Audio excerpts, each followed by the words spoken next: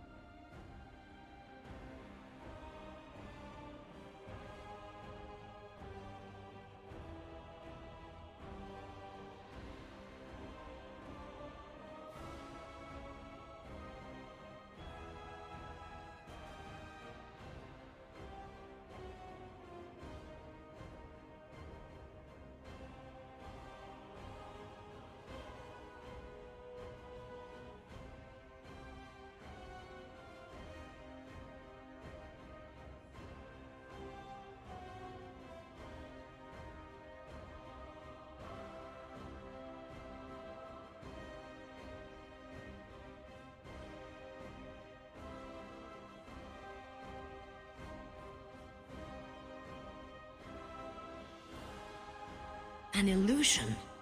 What are you hiding?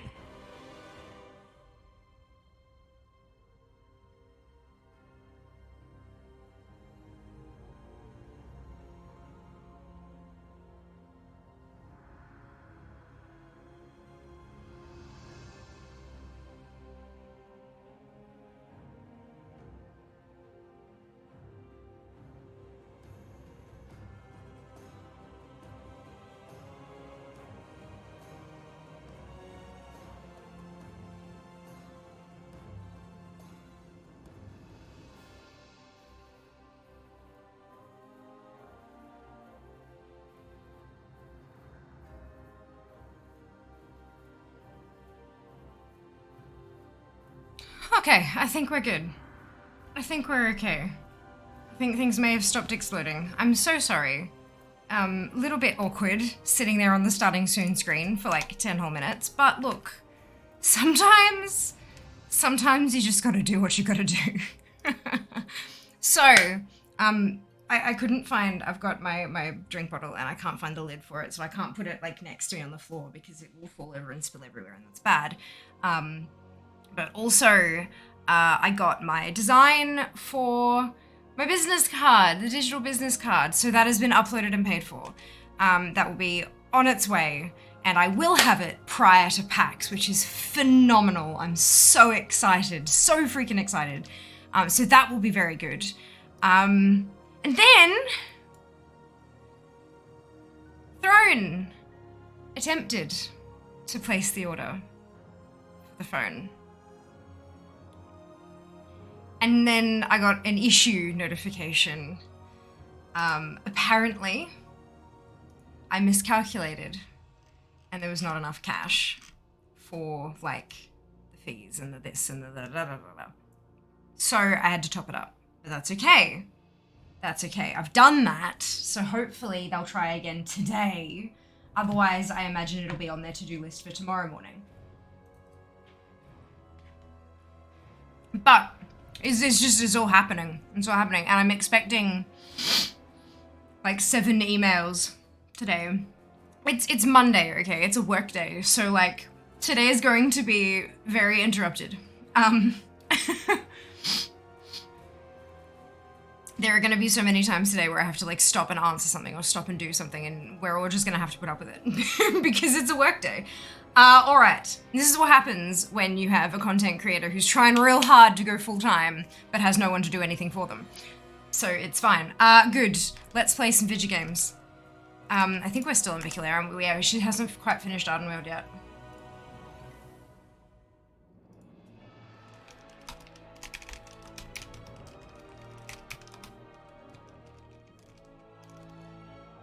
How do you spell scheduled? There we go. There we are. That one.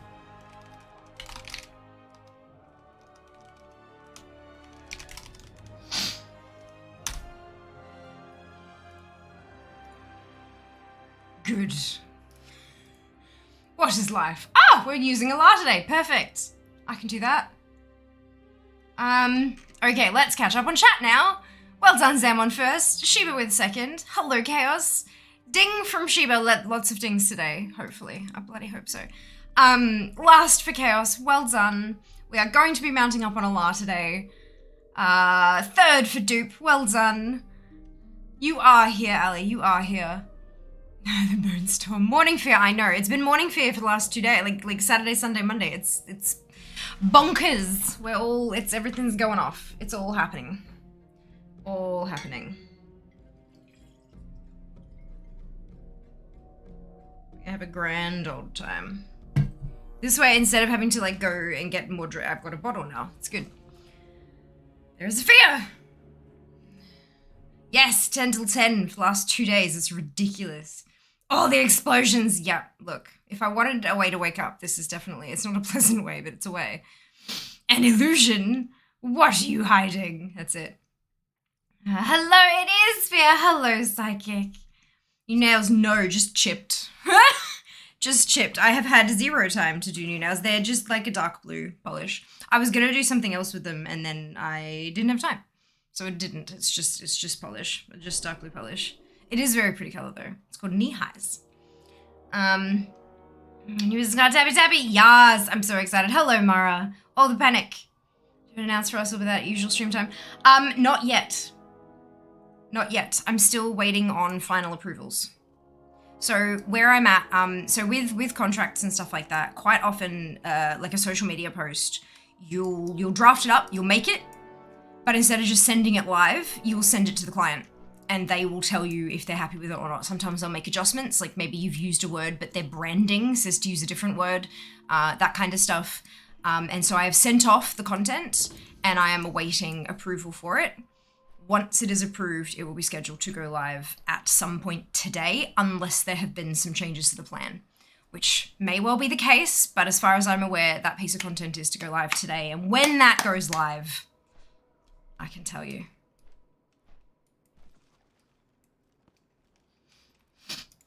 That is how it is working today. Please have battle plans. You absolutely may. One moment, please. There you go. Oh, right. Allah. Okay. Let's remove that and... Ashes! Yes! Beautiful. Not about too much on the phone. No, not too much, only just under $300. It's fine. So I declare with my $271.39 contribution that there shall be no alterations to my makeup. Yeah, it was a bit, but it's okay. That's okay. Like just under 300 for a new phone is a hell of a lot easier to wear than just under $2,000. So like I wouldn't have done that if I didn't feel comfortable. So yeah, no, I'm good.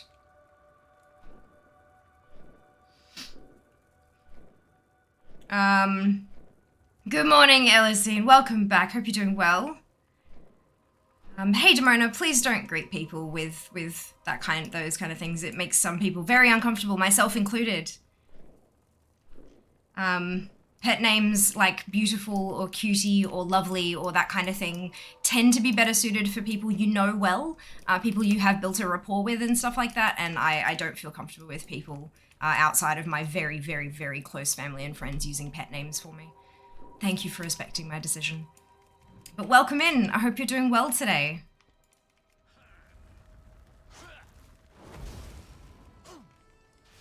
I'm also uncomfortable with darling. Thank you. We call that a lot in Australia. Yeah, there is definitely a like darling, as like from the older generations and stuff like that. It's very much a cultural thing, and I don't like it. I don't like it. Yeah, pet names are very much an affectionate, like they're a term of endearment. It's an affectionate thing, and I understand that people want to be positive and they want to be nice and kind to people, and that's great. I love that. But there are ways to do it without being like overly familiar and overly affectionate and things. It just makes me feel a bit squeaky, you know? It's and each to their own. If you're somebody who is comfortable with pet names from anyone and everyone, then that's fine. That's great. I love that for you. But I'm just not like that. Yeah. I have pet names for 3 people. There you go. Beautiful. Love that for you. A lot in Australia, it's the younger ones actually too. Fair enough, not me. Like, that's fine for them if that's what they like to do and things like that. But if someone used that with me, I'd, as politely as I possibly could, say no thank you, like I've done here. My wife is sweetheart, son is monster man, daughter is sweetie, love that. Pajama, that's not very nice.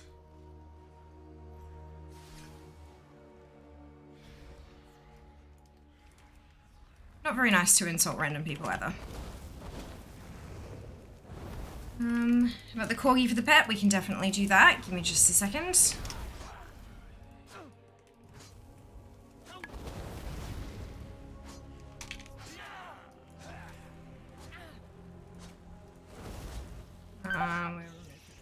Right, I should probably concentrate on not dying. There we go. Perfect. Oh, I don't have the favorite button on my bars. Whoops!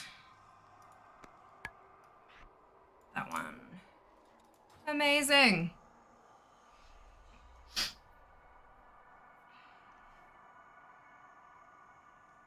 Right, so I can take that one off. This is Helix style and that's where we're Indian. That's a terrible pun. Terrible pun. School it is. Is it really? Oh god, I picked a great time to do this, didn't I? Like Cookie, they're so cute, they are adorable. They are adorable. Boundaries are great, wonderful that you're expressing yours. Thank you, Achilleo. Appreciate it. Boundaries are fantastic. And it's expressing them in a way that doesn't like escalate situations is definitely a thing that takes a bit of practice. But it's definitely something that's worth practicing. Everyone deserves to feel comfortable in life and to have people respect their boundaries and not do things that they don't like and things like that. And it's, yeah. It's good to be able to express those boundaries.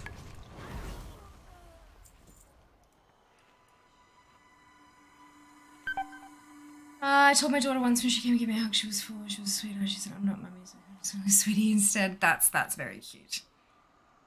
Very cute. What do you call something that makes you ponder the nature of the universe until you're sleepy? An existential crisis. Oh dear. That is fantastic and terrible all at the same time. Well done, Eyes. Well done. I hope you're having a good day today, or good morning, or whatever time it is for you. Good time zone to you. There we go. Done. Hate this in the absolute best way. That's exactly how I feel. Appropriate description. Love that. Oh no.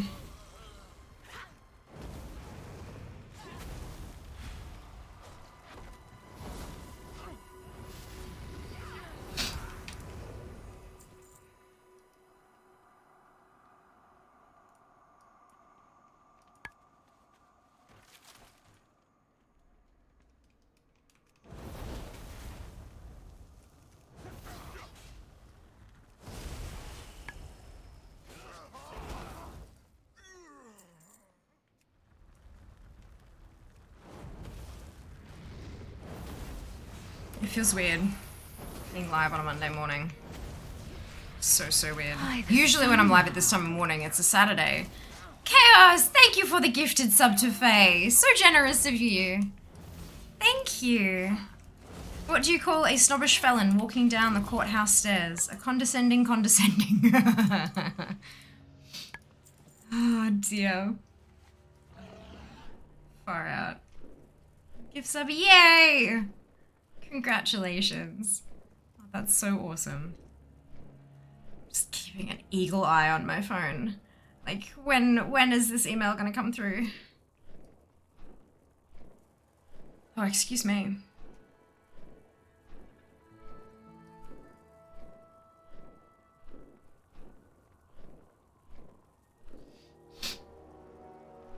The jokes are all the things. Love the jokes, yas. Is there such a thing as a good pun? They're all good and terrible, all at the same time. I'm still eating breakfast, by the way. So that's the thing. Everything was exploding.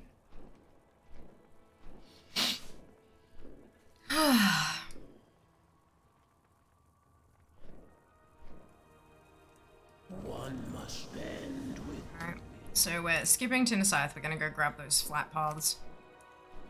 And then we will be done with Ardenweald on yet another toon. We have no 56s left. Oh, I have to update because it's another day, the 19th. So we can color the 19th in green to signify that that's the day we're at.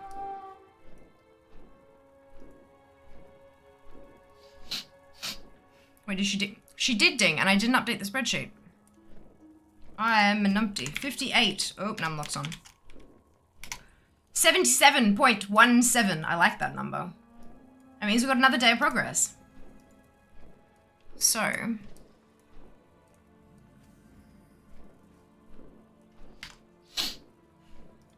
We have 10 days ahead.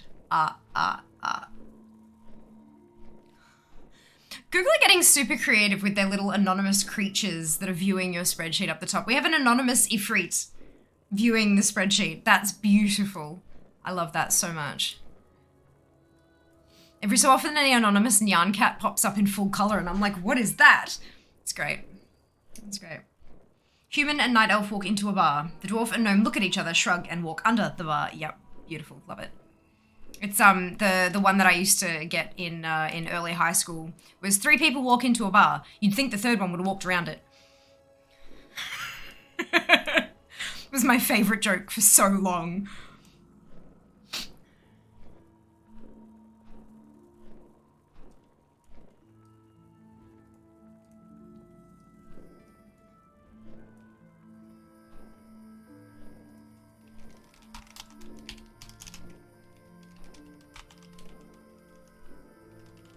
Yeah, I know. Stop.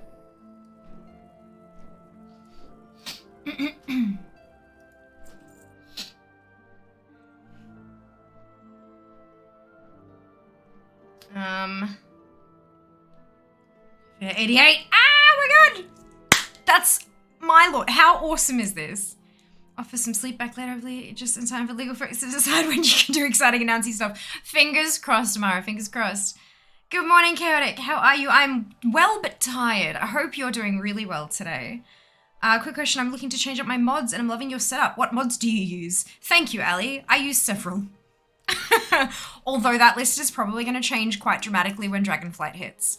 What with the new UI changes and things, I'm going to be like having a play with some changes, but that's what I've got at the moment. Thank you so much for dropping that link, Ali. Here's one. What do you call the odometer of a Honda Fit? A Fitbit. Psychic Nomus Games Prison. Small, medium, at large. Yep. Luke Skywalker went to a Chinese restaurant and he figured, you know what, when in Rome, so he picked up the chopsticks and started eating, but he wasn't very practiced, so he kept dropping food back onto the plate. He was getting so frustrated that he was about to jump up and start slashing with the lightsaber when he heard Obi-Wan's voice saying, use the forks, Luke. I love that. That's brilliant. So good. What do we do? Dude, great. Love that. Love that. Hey, Porsche, welcome back. The other one, so I said the whole, 3 people walk into a bar, you'd think the third one would have walked around. The other one that was my absolute favorite in early high school was, what is the difference between a duck? One of its legs is both the same. Yeah, look. It's just so ridiculous. It's like when Jas and I lost our shit on Saturday when I had all the stuff on my face and we just couldn't stop laughing. It's ridiculous and great all at the same time. Oh dear.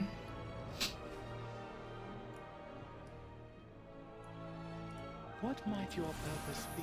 Okay. Done! Another toon is done with Ardenweald. So we're going to colour that red. We're going to resort by level. And the first 2 on the list are 57s that need to go to Revendreth, so we're not doing those ones yet. We're going to stick with the ones who need to do Ardenweald first. But we have 21 toons to go in Ardenweald. This is a level 57 toon. Depending on how close... No, they're not quite getting 2 levels, are they? I was going to say, depending on how close they are to 58, we might actually get some dings today. Like some 60s, but I doubt it. We'll see, we'll see. I haven't heard the duck joke since my army days. Brilliant. Love that for you. I hope I brought back some fond memories and not terrible, awful ones. Hello, Lark. Welcome on in. I hope you're having a fantastic day. A horse walks into the bar and the bartender asks, why the long face? An oldie, but a classic. Love that. Oh, brilliant.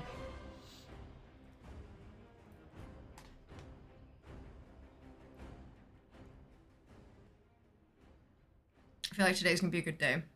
We're gonna make today a good day.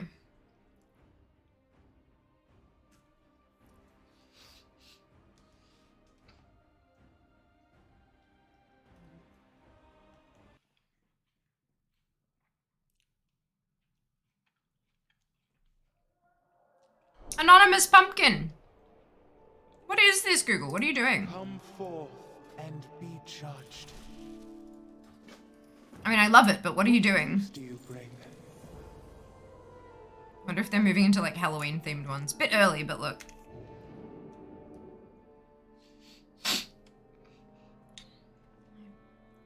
Seems like you've got a big long-term... Oh, leveling goal. I do.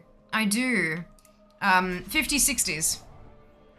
A full account of level 60 tunes. Isn't it? I don't know what that means. Does it actually say pumpkin? Yeah, I've got an anonymous Ifrit and then an anonymous pumpkin when I mouse over it. You are welcome here.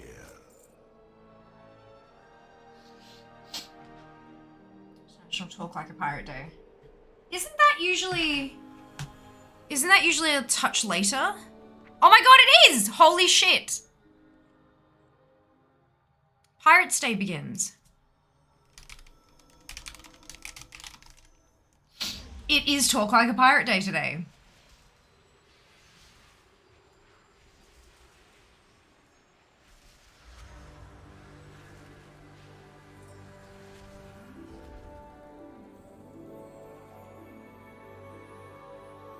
There you go.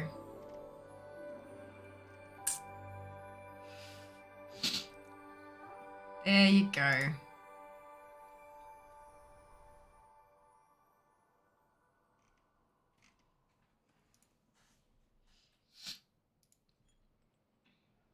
International Talk Like a Pirate Day is a periodic holiday created in 1995 by John Bauer, Old Chumbucket, and Mark Summers, Captain Slappy, of Albany, Oregon, who proclaimed September 19th each year as the day when everyone in the world should talk like a pirate.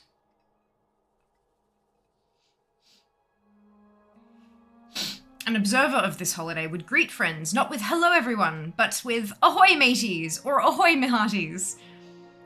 The holiday and its observance springs from a romanticized view of the golden age of piracy. According to Summers, the day is the only known holiday to come into being as a result of a sports injury. During a racquetball game between Summers and Bauer, one of them reacted to the pain with an outburst of "Arr!" and the idea was born. That game took place on the 6th of June, 1995, but out of respect for the observance of the Normandy landings, they chose Summers' ex-wife's birthday, as it would be easy for him to remember. At first an inside joke between two friends, the holiday gained exposure when Bauer and Summers sent a letter about their invented holiday to the American syndicated humor columnist Dave Barry in 2002.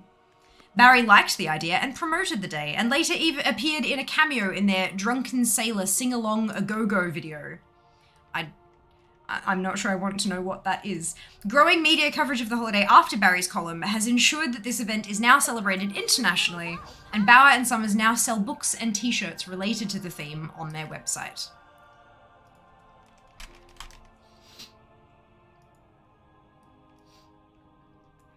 At least 3 songs have been written about Talk Like a Pirate Day. Michigan Filk musician, it's not it's Filk music. Oh, it's a community tied to science fiction, fantasy, and horror fandom. Okay. So Filk musician Tom Smith wrote the original Talk Like a Pirate Day song on Talk Like a Pirate Day 2003. Later, inspired by the coincidence that September 19th is Hermione Granger's birthday, Smith wrote Hey It's Canon, in which Granger becomes a pirate queen after she discovers that her birthday falls on Talk Like a Pirate Day. Tom Mason and John Bauer wrote Talk Like a Pirate, performed by Tom Mason and the Blue Buccaneers. The hunt must go on. Strike. Part of the success for the international spread of the holiday has been attributed to non-restriction of the idea or non-trademarking, in effect opening the holiday to creativity and viral growth. For example, entertainer Tom Scott became the United Kingdom's first official organizer as Mad Captain Tom, before the day was picked up by charities such as Marie Curie.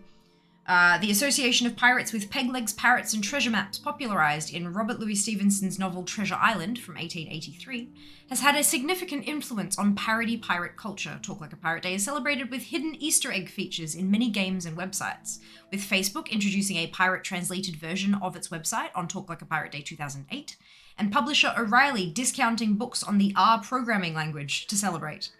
In September 2014, Reddit added a pirate theme to their website. There's a whole 2 paragraphs on linguistic background as well, but I'm not sure if that's as interesting.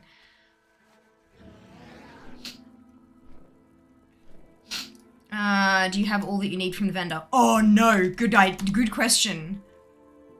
Why not 60/60s? Because you can only have 50 characters on a single account. Seems like a small number, but then at the same time, that's a lot. Trust me, when you level them, it's a lot. It's quite a few. It's a lot. Alright. Is this what you need? Okay, holiday.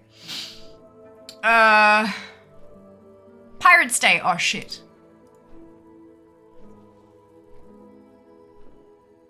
You must have earned the achievement of Asty Admiral. I've got that. Where is Edward ticked? Okay, give me... I'm in a rested area, so I'm gonna jump on Feo. Let's go get a toy before I forget.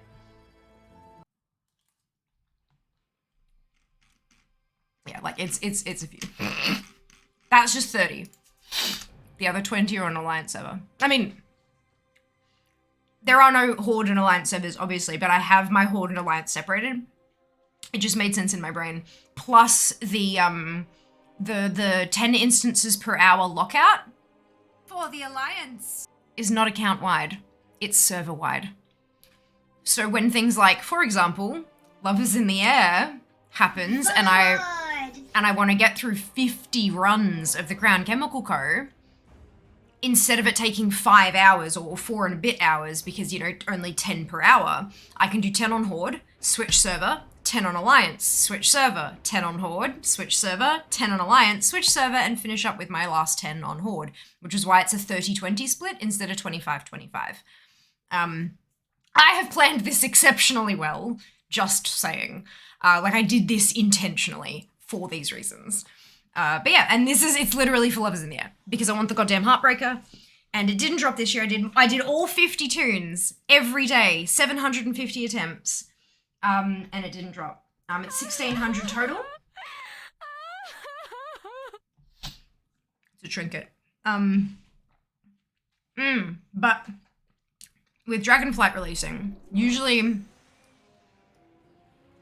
the requirement to be able to have the Heartbreaker drop is that you need to be max level from the previous expansion. So at the moment it's 50, because that's what BFA's max level was. But as soon as Dragonflight comes out, Shadowlands will be the previous expansion, which I'm assuming will mean that the Heartbreaker will only drop for tunes that are 60 or above.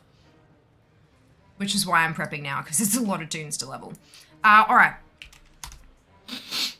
Where is this vendor? Yar! Frog walks into a bank looking for a loan. The teller, a Mrs. Patricia Wack, was confused and asked for a reference, and the frog says, I'm Kermit Jagger.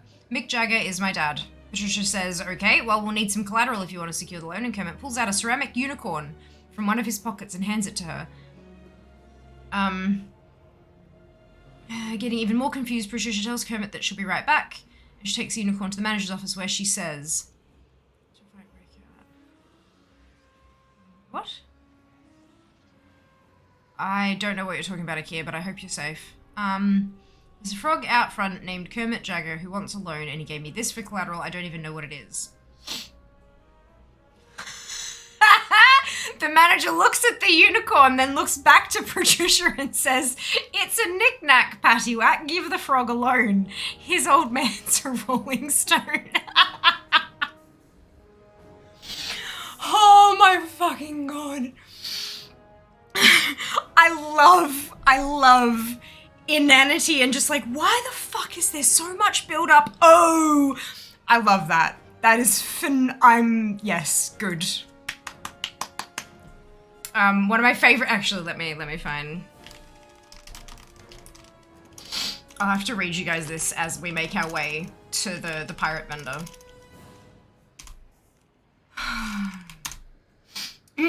Okay. Where are we? Pirates Day. Edward Techt, where do you belong? Cape of Stranglethorn. Alt right click to plot waypoint. So Cape of Stranglethorn, that's going to be Gromgol, which means Undercity? Excuse me.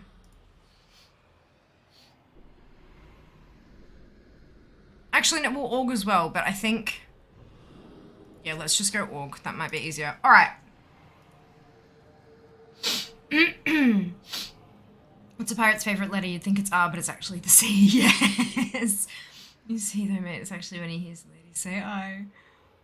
Oh dear. Spreadsheet involved, obviously. Hey Smeezes, welcome back. Hello, Coffee. Welcome back. Somebody want to wish everyone a wonderful day. Thank you, you too. I think it was supposed to be Chippy. Possibly, yeah. You're not stupid here. It's just a typo. That's fine. Everyone does it. Or do you see via portal in Stranglethorn? Yeah. Yeah, it's usually the fastest way. Hey, thank you for that. Sometimes your brain just doesn't really want to.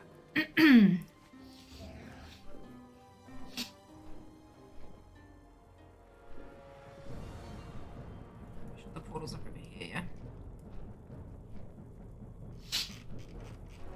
This joke is a long one. Like, it's a really long one. This is probably going to take us quite a while to get through, but that's fine. Thank you for the sub, Lark. So kind of you. With your Prime Gaming, thank you so much. Welcome to the Fianati. It's 2 a.m. Oh, wow. Yeah, 2 a.m. is late. So, there's a man crawling through the desert. He's decided to try his SUV in a little bit of cross-country travel, had great fun zooming over the Badlands and through the sand, got lost, hit a big rock, and then he couldn't get it started again. There were no cell phone towers anywhere near, so his cell phone was useless. He had no family, his parents had died a few years before in an auto accident, and his few friends had no idea he was out here. He stayed with the car for a day or so, but his one bottle of water ran out and he was getting thirsty. He thought maybe he knew the direction back now that he'd paid attention to the sun, and he thought he'd figured out which way was north, so he decided to start walking. He figured he only had to go about 30 miles or so and he'd be back to the small town he'd gotten gas in last. He thinks about walking at night to avoid the heat and sun, but based upon how dark it actually was the night before, and given that he has no flashlight, he's afraid that he'll break a leg or step on a rattlesnake. So he puts on some sunblock, puts the rest in his pocket for reapplication later, brings an umbrella he'd had in the back of the SUV with him to give him a little shade, pours the windshield wiper fluid into his water bottle in case he gets that desperate, brings his pocket knife in case he finds a cactus that looks like it might have water in it, and heads out in the direction he thinks is right. Drago, Zam, Ali, Zem, and Psychic, congratulations to all of you on your bonus shit. Well done. Well done. Start a new battle. He walks for the entire day. By the end of the day, he's really thirsty. He's been sweating all day and his lips are starting to crack. He's reapplied the sunblock twice and tried to stay under the umbrella, but he still feels sunburned. The windshield wiper fluid sloshing in the bottle in his pocket is getting really tempting now. He knows that it's mainly water and some ethanol and colouring, but he also knows that they add some kind of poison to keep people from drinking it. He wonders what the poison is and whether the poison would be worse than dying of thirst, I should say. Let's pop that down. Jump back to here. He pushes on, trying to get to that small town before dark. Okay, so let's get on out of here. Once I'm parked up, I'll keep reading. It's a long one, but trust me, payoff's worth it. Wait, I've missed it. It's here.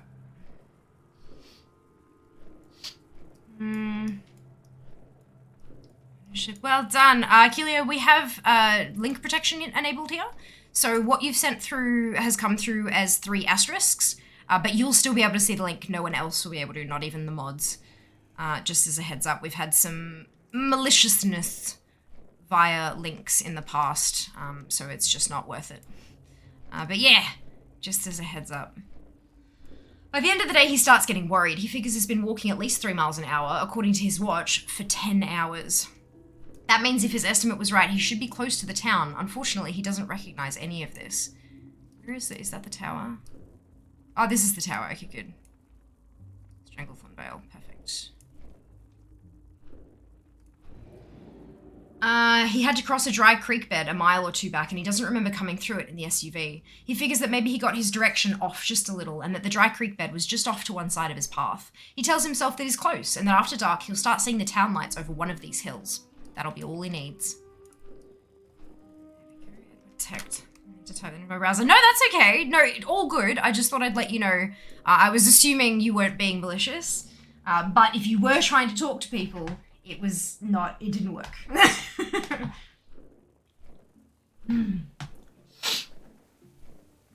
The rain basically died. Oh yeah, for sure. As it gets dim enough that he starts stumbling over small rocks and things, he finds a spot and sits down to wait for full dark and the town lights. Full dark comes before he knows it. He must have dozed off. He stands back up and turns all the way around. He sees nothing but stars. He wakes up the next morning feeling absolutely lousy. His eyes are gummy, his mouth and nose feel like they're full of sand. He's so thirsty that he can't even swallow. He barely got any sleep because it was so cold.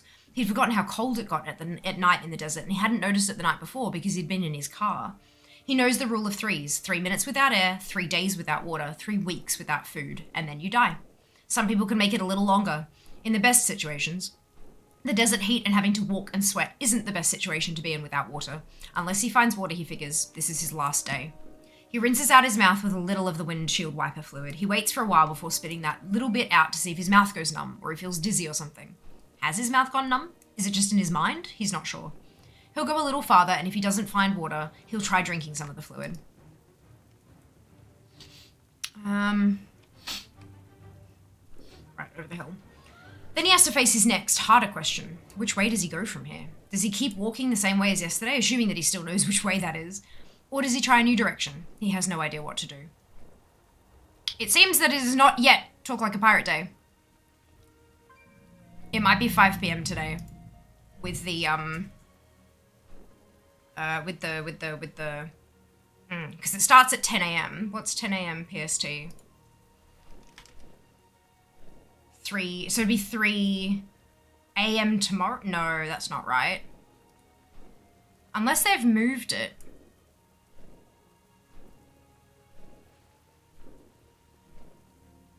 Hang on, let's check. Let's check Wowhead. What's we read here? A joke.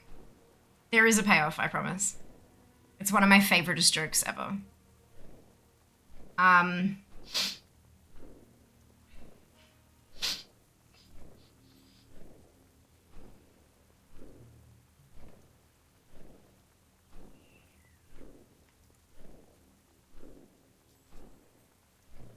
It doesn't have...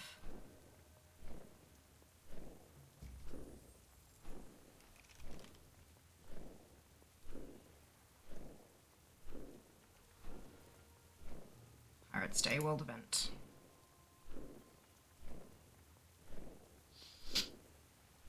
Yeah, it hasn't kicked off yet. I think it'll actually be tomorrow for us.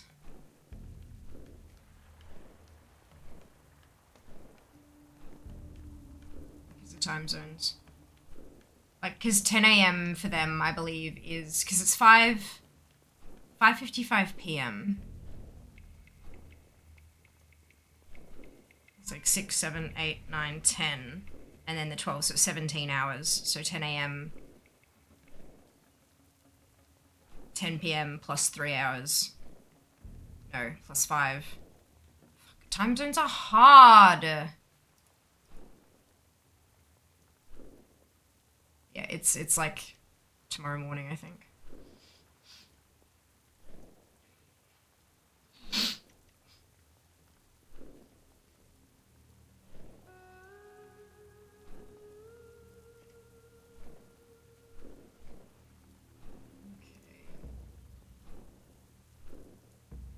that's right.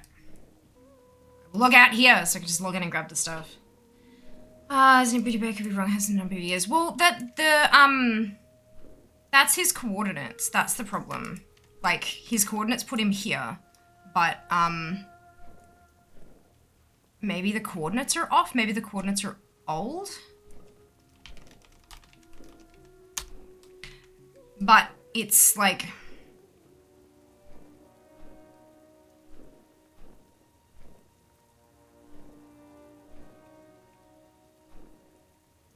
Is it even still Edward? That's the other question.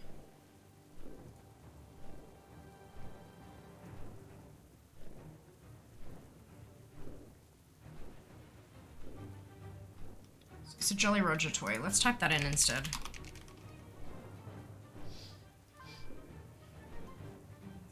Yeah, that's what I thought. Assistant me to the beach, yeah.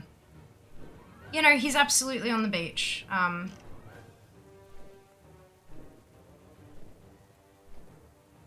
So the regular Talk Like a Pirate Day stuff happens in Booty Bay, yes. However, this is not regular Talk Like a... This is a Vashti Admiral. You have to have the achievement to be able to... You've got to have this achievement to be able to purchase this, and he is definitely on the beach. Yeah, for those who can't find him, he is south of Booty Bay. On the wild shore is a Worgen in a pirate costume standing by a bonfire. Spoke with a couple of people who bought the toy. Your rep standing doesn't seem to matter as long as you have the achievement.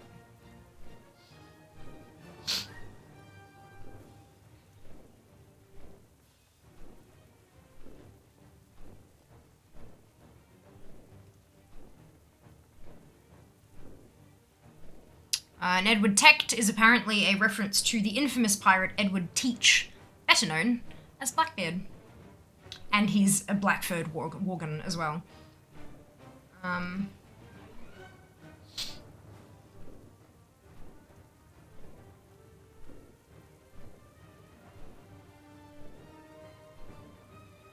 If you don't have the achievement of Vashti Admiral on one of your characters, he will not even talk to you. Cool. So yeah, he is on the beach. Time zones are weird. I don't like them. Day of the Dead. Was that here? Or maybe? No, but you are right. Like, the pirate stuff is in there, but this is separate to that. It happens only on Pirate Day, but he's not part of the main group. It's a separate little thingy thing. But that's fine. Let's hop on out and get back to some leveling. Right, looking at the hills and dunes around him, he thinks he knows the direction he was heading before. Just going by a feeling, he points himself somewhat to the left of that and starts walking. As he walks, the day starts heating up. The desert, too cold just a couple of hours before, soon becomes an oven again. He sweats a little at first, and then stops. He's getting worried at that. He knows that when you stop sweating, you're in trouble. It's usually right before heat stroke. He decides that it's time to try the windshield wiper fluid. Kishi.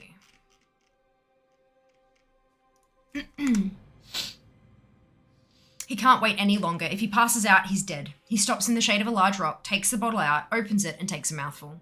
He slowly swallows it, making it last as long as he can. It feels so good in his dry and cracked throat that he doesn't even care about the nasty taste.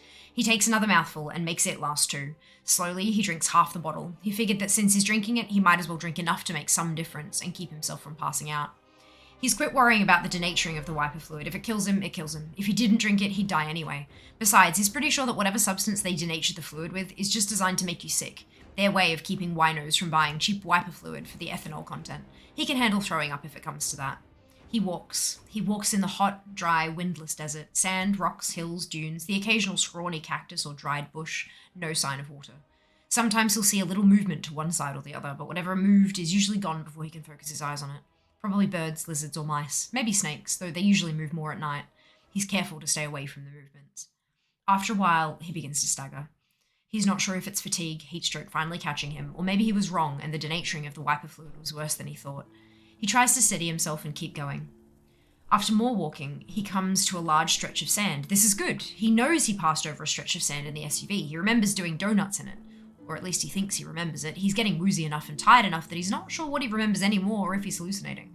He thinks he remembers it, so he heads off into it, trying to get to the other side, hoping that it gets him closer to the town. He was heading for a town, wasn't he? He thinks he was. He isn't sure anymore. He's not even sure how long he's been walking anymore. Is it still morning? Has it moved into afternoon? And the sun is going down again? It must be afternoon. It seems like it's been too long since he started out. He walks through the sand. After a while, he comes to a big dune in the sand. This is bad. He doesn't remember any dunes from when he was driving over the sand in his SUV. At least, he doesn't think he remembers any. This is bad. All the same, he has no other direction to go. Too late to turn back now. I'm back on a mage again. I just realized. He figures that he'll get to the top of the dune and see if he can see anything from there that'll help him find the town. He keeps going up the dune. Halfway up, he slips in the bad footing of the sand for the second or third time and falls to his knees. He doesn't feel like getting back up, since he'll just fall down again. He keeps going up the dune on his hands and knees. How may I aid you? More walking, yes. Black people are supposed to have massive treasure hidden somewhere. The truth is more mundane. He spent it all on women and booze for his crew. Yep. Yep, would not surprise me. Maybe he did hide a massive treasure and bury it and all that kind of stuff, but then went back for it later. Yeah, exactly. While crawling, if his throat weren't so dry, he'd laugh. He's finally gotten to the hackneyed image of a man lost in the desert, crawling through the sand on his hands and knees. It would be the perfect image, he imagines, if only his clothes were more ragged. The people crawling through the desert in the cartoons always had ragged clothes, but his have lasted without any rips so far.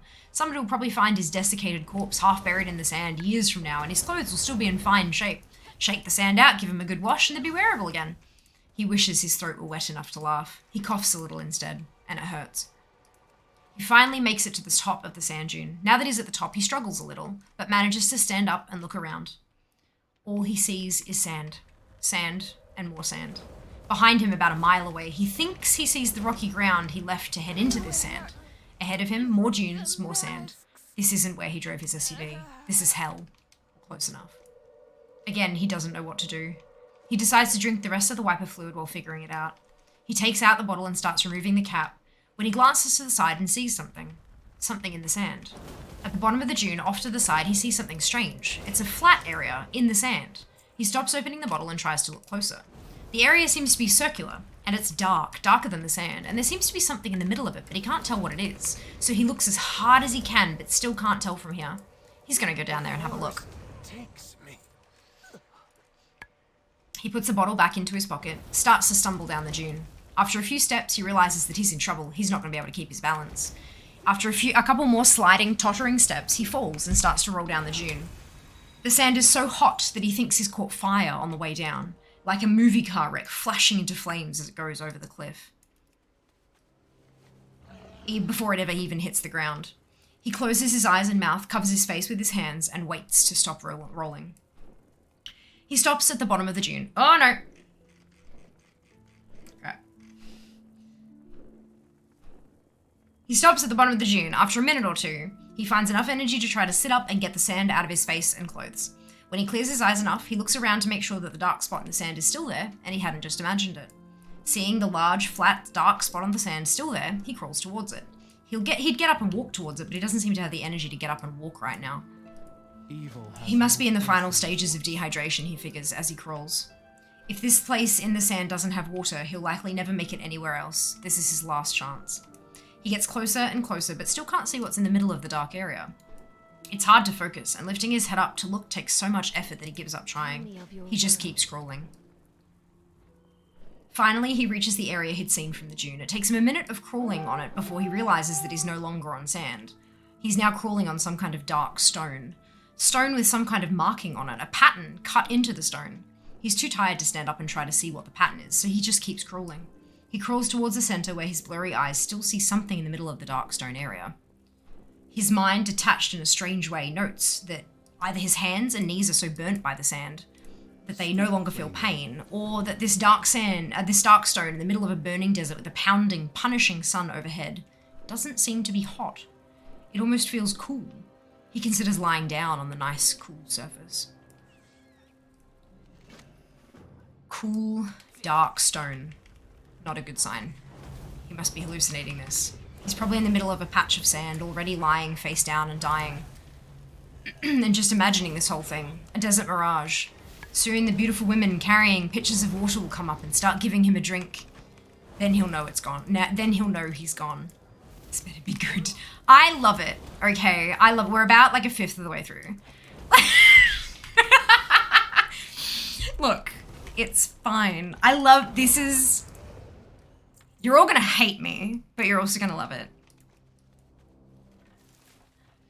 He decides against laying down on the cool stone. If he's gonna die here in the middle of this hallucination, he at least wants to see what's in the center before he goes. He keeps crawling. It's the third time that he hears the voice before he realizes what he's hearing. He would swear that someone just said, "Greetings, traveler. You do not look well. Do you hear me?" He stops crawling. He tries to look up from where he is on his hands and knees, but it's too much effort to lift his head. So he tries something different. He rolls over and leans back, trying to sit up on the stone. After a few seconds, he catches his balance, avoids falling on his face, and sits up, tries to focus his eyes. Blurry. He rubs his eyes with the backs of his hands and tries again. Better this time. Yep, he can see. He's sitting in the middle of a large, flat, dark expanse of stone. Directly next to him, about 3 feet away, is a white post or pole, about 2 inches in diameter, sticking out about 4 or 5 feet out of the stone at an angle. And wrapped around this white rod is what must be a 15-foot-long desert diamondback rattlesnake, with a hovering tail and rattle seemingly prepared to start rattling, looking directly at him. He stares at the snake in shock. He doesn't have the energy to get up and run away. He doesn't even have the energy to crawl away. This is it, his final resting place. No matter what happens, he's not going to be able to move from this spot. Well, at least dying from a bite from this monster should be quicker than dying of thirst. He'll face his end like a man. He struggles to sit up a little straighter. The snake keeps watching him. He lifts one hand and flicks it in the snake's direction, feebly. The snake watches the hand for a moment, then goes back to watching the man, looking into his eyes. Maybe the snake has no interest in biting him. It hasn't rattled yet, that's a good sign. Maybe he isn't going to die of snake bite after all. He then remembers that he'd looked up when he'd reached the center here because he thought he'd heard a voice. He's still very woozy. He feels like he might pass out soon. The sun still beats down on him even though he is now on cool stone. He still doesn't have anything to drink. Although maybe he had actually heard a voice. This stone doesn't look natural. Nor does that white post sticking up out of the stone. Someone must have built this. Maybe they're still nearby. Maybe that was who talked to him. Maybe this snake is even their pet, and that's why it isn't biting. He tries to clear his throat to say hello, but he's too dry. All that comes out is a coughing or wheezing sound. There's no way he's going to be able to talk without something to drink. Nah. He feels his pocket and the bottle with the wipe. And listen. Look, it really is, hey dude. That's what we're doing today. You will not regret this. He feels his pocket and the bottle with the wiper fluid is still there. He shakily pulls out the bottle, almost losing his balance and falling back on his back in the process. This isn't good. He doesn't have much time left by his reckoning before he passes out. He gets the bottle open, manages to get the bottle to his lips, and pours some of the fluid into his mouth. He sloshes it around and then swallows it. He coughs a little. His throat feels better. Maybe he can talk now. He tries again. Ignoring the snake, he turns to look around him, hoping to spot the owner of this place, and croaks out, "Hello? Is anyone there?" He hears from his side, "Greetings. What is it that you want?" He turns his head back towards the snake. That's where the sound seemed to come from. The only thing he can think of is that there must be a speaker hidden under the snake, or maybe built into that post. He decides to try asking for help. "Please," he croaks again, suddenly feeling dizzy. "I'd love to not be thirsty anymore. I've been without water for a long time. Can you help me?" Looking in the direction of the snake, hoping to see where the voice was coming from this time, he is shocked to see the snake rear back, open its mouth, and speak. He hears it say as the dizziness overtakes him and he falls forward, face first on the stone. "Very well, coming up." A piercing pain shoots through his shoulder. Suddenly, he is awake. He sits up and grabs his shoulder, wincing at the throbbing pain. He's momentarily disoriented as he looks around, and then he remembers the crawl across the sand, the dark area of stone, the snake. He sees the snake, still wrapped around the tilted white post, still looking at him. He reaches up and feels his shoulder where it hurts. It feels slightly wet. He pulls his fingers away and looks at them. Blood. He feels his shoulder again. It feels like his shirt has 2 holes in it. 2 puncture holes. They match up with the 2 aching spots of pain on his shoulder. He has been bitten by the snake. It'll feel better in a minute. He looks up. It's the snake talking. He hadn't dreamed it. Suddenly he notices he's not dizzy anymore, and more importantly, he's not thirsty anymore at all. Have I died? Is this the afterlife? Why are you biting me in the afterlife? Sorry about that, but I had to bite you, says the snake. That's the way I work. It all comes through the bite. Think of it as natural medicine. You bit me to help me? Why aren't I thirsty anymore? Did you give me a drink before you bit me? How did I drink enough while unconscious to not be thirsty anymore? I haven't had a drink for over 2 days. Well, except for the windshield wiper fluid. Hold it. How in the world does a snake talk? Are you real? Are you some sort of Disney animation? No, says the snake. I'm real. As real as you or anyone is. Anyway, I didn't give you a drink. I bit you. That's how it works. It is what I do. I bite. Plus, I don't have hands to give you a drink, even if I had water just sitting around here. The man sat stunned for a minute. Here he was, sitting in the middle of the desert on some strange stone that should be hot but wasn't, talking to a snake that could talk back and had just bitten him. And he felt better. Not great, he was still starving and exhausted, but much better. He was no longer thirsty. He had started to sweat again, but only slightly. He felt hot in this sun, but it was starting to get lower in the sky, and the cool stone beneath him was a relief he could notice now that he was no longer dying of thirst. I might suggest that we take care of that methanol you now have in your system with the next request, continued the snake. I can guess why you drank it, but I'm not sure how much you drank or how much methanol was left in the wiper fluid. That stuff is nasty. It'll make you go blind in a day or two if you drink enough of it. This thing. Right, I always forget to click this one. Next request, said the man. He put his hand back on his hurting shoulder and backed away from the snake a little. That's the way it works. If you like, that is, explained the snake. You get 3 requests. Call them wishes, if you wish. The snake grinned at his own joke. The man drew back a little further from the show of fangs. But there are rules, the snake continued. The first request is free. The second requires an agreement of secrecy. The third requires the binding of responsibility. The snake looks at the man seriously. What is your quarry? By the way, the snake says, my name is Nathan. Old Nathan, Samuel used to call me. He gave me the name. Before that, most of the bound used to just call me Snake, but that got old, and Samuel wouldn't stand for it. He said that anything that could talk needed a name. He was big into names. You can call me Nate if you wish. Again, the snake grinned. Sorry if I don't offer to shake, but I can think you can understand. My shake sounds somewhat threatening. The snake gave his rattle a little shake. The hunt. My name is Jack, said the man, trying to absorb all this. Jack Sampson. Can I ask you a question? Jack says suddenly. What happened to the poison, in your bite? Why aren't I dying now? How'd you do that? What do you mean by that's how you work? That's more than one question, grins Nate, but I'll still try to answer all of them. First, yes, you can ask me a question. The snake's grin gets wider. Second, the poison is in you. It changed you. You now no longer need to drink. That's what you asked for. Or, well, technically, you asked to not be thirsty anymore, but anymore is such a vague term. I decided to make it permanent. Now, as long as you live, you shouldn't need to drink much at all. Forgot this is a named mob.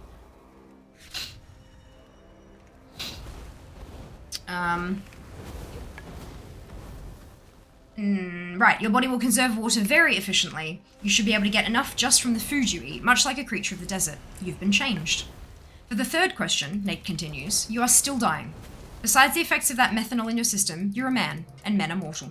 In your current state, I give you no more than about another 50 years, assuming you get out of this desert alive, that is. Nate seemed vastly amused at his own humour, and continued his wide grin.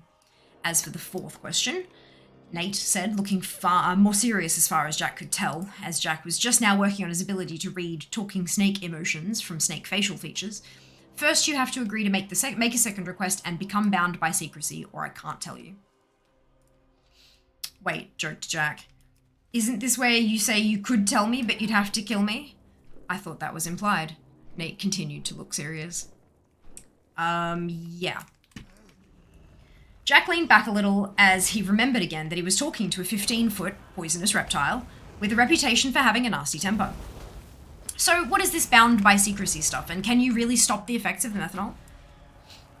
Jack thought for a second. And what do you mean methanol anyway? I thought these days they use ethanol in wiper fluid and just denature it.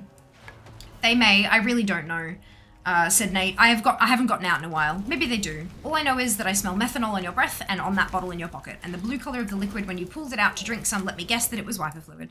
I assume they still color wiper fluid blue? Yeah, they do. I figured, replied Nate. As for being bound by secrecy, with the fulfillment of your next request, you will be bound to say nothing about me, this place, or any of the information I will tell you after that when you decide to go back out to your kind. You won't be allowed to talk about me, write about me, use sign language, charades, or even act in a way that will lead someone to guess correctly about me. You'll be bound to secrecy. Of course, I'll also ask you to promise not to give me away, as I'm guessing that you're a man of your word, and you'll never test the binding anyway, so you won't notice. Nate said the last part with utter confidence.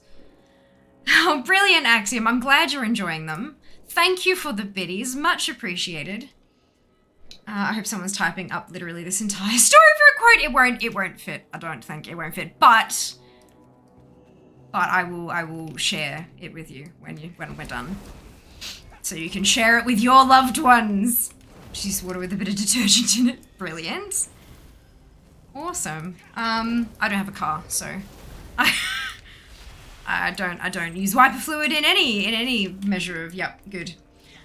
Jack, who had always prided himself on being a man of his word, felt a little nervous at this. Hey Nate, who are you? And how did you know that? Are you, omniscient or something? Well, Jack, said Nate sadly, I can't tell you that unless you make the second request. Nate looked away for a minute, then looked back. Well, okay, said Jack. What is this about a second request? What can I ask for? Are you allowed to tell me that? Sure, said Nate, brightening. You're allowed to ask for changes. Changes to yourself. They're like wishes, but they can only affect you. Oh, and before you ask, I can't give you immortality, or omniscience, or omnipresence for that matter, though I might be able to make you gaseous and yet remain alive, and then you could spread through the atmosphere and sort of be omnipresent. But what good would that be? You still wouldn't be omniscient, and thus could only focus on one thing at a time. Not very useful, at least in my opinion. Nate stopped when he realized that Jack was staring at him. Well, anyway, continued Nate, I'd probably suggest giving you permanent good health. It would negate the methanol now in your system, you'd be immune to most poisons and diseases, and you'd tend to live a very long time, barring accident, of course. And you'll even have a tendency to recover from accidents well. It always seemed like a good choice for a request to me. Cure the methanol poisoning, huh? Said Jack. And keep me healthy for a long time? That doesn't sound bad at that. And it has to be a request about a change to me. I can't ask to be rich, right? Because it's not really a change to me. Right, nodded Nate. Could I ask to be a genius and permanently healthy? Jack asked, hopefully. That takes 2 requests, Jack. Yeah, I figured so, said Jack, but could I ask to be a genius? I could become the smartest scientist in the world, or the best athlete. Well, I could make you very smart, admitted Nate, but that wouldn't necessarily make you the best scientist in the world. Or I could make you very athletic, but that wouldn't necessarily make you the best athlete either. You've heard the saying that 99% of genius is hard work? Well, there's some truth to that. I can give you the talent, but I can't make you work hard. It all depends on what you decide to do with it. Said Jack. Okay, I think I understand. And I get a 3rd request after this one. Maybe, said Nate. It depends on what you decide then. There are more rules for the 3rd request that I can only tell you about after the 2nd request. You know how it goes. Nate looked like he'd shrug, if he had shoulders. Okay, well, since I'd rather not be blind in a day or 2, and permanent health doesn't sound bad, then consider that my 2nd request, officially. Do I need to sign in blood or something? No, said Nate, just hold out your hand. Or heal. Nate grinned. Or whatever part you want me to bite. I have to bite you again. Like I said, that's how it works. The poison, you know. Nate said apologetically. Jack winced and felt his shoulder where the last bite was. Hey, it didn't hurt anymore. Just like Nate said. That made Jack feel better about the biting business. Animacones. Can't really find them while I'm looking at the other screen. Here we go. But still, standing still while a 15-foot snake sunk its fangs into you. Jack stood up, ignoring how good it felt to be able to stand again, and the hunger starting to gnaw at his stomach. Jack tried to decide where he wanted to get bitten. Despite knowing that it wouldn't hurt for long, Jack knew this wasn't going to be easy. Hey Jack, Nate suddenly said, looking past Jack towards the dunes behind him. Is that someone else coming up over there? Jack spun around and looked. Who else could be out here in the middle of nowhere? And did they bring food? Wait a minute, there was nobody over there. What was Nate? Jack let out a bellow as he felt 2 fangs sink into his rear end, through his jeans. That was on the agenda today. Long form puns! Long form. We're about halfway. We're almost halfway. It only took us half an hour to get there. Jack sat down carefully, favouring his more tender buttock. I would have decided eventually, Nate. I was just thinking about it. You didn't have to hoodwink me like that. I've been doing this a long time, Jack, Nate said confidently. You humans have a hard time sitting still and letting a snake bite you, especially one my size. And besides, admit it, it's only been a couple of minutes, and it already doesn't hurt anymore now, does it? That's because of the health benefit with this one. I told you that you'd heal quickly now. Yeah, well, still, said Jack. It's the principle of the thing, and nobody likes being bitten in the butt. Couldn't you have gotten my calf or something instead? More meat in the typical human butt, said Jack. Sorry, more meat in the typical human butt, replied Nate, and less chance you accidentally kick me or move at the last second. Yeah, right. So tell me all these wonderful secrets that I now qualify to hear, answered Jack. Okay, said Nate. Do you want to ask questions first, or do you want me to just start talking? Just talk. I'll sit here and try not to think about food. Sand, Drago, and Psychic, congratulations to all of you on your bonus shit. Well done. Well done. Onwards to the token chest.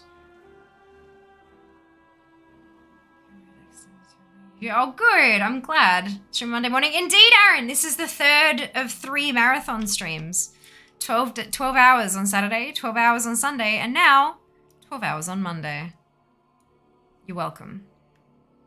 Well, but no, genuinely, it's because we funded a new phone. Like, what? Okay, sure. Unbelievable and amazing, and I'm very grateful. So these are bought and paid for. Still need another anima cone. Where can I grab? Here we go. Okay, we could go try to rustle up some food for you first if you'd like, answered Nate. Hey, you didn't tell me you had food around here, Nate. Jack jumped up. What do we have? Am I in walking distance to town, or can you magically whip up food along with your other powers? Jack was almost shouting with excitement. His stomach had been growling for hours. I was thinking more like I could flush out something out of its hole and bite it for you, and you could skin it and eat it, assuming you have a knife, that is, replied Nate with the grin that Jack was starting to get used to.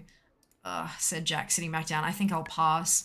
I can last a little longer before I get desperate enough to eat desert rat or whatever else it is you find out here. And there's nothing to burn. I'd have to eat it raw.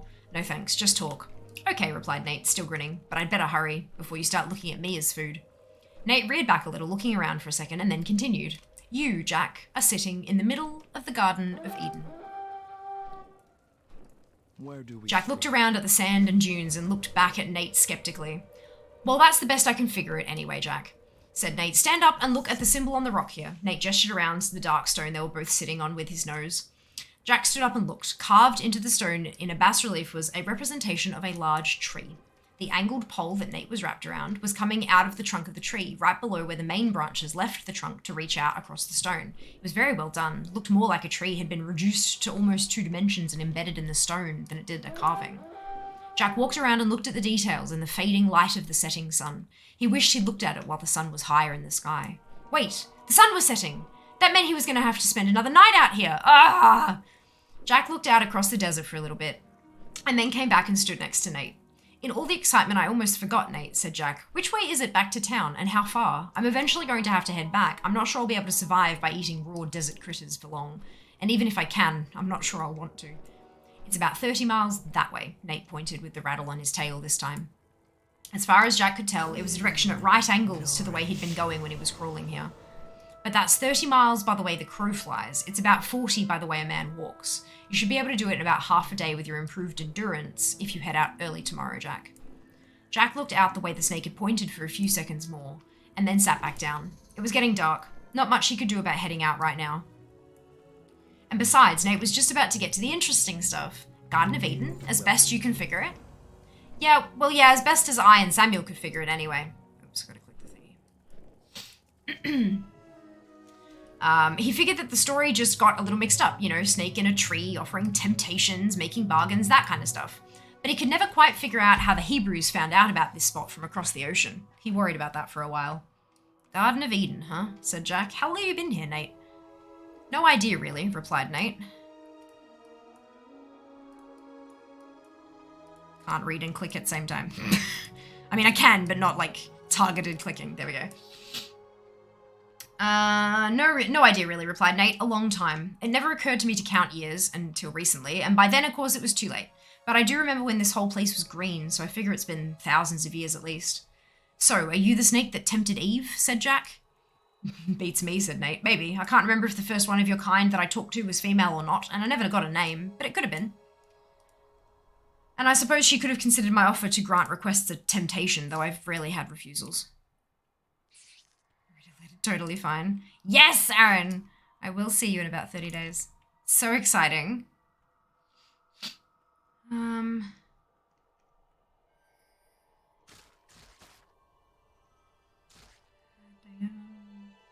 Yeah, I looked ridiculous. I was open to watch for an order confirmation. They attempted to order it this morning and they were short.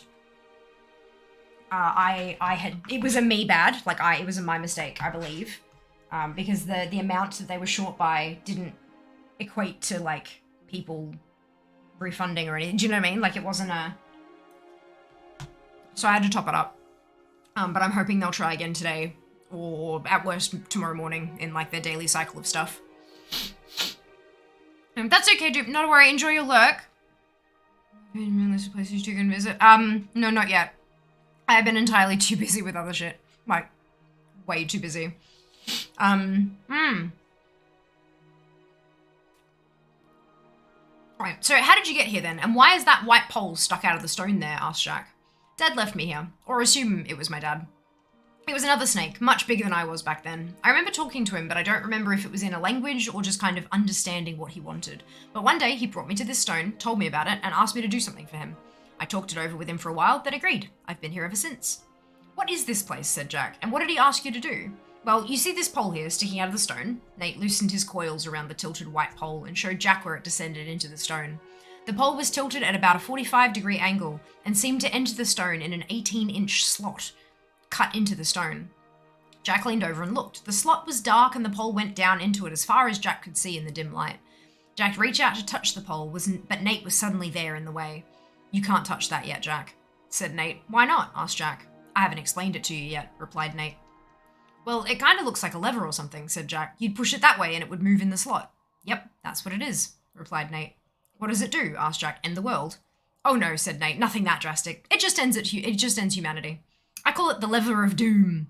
For the last few words, Nate had used a deeper, ringing voice.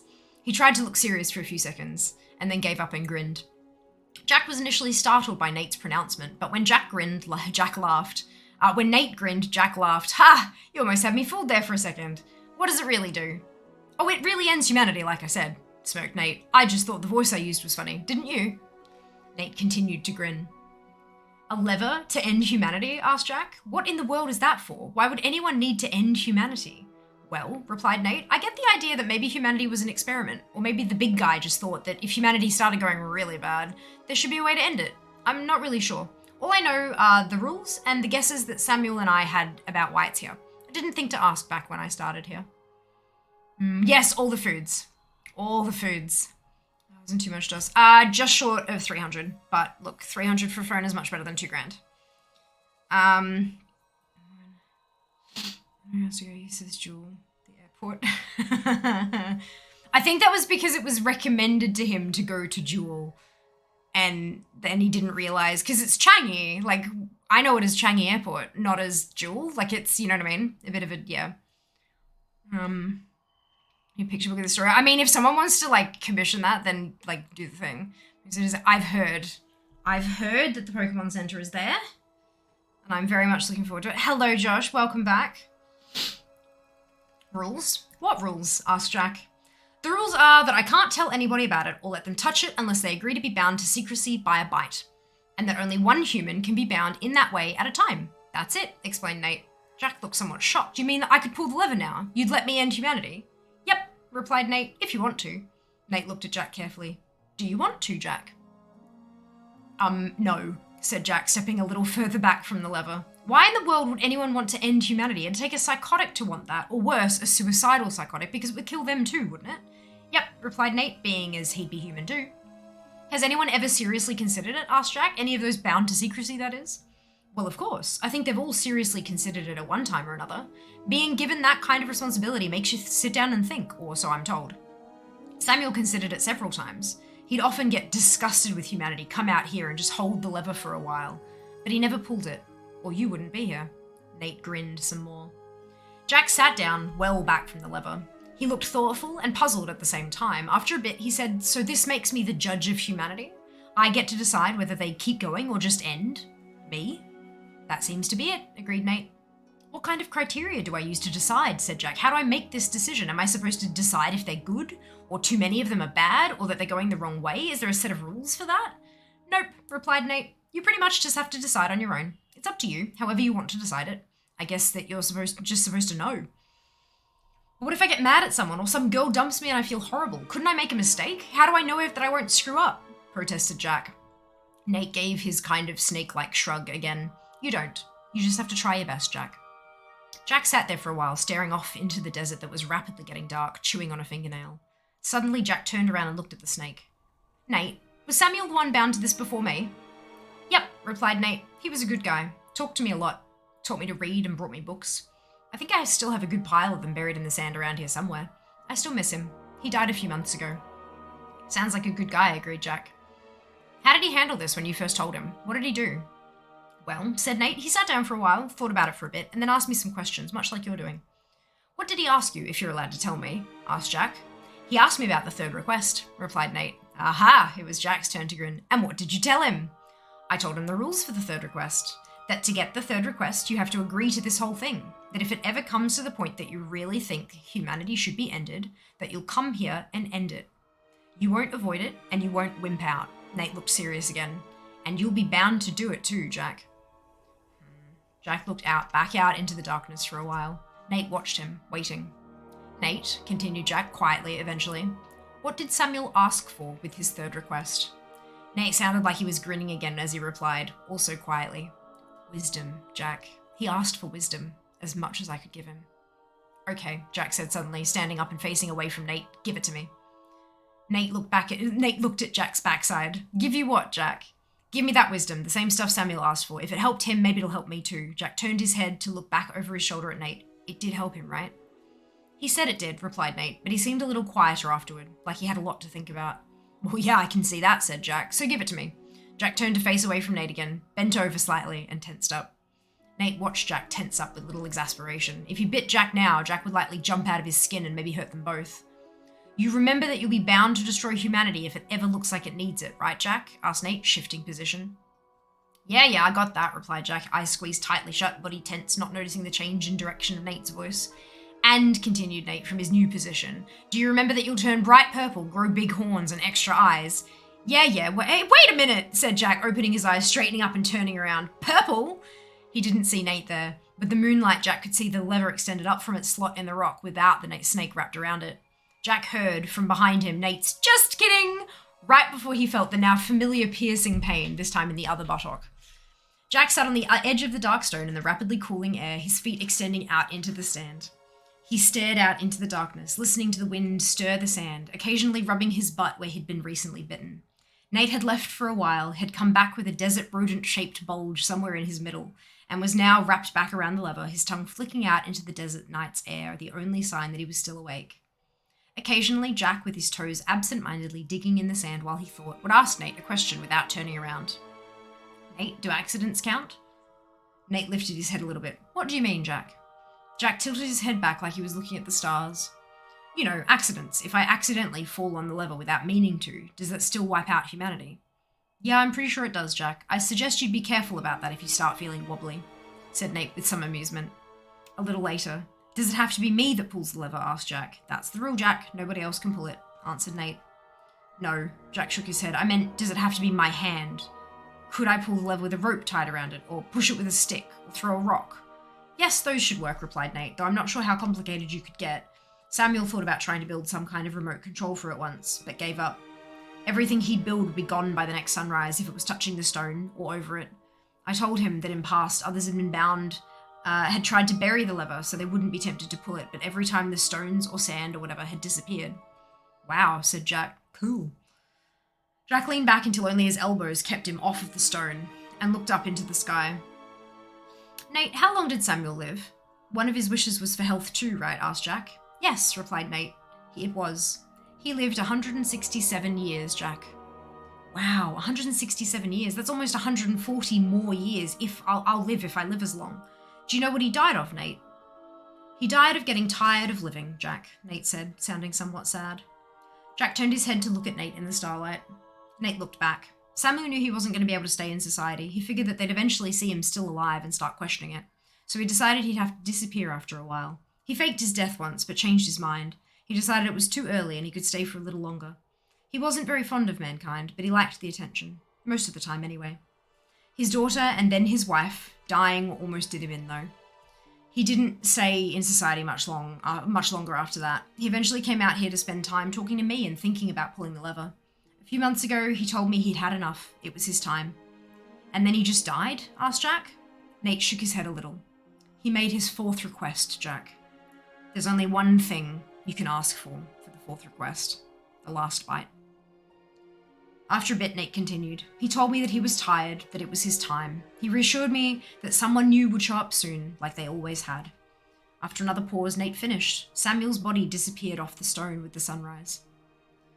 Jack lay back down and looked at the sky, leaving Nate alone with his memories. It was a long time until Jack's breathing evened out into sleep.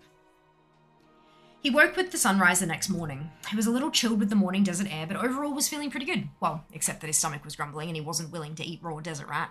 So after getting directions to town from Nate, making sure he knew how to get back, and reassuring Nate that he'd be back soon, Jack started the long walk back to town. With his new health and Nate's good directions, he made it back easily. Jack caught a bus back to the city, showed up for work the next day, a little worse for wear, and with a story about getting lost in the desert and walking back out. Within a couple of days, Jack had talked to a friend with a tow truck about going back out into the desert with him to fetch the SUV. They found it after a couple of hours of searching and towed it back without incident. Jack was careful not to even look in the direction of Nate's lever, though their path didn't come within sight of it. Before the next weekend, Jack had gone to a couple of stores, including a bookstore, and had gotten his SUV back from the mechanic with a warning to avoid any more joyriding in the desert. On Saturday, Jack headed back to see Nate. Jack parked a little way out of the town near Nate, loaded up his new backpack with camping gear and the things he was bringing for Nate, then started walking. He figured that walking would leave the least trail, and he knew that while not many people camped in the desert, it wasn't unheard of, and shouldn't really raise suspicions. Jack had brought more books for Nate, recent books, magazines, newspapers, some things that would catch Nate up with what was happening in the world, others that were just good books to read.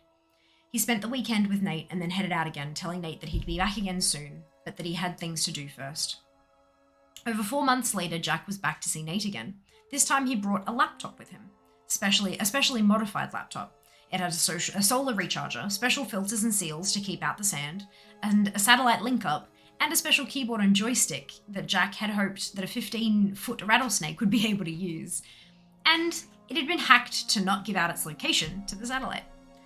After that, Jack could email Nate to keep in touch, but still visited him regularly, at least once or twice a year. After the first year, Jack quit his job. For some reason, with the wisdom he'd been given and the knowledge that he could live for over 150 years, working in a 9-to-5 job for someone else didn't seem that worthwhile anymore, and Jack went back to school. Eventually, Jack started writing. Perhaps because of the wisdom, or perhaps because of his new perspective, he wrote well. People liked what he wrote and became well known for it. After a time, Jack bought an RV and started traveling around the country for book signings and readings. But he still remembered to drop by and visit Nate occasionally. On one of the visits, Nate seemed quieter than usual. Not that Nate had been a fountain of joy lately. Jack's best guess was that Nate was still missing Samuel, and though Jack had tried, he still hadn't been able to replace Samuel in Nate's eyes. Story time? Yeah, we're almost to the end. It has payoff. So in summary so far, guy crashes SUV in the desert, walks for 2.5 days, is very close to dying, finds a weird rock with a stick in it, with a snake on it. Snake bites him and makes him not thirsty ever anymore. Bites him again and gives him better health, and then bites him again and gives him wisdom. Turns out the pole in the rock is a lever that if you pull it, ends humanity, wipes out humanity. And so the wisdom is like, how do I make this decision? So he's gone back, the guy who's been bitten, who has these special powers and stuff, has gone back into society and is coming back to visit every so often. Nate is the snake. But he still remembered to, right, okay. One of the visits, Nate seemed quieter than usual. Not that Nate had been a fountain of joy lately. Jack's best guess that was Nate was still missing Samuel, and though Jack had tried, he still hadn't been able to replace Samuel in Nate's eyes. Nate had been getting quieter each visit, but on this visit, Nate didn't even speak when Jack walked up to the lever. He nodded at Jack, and then went back to staring into the desert. Jack, respecting Nate's silence, sat down and waited. After a few minutes, Nate spoke. Jack, I have someone to introduce you to. Jack looked surprised. Someone to introduce me to? Jack looked around and then looked carefully back at Nate. This something to do with the big guy? No, replied Nate. This is more personal. I want you to meet my son. Nate looked over at the nearest sand dune. Sammy! Jack watched as a 4-foot-long desert rattlesnake crawled from behind the dune and up to the stone base of the lever. Yo, Jack, said the new, much smaller snake. Yo, Sammy, replied Jack. Jack looked at Nate, named after Samuel, I assume. Nate nodded. Jack, I've got a favor to ask you. Could you show Sammy around for me? Nate unwrapped himself from the lever and slithered over to the edge of the stone and looked across the sands. When Samuel first told me about the world and brought me books and pictures, I wished that I could go and see it. I wanted to see the great forests, the canyons, the cities, even the other deserts to see if they felt and smelled the same. I want my son to have that chance to see the world before he becomes bound here like I have been. He's seen it in pictures over the computer that you brought me, but I hear that it's not the same. That being there is different. I want him to have that. Think you can do that for me, Jack? Jack nodded. This was obviously very important to Nate, so Jack didn't even joke about taking a talking rattlesnake out to see the world. Yeah, I can do that for you, Nate. Is that all you need? Jack could sense there was something more.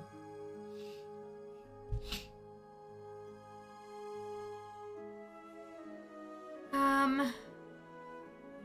a storytelling. Terrible jokes. Terrible jokes. He's listening to my introduction on Monday morning. Brilliant. Hey, UI. Welcome on in. Hope you're having a fantastic day. Very brilliant storytelling voice. Thank you. I don't have a career in audiobooks. You should have one. Oh god, it's so hard to break into. I've done like research and stuff in the past on looking into that kind of thing, but it's good lord, it is not an easy area to break into. And I'm trying to make full-time content creation a thing happen first. That's number one priority, but maybe then I'll look into audiobook stuff. Your last line absolutely did come off as a jerk. Look, if I understand if you're not enjoying the content, it's totally okay. Like, I won't be offended by that. My content's not for everybody. But right now I'm taking a pause on the killing to finish reading the story, and then we'll get back to it. Hope you're having a really good day though, truly. All right, we are almost finished. I promise you, we are almost finished. We're like 90% of the way through the story. Okay, and it has payoff. It has payoff. Where are we up to? Shit.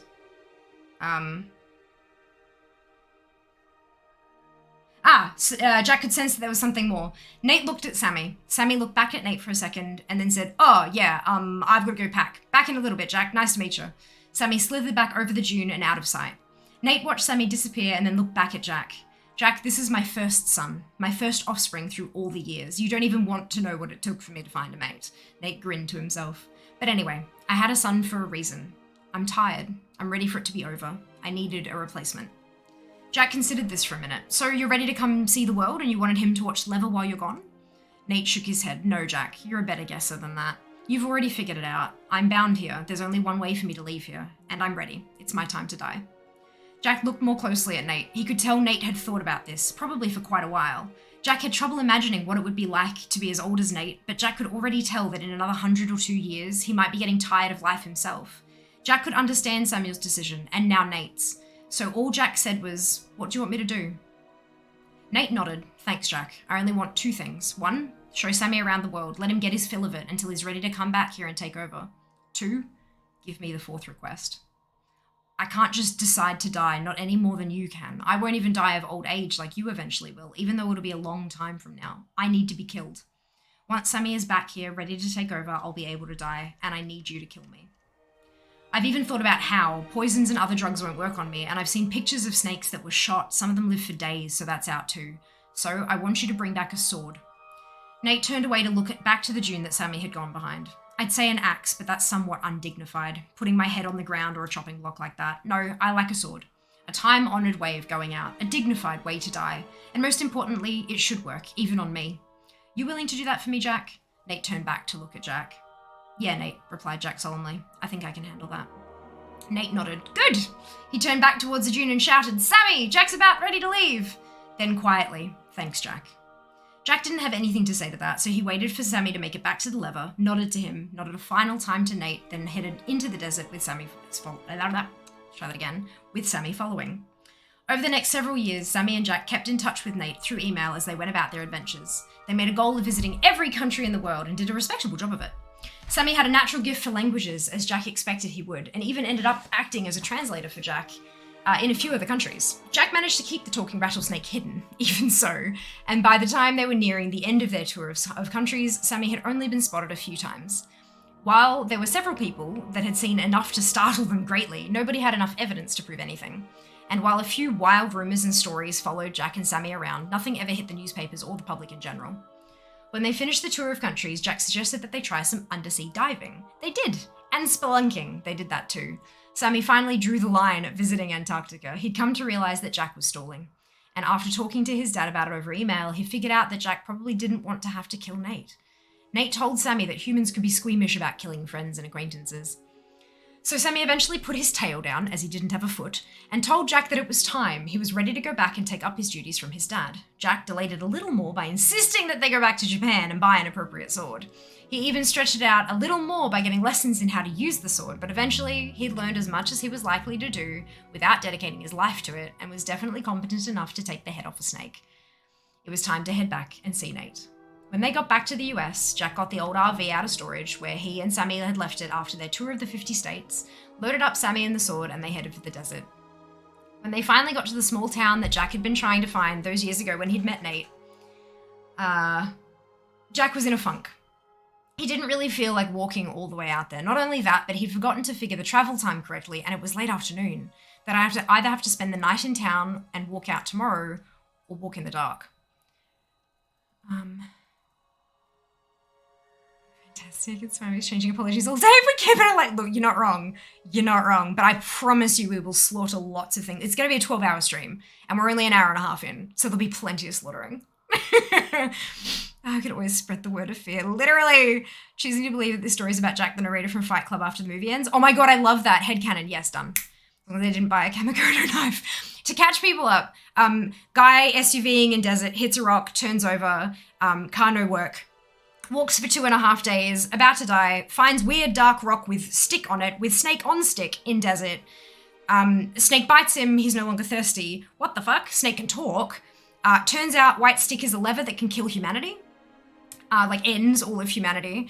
He gets bitten again, which gives him better health, and then is bitten again for the wisdom, to give him wisdom. It was butt, not shoulder, but anyway. First one was shoulder, then butt and other butt. And then he's gone around traveling, and then there's the kid, and he's taken the kid traveling and stuff, and now yep, cool. They could they ought to be able to make it out there by nightfall if they drove, and they could get it over tonight. Jack told Sammy to email Nate that they were coming out, that they were coming, as he drove out of sight of the town on the road. Then they pulled off the road and headed out into the desert. Everything went well until they got to the sand dunes. Jack had been nursing the RV along the whole time, over the rocks, through the creek beds, revving the engine the few times they almost got stuck. When they came to the dunes, Jack didn't really think about it. He just downshifted and headed up the first one. By the third dune, Jack started to regret that he'd decided to try driving on the sand. The RV was fishtailing and losing traction. Jack was having to work it up each dune slowly and was trying to keep from losing control each time they came over the top and slid down the other side. Sammy had come up to sit in the passenger seat, coiled up and laughing at Jack's driving. As they came over the top of the fourth dune, the biggest one yet, Jack saw that this was the final dune. The stone, the lever, and somewhere Nate waited below. Jack put on the brakes. He'd gone a little too far.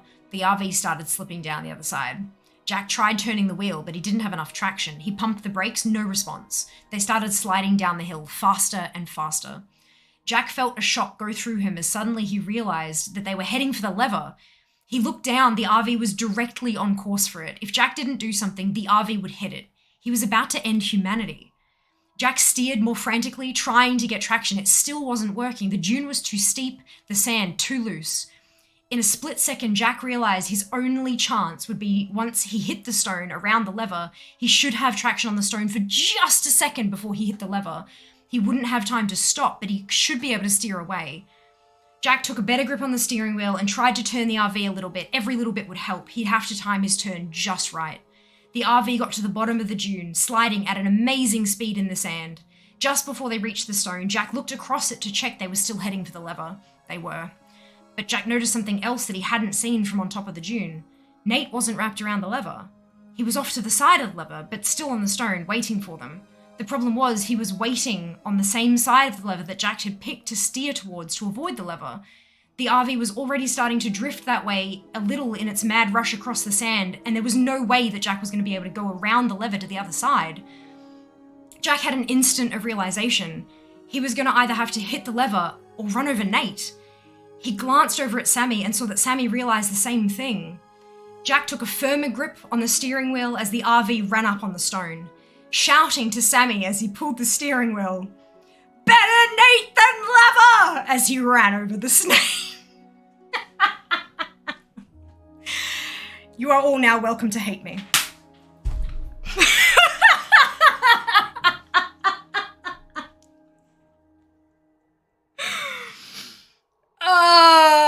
Yep, that's it. And it's beautiful. The end. What was the punchline? Better Nate than Lever. Oh, you're welcome.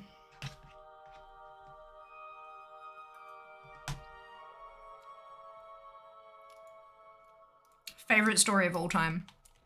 I love it.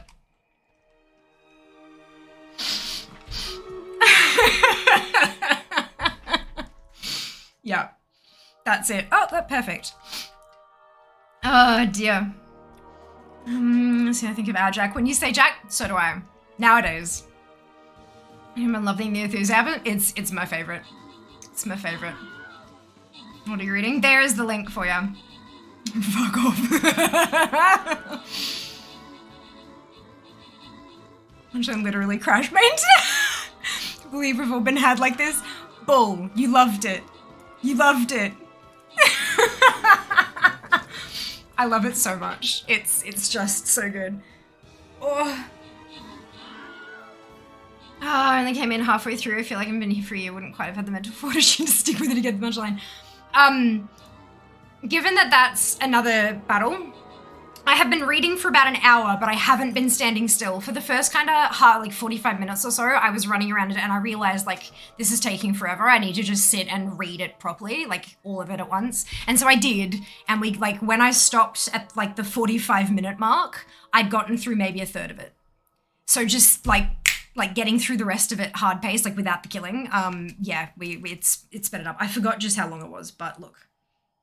It's worth it. Zem, Psychic and Zam, congratulations to all of you on your bonus shit. Well done. I also have a hydrate, so I'm going to do that. It's been 84 years. Yep, that's it. That's it.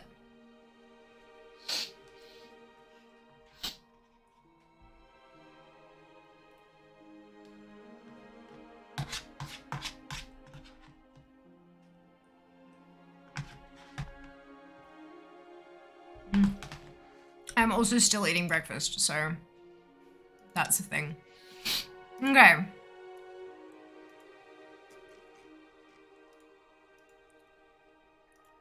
What am I gonna do next? What's the next quest?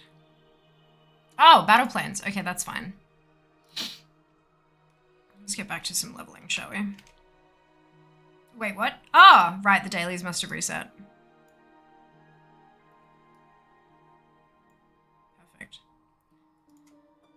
Battle plans. Perfect. Place your units. Follow the link in chat. Log in with your Twitch account and drag and drop those units to the battlefield.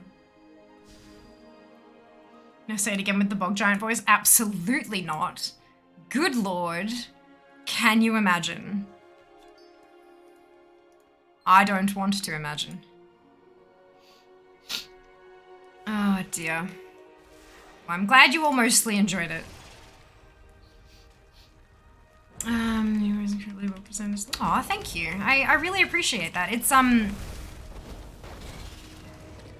I'm Australian, but my dad is English, and when I was young, spoke with a slightly thicker English accent that he does these days, but like learning to speak from him when I was younger, obviously imparted a little bit of that there. And then I also have musical theatre training. Like when I was younger, I was very, very, very, very, very, very much into like all the performing arts and all that kind of stuff. And so one of the big things that you're taught is enunciation and projection as well, like speaking loudly without yelling, because there's a difference, and being able to clearly, like each of your words has a form and a shape, so that people, no matter where they are in the theatre, can understand what you're saying, especially through song.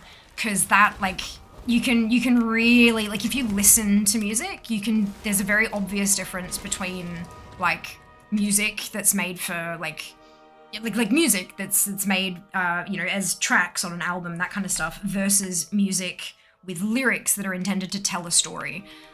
Everything is so well enunciated, even though they're going through it just sounds so very different. Do you need And I think that's what kind of like put those two things, like the accent and the training together, and you've got someone who can read shit pleasantly. essentially.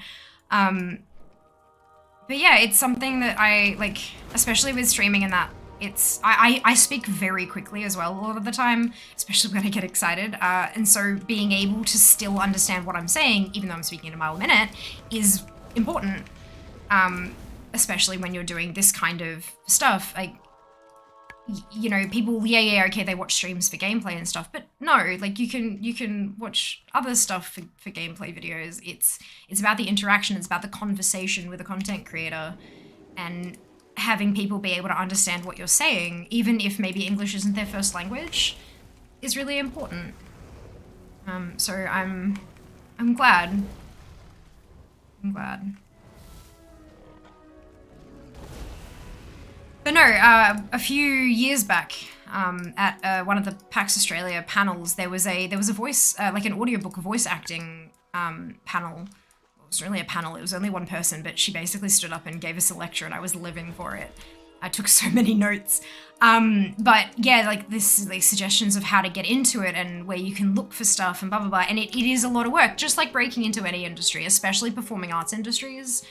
It's difficult and there's a lot of work involved. And currently my goal is to be a full-time content creator. And I feel like if I took any attention away from that to aim for another secondary goal, then it would harm my chances of being able to become full-time with the Twitch streaming. So maybe it's something that I'll have on the to aim for list once we make full-time, because we will. Because I am stubborn, and if I want something, I go and I get it. So, look. It may take me 7 million years, but I will get there. It'll be fine. Everything will be fine.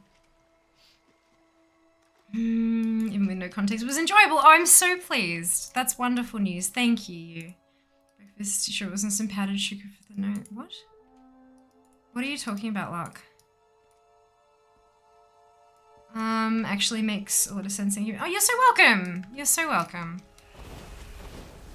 Leveling in Sholazar Basin is really fun. Oh yeah, oh god, it's been so long since I've been to Sholazar, like literally years, in terms of actually doing the quests at level. What's your favorite part? Like, what are you going through at the moment, Psychic? Try to stick you in singing college.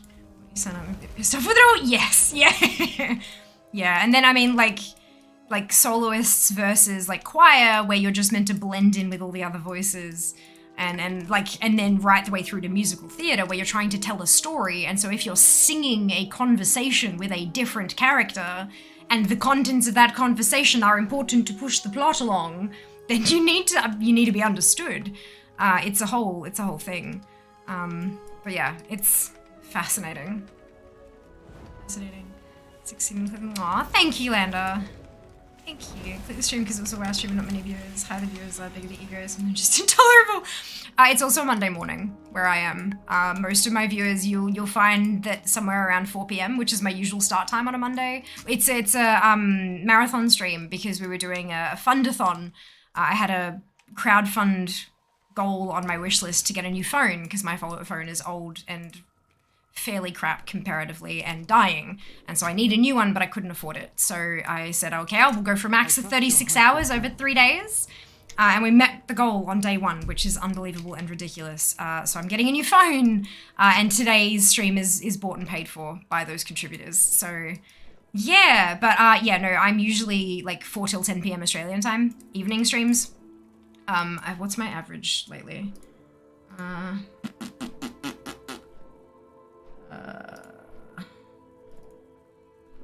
Where am I at? What's the day today? 91. There you go. Average viewers 91. It's just because I'm doing morning streams and people don't usually know I'm live in the morning, or they're asleep because of time zones, or they're at work, or whatever it happens to be. But that's okay. We'll have some fun anyway and get some levels up on the board. To bookmark that, it's so good, isn't it? So good. I seem lovely though. Thank you. I appreciate that. I try. Life is too short and there's too much crap in the world to be not a good person. Like, why add to that? Really tapped in the wrong chat. Right, okay. I was Little concerned. Happy 10 p.m. Yeah, we'll be going through till 10, so that's another 10 hours on the clock. 5 a.m. Good lord. Happy-ish. Love it, Sam. I hope you're going okay. Yeah, if you need to go and like sleep, please do, yeah? Remember always, take care of yourselves before you take care of fear. Always. 10,000 times my average viewers is hard to multiply. You get there. I've been streaming for 6.5 years. It's been a while. Yeah, it's I was affiliated when the program was released. It was released just past the 1 year mark. I think it was like 1 year and 2 months or something that I'd been streaming when they made affiliate a thing. And because I already met the requirements, I got accepted into that. And then we made partner. We got the numbers for partner in May last year, May 2021. And my first application was declined. And then they encouraged me to apply again in 4 weeks. And so I did. Another hydrate. Bang on 4 weeks. Thank you, Sam. And I got accepted. That was June 23rd, 2021, when the acceptance came through. 5.5 years of streaming. Finally made partner. Right, 2 hydrates.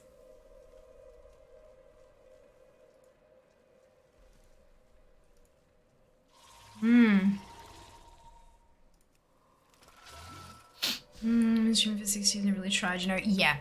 So that is absolutely, you're bang on right there. It's like streaming as just a fun thing on the side, as a little hobby and all that kind of, well, not a little, like as a hobby. I'm in no way here minimizing anything, because even just streaming on a side as a hobby, it still takes work and effort, and putting yourself out there on the internet is a big thing.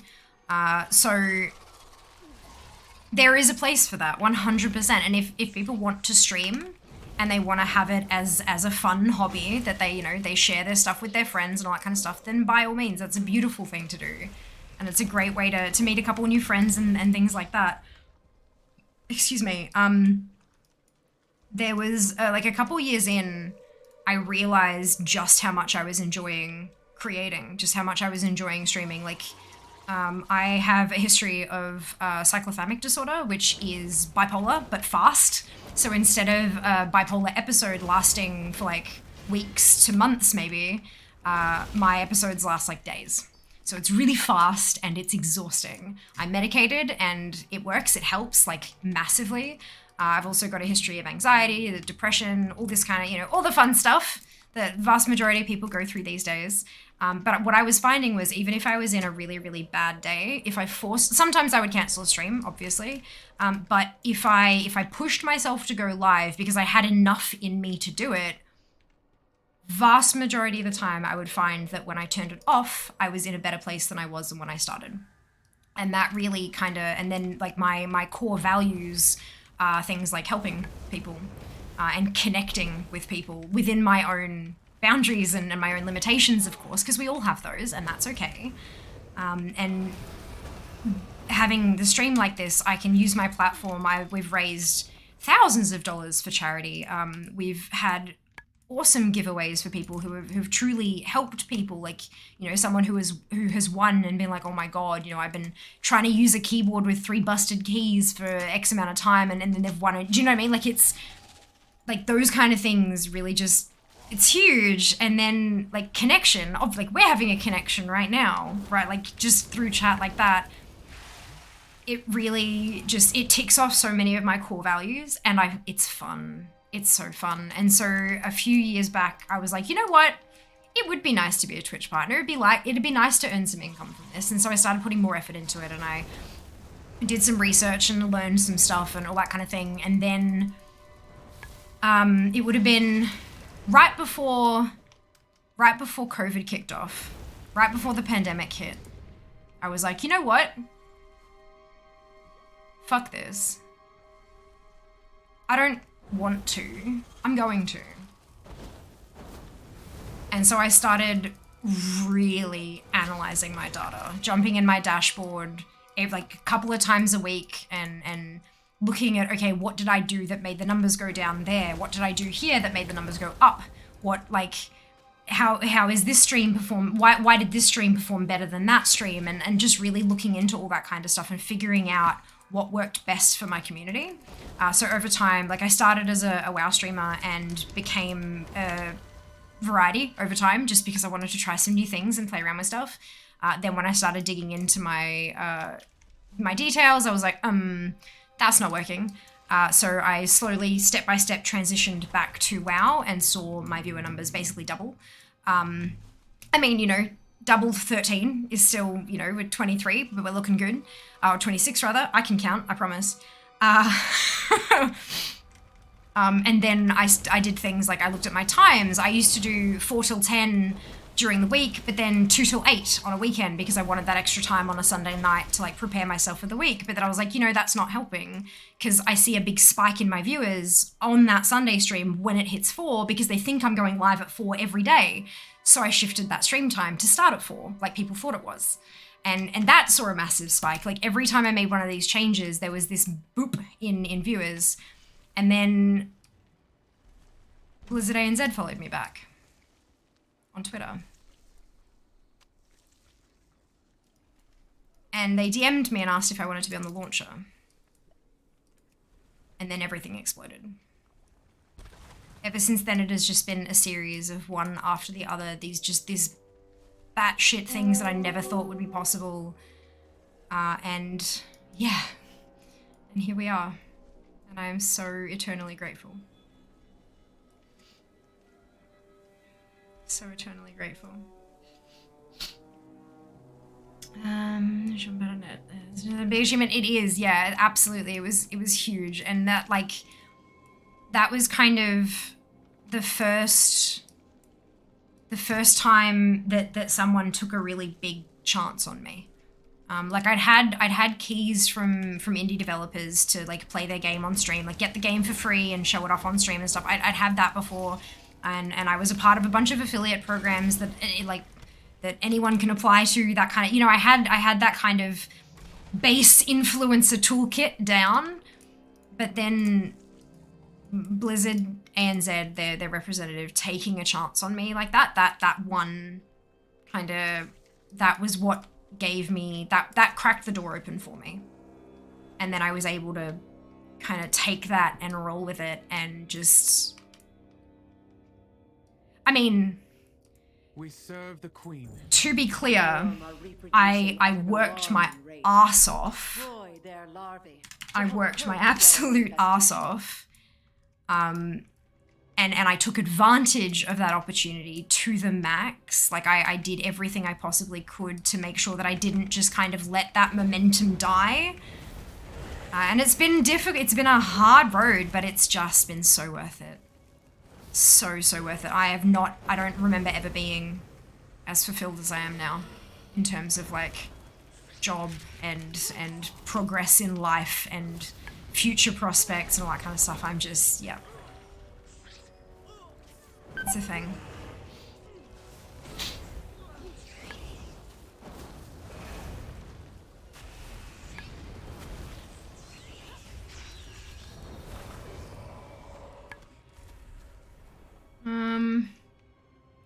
Tyrants, giraffes. I can't remember recently. List mental, physical issues too. Yeah, that does not surprise me. It's we tend to gravitate to the internet, don't we? Beautiful place, full of a rainbow of people.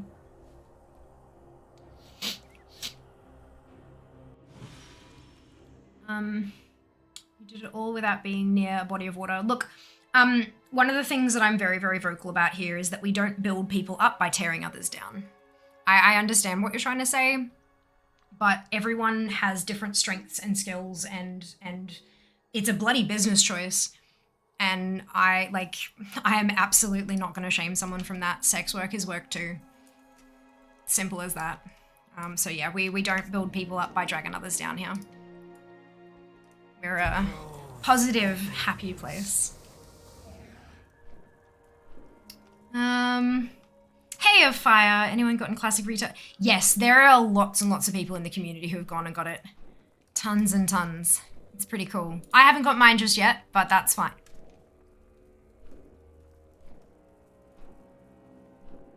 I think I swallowed a piece of oats without actually chewing it properly. Good, go me. Can adult. Wonderful. But yes, I haven't got mine yet, but there are a ton of people in the community who have. It's a very pretty mount. Can for your account? Obviously not. Started streaming relevant games, viewers went up. Yeah, no chatters or anything, no schedule, that's my bad. Consistency and schedule is a huge thing. Like, I know that a lot of those articles, like how to be successful Twitch streamer, like when you Google it, like a lot of them like talk about the schedule, but it's not possible for everybody. But it is one of those things that if you're going into it, you need to understand. I'm not talking like you specifically, but like you, the collective you, need to understand that without a schedule, you are going to have limited growth. It is just that simple. It's like a TV show. People rock up at a certain time if they know that people are they're gonna be there. It fits into their schedules, it fits into their lives, and they can plan around it. And so they make sure that they rock up because that is their time to spend in that chat channel. But yeah, schedules 100% help. Consistency from week to week, but also letting people know in advance is like, if you can't, like people have rotating rosters and stuff like that, and I get that. It sucks. It does mean you'll see slower growth. It's a fact of the thing, but if you can get as much notice on your rotating roster and you can set your stream schedule the day you get that roster each time and people have notice and it's on your schedule, on your twitch.tv/username/schedule, if it's there and people can set reminders and stuff for it, then they are more likely to show up. GB Pocket, it was just like, this game came out, want to play it, don't totally suck at it, I'll stream it, perfect. I mean, I totally suck at most of the games that I've played. Still fun as long as we're having fun, but yeah, no, and it's definitely not about being popular. It's the core thing has to be about fun. If you're not having fun, then none of it's worth it anyway. Absolutely. Lovely time to breathe between the opportunities. It is certainly ramped up this month, but I mean, with PAX incoming, I knew it was gonna ramp up a little. I just wasn't expecting this. There are things at PAX, by the way. There's like, stuff is happening.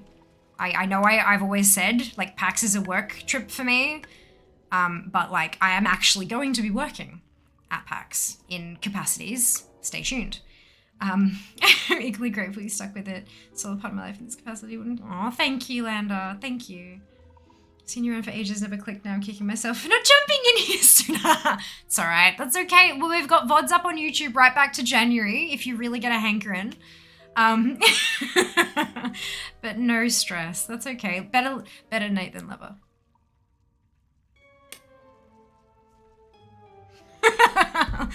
This thing only takes one to get the ball started, correct. Exactly.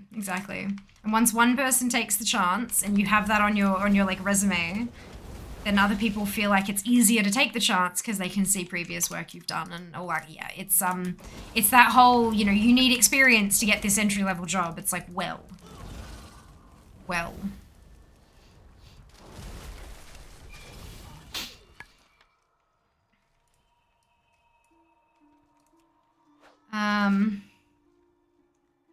People really underestimate how much it takes out of people to do decent quality streams. Oh hell yeah. It is a time. It is a time. The older you get paid to play video game stigma is just, no man, this requires more effort than you think if you're doing it right. So, these days, like now, currently, being live on the camera, not when I'm doing 3 12-hour streams in a row, ignore that. My usual schedule, like being live like that, being on camera is about 1/3 of the work I do. Nowadays, 2/3 of my stream stuff is done behind the scenes, off camera. And it's getting worse. It's getting worse. It's Twitch. If you're bringing that stuff up, you're asking for the wrath of the admins. I've never tried classic of any add-ons used or no. They can be. There are definitely add-ons that are designed specifically for classic WoW. But it is still, you're able to play without add-ons, just like modern WoW. It both are playable entirely without add-ons. It's about like If you jump on and you play and you find like, ooh, I really need something that does this, like I'm missing this piece of information to make my gameplay easier, then you go find an add-on for that, just like in modern. I know the game man, it's just I don't really feel like I can commit to it due to various errors, and totally fine. You don't need to commit to it. Like, it is perfectly fine to stream as a hobby. That is absolutely valid and acceptable.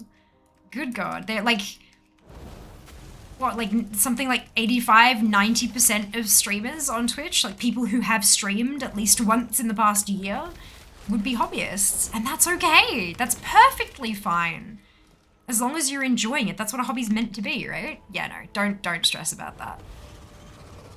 I get a few people who come in here and ask about like how do you growth and how do you blah blah blah blah. And I mean, like, I only know what I did. I can't tell you like this will work for anyone. But often when I talk about how much time I spend on my social media and how much time I spend creating content that isn't stream like Twitch based and all that kind of stuff, and they just kind of balk at that and go like, oh, it's like, well, yeah, that's the if you want to live off it, it's work. It's still work, right? But if you don't want to live off it, then it is perfectly fine to have fun with it and just play around and experience shit. Stream the games you want to stream when they come out and jump from here to there to everywhere. And yeah, so much. Like, I absolutely love going in and watching like hobbyist streamers, because there's no like, it's just so different. You know, a lot of my colleagues, other streamers who are like people who I've met through the partner program and people who are like at my kind of like similar CCV and do similar stuff and have all the little engagements and things, you know, and we have stuff like Bitfest and we have all the, like, there's a whole lot of, and September, there's a lot that goes into like monetizing this stuff. You know, is it through sponsorships? Is it encouraging people and incentivizing them to give? Is it like all that? And then charity streams, like how do we extract as much money as possible out of these humans so that this charity can do their work? And all of that, it's a science, like going into all that. But then when you go to a stream with a person who is doing it as a hobby rather than as a business, it's a different atmosphere, and it's so much fun. I mean, not that this atmosphere is bad, but there's nothing wrong with either. It's just different, and different is enjoyable. You get to see like the different sides of it, because so much of my life is consumed by Twitch as a business now, that seeing Twitch as a fun side hobby. So my brother, my brother streams. Well, he hasn't for months, but he did, and he's a hobbyist, and so like, you know, he'll ask me things occasionally, and I'll be like, oh yeah, I do this, and he goes, oh yeah, no, I can't be bothered doing that. It's fine, I'll just stick with what I'm doing. And oh, that's such a beautiful attitude to have, holy cow. But yeah, it's awesome fun.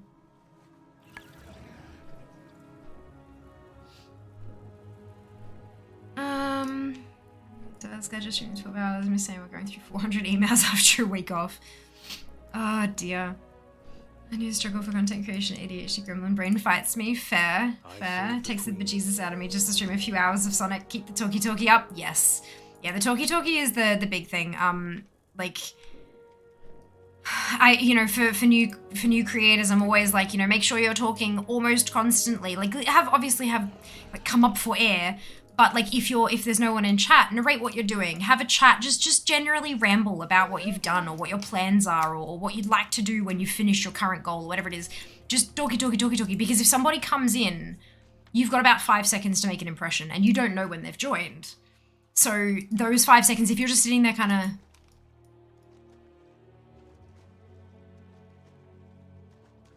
and they're gone. You know, so as a new, like, as a smaller content creator, you want to, like, make sure that people feel like it's engaging from the moment they drop in. But I'm kind of at the level now where it's like, nah, I'm chill. Like, if people come in and there's, like, 5 seconds of silence and they don't want to be here, I'm like, you're not, I don't think you're going to fit here anymore anyway. So it's, like, occasionally, like, I've been talking pretty much constantly for the last couple of hours now, but every so often there'll just be like a small peaceful stop, and it'll be like, and I'll just listen to the game music and just it's just peaceful and lovely for like 20, 30 seconds. And then I'll be like, I love this music. What are you fuckers up to? Like, but it doesn't have to be like, go, always on, blah, blah. Nah, fuck that. Way too much energy. There are people who do that and oh my lord, my hat goes off to them. I can't. My body would quit. My body would quit and leave the building. Zyger is a great add-on. All you need really, if any, for classic. Like when people actually watch and enjoy. Yeah, of course. It's not like I'm trying to make cash or clout out of it. It's just kind of an outlet, but it's still nice to know people enjoy the shit you do for sure. Absolutely. 100% agreed. Like I'm not in it to make cash or for clout either, but I need those things if I want to do it more. And so, like it's, and I'm real about that. I think that's probably one of the things that I really try to focus on is that I am upfront about the fact that I want to be a full-time content creator. I have a day job. I'd like to not have a day job if possible at some point in the future. And I'd like to do this full-time.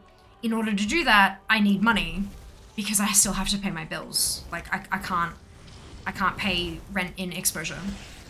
That's not a thing. We don't like that here. We don't do that, but we can't anyway. It's not a thing. And it's less about clout. I'm not trying to get famous or anything like that. What I am trying to do is build influence. And there will be people out there who say, oh God, it's the same thing. But clout has this, I feel like it's got a bit of a negative connotation to it. But so influence is the big thing. I'm an influencer, but it's because I don't want to build my living off the backs of folk who can maybe afford $7 a month in Australian sub. You know what I mean? Like, or is it 7 or 8? Fuck. I think it's $8 now. I don't remember. It's like, I know it's like something 99, but I can't remember. So I don't want to build a full-time income off of that because you guys work hard for your money, right? You work hard for your cash and like, I appreciate the support. I really, truly do. I love that people want to see me go full-time and want to support me in any way that they can, including financially. But I would prefer to build that off companies because companies have marketing budgets and they have to spend it because the way that company budgets work is if you're budgeted for $1,000 and you spend 900, your next budget's going to be for 900. Like they look at, okay, how much did you spend? What success did you see? Oh, you got that much success with less than the full budget? You don't need the full budget next year then, do you? So they will spend every cent that they have. They've got to spend it somewhere. Why not on me? But they're not going to take that risk on me if I don't have that influence. And so that's when your numbers come in. That's when in followers and especially on social media. So Instagram followers, Twitter followers, TikTok followers, Facebook to a lesser extent. But Instagram's the big one in Australia at the moment. Achille, Joseph, Floundering, Lav, and Drago, congratulations to all of you on your bonusship. Well done. The first thing a company will see of me is she has 1,100 followers on Instagram. Is that enough? Yes or no? If yes, they reach out and say, hi, we're from such and such a company. We're interested in maybe working with you on a sponsored bit. In order to see if you'll fit our campaign requirements, can you send us through some analytics? That's when they get things like engagement rates and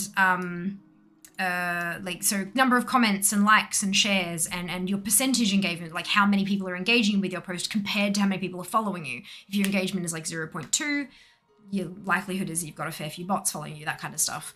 And then you also get demographics like where in the world are most of your followers located? What gender are they? That kind of shit. Age groups for like different platforms have different demographics available, but that's the kind of, they want to look at that to see, okay, she's got this audience and she's got a great engagement rate, but are there enough 40-year-old women in her thing for, because that's our target audience, you know, it's that kind of thing. And we only ship to Australia, so it has to be Australian 40-year-old women that are in her. Yeah, what percentage of this 1,100 are that? So that's kind of like, that's why we plug it. That's why we say, please follow me on socials if you have those accounts, because it genuinely does help. It may just be a number, but that number is so important to get not just the first look from a company for a potential sponsorship, but the more you have, the more they'll pay. And the more they pay, the likelihood of me being able to be a full-time content creator is greater. Obviously, it's fairly logical jumps there, I feel like.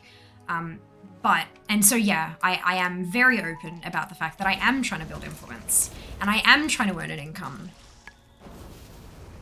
But I feel like, I hope that the fact that I am upfront about this and I explain why and how it helps, hopefully develops a bit of trust in that I'm not trying to just do this so I can say, oh, I have lots of followers. It's not, I don't, that's not the bit I care about. I like that I have a handful of followers because of what that unlocks for me. And therefore for us, because the more sponsors we have, the more likelihood that I can stream more and have more giveaways and have discount codes for different places and da-da-da-da-da-da-da. All that kind of stuff can help make your lives slightly easier as well as of course providing entertainment. Because that's why y'all here to begin with. Because you wanted the funnies. But yeah, it's a journey.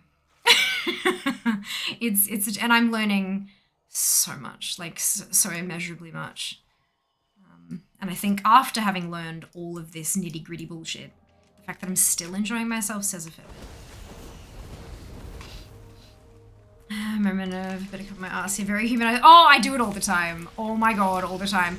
I am absolutely terrified of firstly being banned from Twitch, and secondly being cancelled. Because if I get cancelled, then there goes my platform, and there goes any hope I would have ever had of being a full-time content creator. Like, loud. Yeah, no, definitely. It's a very, very much a thing.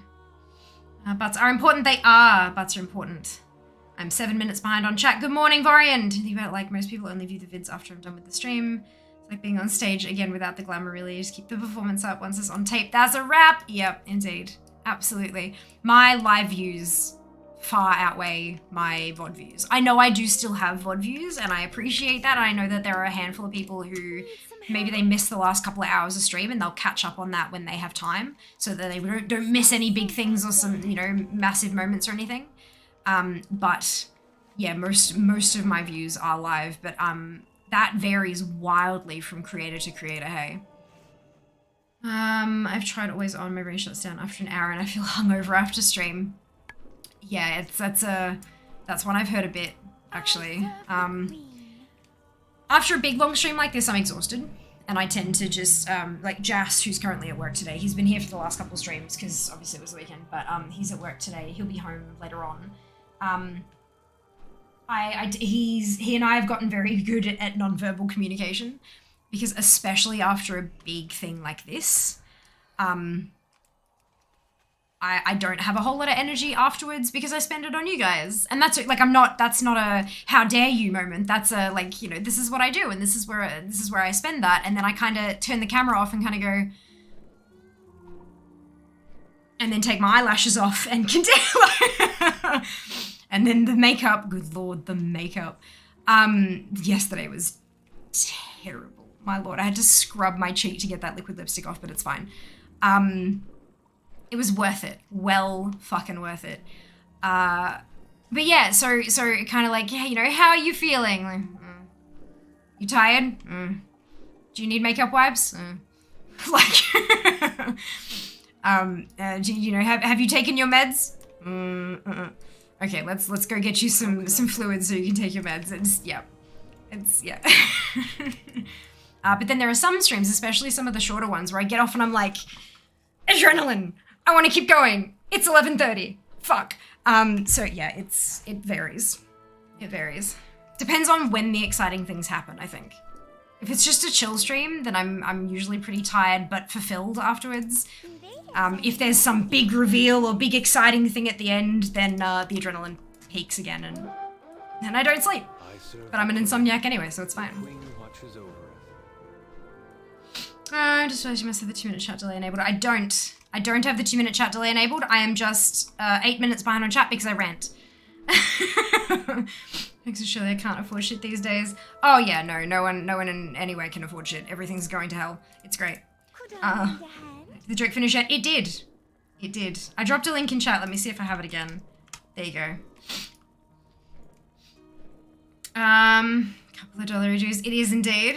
Basically, energy bills are going up apparently due to the war and COVID. Energy companies project to profit 1.5 billion in the next 2 years. And we're going to genius to figure out how weird that is. But no, we know. Vast majority of us are very well aware because we're all living it. But yeah, it is what it is. It's something's got to give. And we'll just have to kind of hurry up and wait to see what it is that gives. Cool. Hell is this in WoW? Oh, I'm in Ardenweald, which is in Shadowlands. Cancel culture is a thing. It absolutely is, and I don't like it. I think that people absolutely can change, and that they shouldn't be vilified, especially when it's something that they may have said on social media when they were 12 and are now, 32 and blah, blah, blah, blah. But look, the internet is a fickle beast. And so I always try to, if I'm saying something that may come across as controversial in certain contexts, I always try to intersperse it with stuff and, break it up so you can't clip it so I look like a horrible person. But then even then, this is also why I keep a backlog of my VODs up on YouTube. I mean, it's only a fairly recent thing, this year, that I've started doing that. But if someone grabs a clip and we can figure out when it was from, then we can go back to that VOD and grab the whole chunk with the goddamn context to be like, excuse me, no. But yeah, it's, there are some people in the world who cannot feel joy unless they tear others down. And the higher they are, the further they fall. That makes for even more satisfaction, which is really sad, honestly.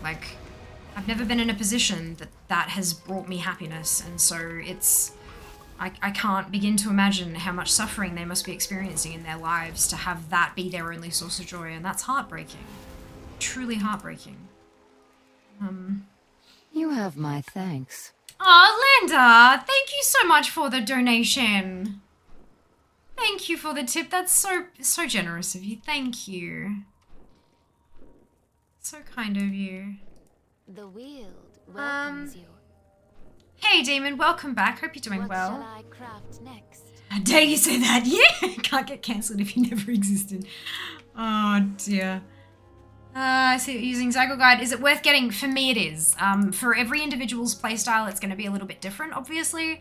But I adore Zygo. I've been using it for over a decade, and I use it obviously for leveling. I'm got a full account worth of tunes that I'm now getting to 60, which is, it's very, very handy there. But it also has your profession guides, your dungeon guides, your rep guides, your daily guides, the optimum path to pick them all up and go and do them and complete them and stuff. It has farming routes. It has, there's a whole lot of extra stuff to it. But I personally, I use Zygo almost every day that I log in. Almost every time that I log in, I find a use for a Zygo guide.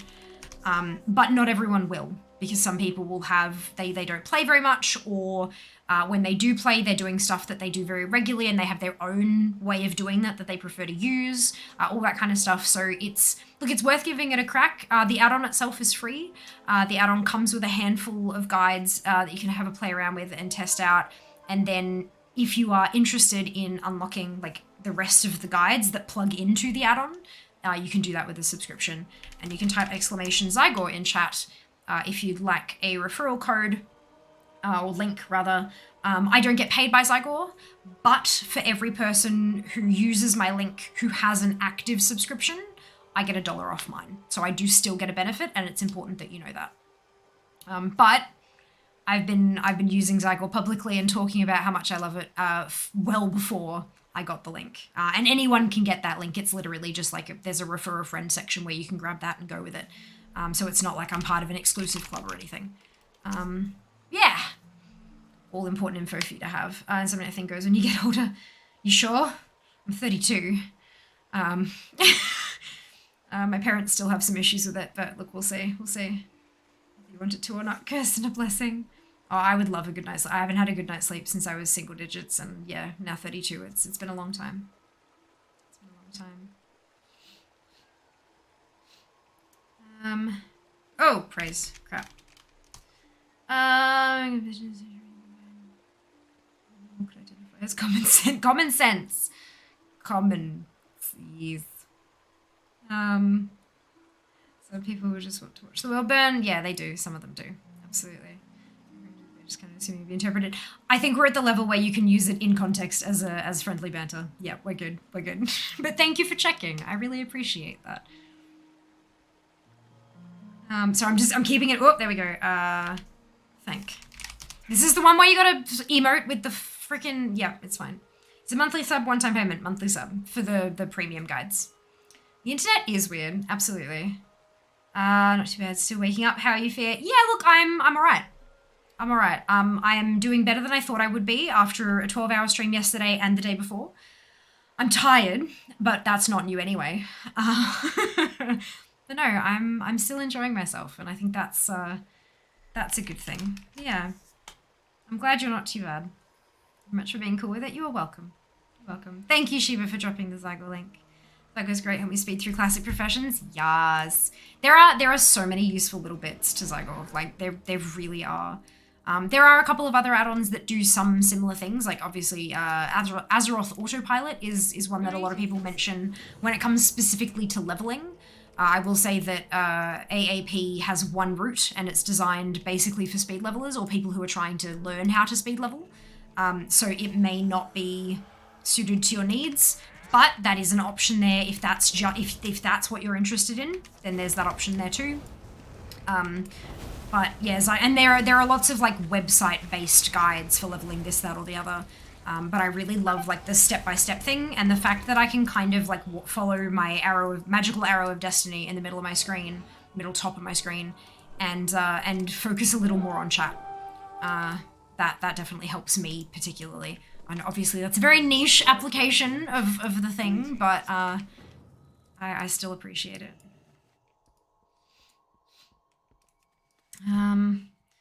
I seem to have managed to catch up on chat. Go me. I'm gonna have some food. I'm hungry. I'm halfway through my breakfast.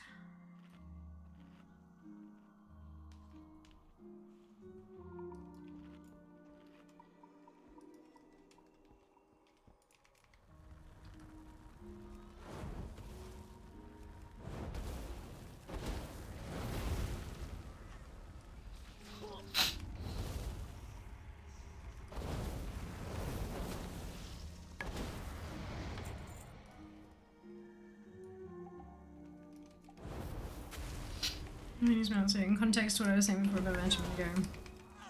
Yeah, I think it was like 1% drop back in the day. No, it was always a 1%. It's always been 1%, 1 in 100. It took me 92 attempts. When I started, I farmed it here and there, like I'd do a run, and then a couple months later I'd do another run. Like it wasn't really farming it was just kind of trying, I guess. And then when I was streaming in Legion, I was like, you know what? Bugger this, I want it. And so I did every Sunday. I would go on, and every toon I had at max level would go and throw themselves at Kael'thas. And I started with 3, because I had 3 toons at max level, but at the time I had decided that I wanted to do a legendary campaign, which is this one. So completing all of the class order hall campaigns, one on each of the classes, not the races, the classes, so 12 of them. And so I was leveling toons up. So during the week I'd be leveling one up, and then on the weekend I'd do my runs and go do other stuff. And so when I had a new one hit max, I would add it into my cycle of farming ashes. So I started with 3, then I was farming it on 4, then on 5, then on 6, and finally when I had 7, it dropped on my rogue, Alexia. And I believe the technical term is flipped my shit. It's my favorite man in the game. Has been forever. And yeah, so I was very happy when I got it. Do we need an eat redemption? No. No, we're good.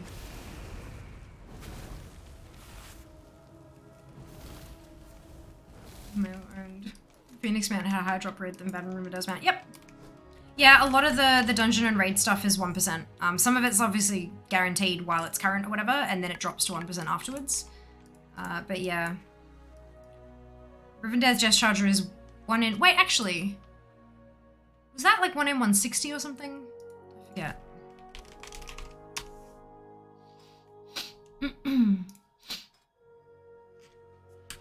Death Charges Reigns, is that what it was called?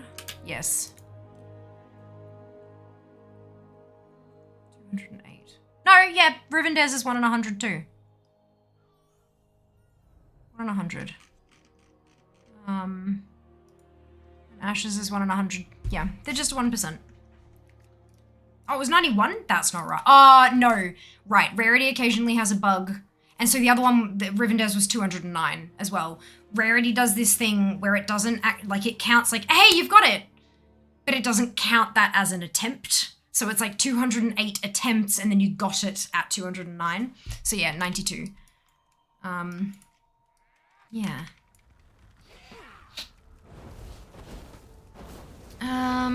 People still farming Invincible? There are, absolutely.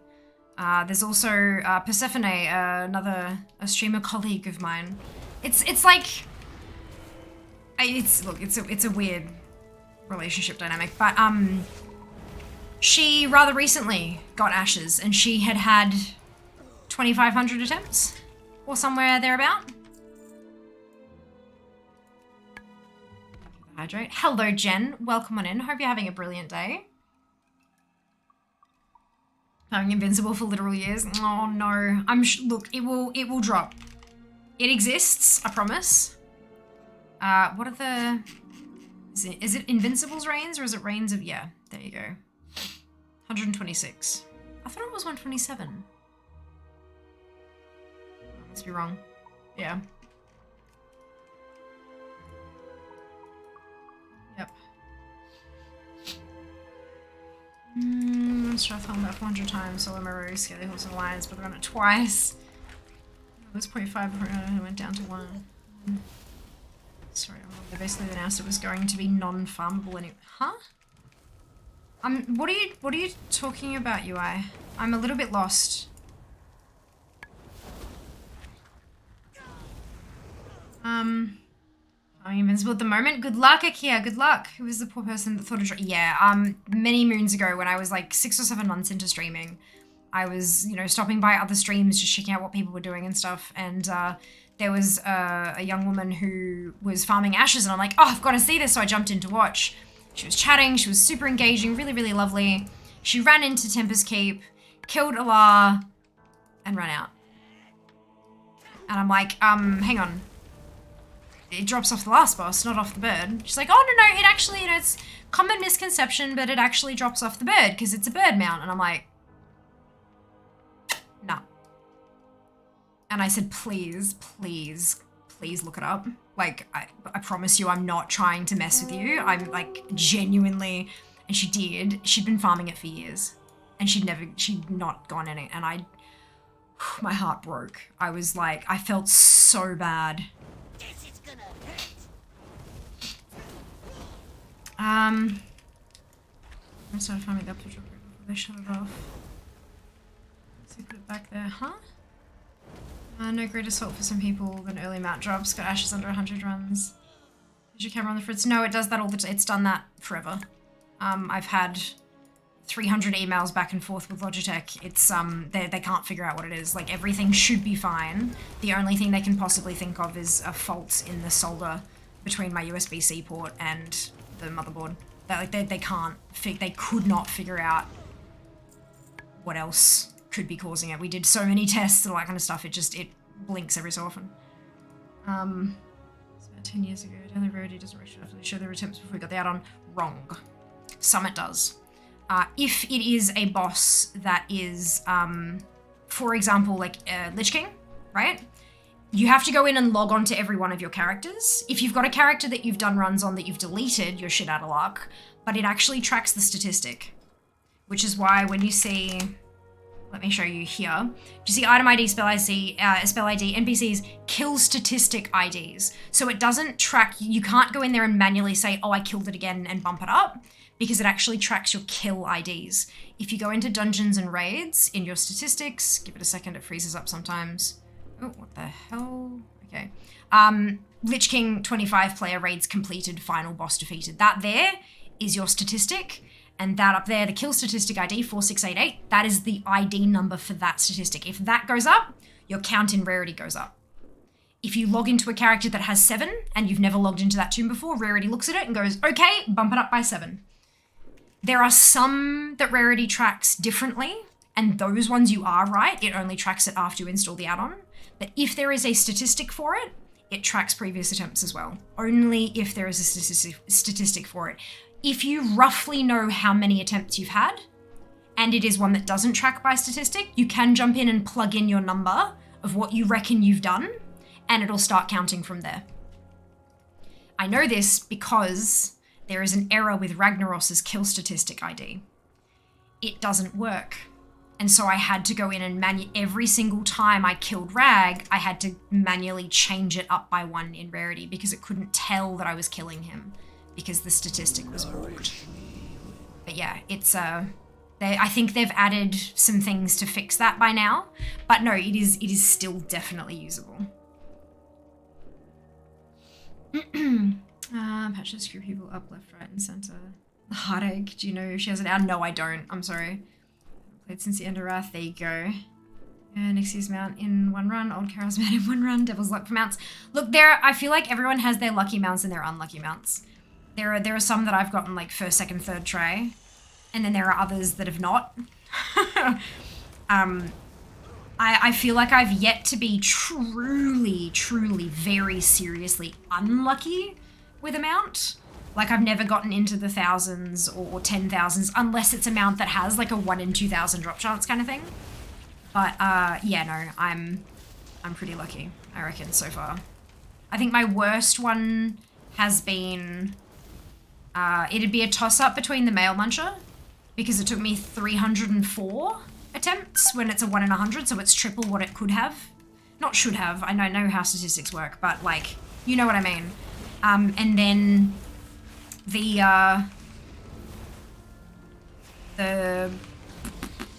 Pond Nettle took nearly 5,000, and that's a 1 in 2,000. But that one I'm okay with, considering that it's like 1 fishing cast is 1 attempt, so that you rack up the numbers much quicker. Strange Group took me a while, 8.25 hours of fishing straight, 8.25 straight hours of just fishing in ZM. But that's okay, I got it, and that's what matters. And I yelled when I got it. No, I feel like a silly goose. You're not. Not a lot of people know that. Like, if you haven't done the digging, how would you possibly know? Now you do. That's all that matters. Basic rule of Blizzard game is never quit without selling your account. If you go offline for a few months, hackers will shard and sell everything they can. Trust me. Okay, don't sell your account. It's not yours to sell. That's against terms of service. Don't break terms of service. Cool. Now, glad we've got that covered. It's not yours. You are renting the account from Blizzard. You do not own it, therefore you cannot sell it. It's not yours to sell. That's why it is in the terms of service. I think my luckiest was Ravenlord in the teens, pretty much to drop. Yep. Just wish that we could mail Soulbound gear to alt so all the things add-on can update and get more transport. Yeah, look, yep. You do a run on a rogue and get all priest gear, and then you do a run on a priest and get all rogue gear, and then you head desk. I feel your pain. I feel your pain. But look, it is what it is. It is what it is. I mean, you could, technically, you could go out of your way to get 8 accounts. 8 accounts is the maximum you can have on a Battle.net account. And they're linked because those kind of collections and stuff are like Battle.net account-wide rather than singular account-wide. So you could have 8 classes across 8 accounts and take them all into a raid with you. And then go in with one of them and do all the one-shotting, and then go with all of them and loot them all, and then trade because, you know, it was available to trade to other players in your group. But that's effort, and you're still missing four classes. So, and with all of our luck combined, I'm certain that everything that would drop would be the 4 classes you didn't take with you. Plus, that's fucking expensive. I know I don't have the cash for that. I have had this so many times trying to get the last few pieces from raids like Firelands. Yes. Yeah, once I'm done with this leveling challenge, I'm kind of tempted to, like, go in and just bash my head against Molten Core, for example, and just clear it. It's done on Mage. Like, my Mage has everything she can from Molten Core. But, like, I'd like to cross the other 11 off. That'd be nice. But look, we'll see. I also have a lot of other stuff to go and get. All the things is sitting at, I think it's like 50% at the moment, account-wide. Yeah, 50.81. Not bad, but not great. We ignore the PvP line. Just. Actually, if I turn that off, what does it jump to? Excuse me.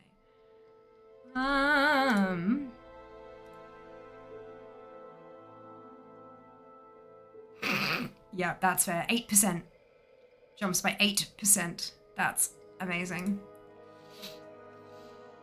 Oh dear.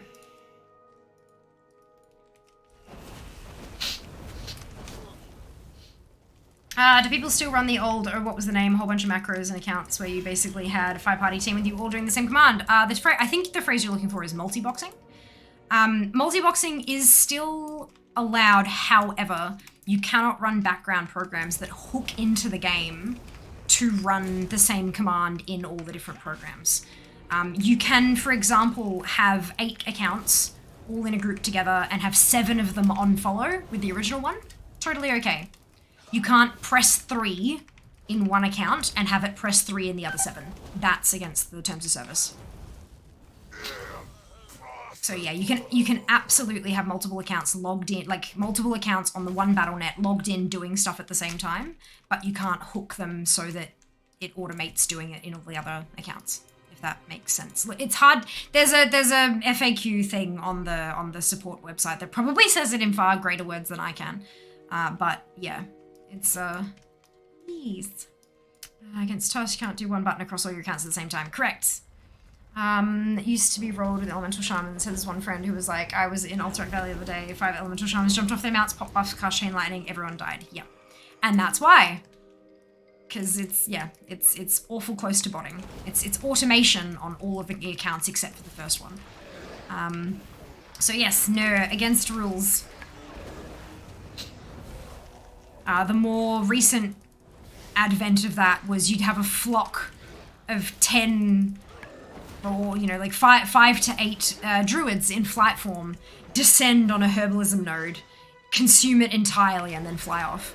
Because herbalism nodes are shared now, so it's once it's been touched by a person, like once somebody has herbed it, it can be herbed by other people for a certain amount of time. I think it's like 10 or 20 seconds or something like that, to a maximum of 10 times, I think it is. So if you have 10 people descend on it and everyone clicks it all at once, it'll instantly go. But if one person grabs it and then moves on their way, another group of people could come along and grab it as well. So it's kind of lessens that whole super competitive thing for nodes by a little bit. Things still despawn, but it's not as like hella competitive as it was before. And so yeah, the multi-boxing thing, you'd have just a flock of druids in flight form descend upon a node, consume it, and flap off.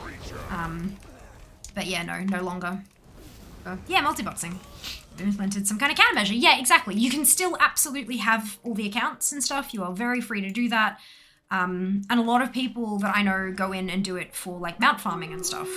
They'll have all of their accounts and they'll all zone in together, and then they'll go and kill the thing, and then everyone will loot it, giving you a, hopefully greater chance of the thing dropping kind of thing.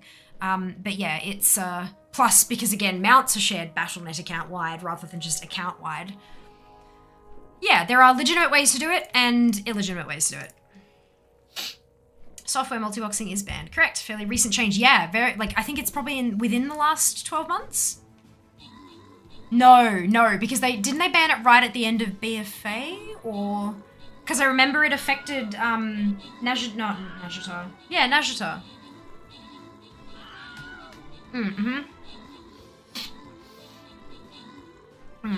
Druids in PvP get soloing AV. Don't forget farming mobs too. Nearly impossible to finish a quest in Bash with the Grim King's killing everything. Playing a druid is never okay in WoW. I disagree. I love my druids. They're great fun.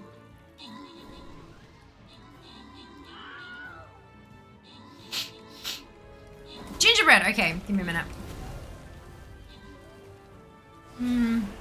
Some of them are Druid, now they're just ridiculous. Druid. Change happened before Shadowlands pre-patch. Yes, it was a couple of years ago, far out. Gosh, time passes, doesn't it? That's the thing. Shoot the heck out of that decision. It was implemented at a point where it was starting to get real bad, like real bad. Floundering, Drago, Psychic, Jeff, and Sand. Congratulations to all of you on your bonus shit. Well done.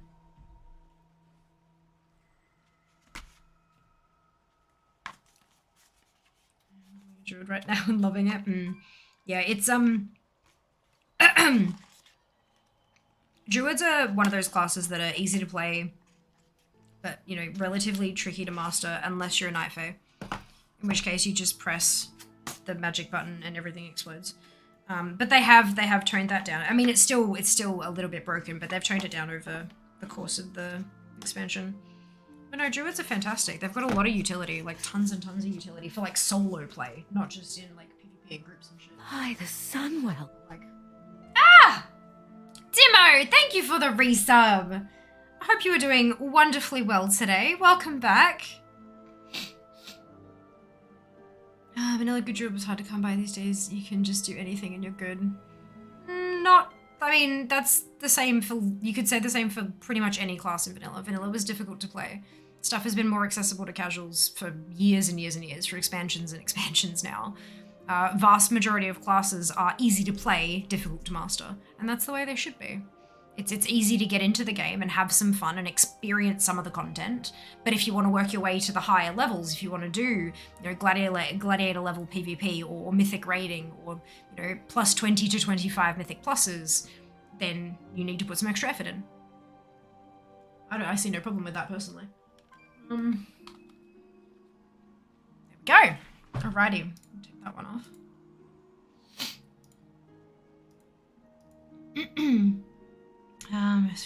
Change effect of multi-boxing, but bots are still going full steam. Yeah. Look, it's kind. I feel like it's probably a bit of a game of whack-a-mole. With that, I kind of like. I don't know. I don't have. I don't have any information on how all that kind of works, but I can't imagine that it's easy to, especially with all the. I mean, they used to have. Didn't they have like a?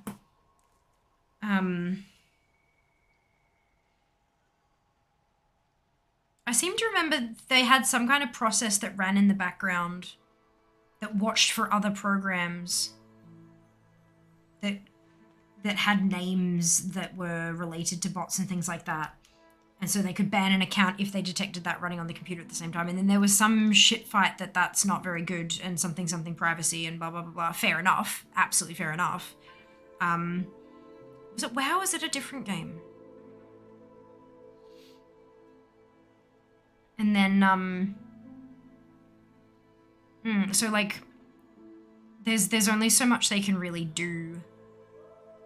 And how do you tell the difference between a player who's an insomniac, who's playing for 36 hours straight, and someone who's botting? Like, it's really kind of tricky. Yeah. Anyway, I'm not envious of their position in trying to determine that shit, personally.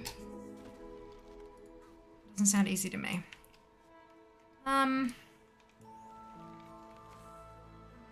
Hello, Timo. Welcome back. I'm saying it's a bad class, saying that in PvP it's kind of impossible to balance them because of them being a jack of all trades class.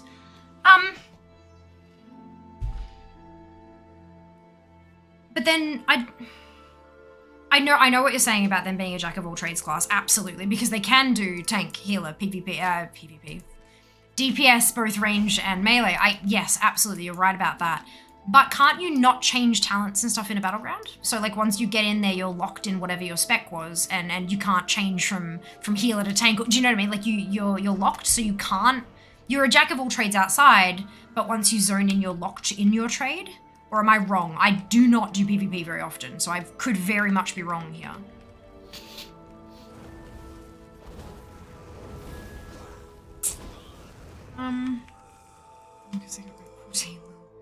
They have a watchdog system that scans your machine and stuff. It's mostly automated. Yeah, but I thought that was shut down or like made far more elusive because of the privacy concerns, but I could be wrong about that too.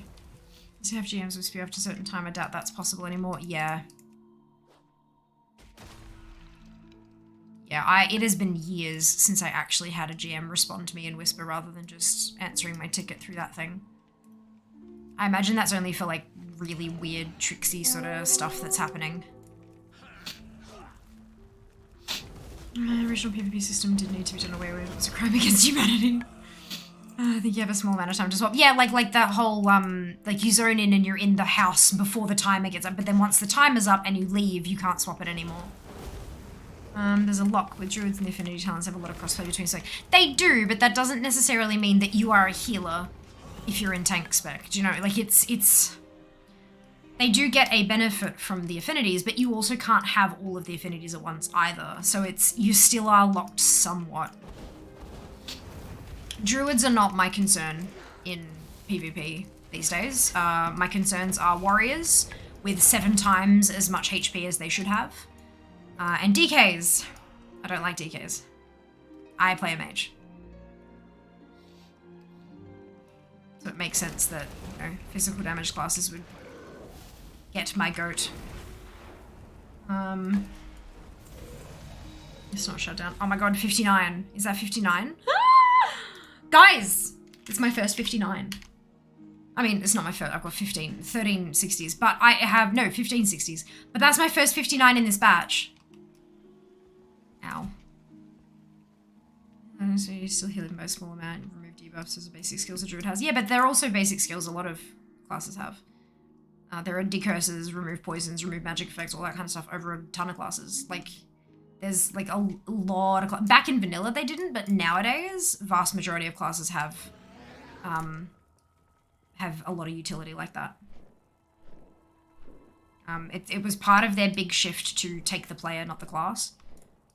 So if you can't, you know, instead of desperately hunting for a mage, you can also take, or desperately hunting for a shaman, you can take other, like you can take a mage for the haste thing, for the heroism. You can take a this for that, you can take a this for that, like, and you can cover it by having a variety of other classes. And that also helps in PvP a bit as well. Something for every occasion.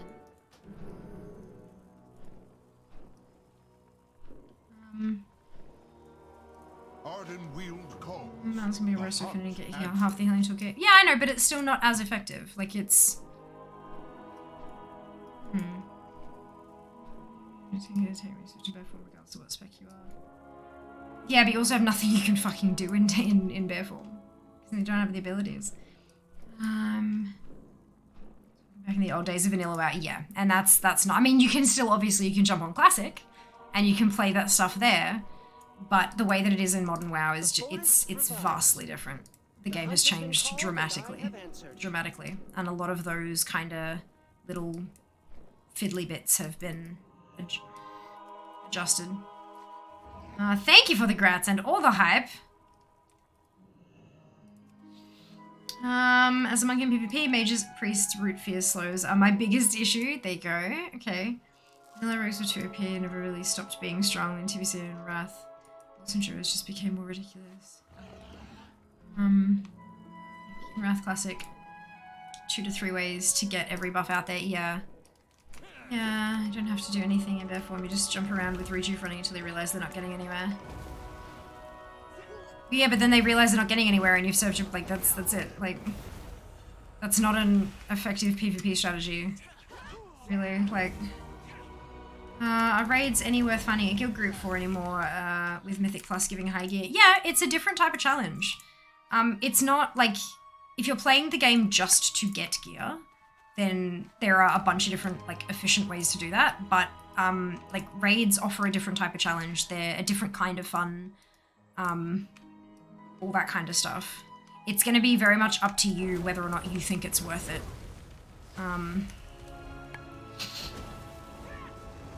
Some people aren't able to do raids because it requires putting too many people together, and they can't stick to that kind of a schedule, so it's easier for them to just arrange a smaller group of people to run Mythic Pluses. And other people don't like Mythic Pluses so much because there's a lot of personal responsibility. The smaller the group, the fewer chances you have to carry a person, for example. Like, not necessarily carry, but if one person buggers up, it's 20% of the team is gone, you know? So yeah, it can be there are very different reasons to play both different types of content. It really just depends on what you're looking for in the game and what you can manage to put together. You know, what you have the time for. Wait, raids also take a bit longer than Mythic Plus does. More chances for reward, but greater time investment as well. Really depends. Your offending word was 3 ways. You can't. It was in context. It's fine. I even see this is very strong. Last game is literally about getting gear. No, it's not. If you genuinely feel like that's what WoW is about, then you're missing out on so much of the game. But that's okay. You know, people, like, there are so many reasons to play WoW, and everyone has different reasons for it. And, like, I'm leveling. I'm not getting any gear. I'm using heirlooms. Like, I'm literally not actually upgrading my gear as I go along here. And like hell, I'm gearing out 50 tunes. It's way too many. Good lord, no. Absolutely not. I have those tunes for different reasons, and I enjoy different parts of the game. There are multitudes of reasons to play WoW. And everyone's going to enjoy different parts of that. Some people will enjoy all of them. Some people will only enjoy 1 or 2. And neither of those is wrong.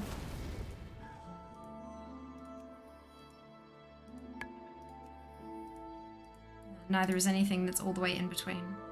Why am I missing? Oh no, I'm fine. I already have that because I already used it. Perfect. Okay. Yeah.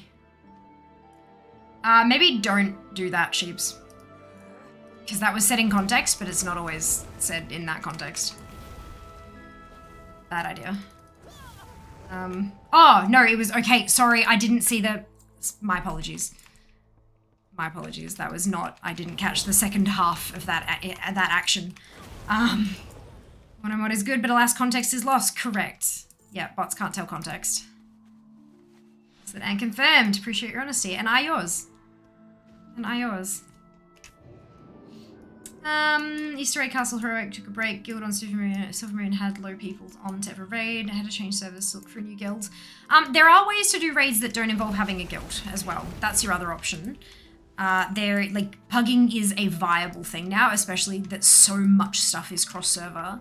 Pugging it is viable. You can also join communities rather than guilds, so it's in the same UI, but you can find a community, and you can filter for communities that raid. Dungeons, raids, that kind of stuff. Also languages, whether or not one's cross-faction, because you can cross-faction raid now too. Have Alliance and Horde in the same raid group. So you can do it, like, if you want to, obviously. You can do all that kind of stuff from a community, or you can find Discord servers that don't require you to join anything in-game and just kind of put out invites and stuff like PokePugs, like, is literally for pugs, like pickup groups. Obviously that's not scheduled. Like, sometimes they do have scheduled events, but if you're looking to just kind of do things when you're able to, then that's a really good option too. Especially if you're willing to put the group together yourself, and just put it out there for other people to join your group. But yeah, guilds are not as necessary as they once were. Having a guild can be a really nice thing to have, especially if you're like me and have too many tunes, and put them all in a guild together to make it easier for them to do stuff. But in terms of like social activities, guilds are not anywhere near as necessary as they used to be, which is great. I'm gonna hardcore into WoW lore. Personally think lore is highly underrated. Agreed. So the story is just phenomenal. I really like it. There are bits of it that, look, maybe I've disagreed with them somewhat or been like, really? But overall, I have very much enjoyed the storyline. I'm so keen to see what happens in Dragonflight. Good lord. Where do we strike? Back from it at the moment. Yeah, so it was just basically that guilds are not as necessary as they used to be. You've got communities, which can be cross-server, cross-faction even, and you can find communities that are specifically designed for raiding. You can also find Discord groups and that kind of thing, where people organize stuff outside of the game as well. Guilds are not the be-all and end-all for group content anymore. Okay, loot and boil down is quest to get loot, use loot to do quests. I didn't mean to say the social aspects, story aspects weren't great. Well, see, that's the thing. I also kind of play the game mostly as a single player game. And it's not necessarily get loot to do quests. Like, I go back into old stuff, which I do not need gear for. I don't even need to be as leveled as I am for a lot of that stuff. But I go back and get transmogs, and I collect mounts and pets, and I go and get achievements and stuff like that. None of that is reliant upon gear. Because sometimes gear can be quite difficult to get. And it involves a lot of group content, and some people are not okay with group content. And that's okay. You can get gear to a certain level via world quests and things like that. And then there's the rest of the game to explore. It's such a huge, massive game. And I'm glad that it is, and that I love so many parts of it, apart from PvP. Because it means that I don't really, like... You know, there's the cycle with a lot of players, and it's not wrong. It's absolutely not wrong, but they, you know, the only part of it that they actually enjoy is raiding, for example, or getting KSM, or Keystone Hero, I think is the last one. No. I think maybe it's the one that where you get the portals. The last one. Some people, that's the only part that they like, and so they grind that out. They get all the way they can, and they finish that, and then there's nothing else in the game that they want to do, and so they go and find something else to play, or do, or experience, or whatever it happens to be. I'm lucky in that I don't need to go and find something else, because I'm never going to run out of shit to do. So I'm quite thankful for that, but that's not the case for everyone, and I appreciate that.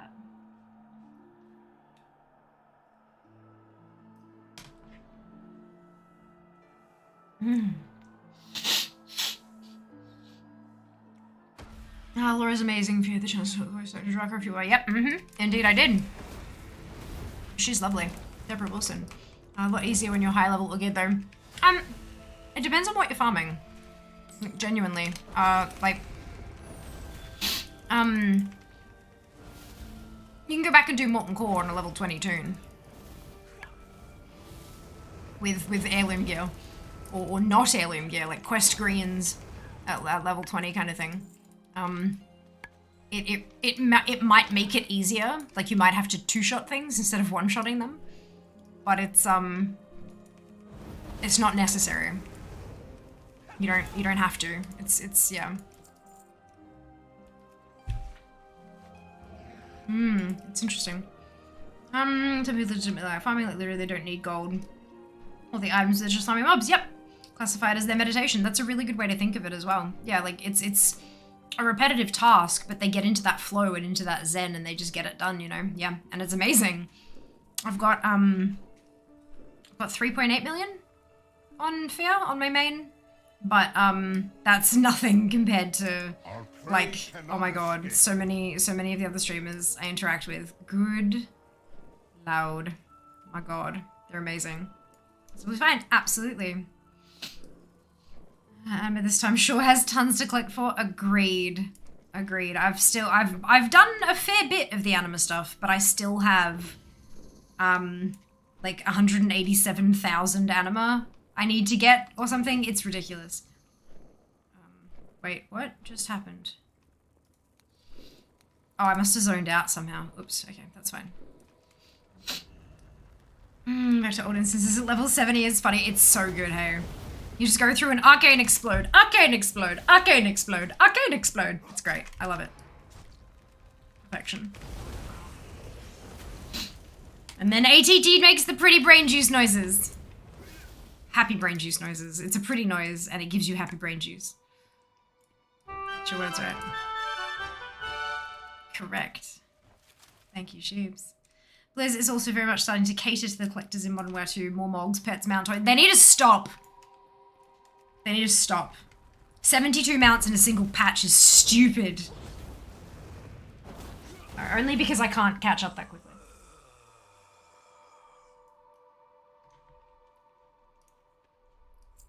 Once the leveling is done, watch out. I'm gonna collect all the things.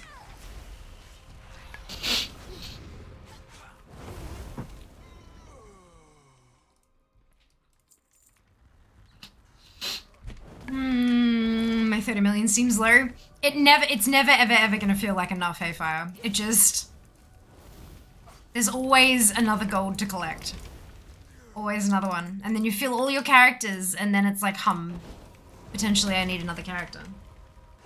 And a guild bank.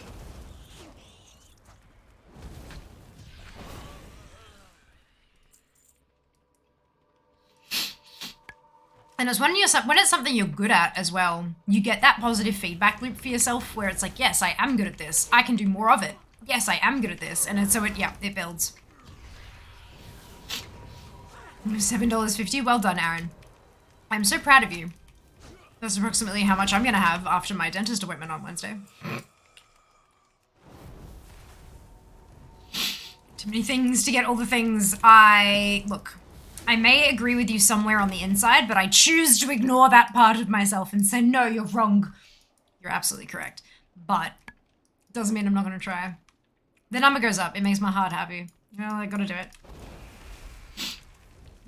Just so we don't need that many collectibles and definitely don't need reskins. Honestly though, like I do like reskins though. This is the problem. Because sometimes they'll release something and I'll be like, oh my god, that is freaking gorgeous. But I hate that color. I'd love it in red. And then they release a reskin and bam, I'm happy. But then if they had released it in red in the first place, there'd be somebody else who wants it in blue who would be unhappy. Do you know, I understand why reskins are a thing. Plus their art team is under so much goddamn pressure as it is. Good lord. I am okay with a reskin. But yes, it's a fun time. Thank you. That's how much I have to pay for the wedding dinner and house renovation. Oh my goodness. I can only begin to imagine. I can only begin to imagine. Every time Hanks on the island before I go to a dentist. The art team carries every single expansion. I do genuinely feel like every single team has such an important role to play. It's just that like some people value some things over others, and like some of the work that some of the teams do isn't as immediately noticeable either. So it's kind of, but I could not do what they do at Blizzard. I couldn't do any of it. And to be like consistent, no matter what they do, consistently faced with massive amounts of criticism and stuff. Not just constructive, like constructive criticism is great. It serves a brilliant purpose, but like harassment and stuff is not, you know? What would you leave behind? And I can't imagine how it must feel to pour your heart and soul into something and then have a bunch of people on the internet tear it to shreds because it's not to their taste. And it just, yeah, I have the utmost respect for what they do. Even if some of their stuff it's, you know, not my favorite. I'm not a huge fan of the aesthetics of Maldraxxus. It's just not my thing, right? But I still have huge appreciation for how much effort was put into that, you know? And it fit the theme correctly. I'll bet they met the brief. Just not my kind of deal.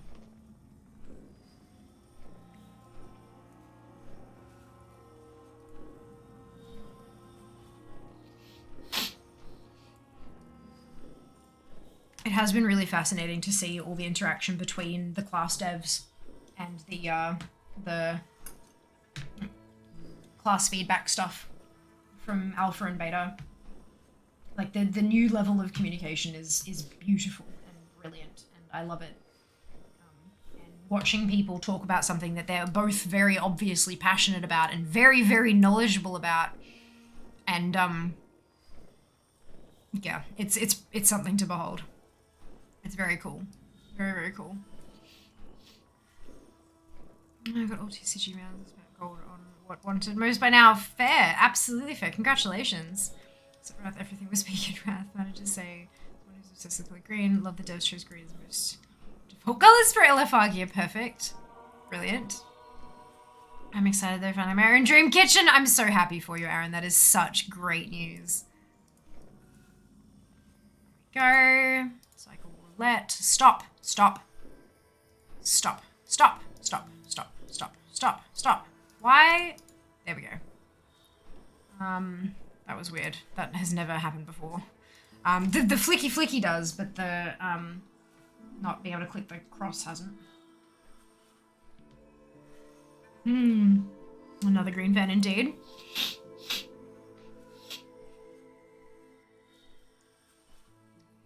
No, Metzen didn't step away until much later.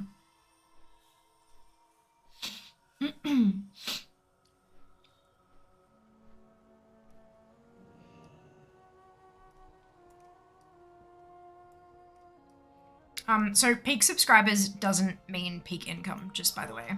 And as the industry as a whole moves further and further away from, like, it's providing services that players want at a cost and stuff like that is a valid business model. I get that sometimes it's an unpopular choice, especially when it's cosmetic stuff that can't be earned elsewhere, or if it's like pay to win. You buy something that gives you a combat advantage. I disagree with that particular, like, that's not okay.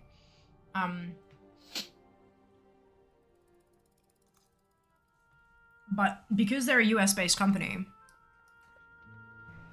they are legally obliged to make as much money as possible for their shareholders. Like, it is a law. They have to find ways to make more money. And if they find a way that could make them more money, and they don't have a good enough reason for not implementing it to give to their shareholders, they can get in actual legal trouble for it. Welcome to late stage capitalism. It's not okay. I don't agree with it, but it is the facts. And unless we're able to do something about those laws, unfortunately, companies have to abide by them. Wrath was peak subscribers for a whole bunch of reasons as well. The fact that it was the continuation of Warcraft 3, which was their most popular game before World of Warcraft was launched. The draw of nostalgia can never be underestimated. It's a big thing.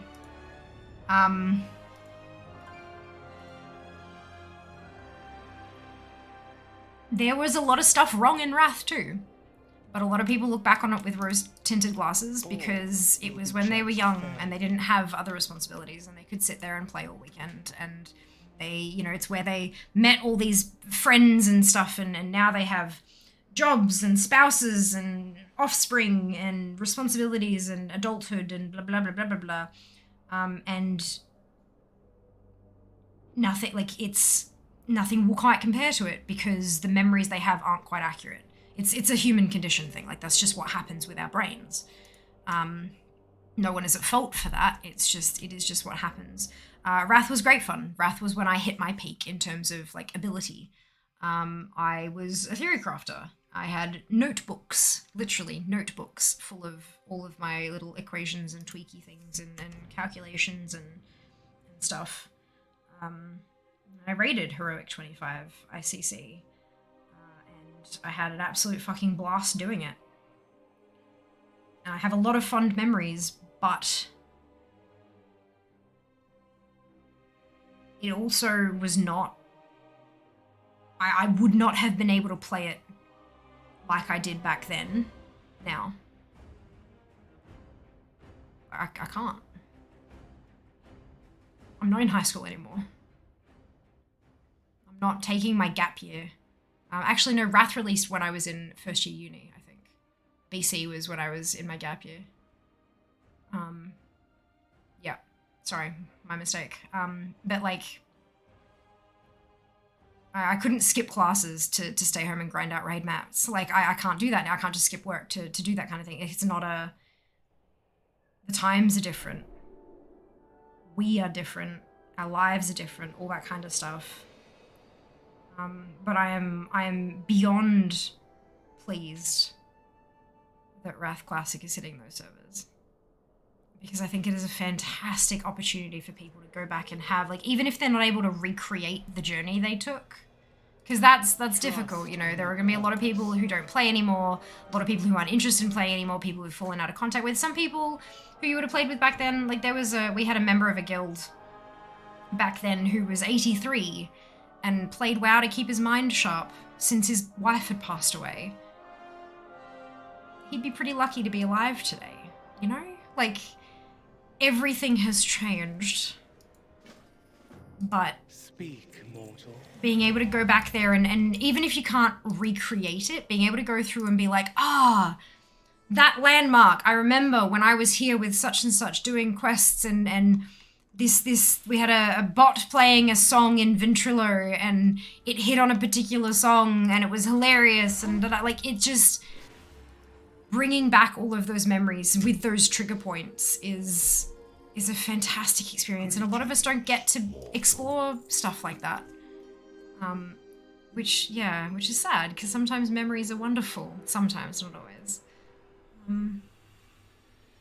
Yeah. I think it's awesome.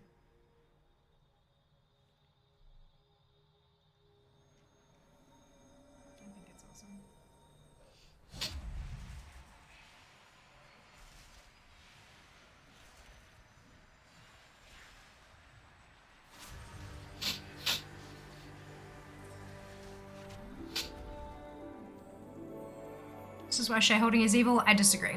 Shareholding provides fantastic opportunities to companies that could not otherwise make those kind of leaps in growth. The idea of shareholding is I can't afford to take the next step in my business.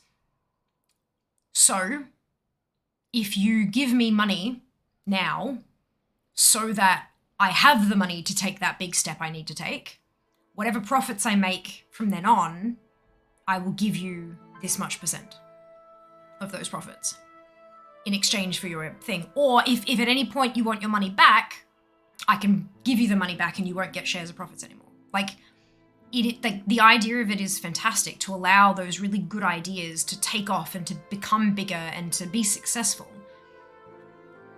Unfortunately, that means that there has to be laws around that, and you got to protect the people who are putting that money in. You can't, like, I invested in this, what's going on? Oh, well, we just didn't feel like going to work today, so we didn't make any profits, so I can't give you any money yet. Like that, it's to protect that kind of stuff. Unfortunately, laws aren't intricate enough to cover all the different circumstances so that they can't be used for evil. But shareholding in general is not evil. It's a tool. And like any tool, it can be used for good or for bad. Hey, Sean, welcome back. This game's so beautiful. Making money is providing some environment. I agree, UI. I agree. Oh, you remember the drama of the Draenei retcon in PC. You remember this movie not wanting civilization doesn't mean what Blizzard has been doing is wrong. Correct. New Wrath Classic wasn't for me anymore. When I went to get the mount, I had to watch the text scroll by before I accepted a quest. There were no map markers. There have been a lot of quality of life improvements over the years. Over 13 years. Many. They are a for-profit company in a hyper-capitalistic economy, so it's whatever. Yeah, unfortunately, like, they have to do what they have to do. Literally. They have to. The best way I have heard it explained is your memory files aren't very refined. They store the memories, but also the feelings. Your feelings as an adult with responsibilities is different, which is why nostalgia has become such a market. Yeah, for sure. Also, when what we are going through currently is not very great, people long for a time when it was simpler, when it was more fun, when they have all those happy memories, and so they're drawn back to nostalgic things. Nostalgia peaks when you have shit times, like now. Pandemic, economy, war, it's great. Demon, V, Drago, and Valk, congratulations to all of you on your bonus shit. Well done. I sit in nostalgia with a pinch of salt deserves these days. It's fun. You can't let it blind you to what's wrong. Of course. Wrath is the very first time I could play a paladin and not be asked every 5 minutes if I could heal something while not even playing with healer talents. Oh dear. Yes, Charlie, girls play WoW. I thought that would be a fairly obvious answer to that question, considering you asked it when you were watching a girl play WoW. But that's fine. Look.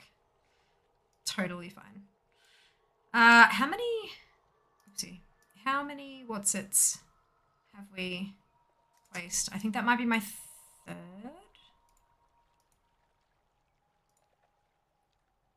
Yes. Oh, look!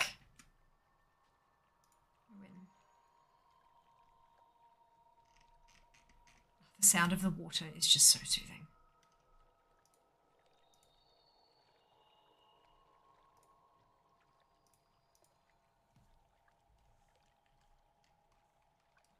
Okay. Now we can open this up. I don't want to, ruin the piece.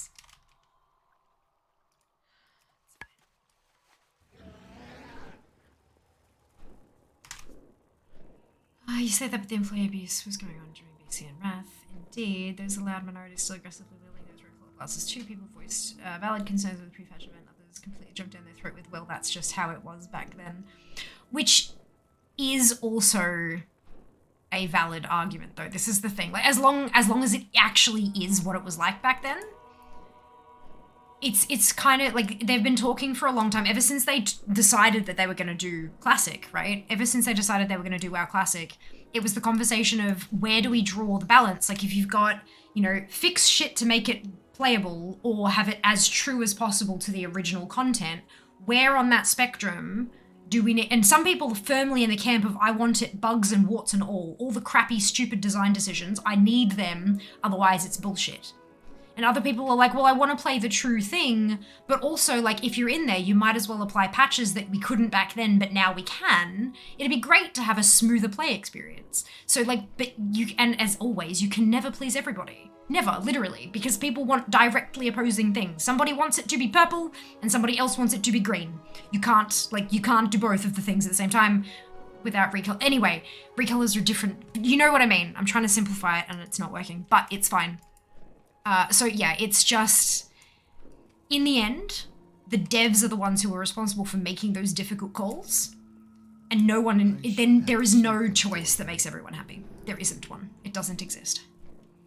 Like when I say Wrath was peak, everything gets raced into glasses, do wear glasses. It's like it was so much serious fun with DKs, me learning how to tank and doing turn-to-turn raids. Of course! Of course. Love the story as well. And exactly, the story as well, like a huge nostalgia draw. Yeah, and that's totally fine. That's totally fine. It's like, I will help. it's just a matter of remembering, like, yeah, we have those beautiful, amazing, wonderful memories, but that doesn't mean everything else is shit. Like, yeah. May have been peak subscriber numbers, but they still have enough subscribers to keep the fucking servers running. I don't have a problem with that. I'm pretty happy that my favorite game is still playable. Like, it just, I don't understand the arguments some people have. It's just a bit silly. If you no longer enjoy the game, then it is your prerogative to not play it. There are hundreds of thousands of games available, and not just that, there are hobbies outside of gaming as well that are wonderful and beautiful and awesome. And you're valuable. Your time is valuable. And you should spend your leisure time doing things that you enjoy, regardless of how other people think of them. So if there is something that you have tried and you don't like it for whatever reason, doesn't matter what the reason is, if you don't like it, you don't have to play it. And you shouldn't play it if you don't enjoy it, because it is a waste of your time. Valuable time, which is better spent elsewhere. There are not here, but there are some people on the interwebs that I see where it's just like they pour so much anger and frustration and hate into something, and it's like, poor, like wouldn't that time and energy be better spent elsewhere? But I can't imagine. I don't understand the mindset, because I'm not. I guess I'm just a different kind of person or something. I don't know. Yeah, I feel for them. I'm not sure if we're doing much most about the fun times and incredible memories without. Brilliant. I'm glad. Sheltering isn't inherently bad. Greed associated with profit overall, however, is, yeah. I think like being a cook, you're making food for someone, make the best food you can, so their life isn't that simple. No, it's not. And the best food for one person is going to be the worst food for another person. Like, you can't please an entire whole kind of swath of players with one change. Like, it doesn't work. Calls. The hunt answers. Evil has no place. Like how life isn't bad, the nuances of how the powerful take advantage of things solely for their profit. Yeah. There are definitely issues with the way that the world is at the moment. And if there are things that we individually can do, then we should do them. If there aren't, we should spend that energy making our lives and the lives of those around us as best as we can. Speak plain. You can leave the world a little brighter than when you got here, even if it's just your small pocket of the world. And I count that as a win. Get off the mount, you numpty. There we go. The economy! Yep. The economy? In this economy? Yeah, basically. Hello, Zephyr. Welcome back. Hope you're doing well. And Paladin still bubble half? Yes. It's the only reason I rolled a Paladin. Fair. It is a useful skill. Shashing a group of people piss them off until I was near death. Bubble in half. No fucking roofstalkers. I mean, just like back then, make sure there's not a warrior around. Yeah. Stalkers in Orgrimmar, not Ironforge. What the fuck is that? There aren't really many roofs where they could stalk in Ironforge. They've got the flying, they've got them on griffins flying around the place, the guards. And they serve a similar purpose. But yeah. Camping in capital cities with the guards couldn't reach you, got fixed. It was a terror of the horde, numerous hate threats about me. Horde always best. Can confirm. Love drawing, also love WoW 2. Still need Jellycat though. You'll get there, you get there. Might take you some extra effort and work, but you'll get there. I guess that's why I stopped playing multiplayer games. Stresses me out. Fair. Totally fair. They're not for everybody, and that's okay. Co-op, yes, multiplayer these days, I cannot. Fair. Understandable. I don't get that outlook that you do, man. Yeah. No, neither do I. But that's okay. Yeah. Everyone plays the game a little differently. Personally, I wouldn't be proud of hate threads about me, but, sure.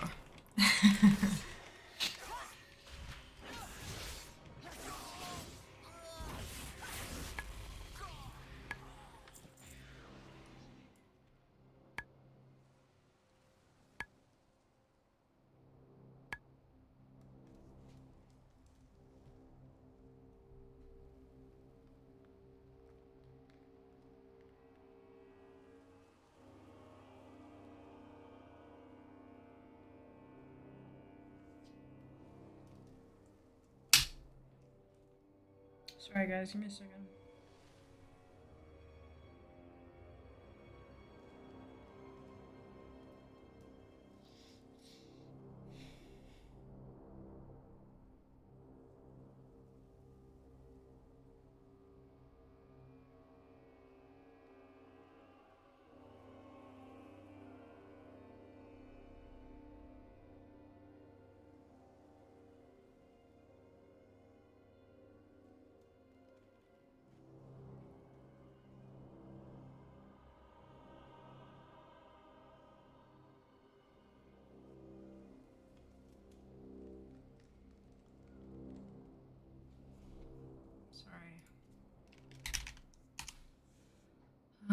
I know a lot of you haven't been here since the start of stream, but I said at the start of stream, Monday is a work day.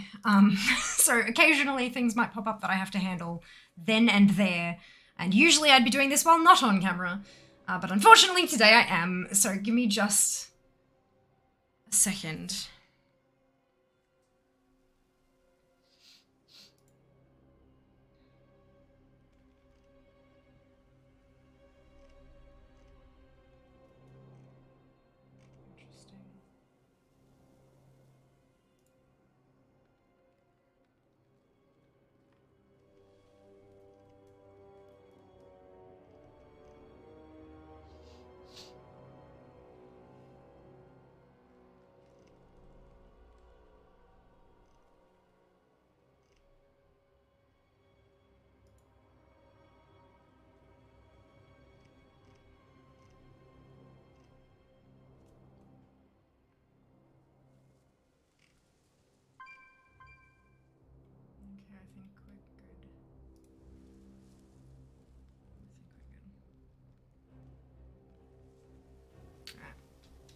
Sorry about that.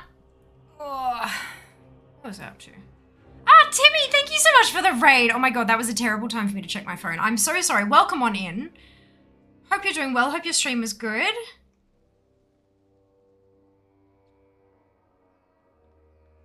I like to say be kind during your XP grind. Used either for in-game or aging, for sure. Such a beautiful speak. Then that happened. Yeah, look. And the grumble about the mount, yeah.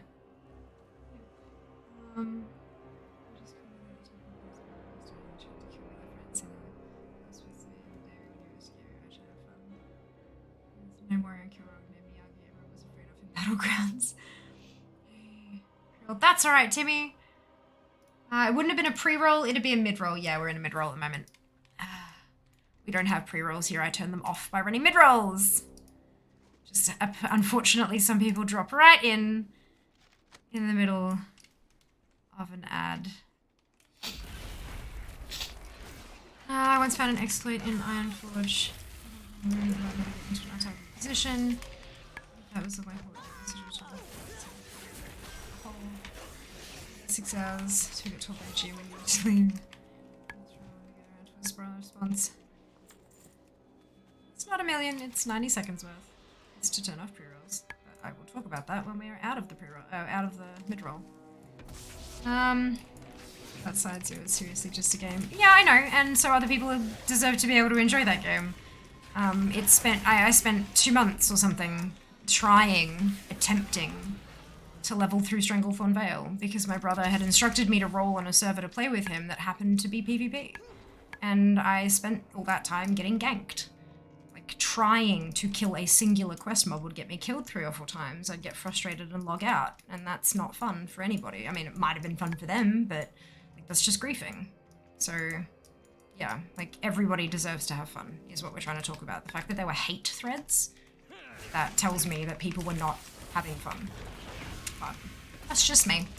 Timmy, welcome on in. It was not a pre-roll, it's a mid-roll. I don't have pre-rolls here because I run mid-rolls. To turn the pre-roll ads off, you just so happen to drop in right as a 90-second mid-roll was starting. And yeah, it's definitely not a million ads, but it is however many ads fit into 90 seconds. Depending on where you're from and what ads you've already seen and all these different metrics, you may get 1 90-second ad, you might get 3 30-second ads, you could get 9 10-second ads. It all just depends on what Twitch has to give to you.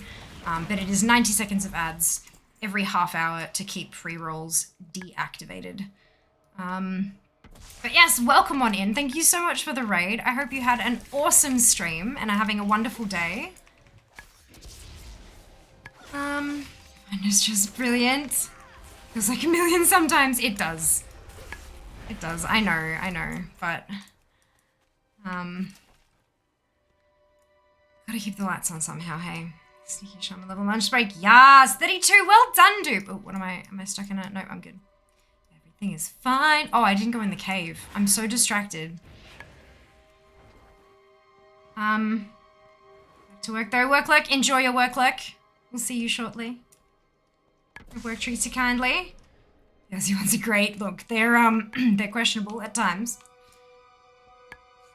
Oh, excuse me. Hate threads generally consist of people calling me all the words under the sun, and the top horde players coming into said thread and defending me. So? Like, if I had Ryan Reynolds come in here and defend a horrible thing that I had said, that doesn't make it any better. Like, I don't understand what you're trying to... I genuinely don't understand what you're trying to, like, get at with the whole top horde players thing. Like, I don't care how talented somebody is. If they're griefing, it's still shit thing to do. And if people are complaining and calling you names, then likely that you've ruined their gaming experience for that day. They logged on to have some fun, and they couldn't have fun, because every time they tried to, they got killed by a player like you. That's not fun. I'm imagining that it was in the days before server transfers existed. Okay with the ads, Twitch's algorithm is my issue. Fair. Very fair. If it happened to me in EverQuest, thus I'll never play on any PvP server unless the person browsing is something equally unreasonable for me to put up with it. Yeah, and that's how I feel about PvP servers as well. I am aware that this character is currently in war mode, which is, I was surprised when I realized her name was green, but, probably turn that off next time I get to a rested area and remember. But yeah, no, that leveling experience on Jubathos was painful as fuck. I very nearly quit the game multiple times just because I'm like, well, I can't progress any further. I literally, like, nothing I do here, I can't make any progress, and I don't have anywhere else that I can go. Wherever I go, whatever quest I try to work on, these people follow me and kill me. They're much higher level than I am, I can't fight back, and they gain nothing. I am an honorless target to them because I'm so much further lower level than they are. So all that they were getting from that was shits and giggles at ruining somebody else's play experience, and I dislike that. I don't understand. Like, get that, but it's just me.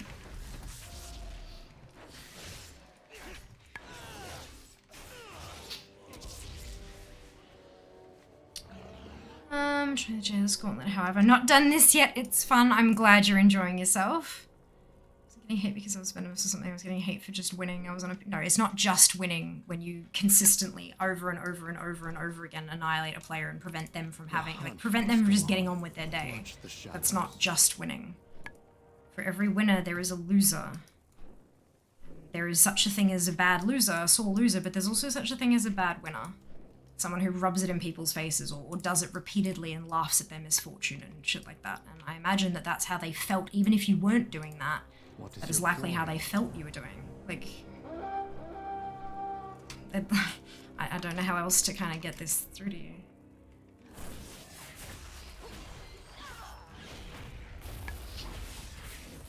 Grab some food. Enjoy, Timmy. Enjoy. I hope it's delicious and sustaining. Wait, no, hang on. Yeah, sustaining I think is about the right word. But look, good. I hope you like it. The internet experience, indeed. Indeed. We've gotta keep the lights on somehow. And the easiest way to do that, least effort involved, is selling ad space. I mean, technically that's what stream sponsorships are, right? Just slightly less intrusive on the content flow. I nearly quit WoW back in the day because I didn't know I was on a PvP server, could not complete quests because I was getting camped. Yeah, and that was my experience too. Yep. It was not fun. It was not fun. Okay, you can't do that on a PvE server. You can literally wait and let PvE go off and then the offender can't attack you. Yeah, if you're running around with PvP flagged and getting caught in other people's attacks, which is what you apply, like... But.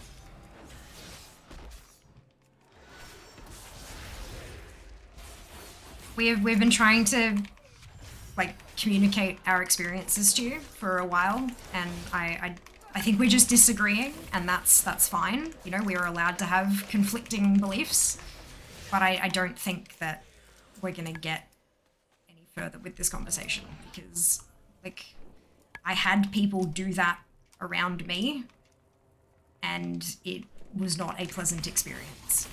And we got hate threads, as you described them, with people calling you names because they were unhappy with your play. You had a game master tell you to stop and you still don't seem to understand that it's not just funny, that you are negatively impacting other people's play experience. If that's how you get your jollies, like if that's how you enjoy the game,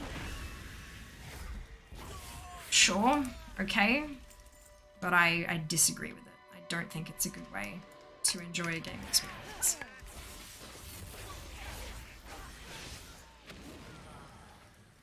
But that's, yeah. I'm not sure, like anything else I say on this, I'm just going to be repeating the same thing I'm saying, just in different words, so. Oh well.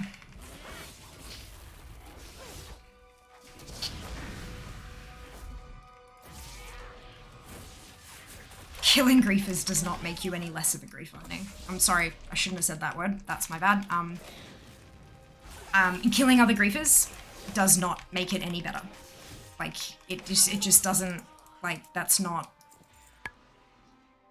how that, like, two wrongs doesn't make a right. Like, I was trying to think, like, what are the words? I'm trying to say this more eloquently, and literally, two wrongs don't make a right. Just, yeah.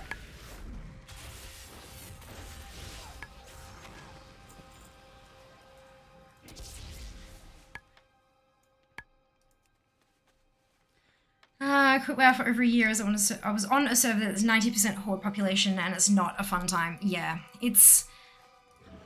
And there was a while there that those kind of tools didn't really exist. Like, people would say, oh yeah, this is mostly an Alliance server or mostly blah, blah, blah, but we didn't have those kind of surveys for a little bit until that kind of data actually started being accessible by general players. And then, obviously, that made it swing even wilder because Horde players would avoid the Alliance. I was looking, Jas had up the Wrath Classic servers and their balances. And there are a couple of servers there that are 100 Alliance or 100% Horde. Like, that blows my mind. There's not a single player of the opposite faction on those servers. How does that, like, how does that even, not even accidentally happen? That blows my mind. Unless it accidentally happens and then they delete it or something, but like, I just, that's amazing. Amazing.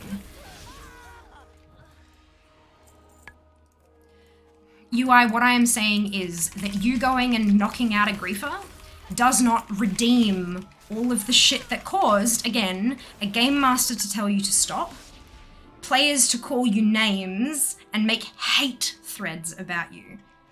Taking out other griefers does not make you any less of a griefer. I'm not saying you shouldn't have helped your sibling. How did you twist that like that? That takes some serious bloody gymnastics. You must be very flexible. Well done. Well done. Where do we strike? But also, yeah, if that level 30 was just winning, then why didn't you let them keep just winning? Your logic, there's holes here. There's holes here. Plenty of people back then got tons of hate for everything, and why does that make it any better? This is not, yeah, this is not working. Like, I got hate, but everyone else got hate, so it's fine that I was being a shit person and got hate for it. By the sun. That's not how that works. Timo, thank you so much for the gifted subs. So generous of you. Thank you. By the Sunwell. Gifting for the flexible comment. Yeah, this is going nowhere. I'm gonna stop there because this is, yeah.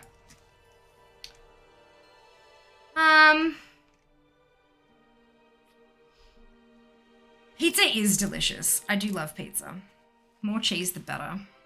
Except when it all falls off because there's too much cheese and the base is kind of sloppy. Then it's sort of sad.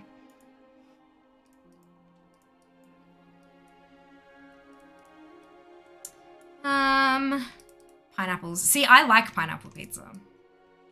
I know it's an unpopular opinion, but I like sweet with my savory and savory with my sweet. Really frustrating you couldn't do one mode leveling at low levels prior to Shadowlands because high level players would camp the zones. Different now, of course, because of Chromie time, but yeah, it sucked before, absolutely. Yeah, I agree. It was not a super pleasant experience for me personally. I'm sure others had very different experiences to me, and that's okay, but mine was, it was rough. It was rough.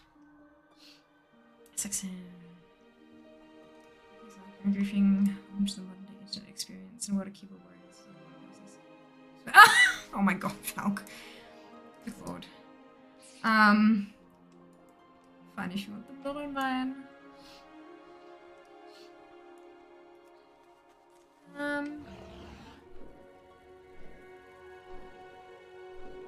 Very close to ding, are you? I'm getting there. I'm 72.35% through 57. So this one will be hitting 58 soon.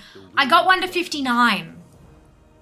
I got the first 57 that I leveled through Ardenweald has gotten to 59. Which is just, I mean, I was really tempted to go and do like a Torghast and kick her to 60, but I'm like, no. I have to stick with the system because then I'm just gonna get like, there's gonna be a stream where I'm gonna get like 60, and it's gonna be just mind-blowingly awesome. So I have to, it's hard, but I gotta stick with it. I gotta stay the course. Gotta stay the course.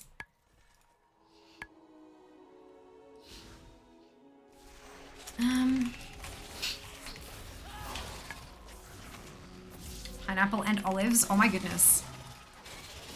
I don't think I've actually, if I've had like an everything pizza, like a supreme pizza, then I think it's probably had pineapple and olives on it before. But outside of that, I'm not sure that I've had pineapple and olives on a pizza. But I do like both of those things separately, so I wouldn't be opposed to trying them together. Yeah, the pitchforks. I know, right? I know. I'm a heathen, according to Alenia. I am a heathen. Fruit absolutely can go on pizza.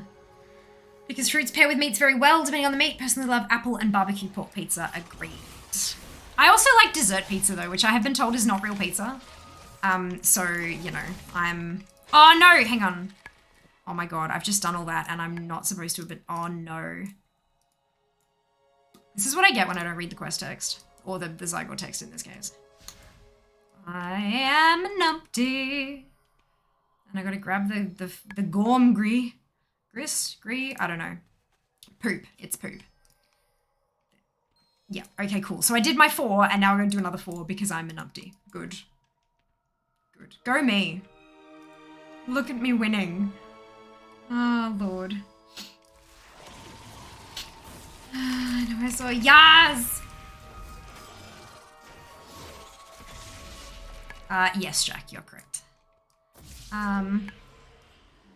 Yes, no, that's okay, Akia. Totally fine. Thank you for the grats. 90% of the ult just sit in purgatory until the end of Dragonflight. No? No, so, they're not in purgatory. They will absolutely be used for a whole lot of, like, collectible farming and stuff. The reason I need them at 60 is because of Lovers in the Air. I don't have the Heartbreak amount yet, and the assumption is, there is no confirmation, but the assumption is that when Dragonflight releases, the minimum level, like, so we got like BFA max level and Shadowlands max level, right? So when the max level goes from Shadowlands to Dragonflight, which is 70, the max level, the minimum level required to get the Heartbreaker will go from the max of BFA to the max of Shadowlands, which is 60. So if they're not 60 at Lovers in the Air, they can't get them out. They were all 50 at the start of this year for February. I need them all 60 for February next year, so that I can do my 50 attempts a day and get my bloody rocket mount. Because I want that Heartbreaker, and I will not stop until I get it. So yeah, it's fine. They're definitely not gonna sit in purgatory. There'll be a mad rush in February, and then beyond that there'll be potentially they'll get leveled even more if I don't get it in February, which I'm not going to. It's gonna drop, it's fine. But if it doesn't, then I'll start slowly working on them in case, and then, you know, just to get them up a little bit in Dragonflight, and then if I don't get it in the second year, well, then I'm gonna have to pull a finger out and go for it, just in case another expansion launches in 2024. So that 2025 is ready for the Fiami. But we'll see how we go. Fingers crossed I don't even need to worry about it, and I can just keep them at 60 and use them for transmog farming and mount farming, and the higher level they are, the easier more things are to farm. Yeah, like they can't really, at 60 they can't really solo a Shadowlands dungeon, but maybe at 70 they'll get closer to being able to do that, you know? That kind of feeling. Ryan Reynolds is awesome because sweet and salty, yes. Well, sweet and salty is a fantastic pairing. Has been for a very long time.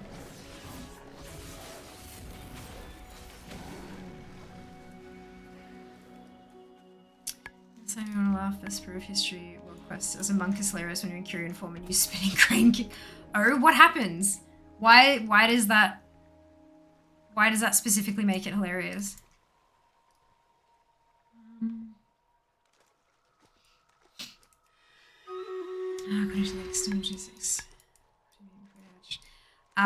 Look, yeah, possibly. Except that 14 was not the date for pre-patch, it was 25th, as far as I'm aware. But that's not confirmed. We have not got any confirmation on that. So you've got a couple of options. Either it's fake, like it's literally fake, which is unlikely considering that the Wrath thing lined up. But it could also have been a red herring, where they release a date to get people talking, but it's actually not right. Or it could be right, but it was right then, and things have changed internally, and it's not right now. Or it could be right. Like that, and there's probably a bunch of other options in there as well. But leaks, you've got to take leaks with a giant like salt lamp hunk of salt, because it's just not confirmed.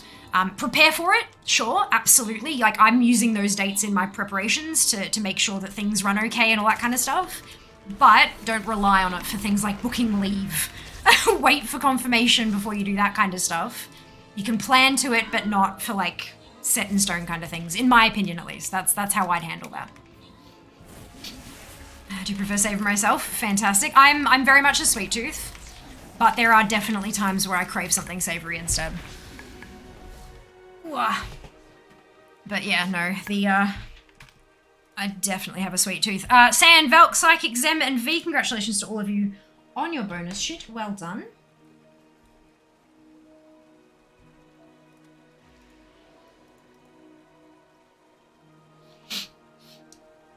Spinning wings make it look like a large chicken caught in a tornado.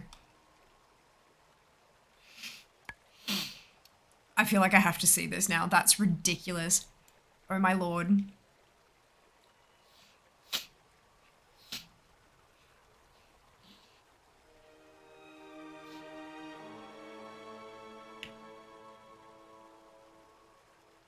It could, Vorin. We don't know. Like, they may just have that much stuff they want to pack into it, like storyline content and things, that they may well do that. I think what was the longest pre-patch? I think was something like 6 weeks. We did a dig into it like a few months back when we were all kind of speculating and having fun with it. But I'm fairly certain like the longest pre-patch we've had was something like 6 or 8 weeks or something. It was a long one. But they did it in like phases. Like it was the whole, you know, you get something that unlocks along the way kind of thing. Things get faster and more interesting as it goes along and whatnot. But yeah, it's like, never say never. Except just then. Anything is possible. You may have a pre-patch that comes out and then something explodes. Like literally, there could be an explosion and they have to push out launch date and we end up with a 12-week pre-patch. Like you just don't know. No one can plan for that kind of stuff.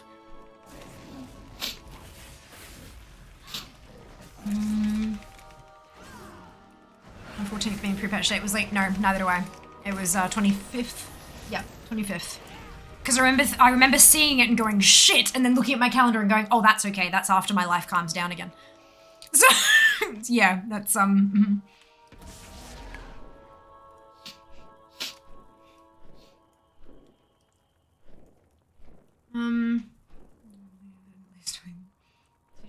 possibly? I don't remember.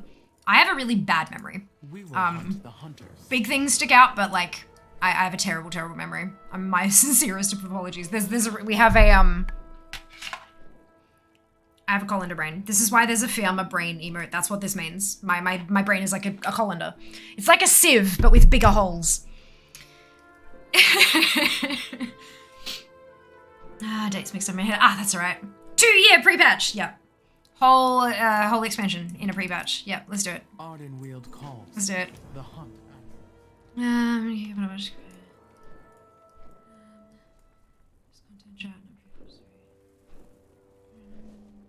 Different game, not easily compared. I would agree. Having played a fair bit of both of them recently, they are incredibly different. Incredibly different. I just took a capture of it if you want to see. We're gonna put it, a Warcraft channel in Discord would probably be the perfect place to put it, considering it is content related to Warcraft. Yes, perfect, Zam. Wonderful. So your memory, try me ADHD memory is in there somewhere. Good luck remembering where it's needed. Yep. Where did I put that? Yep. Dear Beta has already kicked it up several notches for me, but wow, we'll be fine. Character max, basically really fast and all the alts. Yeah, you have all the jobs on the same character. You can still level up alts though. You can still do things on different characters if you want to. There are reasons for it. Like you've got reasons to do that as well, but yeah.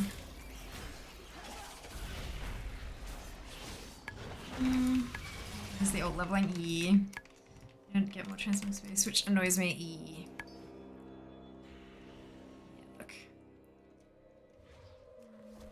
Replaying stuff is good fun. It can be, yeah, for sure. Depends on what it is. Depends on how much you enjoyed it the first time. But yeah, for sure. Going back and all those memories. Like, I get moments where, like, I'll be playing through and leveling something, and I'll hit a very specific area of a place, and all of a sudden a song will pop into my head because way back when I was leveling through this area and I had a playlist playing, this particular song came on when I was in this area. And so I have that, like when I enter that area, I get the song in my head. And when I hear the song, I get that area of WoW in my head. It's freaking trippy. Like, it's so weird. Like, my brain can hold on to that, but it can't remember, like, important information. Screw you. Like, why? Why? It's fine. And in a replay MSQ to level. I don't think so. I'm not sure. I don't think I've made it that far. In many ways, it's better. Yeah, it's a very, very different game. Well, yeah, but like they have their charms. Like both of them have their charms. They're very different games. Marketed to different audiences. By incredibly different studios.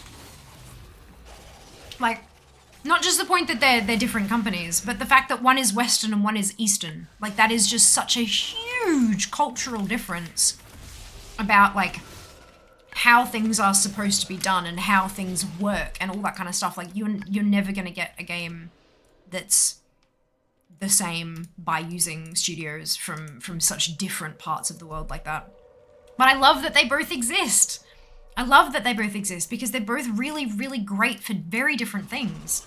I've been thoroughly enjoying my playthrough. Very, very muchly. But I wouldn't stop. I wouldn't trade them. I'd rather have both, you know?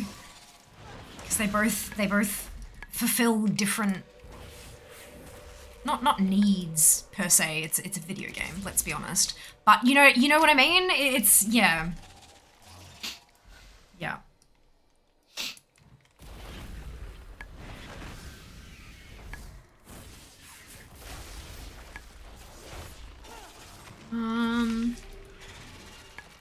ADHD brain goober. As my capture recorders. You feel anything? I feel like I have to sneeze. Show you annals of mine. That's me. That's I think it's Rare Scanner. I don't know where the sound effects are from, but it plays like a tooty horn thing to let me know that there's a rare that is on my minimap somewhere, that I'm near something that I should go and grab. So if that's what you're hearing, then there might be that. Every game with the same, no reason to make new or different games and experiences. Mario won't be Mega Man, won't be Strider. But they're all platformers, you know? Yeah, for sure. For sure. Brain can remember every piece of dialogue in movie, social cues like GTFO. Oh dear. So the Discord, amazing, Timo. Fantastic. Thank you so much for that. Play WoW, for music 14 kills with 2. Will feel different itches. Beautiful. Wonderful. Seeing as I started my insertion in the stream for my voice. Reading a story of this would be cool. It would be. I agree. Copyright. IP. The reason I could read the story earlier is because on their website there is no, like, there's no IP protection or trademark or copyright or anything like that. And so, yeah, producing somebody else's content without their permission on stream is very much against the rules. Very, very much against the rules. So, without permission from Blizzard, I'm not able to even do a live reading, because essentially it'd be a live audiobook. And especially when it's, like,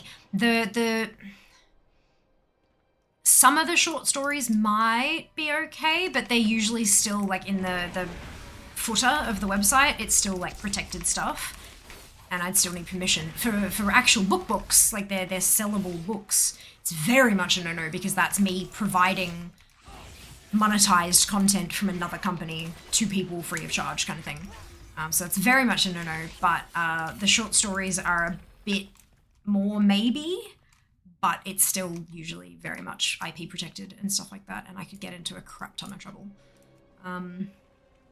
It is something I've considered talking to, like, so I have a contact at Blizzard ANZ specifically, like their Australian offices, who is my point of contact for stuff. Like, I've done a couple of sponsored streams and we've had some giveaways, and for, like, like launcher schedules and stuff like that. And I have considered reaching out to them and asking like, what is the go around that? Is it something I can do? If it's not, could you introduce me to someone who I could ask or something like that? But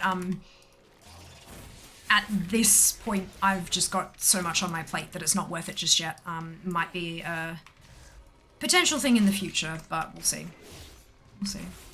Yeah. I like this. It'd be awesome. It's alright. You don't need to patronize me with a laughed apology. That's not okay. You know, like, I know it takes a bit of maturity to recognize that we weren't all lovely humans when we were younger, but why laugh when pretending to apologize? It's don't do that. That's gross. It's well, you think about it, like if you pay for something, if you buy an audiobook and then you make copies of it and you give it to all your friends, you're giving somebody access to a paid product for free, and you're literally taking profit away from the person who originally recorded it or wrote it or whatever, right? So it's the same thing. Because streaming on Twitch it's a free to access thing. Yeah, okay, you get ads and they chop off things in the middle, and some people do subscribe. You can still access the content for free, and you could even go back and watch the VOD non-stop with no ads. So it's making somebody else's hard work that they charge for available to others for free is very much a no-no. Even if it's not, strictly speaking, illegal, it's still a shit move. If I had a platform, like if I had like my stuff in Discord, there's a sub-only chat channel.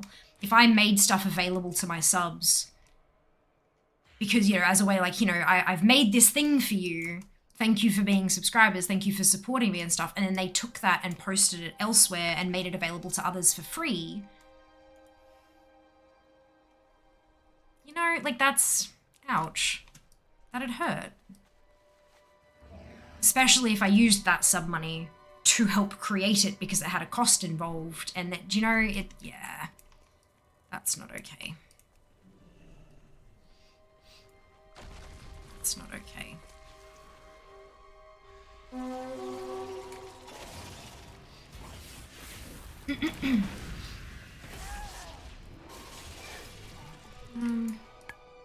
Grim when I hear, but I will pay you an exposure.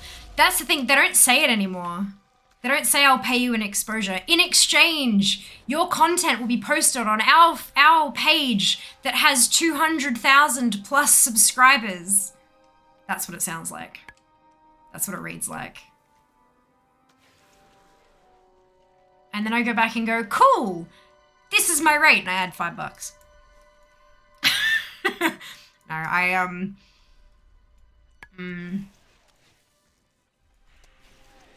yeah. Yeah, I need let's go for a fly around, I think. I'm bouncing around aimlessly. Oh, there we go. See, that's all I need to do. Get up a little and get a better perspective of the ground. Yeah, look, there are absolutely some times where it is worth doing something in exchange for something else. Like, especially like considering size as well. So the amount that you'd charge for a piece of content, I get 58. So the amount that you charge for a piece of content will depend upon your analytics, right? So sometimes that'll be your follower number. If it's a static piece of content, it'll be follower number. If it's something like this, a sponsored stream, your rate will be based on your CCV, your concurrent viewers. And sometimes someone will reach out to you and say, this isn't a paid opportunity, but we want to give you product X in exchange for an Instagram post. Okay. So, first thing, do I actually want this product? Is this a product that I would use, that would benefit my life, that I would be comfortable advertising to my followers? If no, stop here. If yes, okay. How much is the product worth? How much in your rate sheet, or you know, what would you usually charge for an Instagram post? let's say you would charge $10 for an Instagram post. This product is worth $15.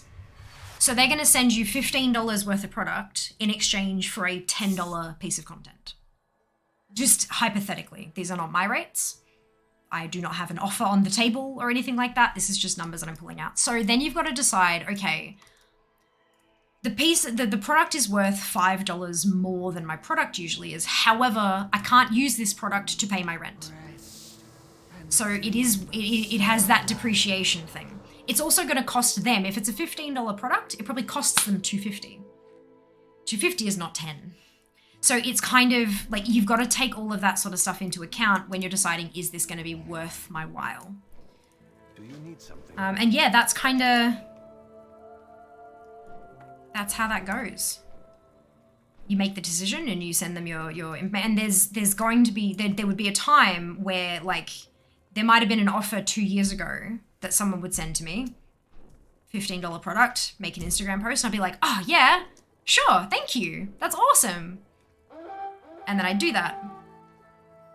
And then 2 years later, like now, if I'm like $15 for an Instagram post, because maybe my rates have gone up, because my following has gone up, maybe my content, I have learned more things and I'm able to put more effort into my content, so it takes me longer to make that content.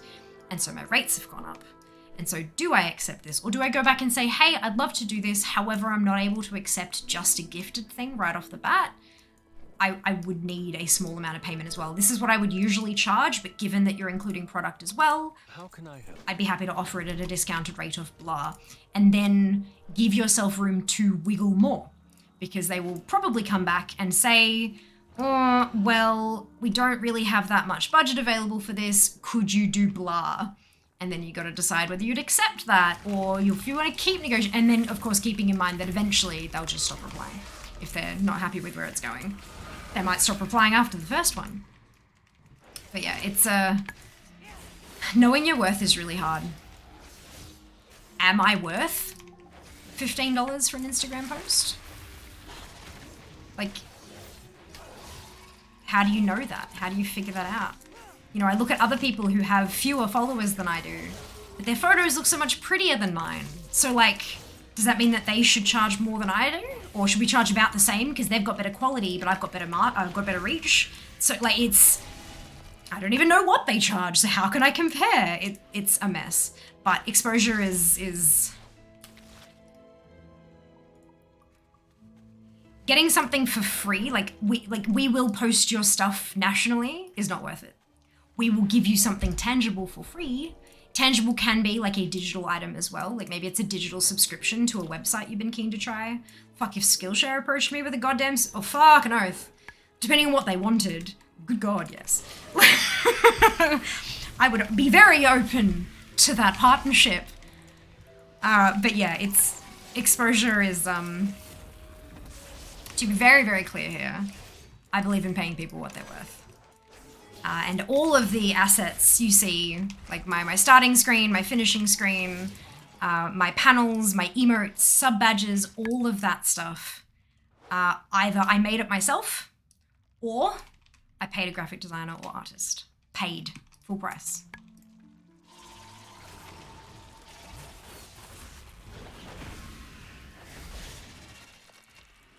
Because that's what we do. If I want to be paid my worth for my content, why the hell shouldn't I pay somebody else what they're worth? Pretty easy. And if you're trying to commission something, for example, if you're trying to get a piece of artwork for someone's birthday and you get a commission price that is larger than you were expecting, there are a couple of ways that you can respond to that that are absolutely appropriate. And Sheba, please feel free to correct me if I'm wrong on this one. If you're still here, you might have passed out. But for me personally, Sheba is the emote artist for most of my emotes as well as one of my mods. But for me, there are a few ways you can respond. So let's say you've got a budget of $50 and you ask an artist that you've been admiring for a while for a commission, and they say, okay, the commission is $200. For what you want, it's $250. And you go, holy Jesus. That's 5 times the amount that I have budgeted for this. I can't afford that. You think that. You go back to them and go, oh wow, that's not quite as much as I don't quite have that much saved up. Oh dear. I have a budget of $50. Is there anything within your commissions that I could purchase for $50? Like instead of a thing with 3 characters, full body and a full color background, what could I get for 50? Maybe you'd be able to get a line art sketch of the 3 of them from shoulders up, for example. Maybe, I don't know. Like it depends, each individual artist will set that, but you know what I mean? Like you could get something that's not quite your full imagined dream, but something that still fits the bill that's scaled back a bit. And I'm not too sure on you could just thank them for their time and say, I'm very sorry, I can't afford that right now, but I appreciate you taking the time to respond to me. Peace. I'm not sure what the courtesy is around recommendations of other artists. That would be a kind of a sticky one that I'd probably see if you have an artist friend who you could ask, like, how is this okay? I'm not an artist, so I don't know if it's okay. But there is a chance that, like, a lot of artists would probably be, like, a group, you know, communities. People are involved in communities. And maybe there's someone in that community who is starting out, who's maybe not quite as experienced or not quite as confident or whatever it happens to be. And they're trying to do cheaper commissions to try to get their portfolio up, or they're trying to practice more or something like that. And maybe they'd be able to do what you wanted, but in a bit of a different style, because different artists, different style, for a lower price point. But you'd probably be better off joining an artist Discord yourself that is open to people requesting commissions and seeing what you can find, rather than asking an individual artist, do you know anyone who's cheaper?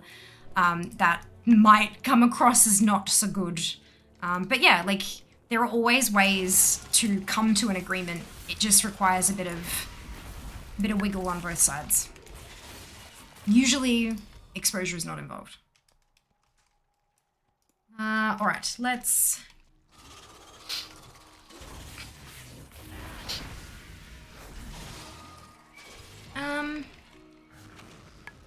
I've heard people have done it Patreon exclusives before. It's a pain to deal with, yeah, and they should not do that. That's absolutely horrible.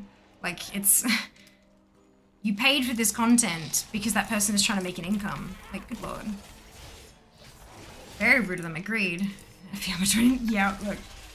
The size of my social media. Social doesn't necessarily equate to profit there. Exactly. Absolutely. And people seem to think it's fine. It's like, oh, but my 200,000 followers will follow you and you'll get more followers, and no, followers don't pay the bills. They can help lead towards paying the bills. But there's extra steps involved there.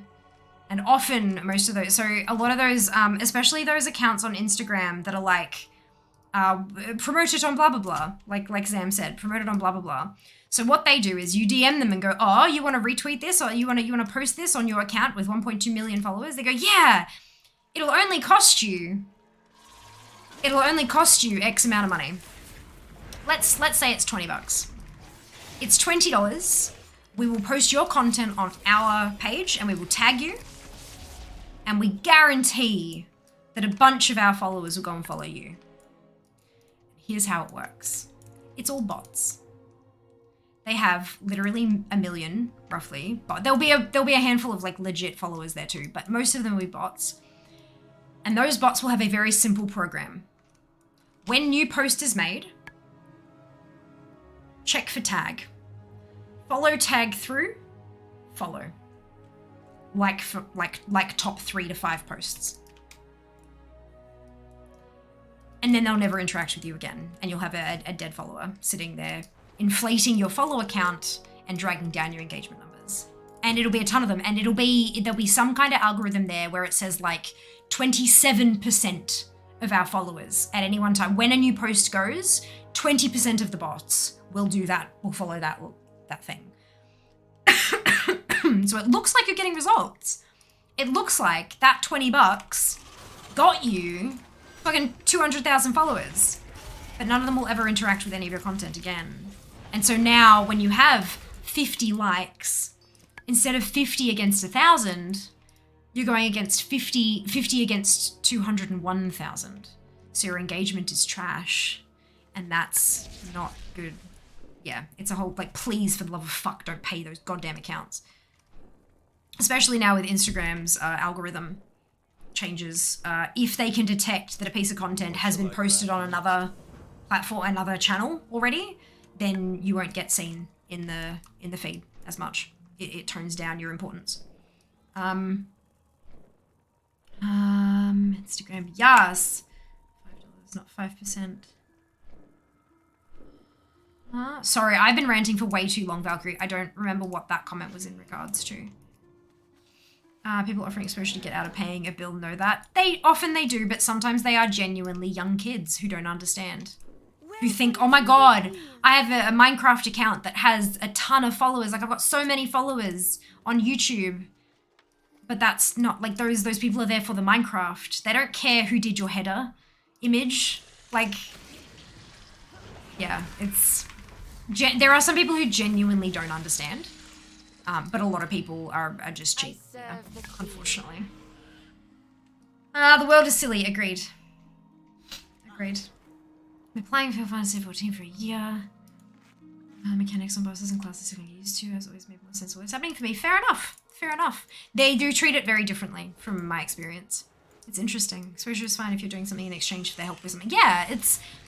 Look, if both people can agree to the terms, then you're golden. But that's what you need, both people to agree.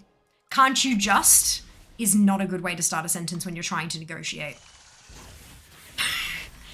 No end of tragic stories of eager content producers agreeing to contracts that no lawyer would ever advise them to agree to. Sounds like a lot of the time. Yep. Yep. I was offered a contract about a year ago now. That I said, yeah, sure, no worries, looks good. I'm gonna get my lawyer to have a look over it. And I engaged a lawyer to look over it because this was a contract that would have made potentially a huge difference to my life. And so I got the lawyer to look over it, and they gave me back a list of things that they would advise I ask to be changed, and things that they advised I asked to be removed. And so I did, every single one of them. I went back and I said, hey, so I got this back from the lawyer. There's some changes they've suggested I suggest. Here's what we reckon. What do you think? I got a, let me take a look at this. I'll get back to you soon.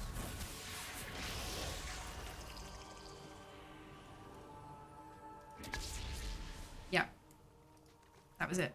End of story.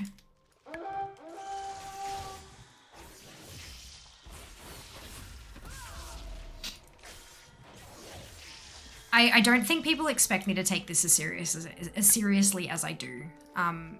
I treat, this is my business. This is my future career. And I am going to make damn sure that I do it correctly. Because if I don't, I'm setting myself up to fail at some point, and I don't want that, because I love what I do. And so I take everything as seriously as I feel it should. I read contracts before I sign them. If it's a big deal, I send it to a lawyer. If there's one little paragraph I'm a little bit iffy on, I ask a lawyer. Never ask the contract writer for help interpreting the contract. They are not allowed to do that in a lot of jurisdictions, but they will also potentially, depending, like you can't necessarily trust them to not do a dodgy, right? They have their best interests at heart, not yours. And so you need to find someone with your best interests and get their opinion. If you need to pay that person like a professional lawyer, then do it. Especially if the more you stand to gain from a contract, the more you should invest in making sure it's airtight. Personally, that's what I feel. But that is just my opinion, of course.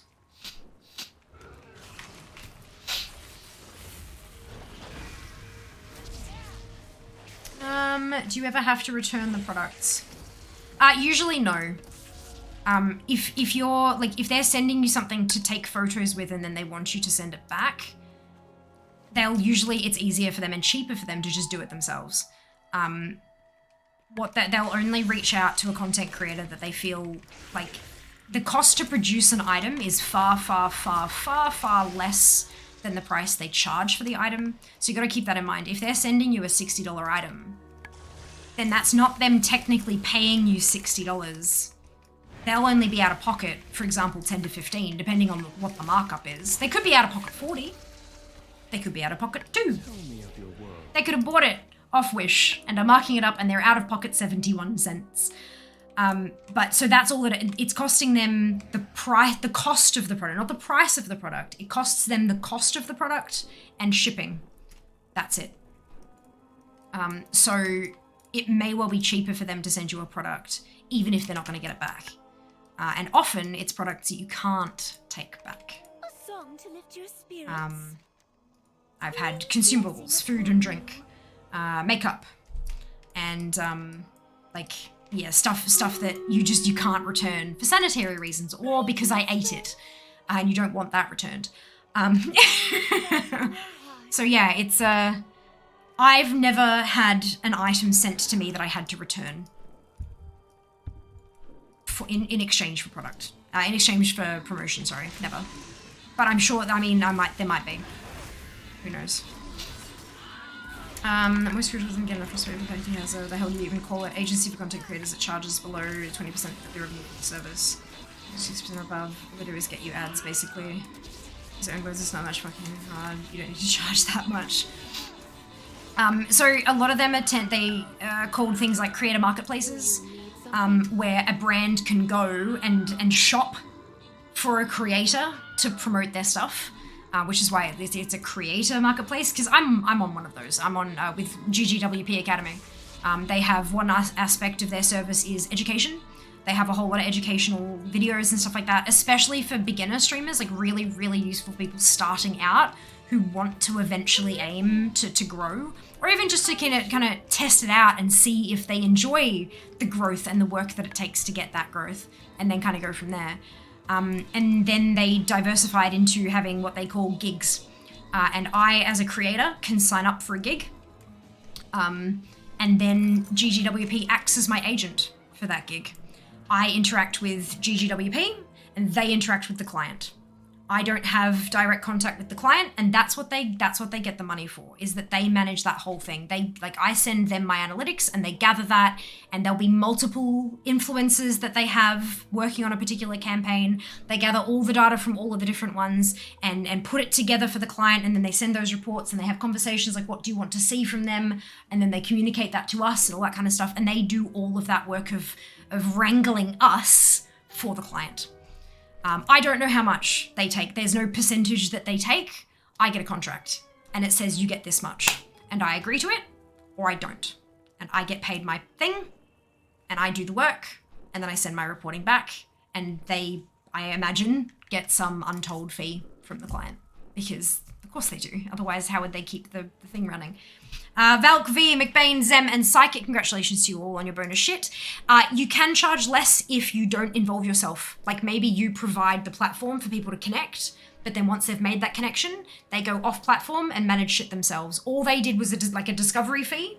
You found them through us, so we'll take a fee, but then we're done. You guys handle your shit separately. That's definitely a way to lower costs, for sure.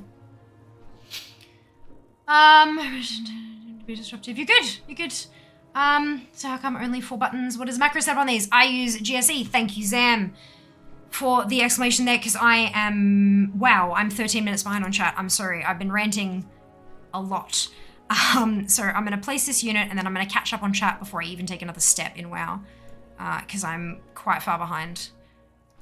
My apologies. Look, I get a little ranty when I'm talking about creating and how I do my business and stuff, because it's not information that can really be found out there very often. Some people do it, and there are some blogs and stuff around that you can sort of get some information from, but it's not like, people often don't talk about it because it's kind of this thing, this like, I can't tell you my secrets, or obviously I'm never going to break an embargo.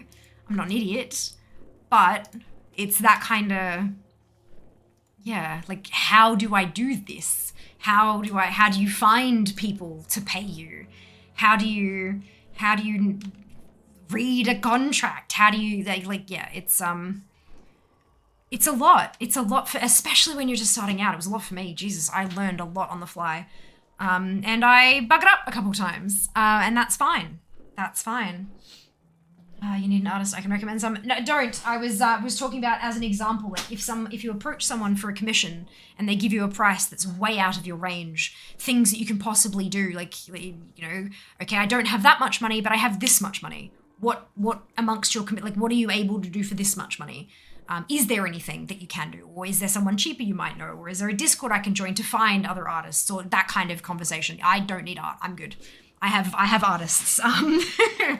I have a couple of people who I go to for my stuff, and I adore both of them and both of their body of work. And I find that it helps me keep things consistent if I go back to the same artists consistently. It means everything looks the same. Brand! Okay. GSE. Every day is as good. You learn something new every day, don't you, Sad? And now that you have learned about GSE, you have learned about your new thing for the day, and you can turn off your brain. That's how it works, right? That's what I do.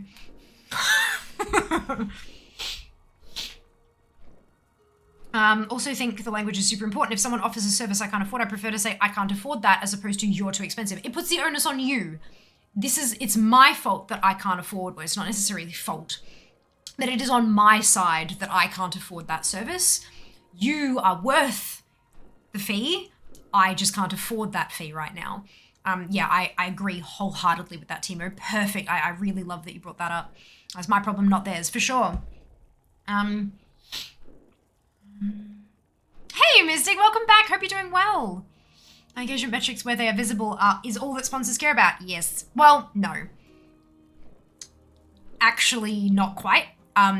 But it usually takes word of mouth for the other bits to spread. I've had... I've been picked up for a couple of things based on my metrics, but then after the fact, and I've been, there've been a handful of influencers that they've picked, and I've been at the bottom of the pack because I'm smaller still, but they've kind of taken a chance, and then afterwards they've gone and said, oh, out of all of them, we'd absolutely work with Fia again. She super, like, she very professional, smashed the thing out the gate, all that kind of stuff. Getting your foot in the door is your metrics. How you behave, your professionalism, how you engage with, like, how they actually watch you engage with your community, because you can't, this is not a metric. You can't put a number on this, unfortunately. If we could, good lord, I'd be doing much better than I am now, but you can't. So having them actually having to come and watch me do their sponsored bit, they kind of go, oh, right, okay, shit, cool, awesome. So yeah, the metrics you need the metrics to get your foot in the door. But who you are opens it the rest of the way, often. I am not yet. I do really need to be honest about this. I'm glad. Again, I'm never going to break embargoes. I'm never going to share stuff for which I have signed confidentiality agreements. I'm not an idiot. Word travels fast. I will get no work ever, like anywhere if I do that kind of shit. But if I can share it, I will. And if I feel comfortable sharing it, I'm not going to tell you my income details.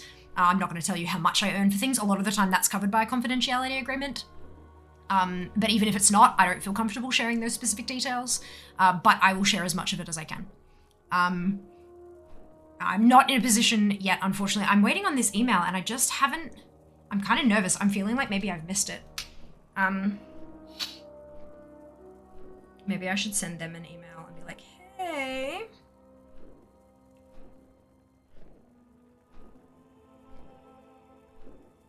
I will. Give me just a second.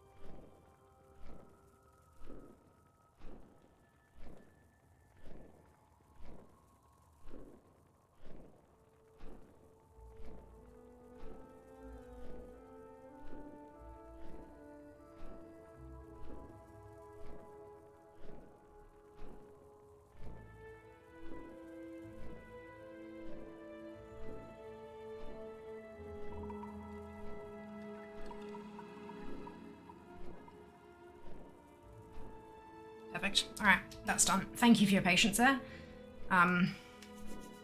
Cool. Having demon hunter. I mean, also that, yes. All you really have to do is get near body water, make money, doing it right. Again, we're not going to shame on other people. We don't knock people down to lift others up. Like, you don't have to do that. And I mean, sex work is work as well. Let's not shit on people for doing a job. Thank you. It's like there's something about adding 5 to a quote or something like that. Oh, right. If they're like, if they're like, oh, can't you do this or that or that? And if they're pissing me off, I just bump up the rate. Yeah. Yep. Yes, it's GSE. It's awesome.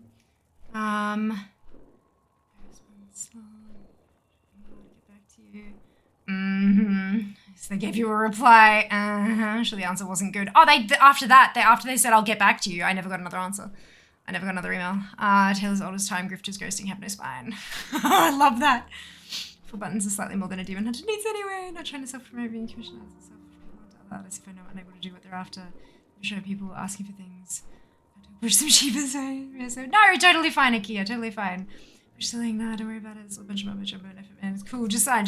Yeah, nah, read. Do not sign anything without reading it. Not a thing. Eclipse allowed. You can't link them in chat because links will get blocked. But you can clip, and there's a clips channel for stuff in Discord. But yeah, you won't be able to post them here just because of the link protection.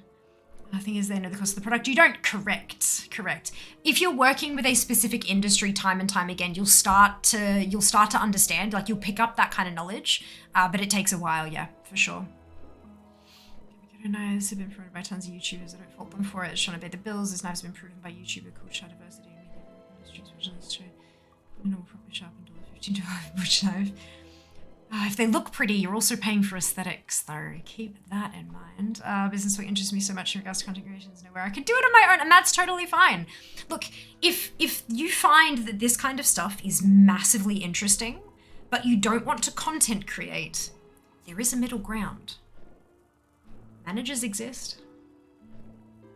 They do all the back-end shit, and they don't go on camera. Like that's what, talking about GGWP and stuff like that, that's what they do. They manage this stuff from a back-end perspective. I know countless people who streamed and they got to a point where they started getting these things and they found so much interest in like negotiating and stuff. They're like, this is really cool. They stopped streaming and became managers for others. They didn't make any of the content themselves, but they helped others get to where they got to and then helped negotiate those things for them and took cuts. Like, that's a job. Manager is a job.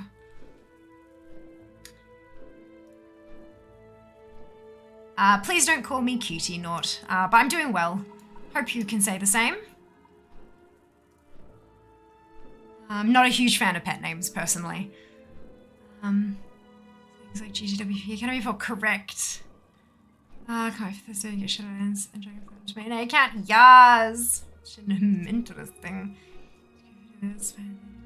Wonderful. I'm glad to hear that. Thank you. This stuff up. Oh, absolutely, for sure. Let's brand a cat. If I can see a cat, I'd be happy. No animals. I'm not allowed to have animals in the apartment, nor I can barely afford to keep myself alive, let alone another secondary dependent creature. Still alive. The timing.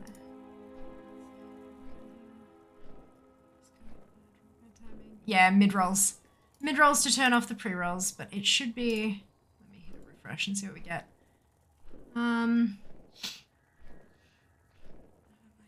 NDA, correct. You'll be the one that's broken. Mm-hmm. The ability to celebrate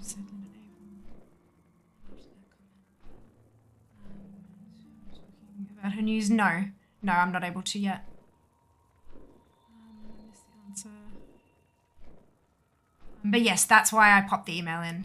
Yeah. Bad clients. Yeah.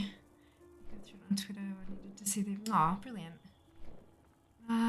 Jess's makeover, yeah. Very different. No, I need someone to manage me. Fair. There's anything people sign declarations really should every single day. Literally can't use the internet without doing so these days. For a lifetime to read them all, absolutely. Absolutely. But when it involves money changing hands, you should absolutely read it. If it's like signing up for an account that's free and stuff like that, obviously reading it is a good idea because, you know, if there doesn't seem to be a product, then you are the product. They're selling your data. That's how that works. Like no one gives anything away for free. But if it does involve changing, like money changing hands, you need to know your rights. It's important to read that stuff.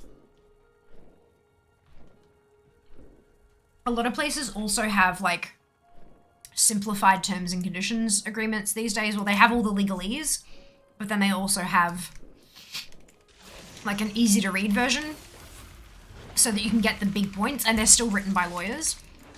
It's not just something that they had the intern put together to make it easier for people. Like they actually have to have it done by proper people who are in the know. A lot of the bigger websites do that kind of stuff nowadays, which I think is a really good idea. They still have like, and in court, they will still default to the legalese, but you can kind of understand your rights a little better. Maybe possible career change. Ah, wonderful. Terms of service didn't read, so it gives you TLDR version of tosses. Interesting. Is that run by like lawyers and shit, or like how does that work? I'm put to read how much of a degree you're being fucked. Yes. But also like the big thing that I look for when I'm reading my contracts is what are my responsibilities here? Because sometimes it's you have to like post content, right? But do I have to post content that I have created myself? What hashtags and tags do I need to use? Am I waiting on them to send me a thing and then I'm posting exactly copy paste verbatim what they have said? Am I allowed to change things into my voice? Voice is a obviously I have a voice, but like if you know you write the phrase I am very happy, if you have like 7 or 8 different people, they'll all say that sentence just a little bit differently. Like, I'm so happy. I'm really happy, guys. Like, I'm so happy, exclamation, exclamation, emoji, emoji, emoji. Everyone has their own voice. And so when you're writing stuff from a brand perspective, I am my brand, so it's a little tricky there, but my brand has a voice, and that voice is my voice, but it's not a client's voice. They would say, like, they would advertise their stuff, but I'd advertise it just a little bit differently. And so I put stuff in my words, and then they'll usually approve that and maybe change a word here or there where I've just not quite gotten exactly the message across that they wanted me to, but that kind of thing. So what I look for in a contract is what is my responsibility? What do I need to do? And I'll often make a list while I'm reading the contract. I'll make like a bullet point list in like just a notepad file. Like, I have to tweet this. I have to use hashtag. I have to tag blah, blah, blah. I have to have a photo with the product. I need to have a photo of the box of the product. I need to have this, this, this. I need to not use these words. I need to, like, you know, not tweet about a competitor for X amount of time. Or do you know what I mean? Like, it's that kind of, those sort of things to make sure I know what my responsibilities are. Time to go already? Then the second read, I go with what their responsibilities are. What are they going to give me? What am I going to need to chase potentially? Most of the time they're pretty good. They want you to do the thing for them so that they get their money. But sometimes you have to chase them for something. So what are their responsibilities? What do I have to wait for them from? That kind of thing. And I don't usually make a bullet point of those, but if it's something really big and important, like I can't do this thing until I have that, I'll make a note of that. But yeah, it's like, you gotta be careful because a lot of contracts, like you don't do one thing that they asked and the whole thing's void. You don't get paid. They can ask you back for the product back, or in cases where you can't give the product back, they will ask you for recompense to the value of the product. So like it's, and in the contract it'll often be, you know, one hat value $20. And so you have to pay the $20, not what you think it might be worth, but you have to pay what it says in the contract kind of thing. So you want to make sure you get it right. Not to be scary, ooh, it's so difficult, but it's a professionalism thing. Make sure you do the job. So that way you never have enough time to read it. It's calculated. It's the one lifetime. Actually told me things. Yeah, you've said that a couple of times, UI. I've been trying to move on from that by, you know, engaging with you on other comments.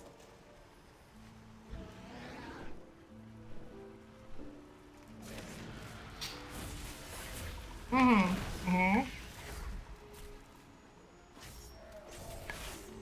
going to lift all 3 fingers up at once, but I did all 3 hydrates. That was from 15 minutes ago. I'm sorry, Sam. I've been too busy trying to catch up on chat. I'm a terrible. And I have a stretch. Wonderful. Oh, no. Oh. Oh. Okay.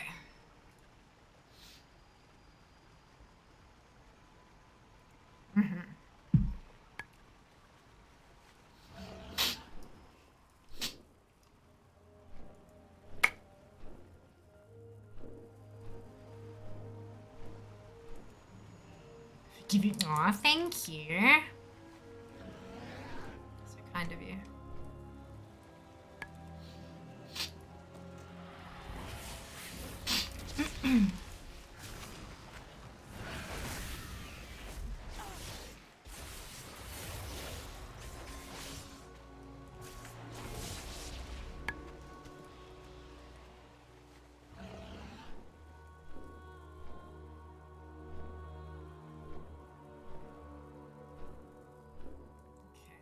I would be glad to assist you. So Gwenna, let's grab a pile of this and a spool of that. I just need to get the mints, the leaves, and I can get all of the booby-trapped stuff. But first, it is time to interact with the playful trickster.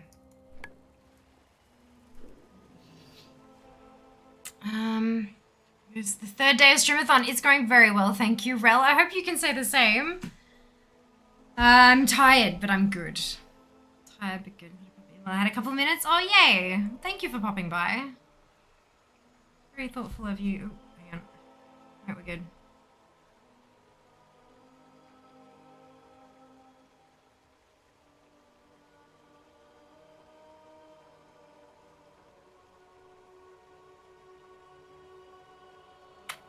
Dance.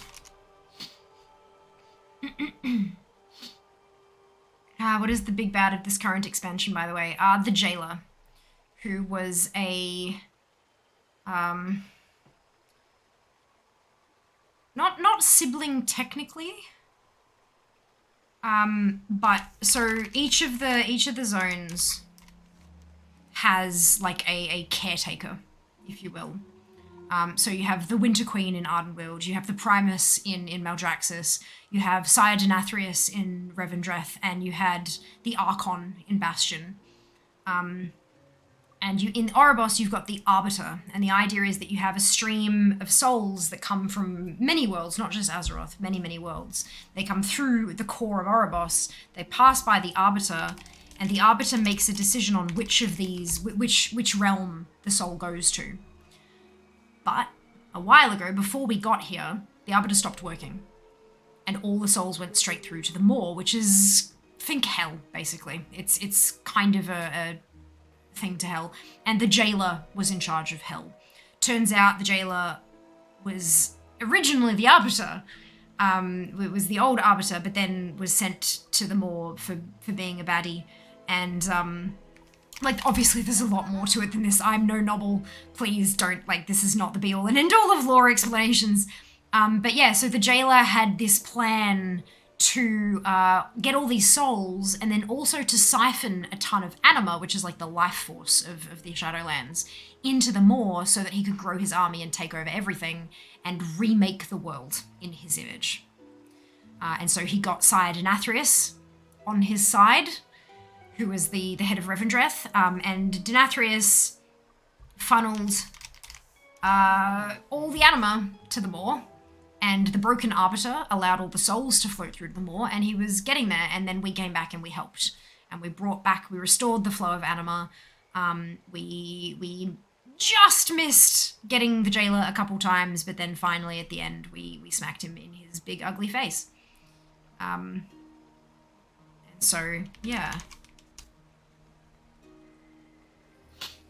That wasn't a half bad, like, I mean, I've missed a ton of stuff, but like, that wasn't a half bad explanation, was it? For those of you who have actually played through it. How can I help? like soulmates. Yeah. Like they weren't siblings, but they were cut from the same cloth kind of deal.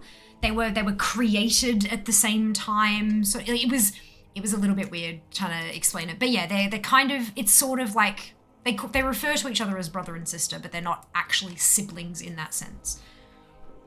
Oh, excuse me. Jokes. Just ask you now. Pretty much. Expect brilliant. Pretty good to out. Oh, good. Okay, good. I'm glad. Obviously, there's a ton of other little bits along the way and stuff. And it was a lot. It was a lot of fun to play through. And it actually did fill out 2 years worth of content. But that was kind of the general gist of that's the explanation of the jailer. The explanation of the big bad guy. There's a lot of little bad guys we've had along the way. Of course, as always. Keep going and work on the other chicken every. That's okay, not a worry. Thank you for the stretch redemption. I'm doing all right. My jaw is starting to hurt a bit. I think I might have to take some painkillers in a sec. But yeah, I got my first 59. First tune to 59, and I was very tempted to just polish her off and make her 60, but I'm like, no, I have to stay the course. Gotta stick with my methods. It'll make the payoff so much more just awesome at the end. What shall I craft next? Having them all at like 59 and a half, it'll just be like 60, 60, 60, 60. So like that's just gonna be brilliant. But I was really tempted. Yeah, so far so good. Oh, that's so close. Yeah, like literally, where's she? There you go, 59 and 52%. So literally 59 and a half. Oh, yeah. Whispers of the jailer all the way back in Wrath. There was, yeah, because the reason, the way that we got into the Shadowlands, the jailer actually is oh god, I wish Jas was here. He'd probably be able to correct me. I believe that it was the jailer's voice that comes from stuff like Frostmourne.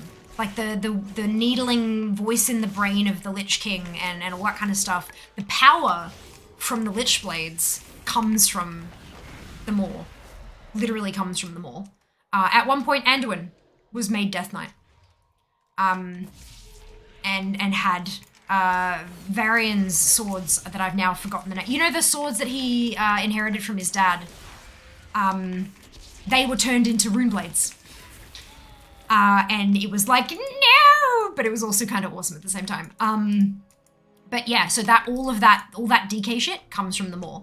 And so there have been those whispers for forever. And the whole reason that Sylvanas wanted to go to the Maw is because she's been there before. When she leapt from ICC with intent of suicide as a Banshee, because she got there just after we killed the Lich King in Wrath. Like the way that the place that the short story fits is it's right after the Lich King falls. But I think before Bolvar took up I can't remember. Anyway, she went up there and she leapt off ICC, leapt off Icecrown Citadel and visited the Maw. And that's where she found her Valkyrie, her Valkyrs, and it's the same thing, mostly, and so she went up to ICC again, took the hat off Bolvar, and tore it in two, and it ripped the sky open. Do you need something? And so the way that we were able to get there was by putting the pieces of the helm back together, essentially, and using it as a portal stone to get to the Maw. While on top of ICC. It's a real, like, honestly, if you, like, playing through the Maw intro the first time is actually really cool. Playing through it multiple times, I understand why people didn't like it, I get it. But playing through it that first time felt pretty fucking epic. It was just... I'm already live. That was my get ready for stream alarm. Usually I start an hour from now. But yeah, it was pretty awesome.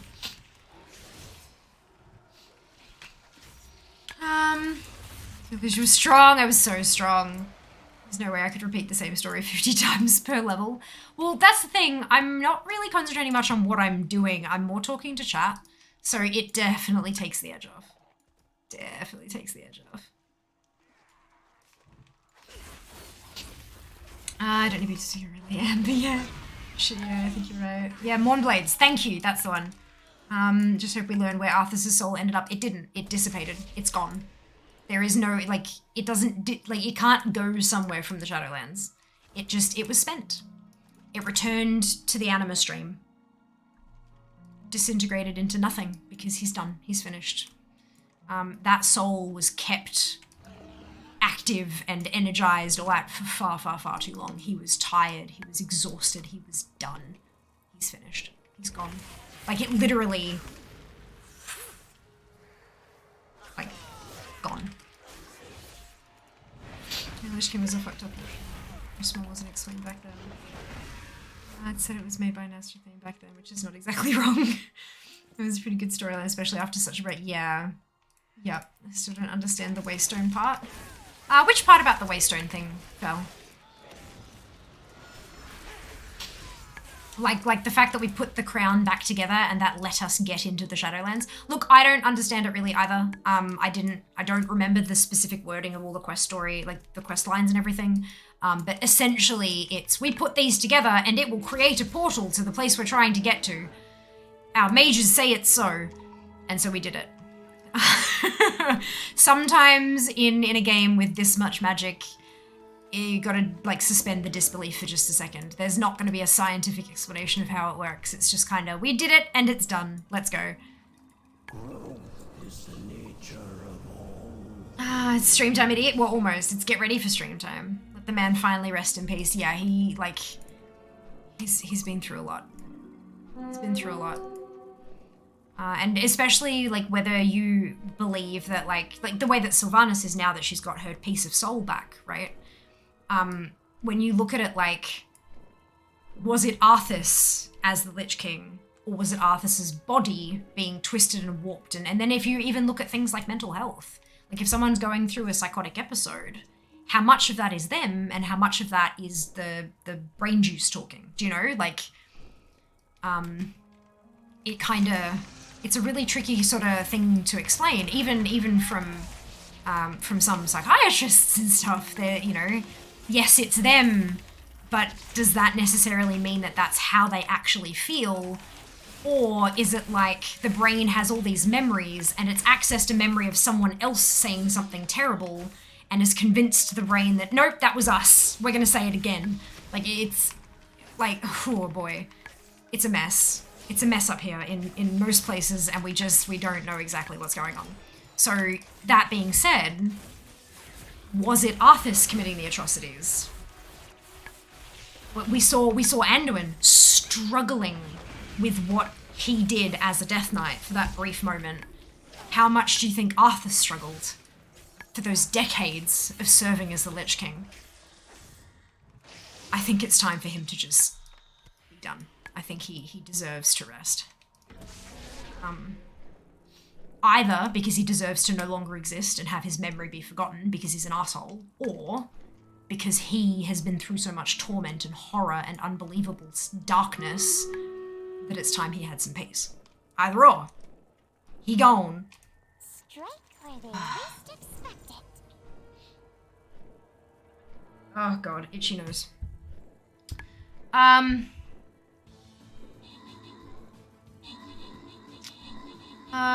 They were placed by the first ones back then because they knew more walkers would need them. The supposedly inactive Waystone that only reacted to the player and no one else. Yeah, look, we're magic. Like, it's just, that's literally it. We are the main character here. We're all the main character, and again, it's the whole plot armor, it's that kind of stuff. It just is. Suspension of disbelief. Have you ever met a pet that fucking hates everyone, but then that random friend of your cousin comes over and all of a sudden the cat loves them?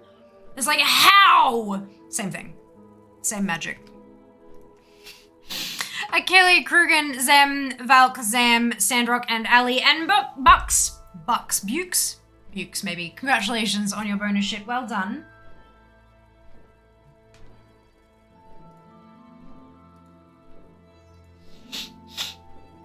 There's a theory that just how Uther Soul was split by Frostmourne, possibly Arthas was split. I'm definitely okay with with him never coming. Arthur's last words were, "Father, is it over?" Yeah. Yep. And that was before he had to go through eternity in the Maw as well.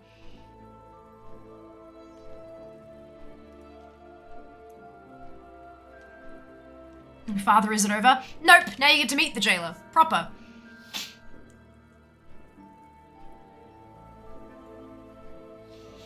Hello, Sleep. Welcome on in. Hope you're doing well today. Is it to do with both Nazul and the jailer? We're demigods. You are not wrong. You are not wrong. Place your units. So many voices in his head that trying to retain a sense of himself must have been well insane. Yeah, absolutely. Like even the strongest willed of people will eventually break. There is only so much that we can handle, for sure. We are Azeroth's chosen champions, and supposedly that connection allowed us to become more walkers, if I remember correctly. Right. So we are imbued with Azerite, and that kind of... Interesting. Okay. Oh, because Uther didn't get mind wiped like he was supposed to. His original intentions were entirely pure. They were. I think it got a little bit lost once he started hearing those whispers. I think they got a little twisted, and it was like, yes, I will do this for my goal. Yes, goal. Yes, for the goal. But yeah, no, for sure. Originally he wanted to save his people, and I don't doubt that watching so many of his people die in the first place started the change, started his shift. I cannot, like, for those of you who played through the pre-patch to Battle for Azeroth, the War of Thorns, and played through the Alliance side specifically, I think we just hit an ad break, didn't we?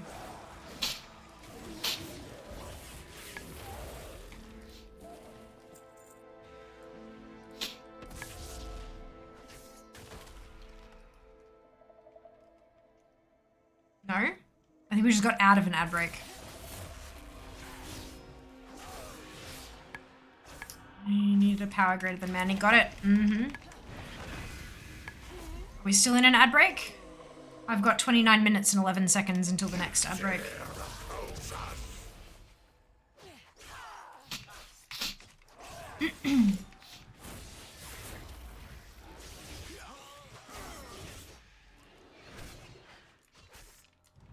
I've got here that the ad break should be finished, but maybe it's being slightly staggered due to latency and stuff like that. Well, hopefully Valkyrie will let me know when they're out, and we can assume that most people will be out when they are.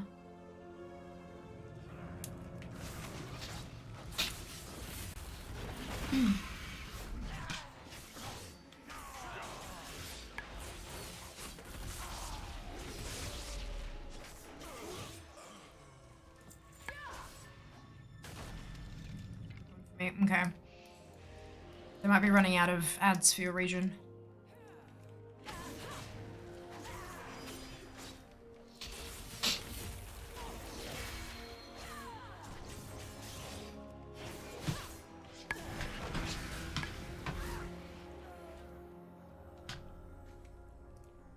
I will have you all know that I've just taken my last mouthful of my breakfast.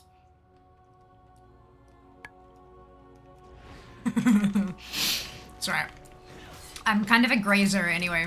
If you know, like, there are people who eat like a meal and then a meal and then a meal, and then there are people who like snack all day. I'm definitely one of those people. I can take a meal and make it last a few hours and then start the next meal straight away. I know it's 3. Shh. It's fine. Alright, I think we're gonna be well and truly out of ads now. So what I was gonna say, for those of you who played through the BFA pre-patch, the War of Thorns, specifically on the Alliance side, you may remember the burning of Teldrassil. And when that happened, and you were sent into Teldrassil to save people, to bring them to safety, right? And I will never forget the feeling that hit me. When I noticed in the quest pane up the side here, I saved someone. I'm like, yes, okay, can I save 2 at a time? Yes, okay, cool. Let's grab a whole bunch of people and take them back, cool. And then I realized that there was a timer.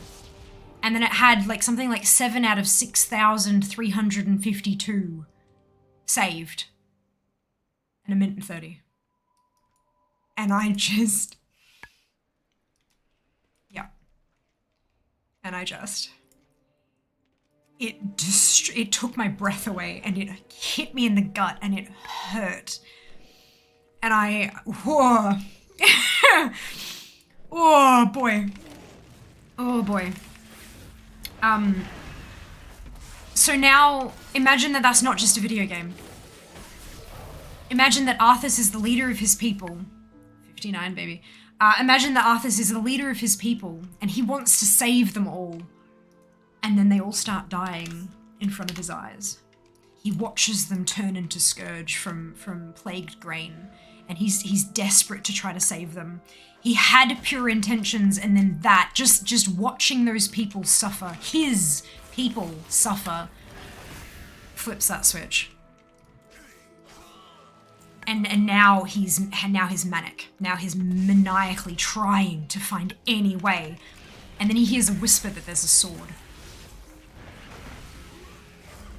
And then it begins. He's already starting to lose his mind just by that unfathomable loss. Unfathomable loss.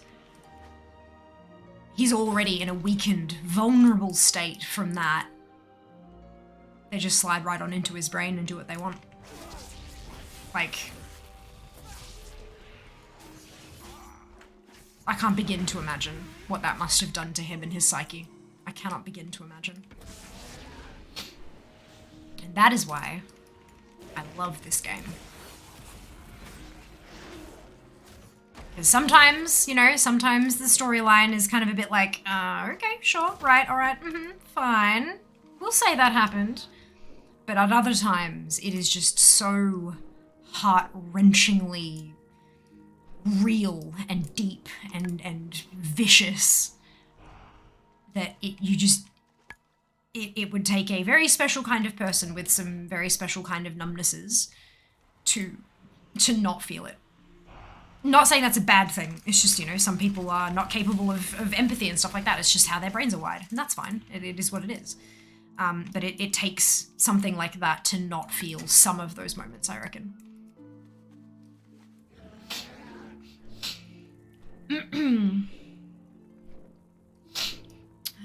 So it takes 5 hours. Hey! Most important meal of the day because it spanned most of it. Look, all of you, shut it.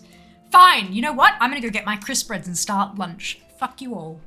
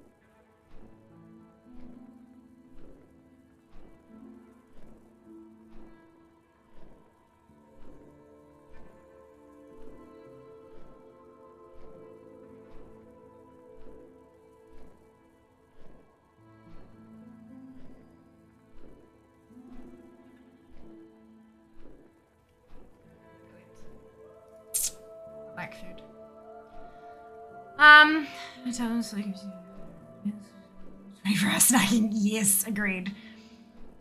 And it has to be like not snack foods. It has to be like actual proper like food, but that is consumed like, yeah, anyway.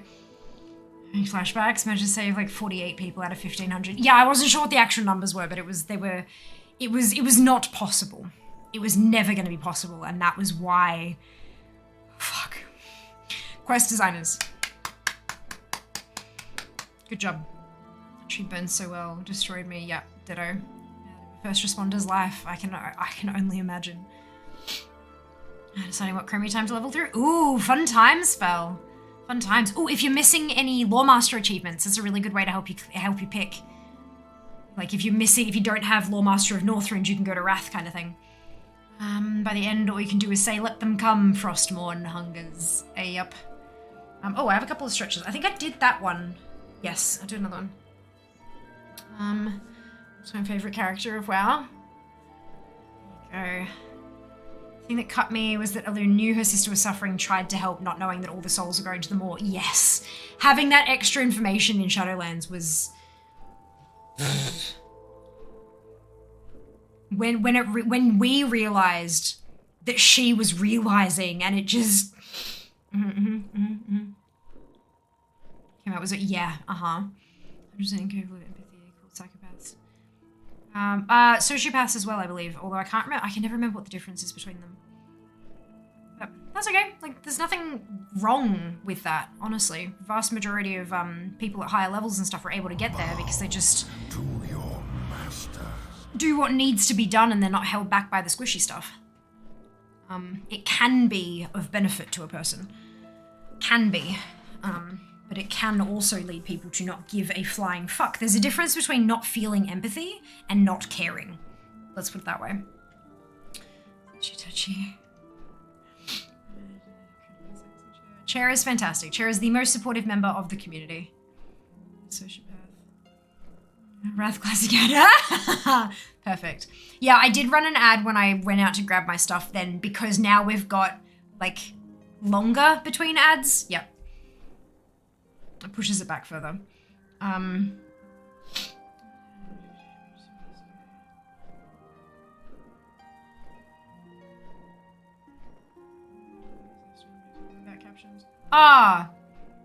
I said delete both. It mustn't have deleted them both. God damn it. Yeah, I was, everything was exploding right before stream and I was like, ah! So I accidentally hit go without putting the captions on. Or the link. Very good at this. No, not always. Cruelty is not just an absence of feeling for others. Cruelty is wanting to inflict harm. And just because I can't feel what you're feeling doesn't mean I want you to hurt. That's two very different things.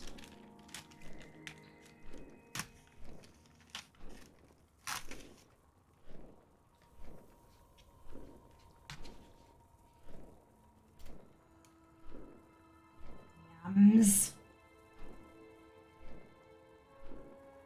I'm not saying that there aren't cruel people who are also psychopaths or sociopaths. That's absolutely true. But they're not inextricably linked. You can be one without the other. In both directions. Not all cruel people. Like, some people who are cruel absolutely have empathy for certain people in their lives and they just want to hurt everybody else.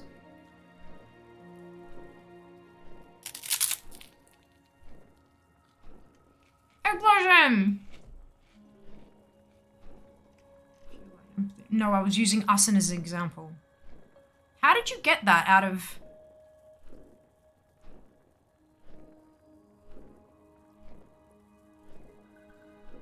It's like me saying, like, you know, okay, so if you approached me and you wanted to give me a sponsored post and blah, blah, blah, blah, you're not doing that. Nor do you have anything particularly that you may want to sponsor. I'm just using it as an example to kind of put people in it to make it easier to understand for certain things. Like, sometimes it's easier to personify the concepts that you're trying to explain. Not everything is literal.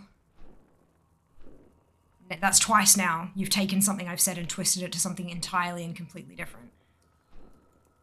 And put words in my mouth, which I don't very much appreciate.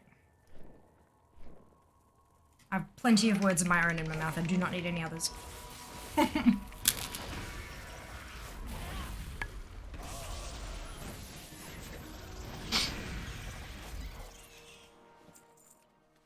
Okay.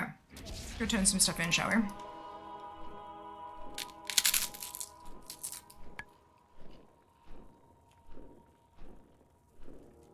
Pardon wield needs.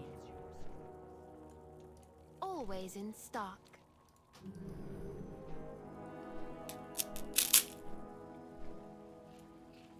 I trust your heart.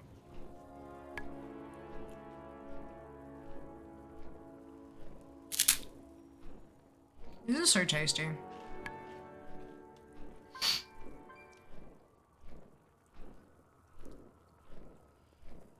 Pia, can I tell you a story that may upset you and the reason why it destroyed me more?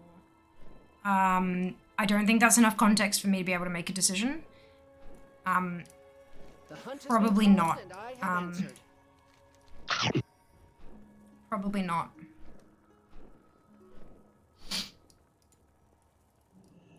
Like, if we're talking about, like, WoW storylines and bits that hit you real hard and your favorite parts of story, even though it might have hurt you and stuff like that, then that's fine. But if you're just going to tell me a story about a thing that was really painful to experience, then, like, no. That's not really...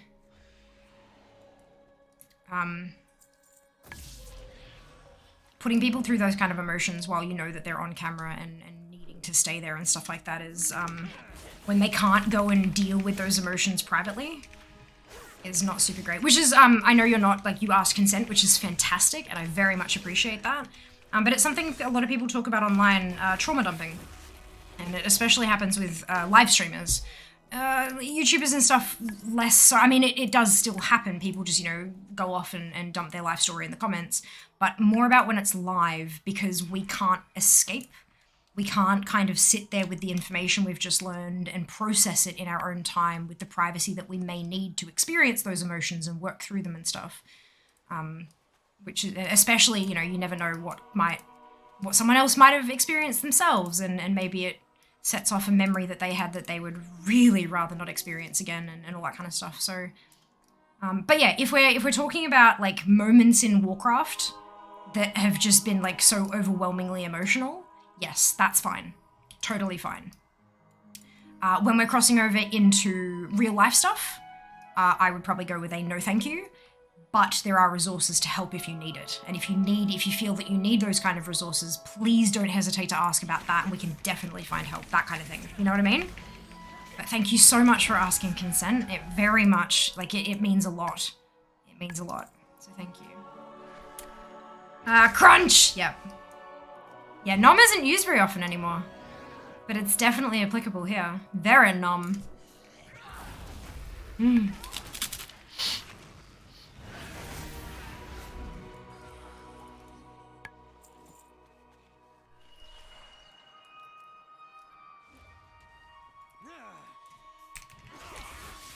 Recently, I think you should be as professional as you can. And sometimes it can be really hard to balance intense emotions with professional front. You know, it's a, yeah. But no, this is why, like, you know, we have safe spaces that exist that are still online, but not, like, on the camera and stuff like that. We have a mental health channel in Discord where people can kind of get things off their chest and vent a little bit. It's not therapy. There are no professionals in there who can assist with stuff like that. And even if they were, they're not your mental health professional. However, it is a great first place to kind of say, hey, I'm not okay. Maybe you just need to vent. Maybe you just need to complain about something that happened, or you just need to talk out an experience that you've just had. Or maybe you need help and you don't feel comfortable asking anyone face to face or in your real life. And we online can help connect you with resources through folks like Are You OK? Or Beyond Blue or Lifeline or international ones if need be. You know, depending on where you're based. But yeah, it's not a replacement for therapy. And if you are someone who struggles with that occasionally or has some difficulty around mental health, it might be a good idea to mute that channel if you feel like it may contain things that you're not comfortable seeing. We will not judge anyone for that.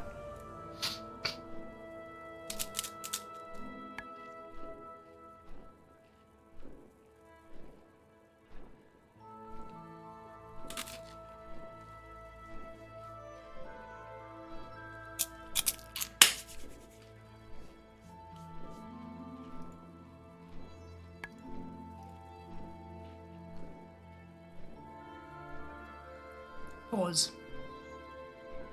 I've just gotten an email that's very, very important.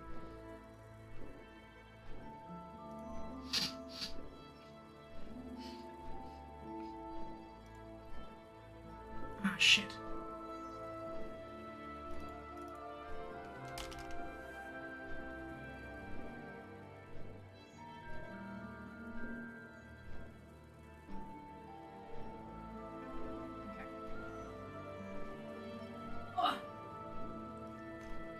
Yeah, it's this important. Just give me a minute, guys.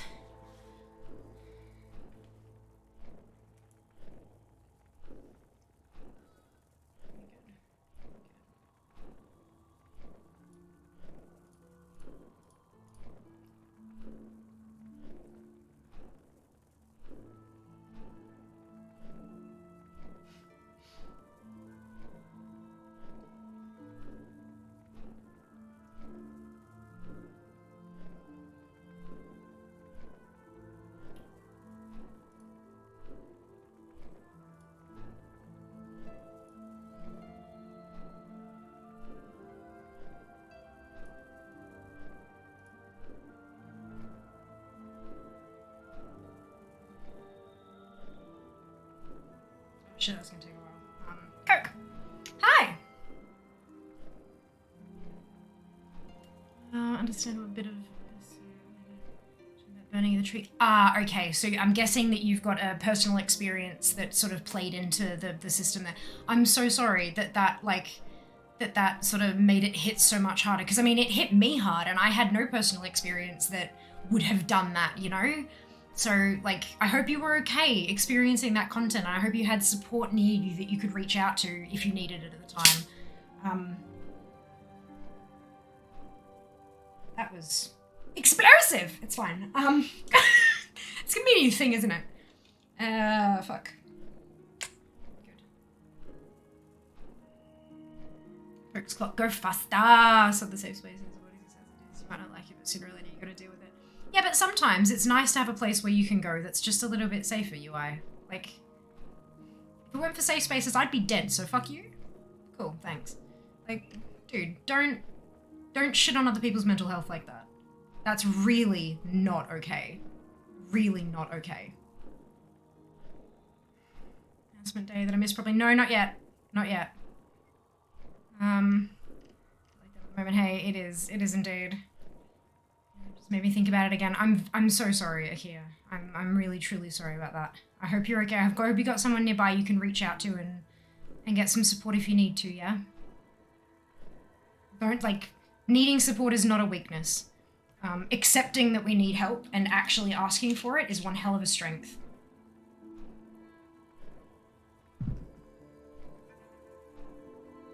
Stream sponsored by Coca-Cola? No, it is definitely not. We can look, maybe one day, who knows?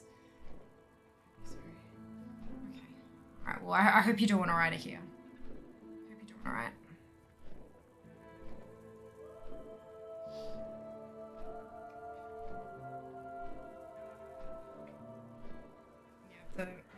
Harden the fuck up and take a shot of concrete has destroyed so many lives. So many lives, and it's just not okay. Just because one person has the strength to just struggle through it all, like, why not take the chance to, like, be able to have somewhere where you can decompress after a long day? Hit the next day harder, better, full on. Get what you need to get done. someone who's been in and out of therapy my entire life, I'm here to say the last thing you want is to take advice from the wrong people. And that's exactly what I've been saying, which is why I very specifically said the mental health channel does not have professionals, does not have your professional in it. It is a place that you can vent about those kind of things, if you so need. And if you don't know where to look for help, if you don't even know where to start looking for help because you come from a family where therapy is shamed, or you should take a shot of concrete and harden the fuck up and get on with it, if you come from that kind of a place and you don't know where to start looking for help, this is a place you can do that and you're not going to be judged for it. It is safe. It is a safe place to ask those questions. That is what that phrase means. I would never presume to be able to help somebody directly. What I can help them do is find contact with a professional.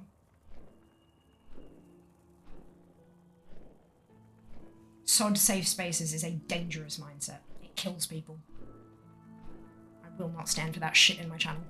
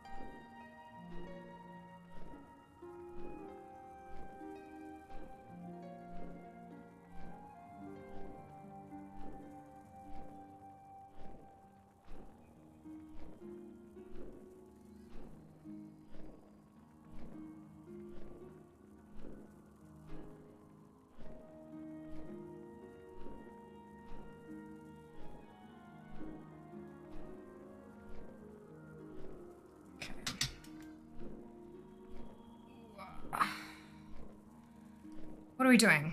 Helping fairies! Yay!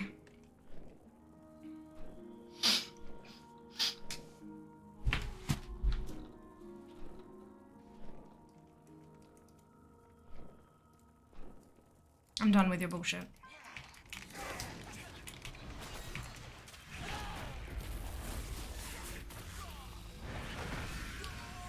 All right.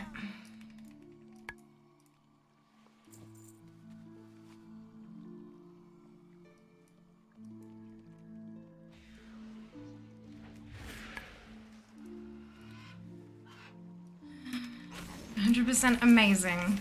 Amazing.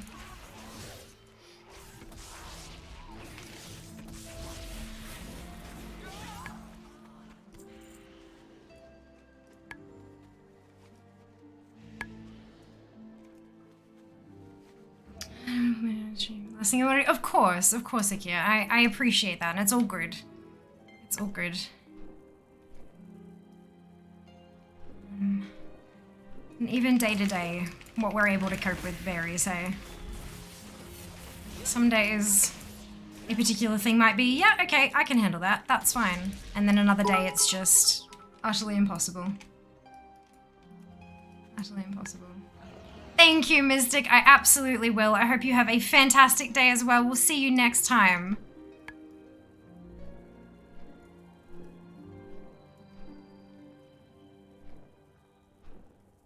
Hello, Scrang.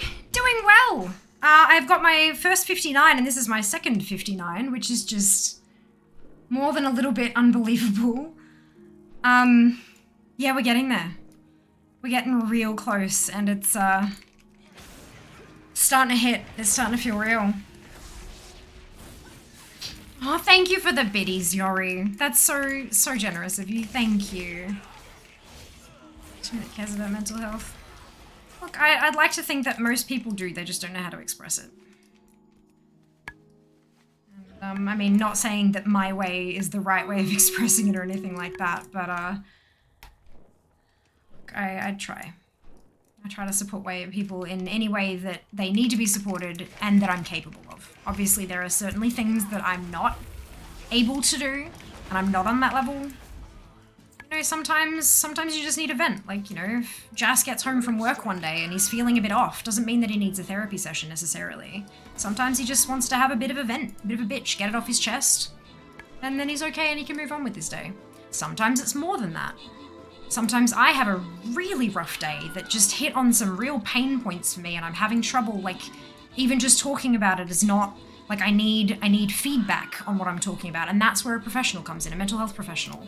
Be that from a hotline or in an office with someone or a telehealth appointment. Like, everyone's needs are going to be different, and the needs are going to depend on the person, the circumstance, previous experiences, all that kind of stuff, and you never know what you're going to feel until you feel it, basically. Mobs in Blasted Lands are level 15 to my level 10 hunter. Oh dear, that's a bit high. Be fun times only. Yeah, I hope the leveling is going well. Excited for PAX? I am, Brightside. I am very excited for PAX. I'm going to be working my butt off. And I'm sure I'm going to love every minute of it.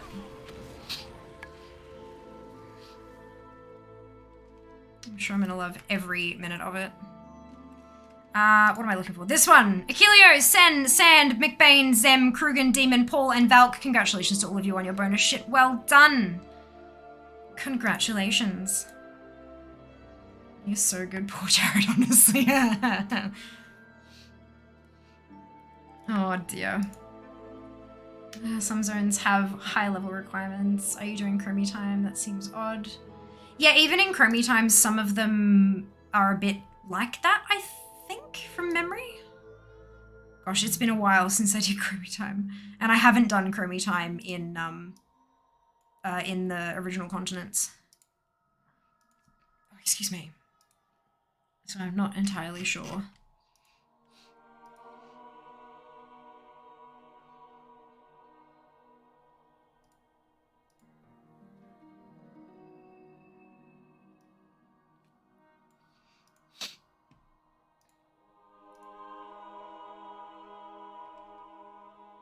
Oh, okay, that's... Was that complete before when I clicked it, or did I just not click it? I think I just not clicked it. Good. When he can't sleep, I tell him about the things I did in WoW that day, and he just nods right off! That's hilarious. I love that. Well done. Well done. Okay.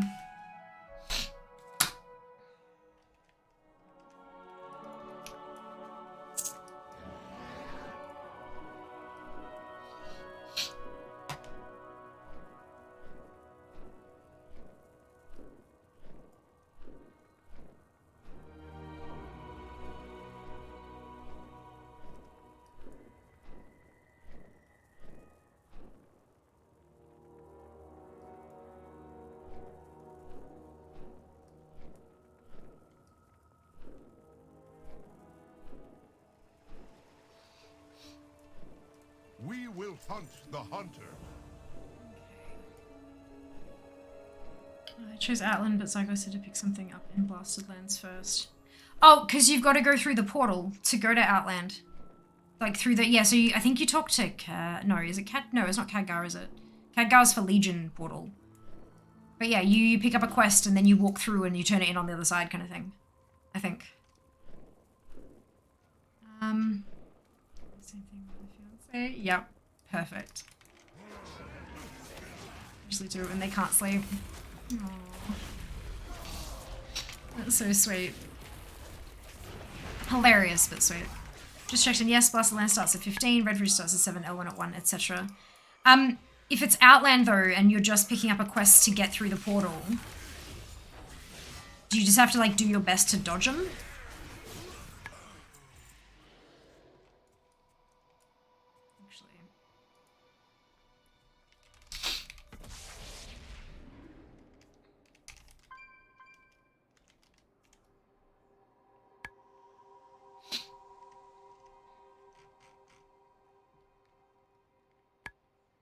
So it'd be Hellfire. Are you in? You're on the quest for Hellfire Peninsula, yeah? The guide. So yeah. Arrival in Outland. No, it doesn't look like you actually have to. You just have to get to Outland. You just have to get into Hellfire Peninsula to do that one.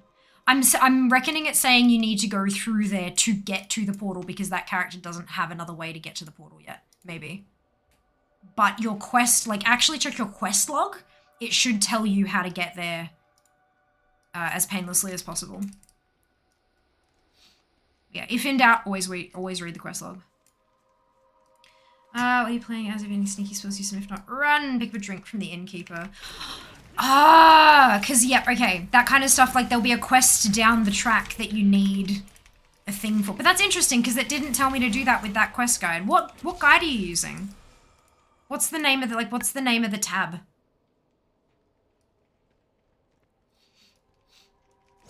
On Zygor. So like, see how I've got one that says Shadowlands intro and main story questline. I've got another one that says Ardenweald Threads of Fate. What does your tab say? This quest to get a dwarf some booze. Right. Okay, that might be. Yeah, I'm on Horde side. I can't access that. Nether guard bidder. Right. Alternately, it might be on the auction house if you're really struggling to get in there. But most of the, like, most cities and towns and stuff, you'll be able to get into easily. Just stick to the roads. And don't stray from the roads at all. And you should be mostly okay. Possibly. Just depends. Could be the boosted guide. Maybe I accidentally created more characters. Accidentally, Yori. Sure. To Dwarf and Hellfire initially. Yeah, I'm on Horde, which is why I didn't come up. It just sent me straight to Hellfire. Because I am currently playing a Blood Elf Demon Hunter, not a Night Elf. I need to do it now so you don't have to later. Yeah. Makes it faster for you later. That's the one I use. Hey, Owain. Welcome in. Hope you're doing well.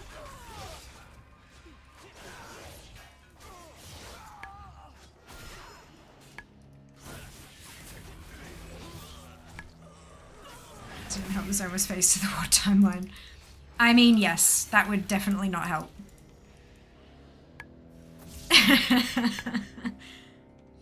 Oh dear. Wonderful to hear that you're fantastic.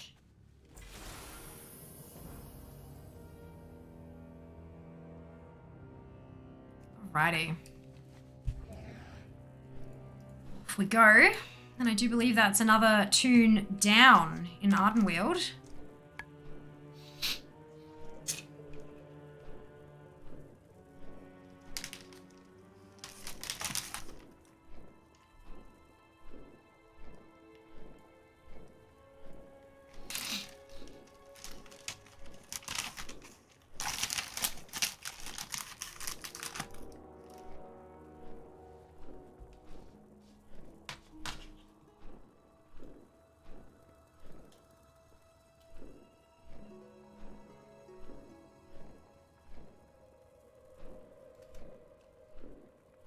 Yep, that was intentional. So I could pause there. Ah, no.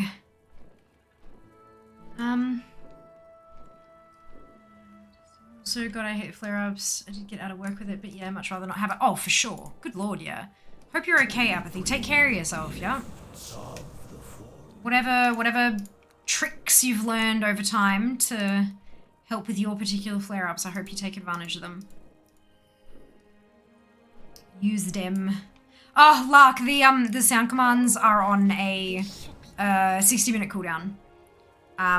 There are some of them that are available in the extension, like the overlay, if you mouse over the stream. But not all of them are there because I can only have 30 there. And we have something like 56 sound commands. It's ridiculous.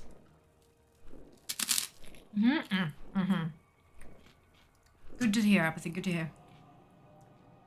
Right. 78.16.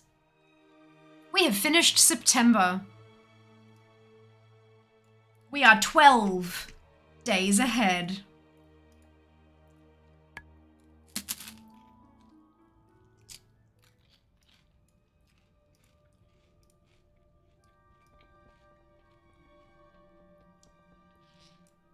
Fuck yeah, indeed.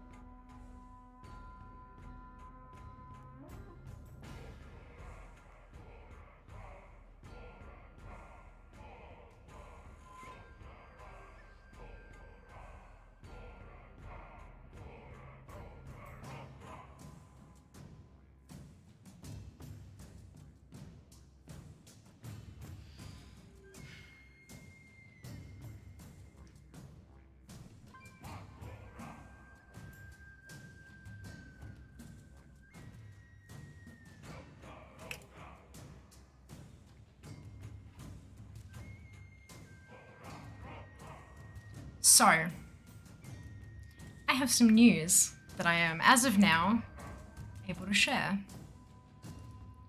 I will do a summary at the end to grab us that sweet, sweet moment. But 13 years ago, World of Warcraft Wrath of the Lich King Classic launched. And I believe it's in like 8 days now. The 27th of September in Australia, because time zone funky whatsits. 27th of September, it will be relaunching as World of Warcraft Wrath of the Lich King Classic in Australia. Oh, Zam, you have no idea. You're about to. To celebrate the launch of Wrath Classic, Blizzard is hosting a launch event in Sydney, and I'm going to be there. And you can be too. Half an hour from now, there will be a tweet going live with a Gleam link. You can enter a competition to join us at the launch event in Sydney to celebrate the launch of Wrath Classic. Guys, they're flying me interstate. What? What is even my life? What is going on? What? What? How unbelievably ridiculous is that? How good is that?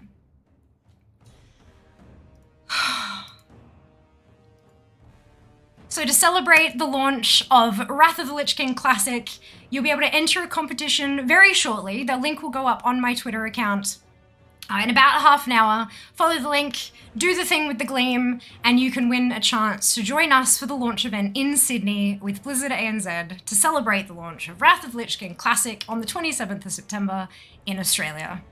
Best of luck!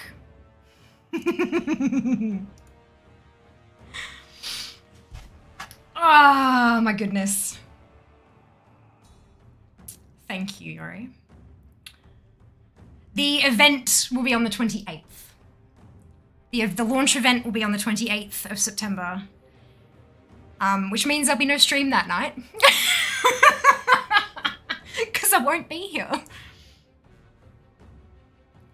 Oh, God.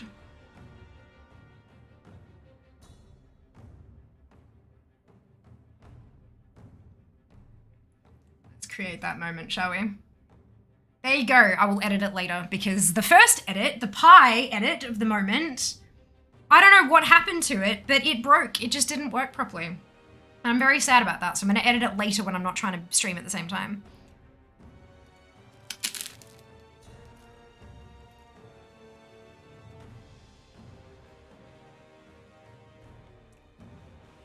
No, sweet. Yep.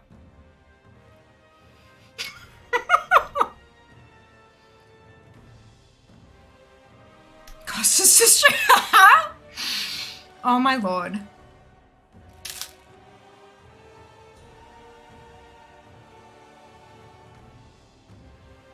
Thank you, Lark. Thank you very much. So, was it worth waiting for? Was it worth all the build-up?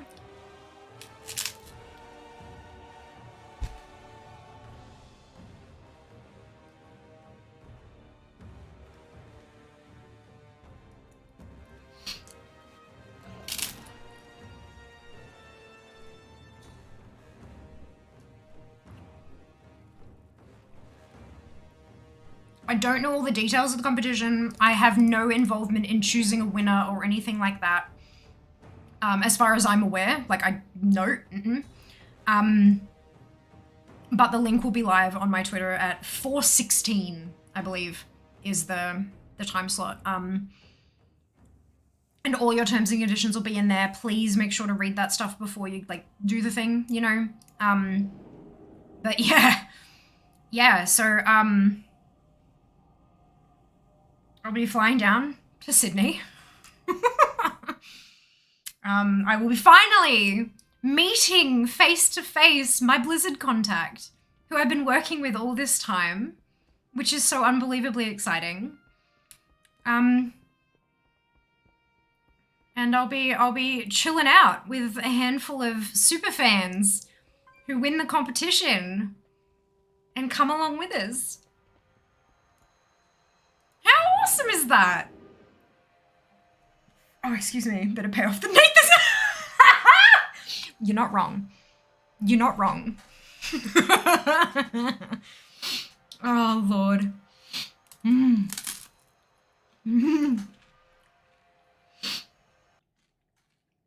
Yeah, so, I'll be in Sydney overnight. So they're flying me down, putting me up,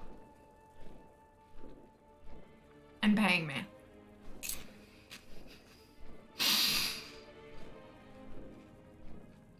What? This is sponsored. This is a sponsored appearance. What might So you will see hashtag ad because it is paid for. And that's, you know, legal shenanigans, absolutely always. But it's just...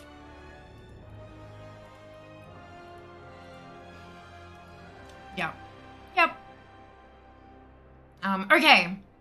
On to, I believe it's a warlock next.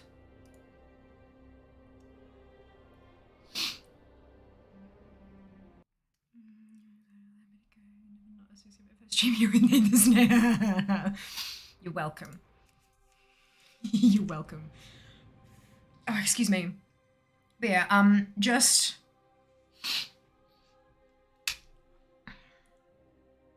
have a read through the T's and C's and all that kind of stuff. And, yeah. Good luck. I was, like... When I found out it was a competition, because I didn't, like... We were doing all the talky, and I only found out it was a comp, last Thursday, that call I was talking about. I didn't know at that point. And when I found out, I was like, oh my god, can you imagine if a family member won? Oh my god. It would just be like so many awesomes on so many levels, but we'll see. We'll see. Thank you, Akio. Thank you. It's a huge opportunity. Absolutely enormous.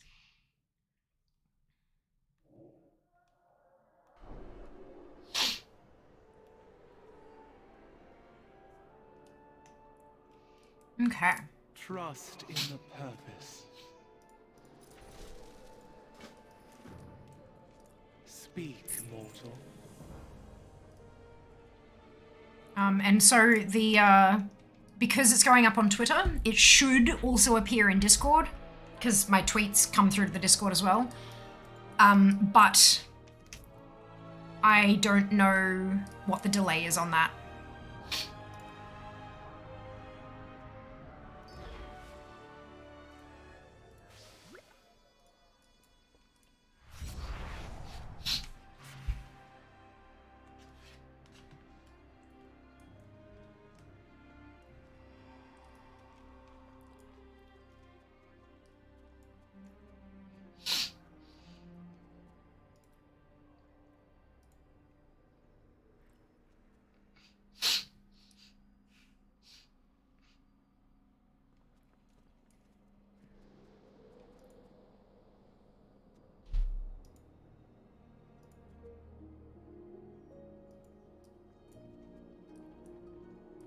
Welcome to the Eternals. Thank you, Sam. Are there other prizes or is it just an event? I don't know. I'm sorry. I don't have that information. To be very, very clear, I'm not running this giveaway. I'm just promoting it on behalf of Blizzard ANZ.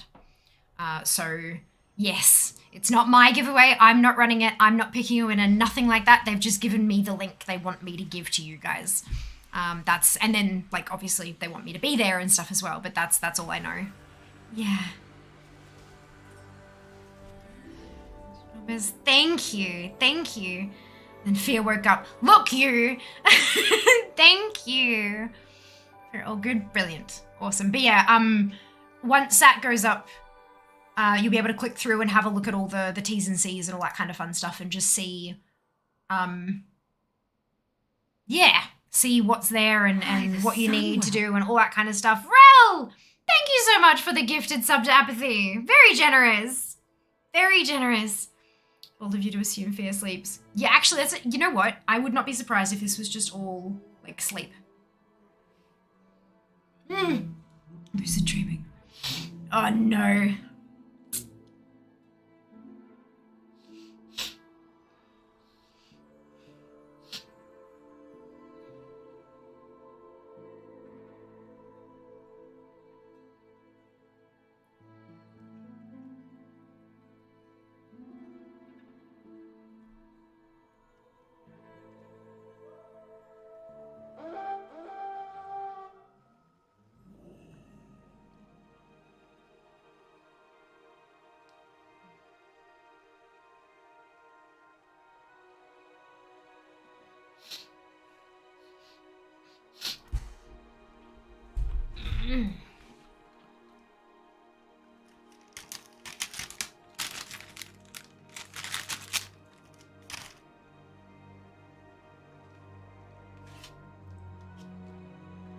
Plop.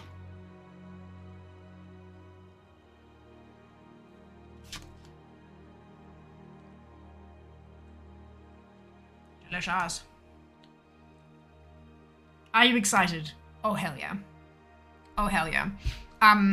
There was a lot of excitement for, like, telling you guys. Like, that was... When I put the camera full screen, I could imagine that, like, the handful of regulars we have here were just like, it's time. I've been teasing this for literally, like, weeks now because I couldn't say anything, but I really wanted to, and you couldn't... Like, I couldn't hide the excitement from my face, and so people knew something was going on, but they didn't know what.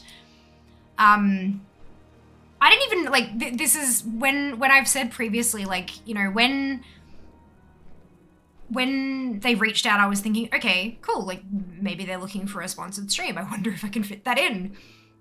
Then when they're like, oh, interstate travel, and I'm like, excuse me, what? Like, I didn't even think this was an option of something I could aim for, you know? It's just, it's strange and weird, and I'm living for it. I'm very excited. I'm also very nervous. Sitting face to face and, like, having people next to you at a table is very different to talking to you here and here. But I think it'll be hella worth it. I'm also, you know, I have the opportunity to meet a lot of great people. You know, not just competition winners, but also, like, Blizzard folk and stuff. Like, it's just such an incredible opportunity to be able to sit down and talk about fans of the game, like players like me, as well as people who are involved in the production of the thing, all at the same table, like having those conversations. I think it's just going to be an awesome experience, and it's going to whiz by, and then I'm going to be sitting on a plane back home and going, what just happened? But I'm hoping that I can take as much advantage of it as possible, and just remember everything. Hopefully I'll have my new phone by then. This is like, you know, I kept saying before PAX, but what I was really thinking was before the 27th, because I fly out on the 27th. So yeah, I was like, yeah, it's a time.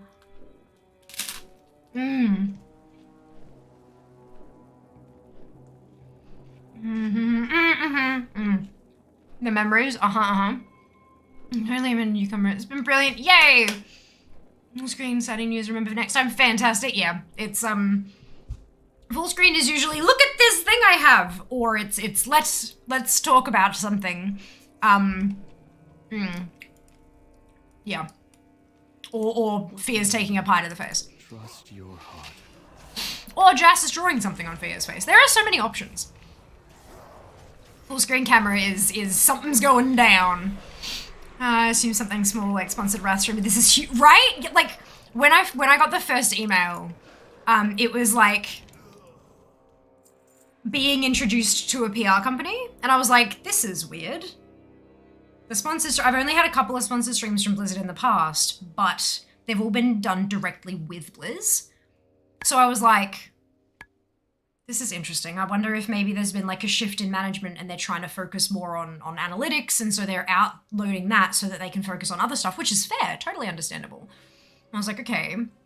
And then when they sent me this email with like the like event, place, food, and I'm like, what? It was a day that it was a Wednesday, and Jas was home from work, and any NDAs that I've signed, Jas has also signed. So I basically yelled the email at him. And yeah, it was good time. Good time.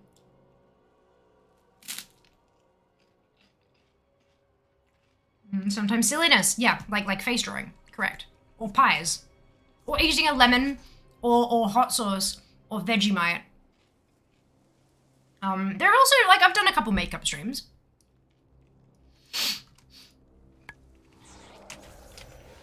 Ah, that's supposed to arrive this week. My mystery box from Colourpop is meant to arrive this week. Look, there has been so many things happening. Look.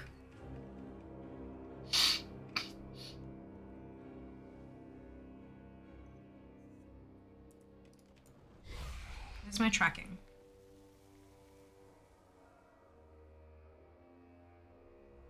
Oh my god, I have so many bloody emails. Can we not, where's... Did it load up in Ozpost? Wait, it's coming today? No, really?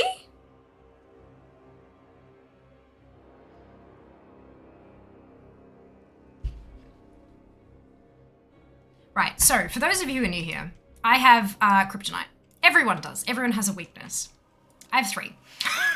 No, okay, I have a lot more than 3, but in this particular context, mystery boxes, subscription boxes, and advent calendars. Like, things where I pay $50 and get $150 worth of product, but it's a mystery. I can't help myself. It's difficult. It's really, really difficult to resist that kind of stuff, especially when it's from a company that I really love and trust and has a ton of awesome stuff. So that's what's apparently, according to Australia Post, is arriving today. Is my Colourpop mystery box. Colourpop is a makeup brand, makeup company. I ordered it at the end of August, so I ordered it about three and a half weeks ago. And it's international. They're an American company, so it takes forever to get through customs and everything. Apparently it's arriving today, and now I am extraordinarily happy.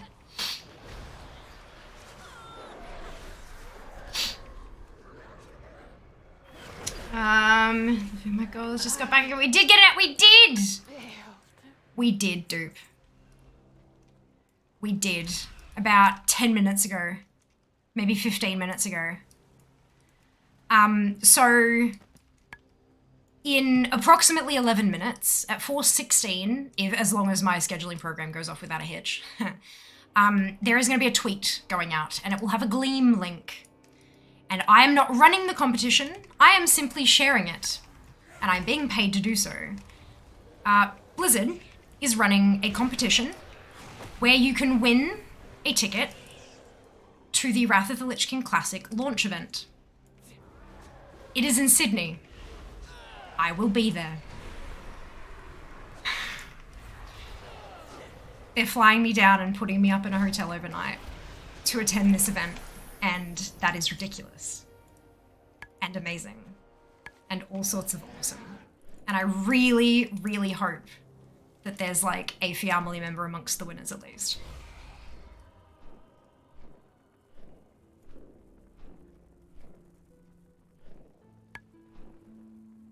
Did you miss must maybe mentioned again? Baggage! Are you promoting loot boxes now? No, I'm not. I'm talking about something that I personally like to purchase.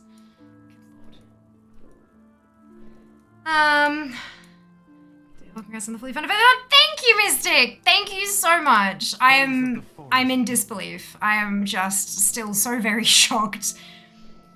Oh boy, it's been a full-on weekend, let me tell you. Absolutely full-on.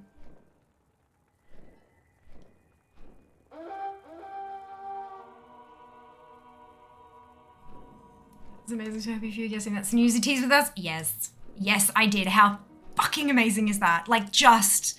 holy cow. Yes. Yeah, so Twitter. What is your quarrel? Only on Twitter. Like, the link will go up only on Twitter, but that also means that it'll drop in Discord, because there's a channel, the socials channel, where my tweets and Instagram posts and stuff fall into, so it'll go there as well if you're trying to find it. But yes. But as always, make sure you read the T's and C's, and all that kind of stuff. But I'm just so excited, and I can't wait. It's gonna be just unbelievably awesome.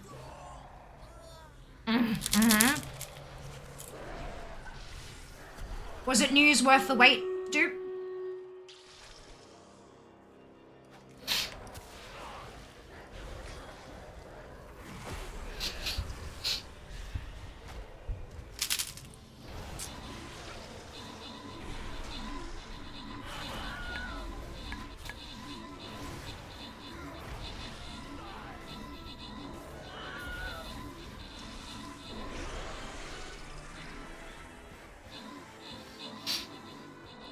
No Instagram story with nope.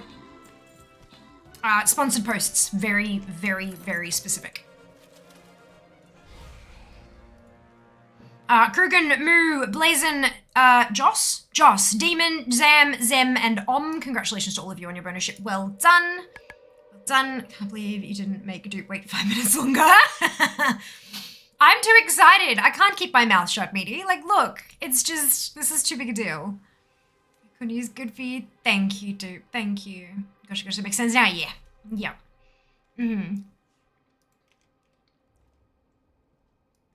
I'm so excited. I'm so excited.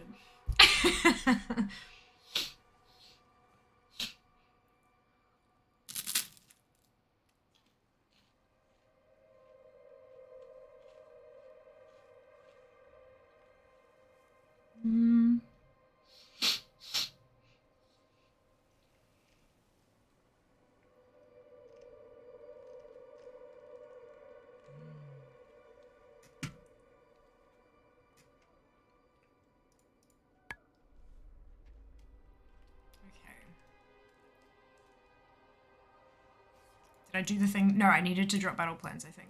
Because I think there are still some people. Cool. Alright. Let's grab this little thing. I know, but I knew something Dupe didn't. I was excited. Well, you still, for that brief moment in time, Midi, you knew something that Dupe didn't.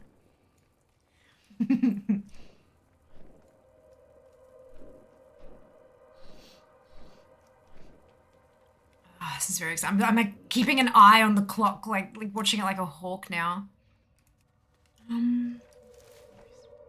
Brilliant. I'm glad you feel that way.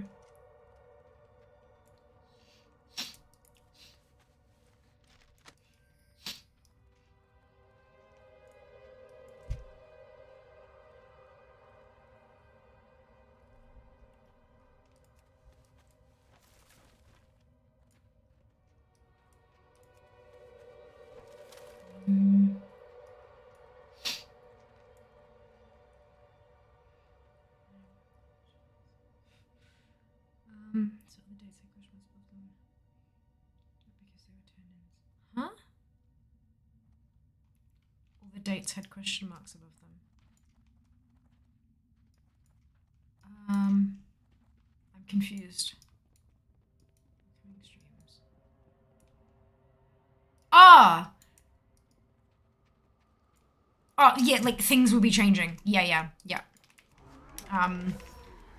This opportunity does mean that I'm cancelling a stream next Wednesday. Because I won't be here. But yes, it's super, super exciting.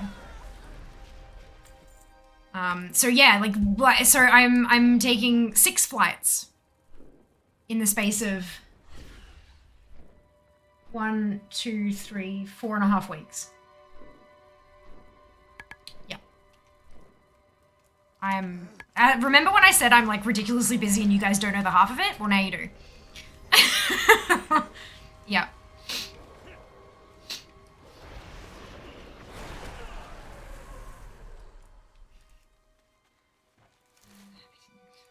Absolutely. Absolutely.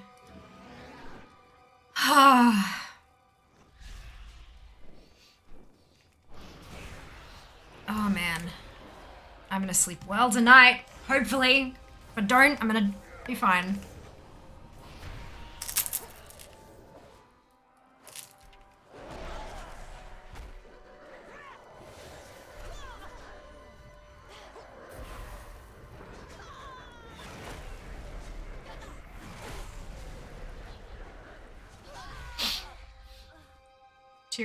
Siri is suggesting a tweet. I'm like, no. Wah. Get squished in there. And we do this one, and we do this one.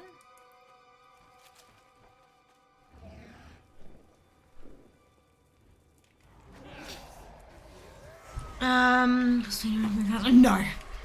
I don't have time. Unless they present me with a costume when I arrive.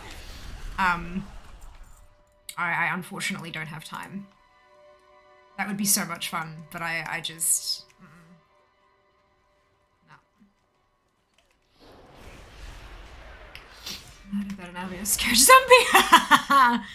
Oh no, he's gonna Discord, no rush. No worries. No worries.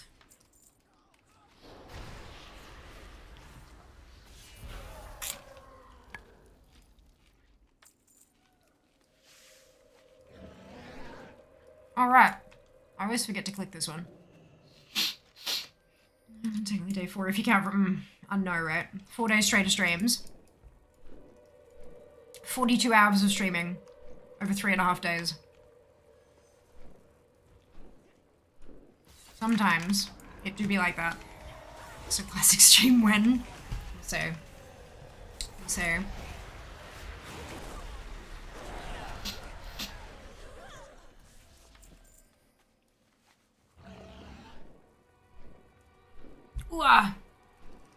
You get for Wrath launch content? Hopefully. I really, really hope it arrives in time.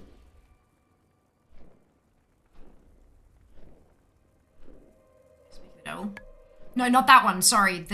Speak of deliveries in general. I just got an email from DHL about my mystery box. But I don't think that's just it being laggy and delayed. Still says it's coming today. Maybe it'll be there when Jas arrives home. He can pick it up on his way through. Excuse me. 42 hours of streaming over 3 days. For an advert for energy drinks. It's funny, right? Because, I mean, I have, like... This is my poison of choice. It's vanilla Coke, no sugar, right? I can't do energy drinks anymore. I used to do I used to drink it quite a bit, like almost 1 a day, sometimes even 2 if I was having an especially big one kind of thing. My usage kicked off after uni, surprisingly, not during uni, but after uni when I had my first full-time job, right? And I just couldn't, I was brain dead all the time. Turns out I was chronically ill, but I can't, all that energy drinks do now to my body in the state that it is, I get, my heart rate feels like it's fluttering in my chest. My heart feels like it's fluttering. And my body, blood is pumping and my body can do stuff, but my brain stays tired. So I feel like I'm trapped in a machine that's going way too fast. If that makes any kind of sense. Everything, like I think about picking up the cup and my body just kind of goes, cup. And I'm like, fucking what? It's so disorienting and I cannot handle it. So, nah. I'm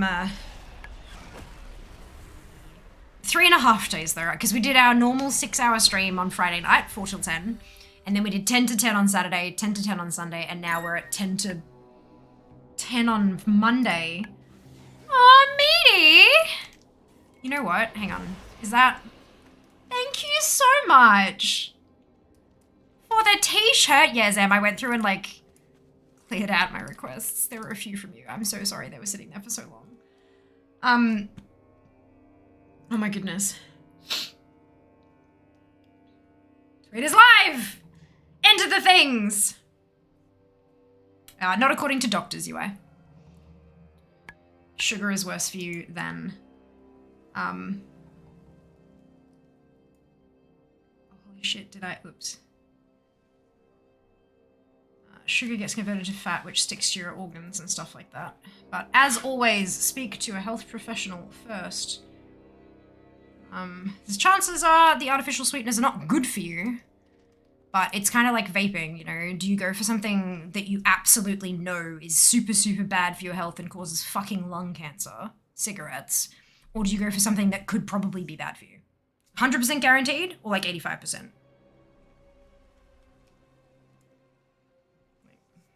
Anyway. Thank you so much, Meaty. Amazing. It's such a cute shirt. I'm so pleased. Do you have studies for that, UI? Can you link them for me? Or drop them in Discord? Because we don't have links in chat. Oh, I'm so happy. I love that shirt. It's so cute. Thank you so much, Meaty. Thank you.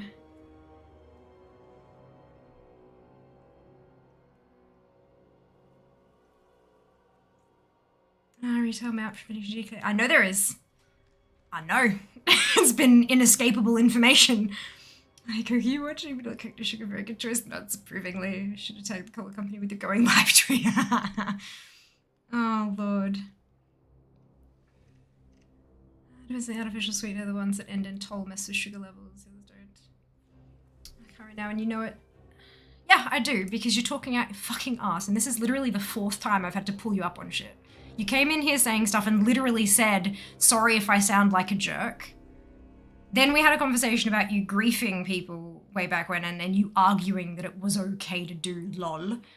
Then I had to time you out for talking shit about mental health safe spaces.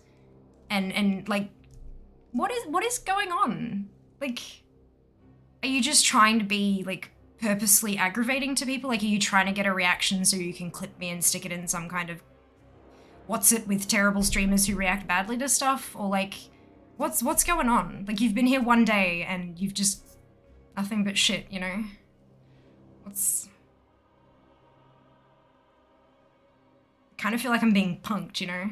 It's just like really, really bad. But are you though? Because every time you've apologized for something today, you've attached a lol or an, you know, sticking out tongue emoji or whatever, and then you followed it up by like ass kissing, like, yeah, but you're really, really awesome and I'm really enjoying the content, and then you've gone straight back into talking shit when I've apparently accepted that and moved on. Like, I'm genuinely concerned here because either you're being extremely obtuse and you don't realize, like, you genuinely don't realize just how much you're putting your foot in your mouth constantly, or you're actually trying to extract a terrible response out of me, or you're trying to get yourself banned or something like that. Like, I don't understand what you're doing.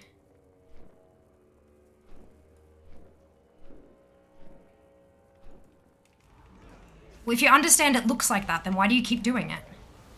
Yeah, if you were sorry, you wouldn't keep doing it, though. That's exactly it. Like,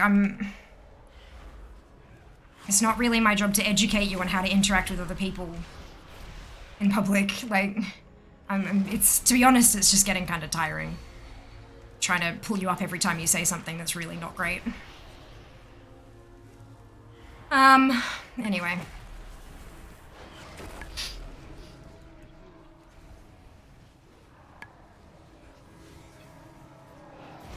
No, that's this one case, you are. That's this one case. You've researched these things and know them to be true. Like, sure, but like everything else today?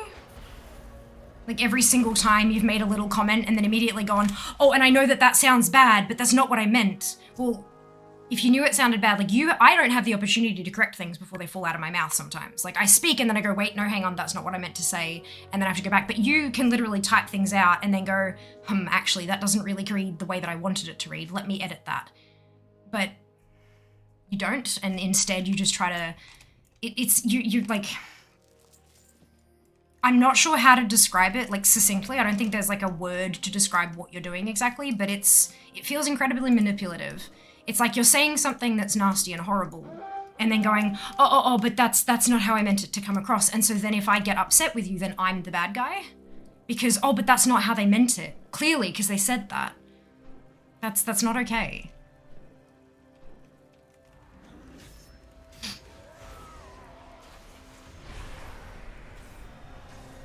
Good morning, Darren. Welcome back. Welcome back. Since the sugar tax, Britain has big push for diet drinks. Never see regular Pepsi on the shelves. Jamie Oliver ruined Cocoa Pops. Oh no. Comp entered, yes! Well done. Also entered, fantastic. Oh dear. Thank you. Thank you. I'm very, very happy with what I managed to put together that day. I was making some other content, so there's a video that's coming up. Oh gosh, when would it go live? Maybe it's today? It wouldn't be today. Would it be today?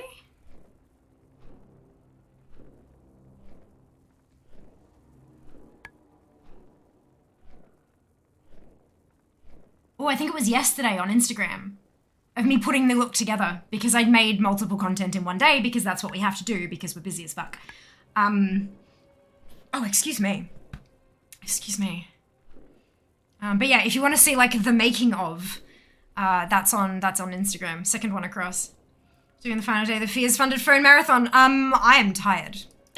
I feel like I definitely really need to go to bed. But I'm doing okay. I will go to bed this evening and I will go to work tomorrow and that will be fun and I will have 3 bubble teas and I will get through the day.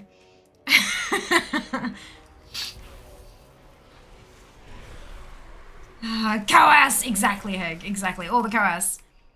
Same thing as time. Thank you. Aw, thank you. I tried. I tried.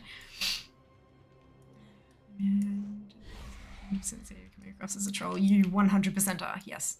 Entirely as a troll.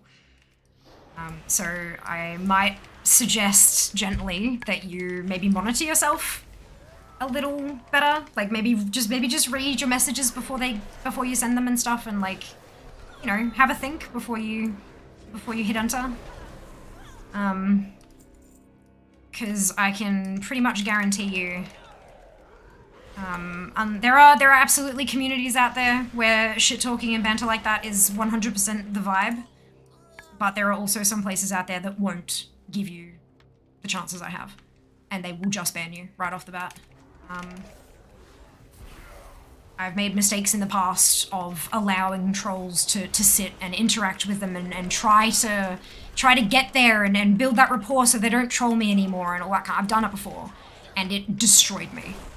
Like, legitimately, utterly destroyed me. There were a group of people who caused me to not stream for a whole fucking month because of what they did to my head, right? So I'm not going to do it again. If you continue to do what you're doing, you will get banned. I can promise you that. You've had 4 strikes, which is a lot more than people usually get. You got timed out on the 3rd one, mostly because you were talking some really actually damaging shit. But if you keep doing it, I will absolutely ban you. So just... yeah.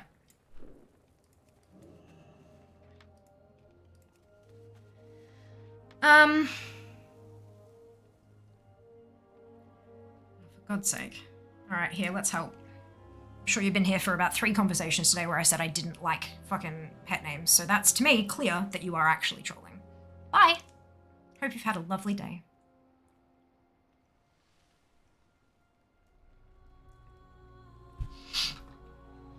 We have Fund-A-Thon. What incentive did I trigger? Oh, good question! Shit! Shit. Give me a second. Was that? Yes, I think, if the number that I have here is right, I think that's an emote. Yes, emote. What emote would you like me to draw?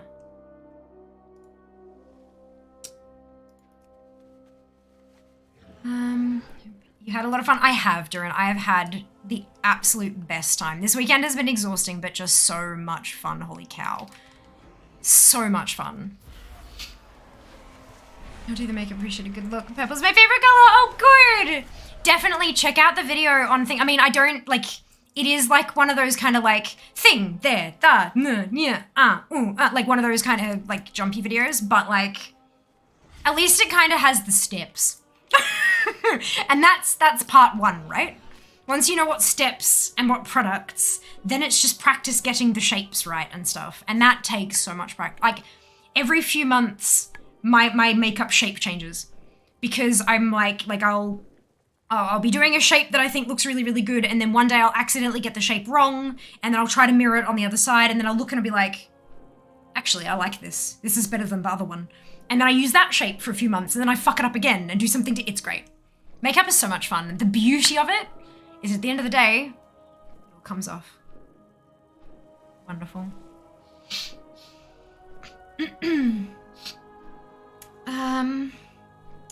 Best I can do is some eyeliner luck.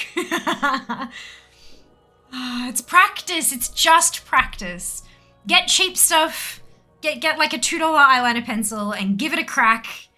Get a little cheap thingamajig. And the beauty about cheap eyeshadow quads as well, especially when you're getting them from the drugstore and stuff, is they're cheap. So you can just fuck around with them. It doesn't matter if you put it all on and then go, and then take it off. You're not like wasting anything. And on top of that, often the cheaper ones don't have as much pigment in them. Let me show you an example. Where's the cheap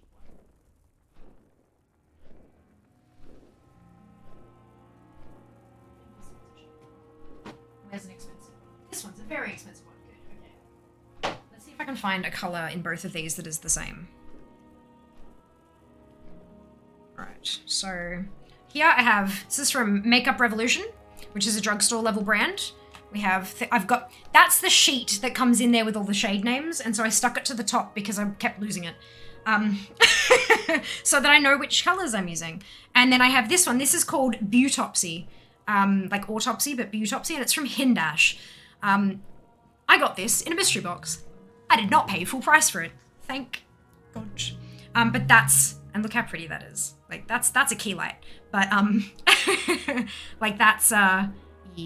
So the idea with this is that you can kind of dab anywhere along the ombre and get different shades and stuff. But let's go with, so we'll go with the dark brown down the bottom. So we have like, so what I'm thinking is, so like the dark brown up here, this one here, with the dark brown that's here next to my pinky. Yeah, they're not the same shade, but they're similar. So if I go 1, 2, and 1, 2, we've got the two of them on there. And then if you get that with a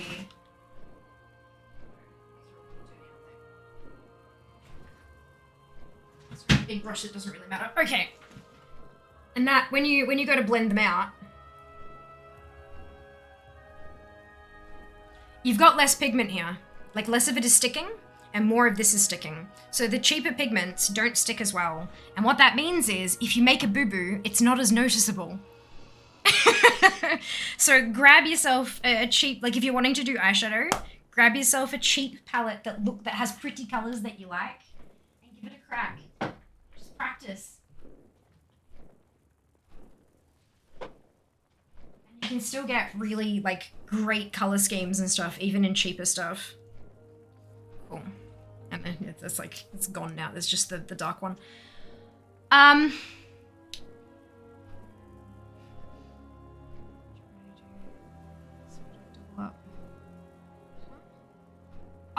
Oh gosh, I can't even remember. Give me a moment. Let me check. Brain, crown, cry, din, hype mod rage sheet. Yeah. Yes! Thank you, Sam.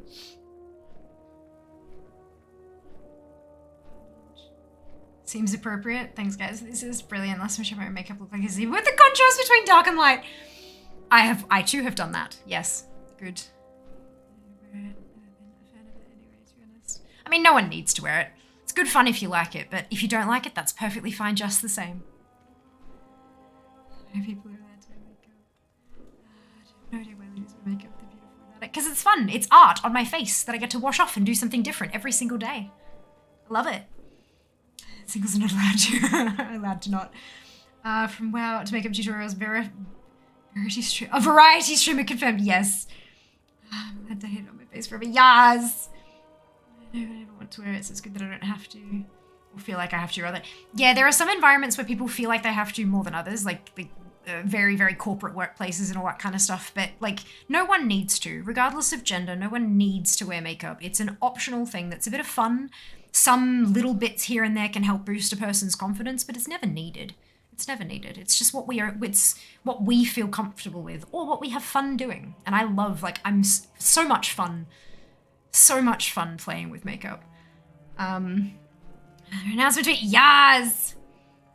If I ever do wear makeup, Jonah's like, whoa, makes my self-esteem go, woo, yes! I just waste all my fans. Colourpop stuff, yes, love the Colourpop. That is one exception where it's cheap, but it's actually pretty good. Alright, so Fiamma's where's, oh my god, I haven't actually got paint open still. Where's paint? Hopefully this will work. It did! Wonderful. Where are my emotes?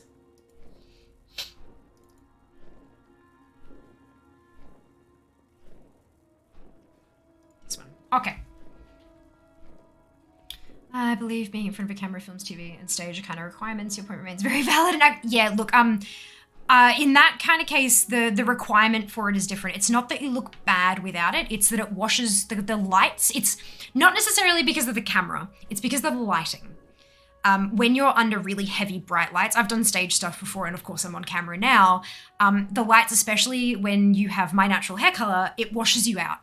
I don't wear foundation. I just have like a very lightly tinted powder because I'm super oily. But I wear powder, and then I've got stuff in my eyebrows, and I've very, very, very obviously got fake eyelashes on. But I do have some sparkles on my lids and stuff like that, which is totally unnecessary. But I wonder if you'd be able to see on camera, I think there was a spot. Yeah, that's kind of, we missed a tiny patch in my hair. My hair dye, but that's sort of my natural hair color. Just there is that sort of kind of on the border between blonde and brown, and so my brows and my lashes in particular are very fair, very, very fair. My brows, you can see them on camera, but they're not like super visible. But my lashes completely disappear. They're very fine, very, very fair. So even when I put mascara on, once I put these on, the angle that my lashes sit at, you can't really see them very much, so I look like I don't have any eyelashes. And so to put them back, I put lashes on. These are all lashes that I've gotten from various kits and boxes and stuff like that, so I didn't actually pick them, but I quite like the way that these ones look. They're very full. But and I also really like the way that they kind of tickle your eyebrows when you look like this. Yeah, anyway. So yeah, there's a little bit of like just darkening your lipstick or just defining the edge of your lips, putting a little bit of eyeliner and mascara on, and then putting a little bit of just something like maybe a little bit of powder in your eyebrows can really just sort of make them stand out more when you're flooded with light. For sure, I definitely agree with that wholeheartedly. That's why I wear makeup on stream, is because of the lighting. And then the rest of it is because it's fun. I like sparkles and I like pretty colors and it's fun. Right, so we're going to start with a grey line that's like wibbly wobbly. And then this one is also wibbly wobbly. And then this one, excuse me, rude, filled. Perfect. And then we have, no, not fill button. No, give me back my paintbrush. Excuse me. We have like fingy. Oopsie. And a fingy. Uh-oh. And a, oh no. A fingy. Another one. And another one. Oh, good lord. I can't do little details. And another one. And then we've got neck.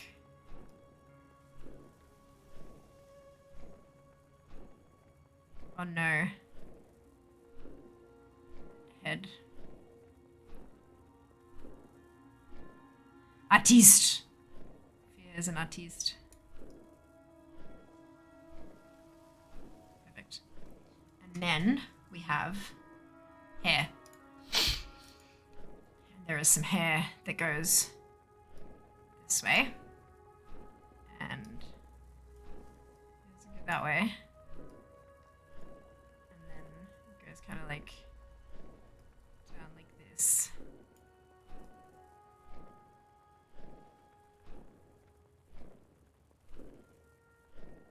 Oh no! My hand did a jerk. And then it's all down here like this.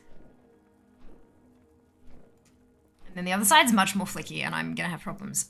It's fine. There's the first bit that goes kind of like that. And then there's like pointy bit. Another pointy bit. And a pointy bit. And then like a whew. Whew. Oh no, it's gonna go over the fingies. Oh, but it does anyway. It's fine. Everything is fine. And then we just like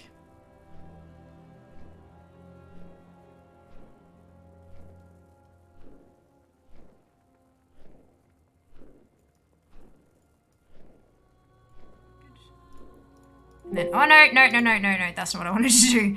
Oops. We have an eye, and an eye, and a nose, and a mouth. And what kind of blue is this? This kind of blue. And it goes Z. Sunwell. Z. Z. Yes! Yes! What do you reckon? Fiammas. Bam. You're welcome.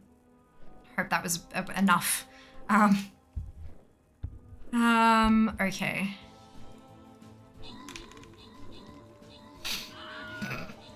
It's hilarious and terrible. Oh my goodness.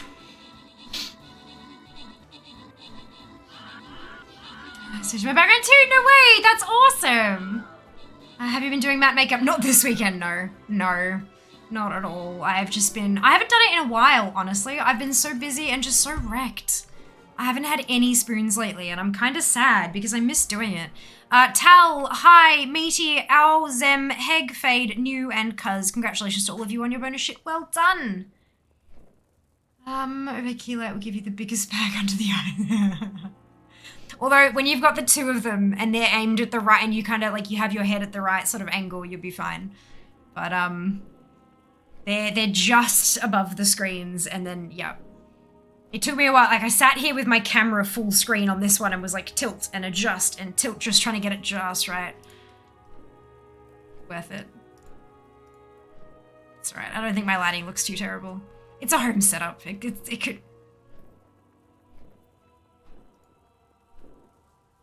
What just happened?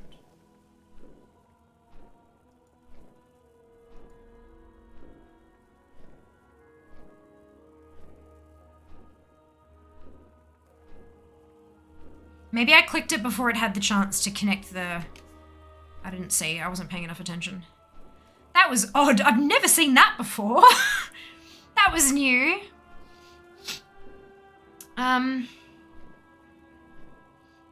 Not for the Fund-A-Thon. No. Not for a while, honestly. I haven't had a chance to in a while, and I've just, yeah, I've been wrecked. But I'm hoping to get back on track with that kind of stuff soon. It's been pretty full on. Right. Good. I hope that was enjoyable for you all. Not the other day and it was strange. Yeah. Yes, they are quite fake. These ones are like actually like false lashes that I glue on with eyelash glue each day.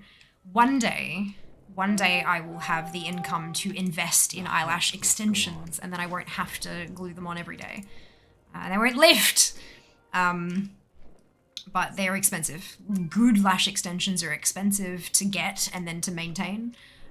So I just stick with the falsies I have for now. I've been bamboozled. How did we get here? Hello, Jimmy. How you going? Welcome on in. Yay! Love it. Fantastic. So glad. Tell me where I'm at. Yep, that's it. He does great stream. Aw, Crom, thank you. Hope you're doing well.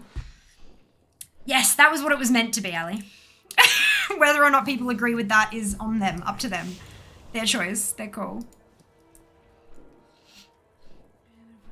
Aw, thank you, Landa. I've had a lot of fun. I've had a lot of fun. I am ready to have a day off, though. I'm ready for a day off. Nice save. In a minute. Thank you for the resub, Jimmy. I missed that. How did I miss that? Good lord, I'm so sorry, Jimmy. Thank you for the resub. Prime Gaming, 4 months. So much support. Thank you. Thank you. Give it a 7 of 10. That's generous. That is generous. I don't think I earned a 7, but I'll take it. Thank you. Very, very lovely of you.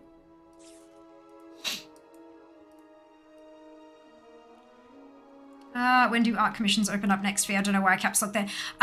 If you're on mobile, it's because like FIA is an official organization of some kind. And so it's an abbreviation. My own phone capitalizes my name like that. It stopped recently. Now it auto-capitalizes it if I put it as lowercase, which I feel very special about. Hopefully that carries on to the new phone, because I'll be very salty if it doesn't. No art commissions as yet, but I have had a lot of fun drawing the FIA emotes. I think I'll absolutely bring it back as an incentive for some future event, for sure. I've only got so many emotes, that's the thing. Magical artwork, your talents are wasted streaming. I don't know whether to be flattered or offended, Meaty. Oh dear. Hey Venus, welcome back. So if you mean the 10 minutes before bed tomorrow night. Yeah, it's not even be that long, I don't think. Yeah, look. My hair dyeing is overdue. We were supposed to do it last week. So, I believe we're doing that tomorrow. And that's a whole couple of hour long affair. And I have a couple of last minute things to like edit and stuff. I think I need to film something tonight after stream.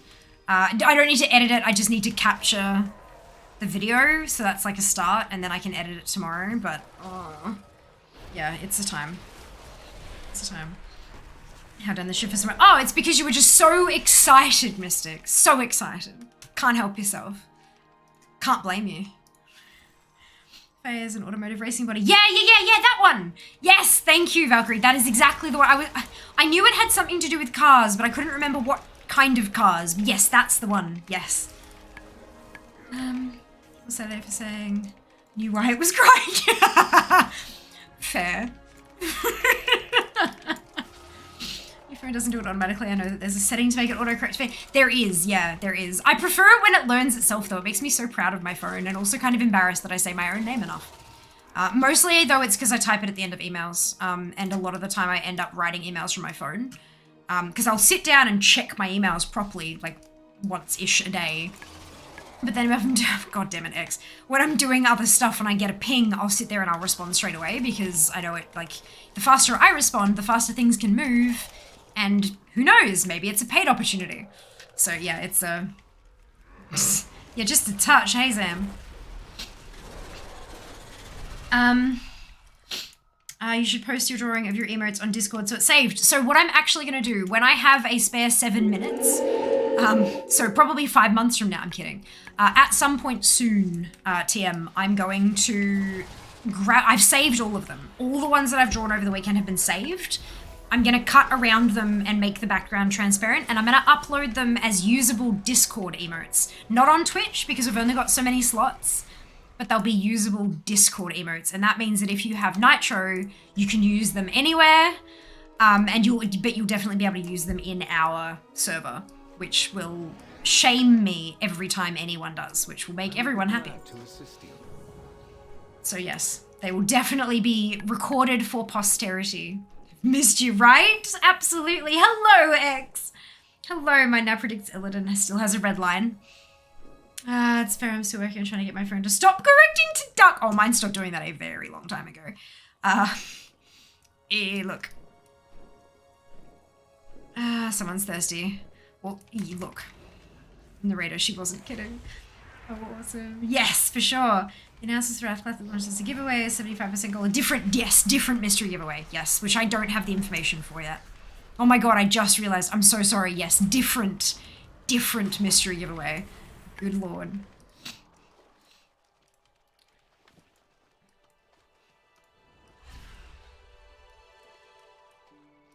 And don't forget that the competition tweet. Don't forget to like and comment and share and all the stuff. Reporting on engagement is a thing. And also, I'm sure that you want your friends to see it. Because, like, it's such a big deal.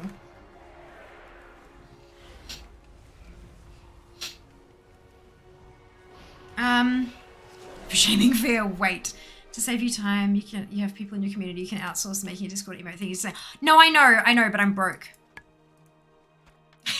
I'm broke.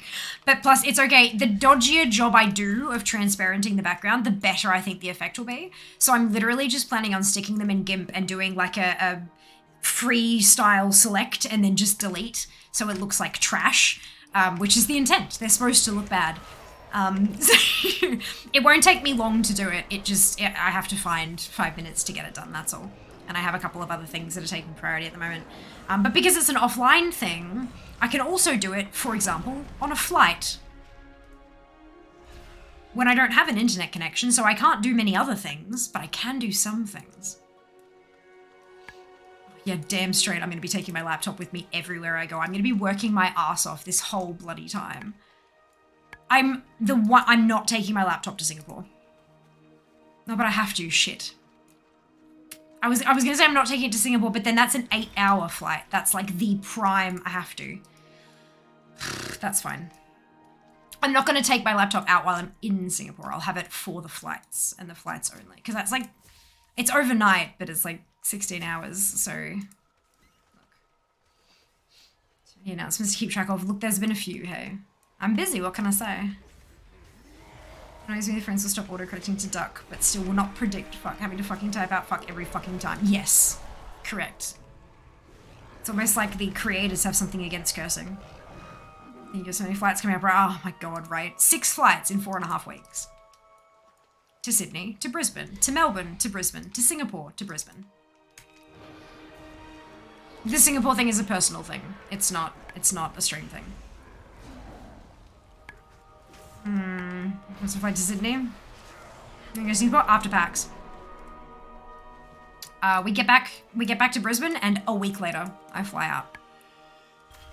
Personal trip. Nothing to do with stream, and it's not my news to share either. So I'm not like, yeah, completely unrelated to anything you guys know or care about. Just know that I am going to have some fun. I'm actually not going to work. I have decided that I'm not doing any work while I'm there. It is going to be a holiday, because I think I have earned one. Totally away once you get there. Exactly. Charge it and then put it away. Hunt the hunters. Just accidentally, I think, no, I didn't. Oh yeah, there was no announcement about that. It's a personal trip. It was mentioned, I think, yesterday while we were chatting to Kiwi and Jas was here. And so I decided to clear up what the conversation was about, but it's a personal thing. It's not. Basically, like, I'm trying to very, very politely say none your business. So it's not going so well, so I figured I'd just come out and say it. None ya. Yeah. Nothing to do with anything that you guys know about. Hope it goes well. Oh, it'll be great. I'm very much looking forward to it. Very, very much. The duck has made you fuck. Yep, not working. Okay, who is this and what happened to Fiamma, right? Did you get a holiday proper? Me too. Baby too. Me too. Baby too. Just in my backyard. Need to be able to differentiate. For your holiday. I know, right? Magical.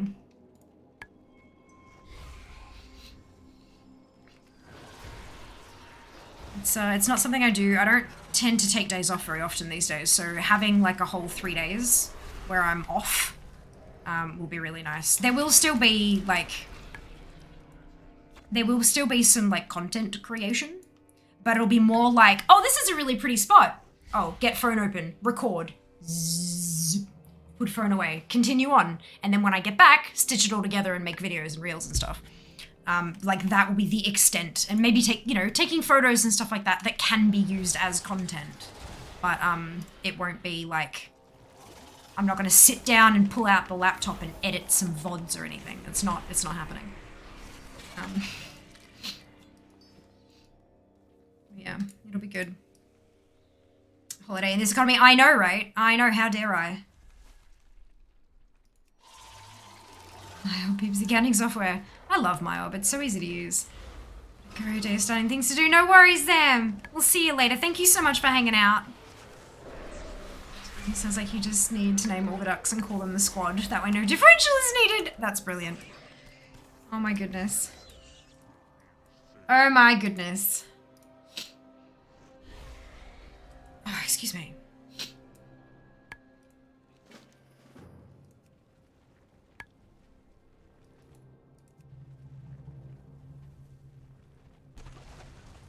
That 1% income in this economy, look. Boy.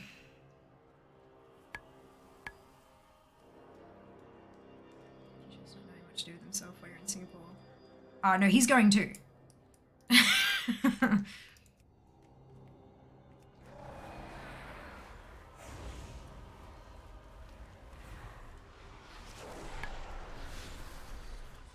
We have been invited. What is the holiday? Very good question. If you find out, can you tell me?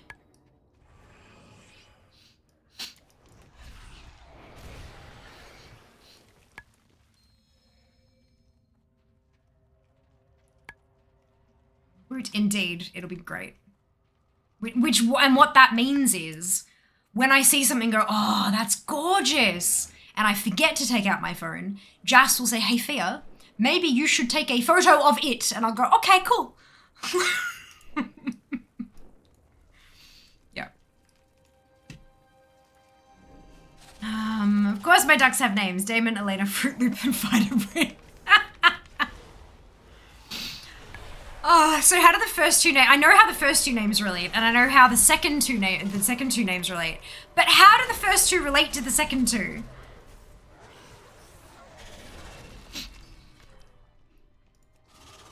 Or did you just get like two each to name? And who named which?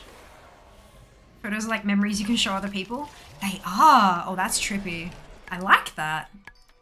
I like that. So does that mean like my Instagram feed is just like memories? A whole long list of memories? That's my favorite. That's super adorable.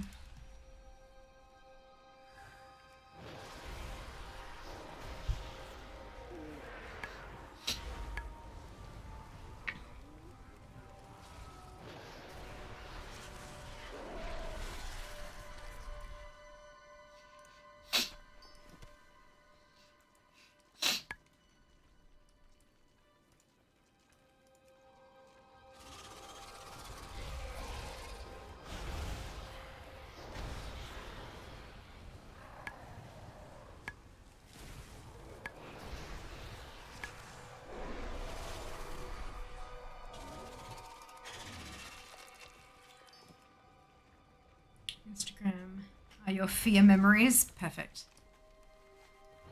It is honestly pretty easy to fearmerize words, isn't it? Like, there are some that just don't really work very well, but most words we can like make it work, which is kind of cool in terms of branding. When Elena had 10 babies, we rehomed 8 and kept 2. Fruit Loop was born wonky, so he named him first. The siblings were given other cereal names, Vitabrite and Wheat Bix for identical. Oh, that's perfect, firstly. Perfect, but that is super, super cute. Maybe. I'm not a paladin. I love that. Thank you so much for blessing us with this information. My life is better because of it, and I mean that in the most genuine possible way. I love that so much. Now I want duck hugs. Or are yours the kind of ducks that do not hug? Because I know those exist too. I'm definitely not a paladin. In fact, at the moment, I'm a warlock. But yes, Fialadin is Fiamerized. Oh, excuse me. Home time! Yay, Yuri! We'll see you soon. Have a safe travel.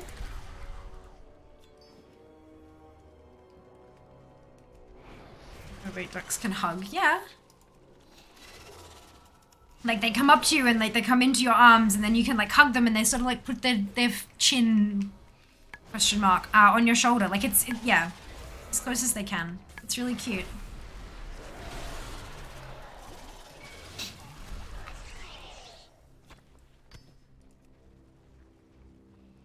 Using fear in combat. Yeah, that's it. That's it.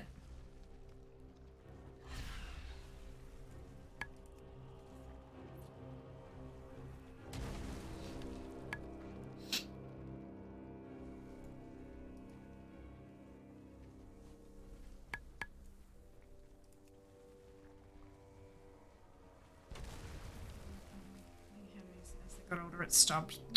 Aww. Appropriate cry emote. I'm sorry, meaty.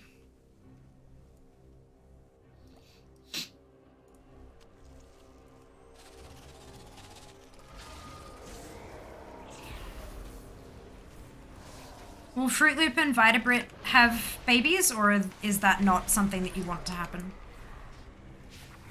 Or is that an impossibility? That must find videos of duck sucking people. Well, I'm not sure how many people would call it a hug. Like, I understand if you wouldn't describe that as a hug. There was a particular one of, like, a chicken hugging, like, a toddler. Like, the kid ran up and, like, squatted down and put his arms open, and the chicken came up to him, and he put the chicken around, and put his arms around the chicken, and the chicken kind of, like, extended its neck and then just kind of plonk onto his shoulder. And it looked like hugs. Like, that's the closest thing that it could get to hugs, I reckon. And so it's the same thing, but it's a duck.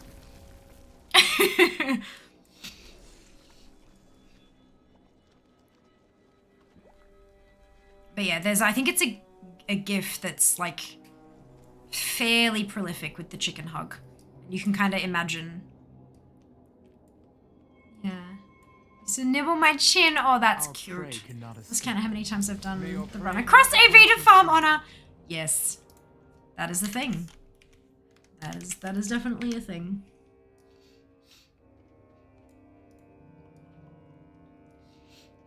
Good afternoon, Fluffy. Welcome back. I hope you are doing well today. Have you checked my Twitter feed? You should. There's a competition. Embrace the Fortnite. Yes. Please excuse my ignorance. If you know medicine, please amazing day night. No worries, Sam. We'll see you next time. We'll see you next time. In bed for a while. No worries, Rel. Sleep on a chair instead. Understandable. That's totally okay. Regardless of what happens, I hope you are well. Lip isn't coordinated enough to manage it. Also, his neurodivergent would be problematic in ducks. Fair. Fair enough. Should do more EV to get my 4 set. I should do more PvP in general, but am I gonna? Perhaps not. No worries, Nutty. Enjoy. Well, not really enjoy, is it? That's not a... I don't think that's the appropriate word, but, like... We will see you next time. How's that? Do your brains ever go on autopilot and you just, like, give the same response you've been giving all the time, except it's like, oh crap, that was wrong. Oops, rewind, redact, go back. Yeah. That's basically what my brain did just there. Arden wield calls. Okay. The hunt answers. Good save. That was a terrible save, but thank you for the compliment.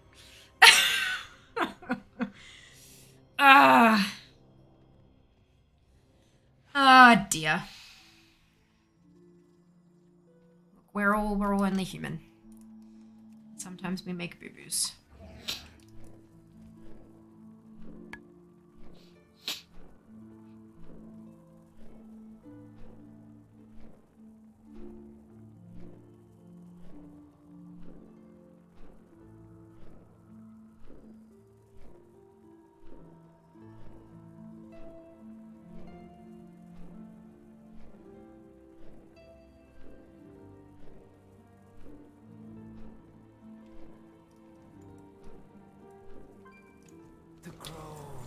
Sana, find appropriate sign off for SADS. Yeah. It's a bit that way. I did okay with Sem, I reckon. It was just, you know, it's like, understood, all good, we'll see you next time kind of thing. But then my brain just went splat with Nutty, so. Did you know he was neurodivergent prior to the naming? Oh, good question.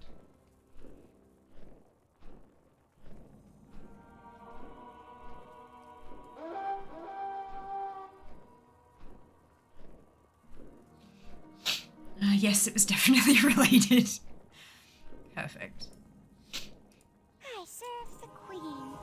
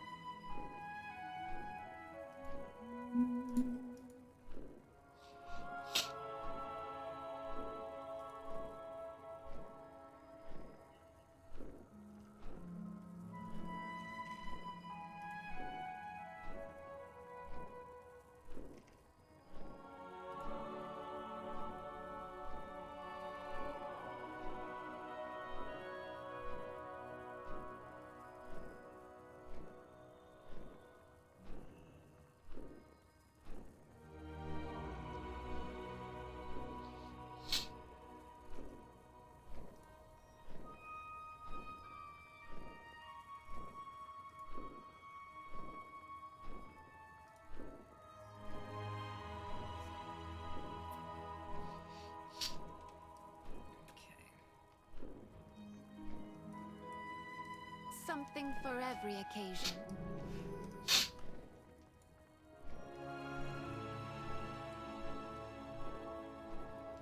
He kept falling over and walking in circles. He's pretty good as an adult, though he still lays on his side. Can't stand on one leg. Interesting. So he was doing loop-de-loops. What shall I craft next? Awesome. I mean, potentially not awesome, but like, still kind of awesome.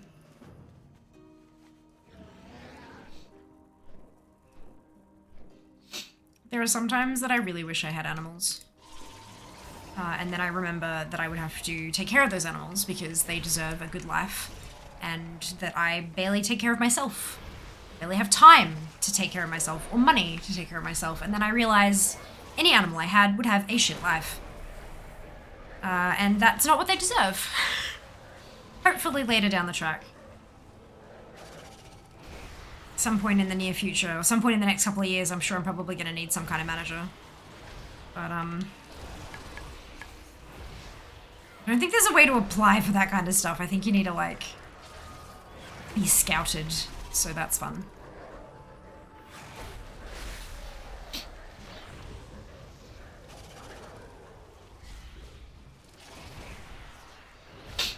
Really hand raised him and took him to school every day until he was able to eat, drink without drowning in his water. Wow. That is so beautiful of you to do that, Meaty. Like, that kind of compassion and patience and care for another creature. I mean, I feel like most of us have compassion and most of us have the capability to care and take care of another creature, but like, it takes a special someone to be able to go to that level with it, you know? That's really awesome. It's really awesome.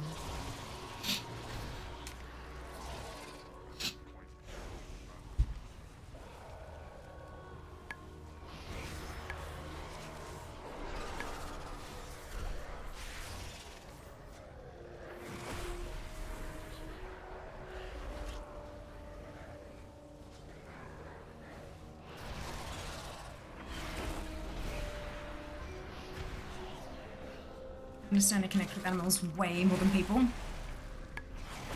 I get that. I mean, like, I don't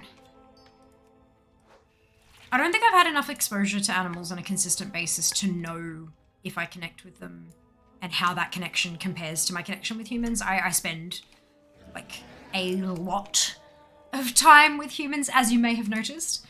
But yeah, no, I've heard that sentiment quite a bit from different people, and so I guess I kind of, like, get it in a way, I think. Yeah.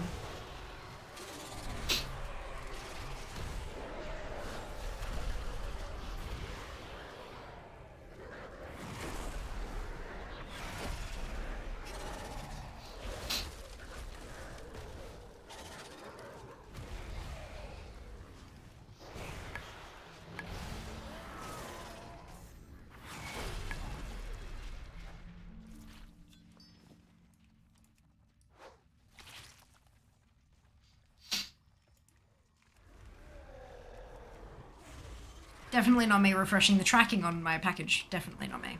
No.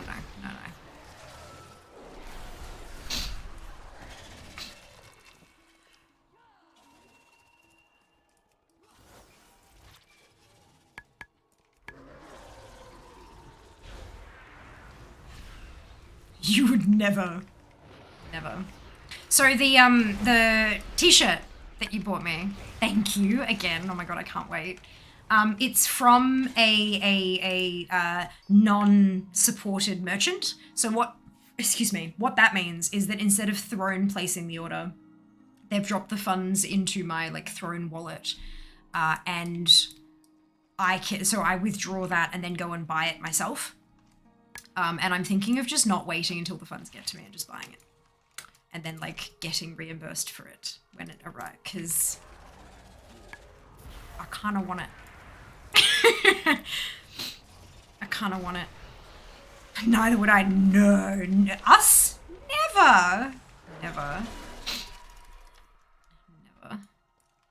I'm also, like, eagle-eyeing for, like, an email from Throne saying that they've because they tried ordering the phone this morning. I'm not sure how many of you were here when I spoke about that, but the fully funded phone, an attempted order was placed this morning. And they weren't able to place the order because it turns out I managed to somehow miscalculate what was in the number box, like the price box. I don't know what, I do not know how I've managed to do that. But it was short. And so it said there was an issue and that it was short. And I had the option to either take the money that we'd raised or chip in the extra myself and have it ordered. Of course, I chipped in the extra myself. So I chipped that in. And so it's sitting there as processing again. And I'm hoping that they give it another crack today. But at worst, I reckon maybe they'll try again tomorrow morning. Like, maybe it's a certain time of day that they process the orders or something as part of their workflow. But I'm hoping that they'll place that order again really quick.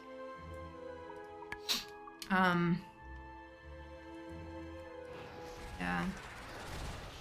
Yes. This kind of shirt I love. So it's so me, if only fun shirts weren't round necks. Yeah. Yeah. I'm guessing it's like a tight kind of thing. Like a constriction dealie. You don't have to put in too much. Define too much. Hello? Where's your mustache? Huh? Where's your mustache? Not on my face. You said you'd have a mustache. I had a special announcement to make. Put it on after the special announcement. Did I miss him? No drink. The competition's gone live. Yeah, no. That's why I had post about it. What? What? Or maybe that's a different thing. No, that was them saying that people are releasing Dragonflight beta keys. Oh, yeah, that's what it was about. Wowhead doesn't care about an ANZ competition. Anyway. Yay! Got the mommy. Thank you. Also, my Colourpop box is arriving today. I keep refreshing it because it's not. Yeah, no. Dragonflight beta keys. Yeah, it's definitely not down there. No, I know. Also, a shopping trolley managed to find its way down into the car parks. Find its way. No, someone took it down there and was a lazy shit. Look. Neat. Hmm. You guys enter that Cool. Most of them have, I think. It's really amazing. Yeah. It's pretty cool. I'm so excited. So yeah, we did the moment and stuff. I haven't edited it though. I have to go back and like clip it to where I need it. Because that edit with the pie, it didn't work properly. In the 7 seconds shifted to the start. So it doesn't even have the pie making connection to my face. I'm really pissed. But there should still be a decent, because if that captured the clip, I'm sure someone lovely and amazing and wonderful has already gone back and grabbed it again. But if not, we can do it. It'd be worth having a check though. How are you? I'm feeling. That's my good drink. Yeah, I appreciate it. Thank you. Putting in too much. So I. Shipping trolleys are sentient, don't you know? I did ship in just under 300 for the phone. Damn, got it. Perfect. But you know what? Just under 300 for a new phone is a whole lot better than just under $2,000, and that just under 300 I can put down for tax. Cheers. Tax thing. So, thank you for the Coke. I appreciate you. Huh? Oh right, yeah, we're like nearly out of toilet paper. I forgot. SD sensory thing. Does this is a genuine. I'm not trying to like fix or like trying to problem solve here. I'm actually curious. So I can understand why like a round neck could be kind of like you can feel it on your neck and all that kind of stuff. Does it help if it's a round neck but it's a bigger size so that it sits further out? And have you ever had experience with getting a t-shirt that fits right everywhere else and altering the neckline so that it sits where you want it to? And that's obviously somewhat advanced in terms of technique, so I'm not sure if that's a thing you have in your skill set or anything. But I'm curious to see if that has helped in the past at all. And if you don't want to talk about it, I also totally understand that. I'm not entitled to answers to any of these questions. So feel free to decline to answer. Ugh.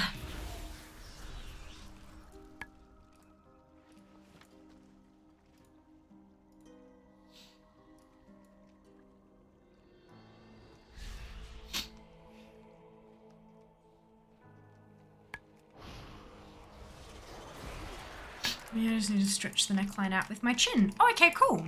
That's a fairly simple one for you. That's awesome. I'm glad it's that easy.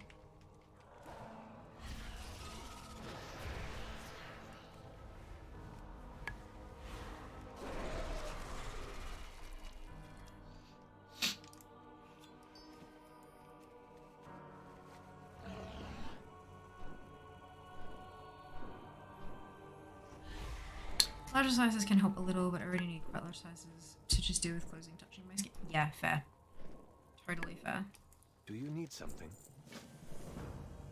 Yeah, I think like most of the graphic tees have that kind of high neck, so they've got more space to kind of stick the graphic stuff, hey, which is not ideal. I do remember back in the 90s getting t-shirts like that and just cutting a slit down the front as like a style choice. I have no idea if that'd help. But it also, of course, shortens the lifespan of the piece of clothing because that starts fraying a lot faster than a t-shirt normally would. And it also may not be your kind of style choice. God, we were idiots. But yes. Even polos need to have buttons undone. And that's not even actually, yeah, totally understandable. I'm the same with like polo shorts and polo shirts and stuff like that. There are like unisex polo stuff where the buttons come down to like here. I keep those ones buttoned up for what I would hope are fairly standout reasons. Like, yep. But like ones that are specifically like women's polos that have that different cut and have the buttons that stop sort of up here somewhere. Yeah, no, I just leave them completely open because it's just, it makes them easier to put on and take off too. Like, although I hate them because every time, I guarantee you, one of the buttons as I lift it up will get like caught in my nose. Yep. Worst experience ever. Obviously being melodramatic, but that's fine. Consider finding someone to properly alter the neckline. Ah, okay. Because I know a lot of them have that sort of, you know, that weave kind of band around the top. There's a chance you could even just unpick that stitching and take that band out and then restitch that. But then beyond that, you could go further with it and take sections of the rest of the t-shirt out as well. And if it's more the front than the back, then you can just alter the front of it rather than doing like a whole job. And do you know what I mean? Like, altering clothing, I have to say, is really fun as well. Like, well, once you kind of figure out what you're doing and like you kind of, I tend to hand stitch with alterations just because it's minor, so it doesn't usually take very long. It means I can use my cross stitch thread, which means I can add like a stripe of some fun, funky color. Like this one actually. I had one of the seams along here was coming out. It was breaking loose. Where is it? Oh, maybe it was on my sleeve actually. Yeah, do you see? I wonder if you'd be able to see the color. Not very well at all, but you can see it's green. It's green, because the thread started coming out of there. And it was really pissing me off, so I just went back and restitched it in green with my cross-stitch needles and cross-stitch thread. And now I've got a little funky color there. Unique piece of clothing.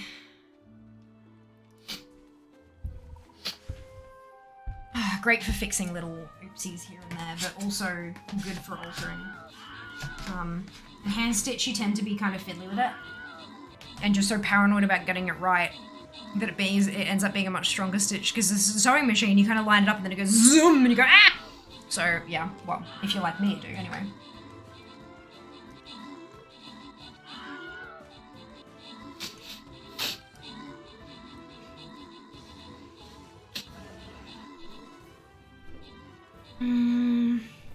Thumb holes in the hoodie sleeve. Yeah, still do that thumb hole thing at school. I never did the thumb hole thing, but I did pull the cuffs of it and hold it with my hands. And so you know how if your pants were too long, you'd end up with that frayed cutout where your heel would sit at the back of your jeans. I'd end up with that in my jumpers as well, especially my school jumper. It like wore thin, and because I'd hold it like that. Yeah, hilarious. Yeah, but no, Mud, Toy, Emma, Hole, and Larp. Congratulations to all of you on your ownership. Fun.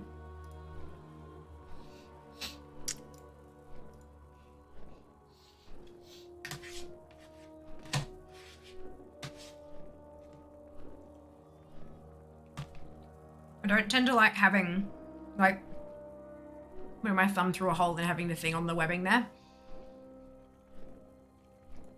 I've just never been able to find a comfortable way to do it. So just grabbing the edge of it like that has helped a lot. If you're like me, consider finding the hole in the wall alteration place and asking them. Absolutely. And a lot of those places will also have a blast with a request like that as well. Like, they'll be kind of like, I don't think we've done something like this before. Let's figure out how. Just add a new skill to the toolkit, you know?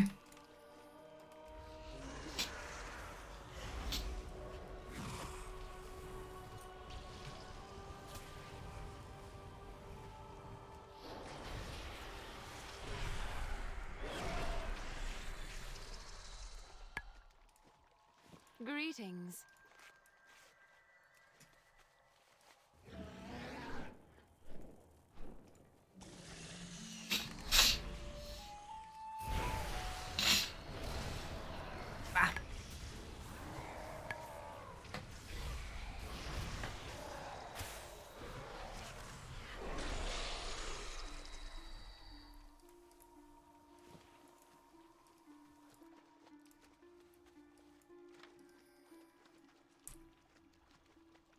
Miss one.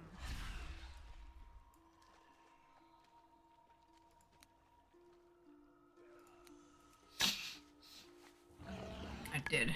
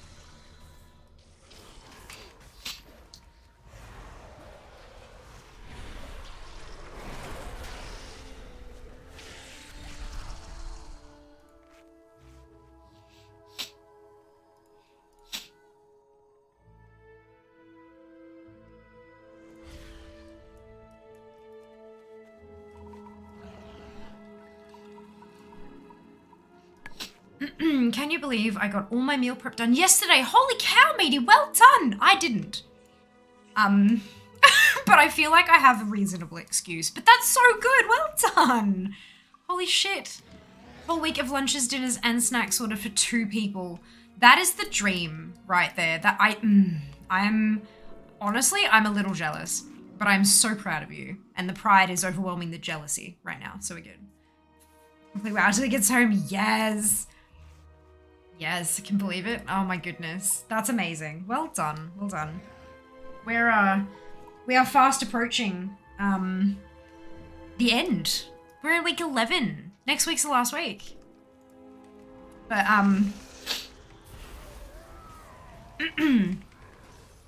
when PAX week hits, we're just gonna like live off leftovers for those couple days, because we're flying at like early Tuesday morning, so we're only gonna have like Sunday, Monday that we actually have to have food for, and then we're gone for the rest of the week. So we're just gonna eat leftovers and snack, like whatever's in the house kind of thing, just make meals. And then the next week we'll get back on late Wednesday night. So we'll just have Thursday, Friday, Saturday to deal with. And then we've got half the week again before we head off to Singapore. So it's kind of, I think we're just probably gonna like leftovers it up for those kind of days. And then when we get back from Singapore, we'll get back into the swing of things. I think I'd have noticed if you did your meal. I know, right? I know. What I would love to do, like this is one of those things that I've had floating in my head for a while that I would absolutely adore to be able to do. Is like once I am full-time and I have the kind of cash that I'm able to have 2 PCs, right? Is like, because I like when I get a new PC, I will probably keep this one and work out how to run a 2 PC setup, or have this one moved out into the lounge room to be used as like a media PC hooked up to the TV and stuff. Because we don't have a smart TV, we just use a Steam Link, and that the connection there is interesting at the best of times.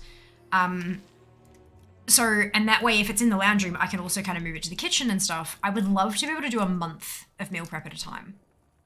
Like do overnight oats and freeze it, because overnight oats gets kind of sloppy anyway. It doesn't really matter if you freeze it and then defrost it. The consistency doesn't change too much. So like do up 4 tubs of overnight oats, keep one in the fridge, and have the other 3 go into the freezer for the other 3 weeks. And then do up some stuff for lunches that can be frozen and defrosted as the weeks arrive. And then like prep for dinners and stuff, and do all that in like a longer stream, but have it be like a once a month meal prep stream.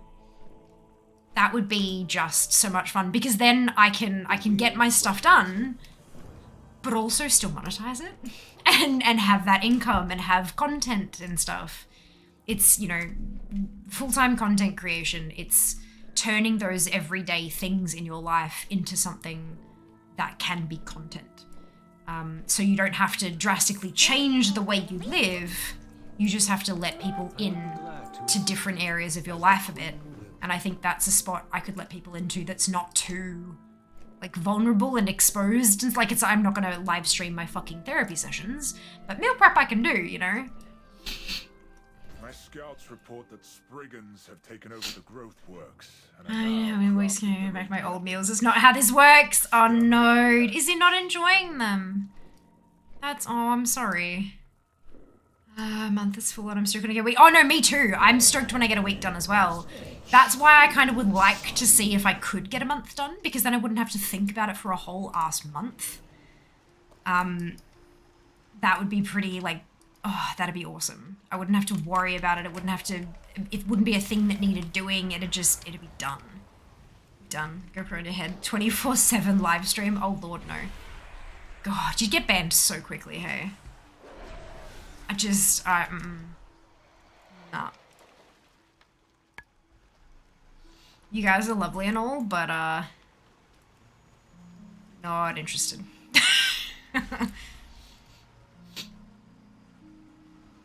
But I absolutely want to like sit here and camp some of those longer spawn times and craft at the same, like cross stitch or something while I camp it, things like that, you know. Just yeah. It's lovely, thank you. His complaint is too many vegetables. Whack some more sauce on those bad boys. It'll be fine. It'll be fine. Honestly, I found the veggies to be really bloody good. Like every time, like the veggies have just been so flavorful, and like whatever seasoning or whatever they've had has just been really tasty. I'm like, yes, vegetables, things you don't bloody eat. Yeah. I just... Maybe it's coming from a place of chronic illness, but I cannot imagine just not eating my vegetables. My body would shut down.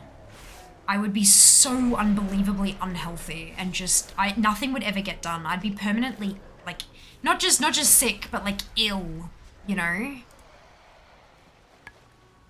Oh god, I'd have no energy and my body would just not work properly. I'm guessing other people just aren't like that. And that I do struggle to understand that. Is this a HelloFresh thing? Oh no.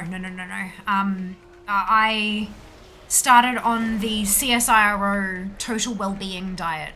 Because I'm chronically ill, and I know food is a big part of that, but I really struggle to like eat a variety of foods. Like I find it really difficult to plan out meals, like decide, okay, we're gonna eat this, and that way we get a serving of red veggies and green veggies and white veggies, and like just having that kind of balance across the whole meal plan is really, it takes so much time and energy that I just don't have.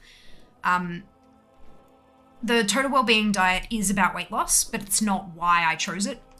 I chose it because it's scientifically backed, and they have a ton of studies that they have listed and things, which is like that's awesome from my perspective. So when I said I was going to be starting up with that, Meaty was like, oh, question mark. And so they started up at the same time, roughly. Pretty similar.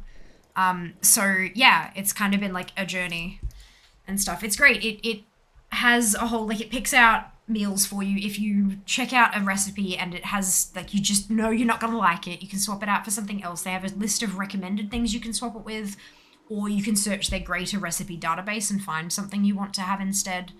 It shakes it up every week.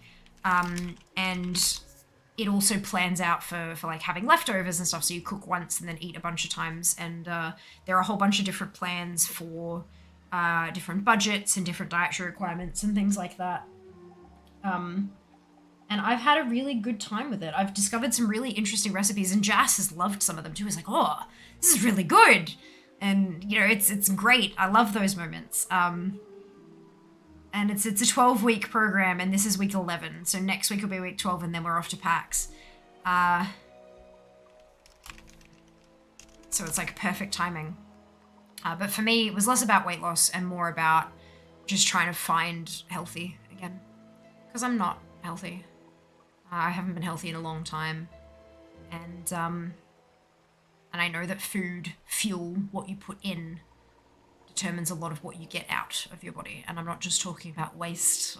Like, you know, it's, you put crappy fuel into a car and you're going to get crappy performance out, sort of thing. Similar thing to your body. So yeah, that's why I was saying, like, I can't imagine not having vegetables, because I know if I just put meat and carbs in, I would be so sluggish, and my belly would always just be bloated and just wobbly, and I need veggies for sure. Sometimes they're not as tasty as the other bits, and I absolutely understand that, but I definitely need vegetables. But that's just me. That's my body. Not everyone's like that. He was the spoilt youngest child. Ah. Right, okay. Interesting. CSIRO, crime scene investigation role-playing online. Cicero! No, it's a health thing. Science people. But it's the TWD, the total well-being diet, is the better thing to Google.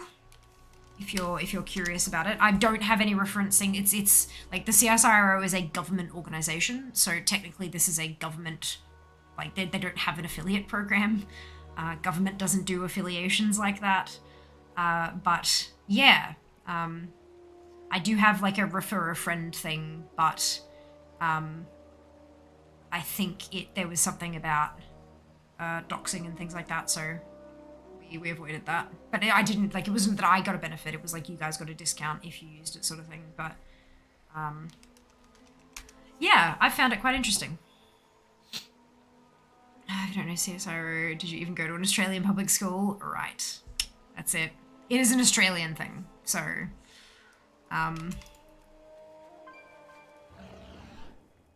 is an Australian government thing, so people outside of Oz probably wouldn't have heard of it. Do you need something? The same people that bring us TM and not quite. Although I wouldn't put it past to see. Can you imagine like Australian scientists just trying to make sentient turtles? Yeah. Look. Not wrong and you know it. Heard a bit about that organization. They're good. They're good eggs. Deliver! Why, you no update. I'm gonna stop staring at it. It's not gonna change. What? A watched tracking never updates. Platypus come first! Oh, I still think it's hilarious that like they sent drawings of the platypus back and they were like, yeah, pull the other one. And so they went back to England with an actual preserved platypus and they're like, nah, you made this up. You stuck bits of animal together. This is fake. They're like, nah, bro. It's for realsies.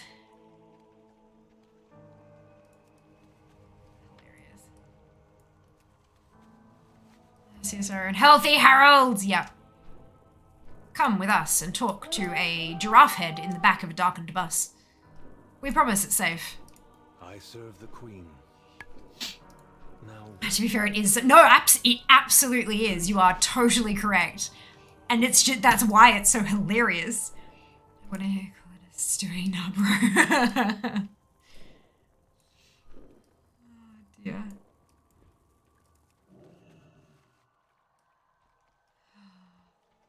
Is there a... There is. There's a world quest here. That's why everything's dead. God damn it! Messing up my leveling. To see a no. Bad.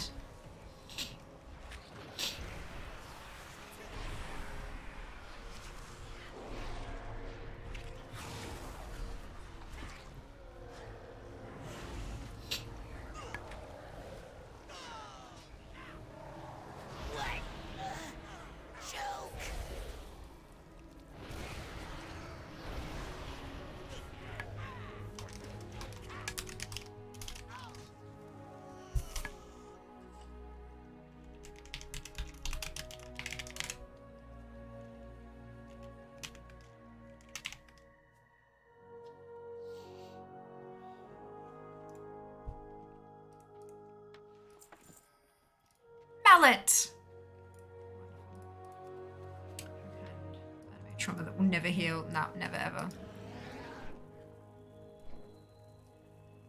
There'll be whispers of that through communication circles long after that whole company, the publishing company, is gone.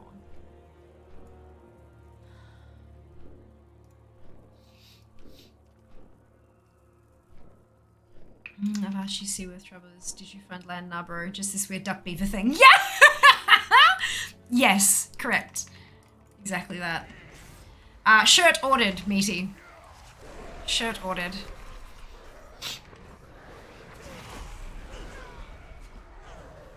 What? Choke!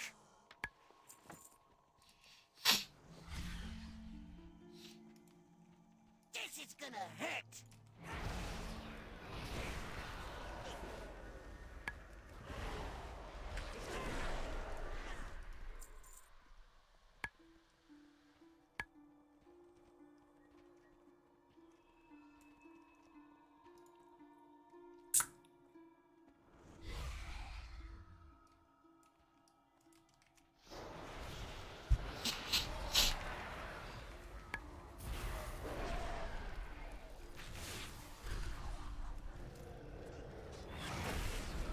Also, you'll be happy to know, maybe, potentially. So, because it's Tea Turtle, right? Is the company where that shirt is from. And at the end, after I just checked out, it said, thank you for your order. If you scroll down, you'll find that information, and if you need to change anything last minute, please do so. If you would like, you can choose a charity from the below, and we will chip in $1 US from your order to your selected charity. No extra cost, just $1 of what you just spent already will go to a charity. So I did. And one of the ones on option was the Trevor Project. For those of you who don't know, the Trevor Project does a whole lot of work for young LGBTQ plus lives in America. They've got a lot of centers where they can go and get bits and bobs that they need, be that support or physical stuff or whatever it is. And so, yay for charity. That's really awesome. I didn't know they did that. So I'm quite pleased with that. And I hope Meaty, who purchased the t-shirt for me, is okay with my choice there.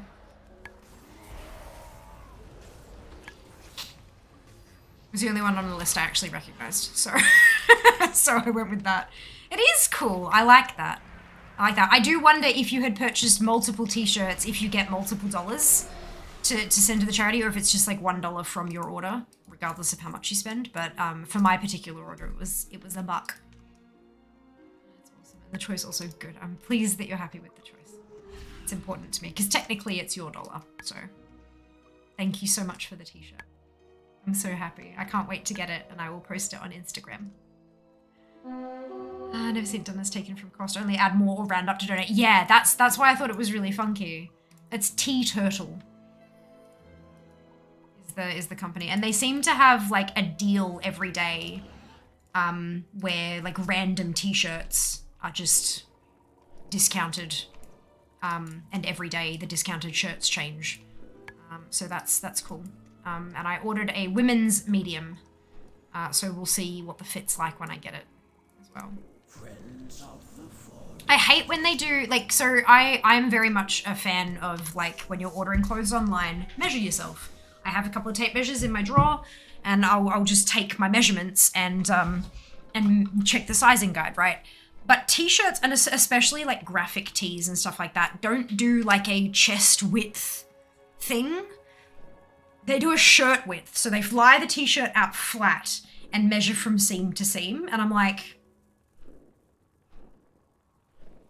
I try to figure out like where kind of, yeah. So my fit for graphic tees are always just a little bit off.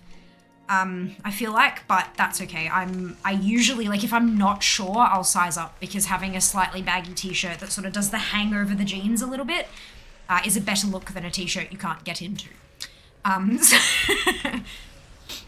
Yeah, I couldn't figure out whether I'd be a small or a medium, so I went for a medium. I knew that the large would be too big, but yeah. I went with the medium. Yeah, a looser fit, just a little bit. A Twitch t-shirt from Amazon. I've never seen a more missized. Oh my lord, Jeff, that's so. I'm so sorry to hear that. Hello. Hello. Can I be of assistance? I'm going to. Okay. Yeah, I tried to toss it and missed. I did a really bad job. Bad. I know. Oh yeah, it's in my handbag. I'm like, okay, you're going to the shops. Brilliant. Wonderful. Have fun. Be safe. What do you want from me? Yeah, you need the money. Well, I don't need it. Well, no, but it'd be more Helps. appropriate for you to, yeah, exactly. I'll be like, oh. It's fit in the shirt. Hello, Mara. Doing well. Doing well with the leveling. We're a few days ahead. Just a few. Fit in the shirt, yep. Nominally 4X, shoulders were like 2X, and body was question mark. That's so odd. So odd. Definitely, like, given, like, contact customers. I mean, it's obviously first step is always contact customer service. And take as many photos as you possibly can. Like, take a photo of the label, take a photo of it, like, with the sizing, lay it out flat with, like, a measuring thing if you've got one so you can see it, and then, like, put it on and show that as well. And also, if you can, give them your measurements and say, this is the size I ordered. according to your website, this is what the sizing guide says. These are my measurements. It does not fit. You need to update. Because often it's like the size, the actual manufacturing of the shirt might be off. It might be a batch issue, in which case they can usually get you a replacement if you manage to get one of the dodgy ones. If it could be that their sizing guide on the website is wrong and needs to be updated because they've shifted suppliers but forgotten to update everything or whatever it happens to be. But yeah, first step is absolutely always contact customer service and give them as much information as physically possible, as will fit in the contact us box kind of thing. But that's abhorrent. That's not good at all. Not good at all. I just don't trust clothes ordering online, especially graphic tees. There's usually such weird fits. With graphic t-shirts, I highly recommend grabbing one of your own graphic tees out, laying it flat on a flat surface like a bed or the floor, clean floor, and then popping measuring tape across it and measuring the width of the t-shirt and then checking that against the sizing guide and then finding the size that matches the width. Everything else, usually they start with that and then attach all the other bits. So if the width is okay, it should be fine, but you can also measure the length of the sleeves and stuff as well. That'll be another one that they put on there. But yeah, always check the sizing guides when you're buying online. It's definitely possible. Vast majority of my wardrobe now has been bought online. And the vast majority of it fits really well. There are the occasional pieces where it's like, oh, but not many of them. Not many at all, which is good.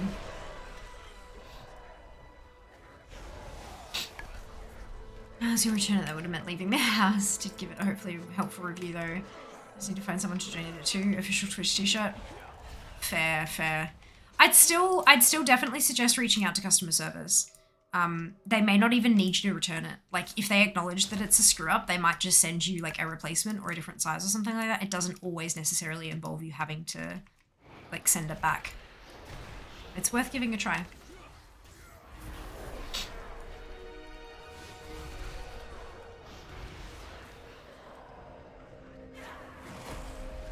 And plus, they don't always like read reviews and then go update the sizing guide. If they have proof, like photographic proof that it doesn't match what it says, that might be enough for them to actually make updates that will really, truly help other people. Because not everyone reads reviews. Some people just kind of look at the star rating. I'll admit I'm guilty of that a lot. Especially when I'm in a bit of a rush.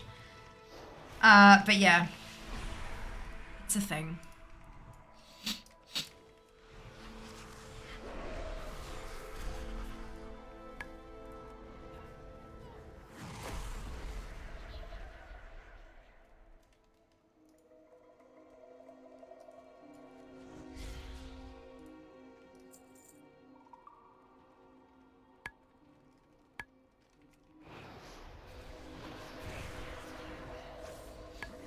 But I totally understand if you'd rather just kind of take the L and move on, because sometimes that's just a better option, a better choice for you at the time. But I am sorry you had that experience, though. That really sucks. Hopefully you can, you got a story out of it at the very least.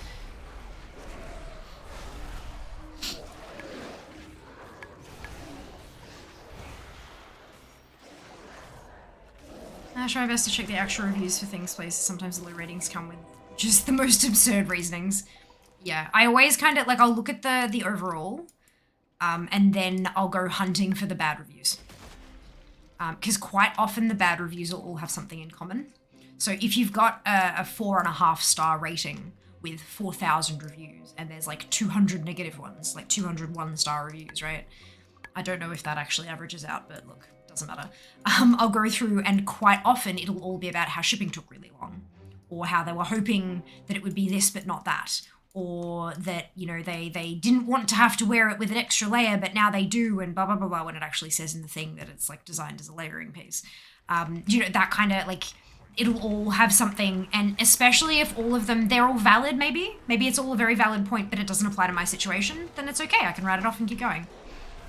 Or it'll be something like, runs very small. I'm like, okay, I'll size up twice.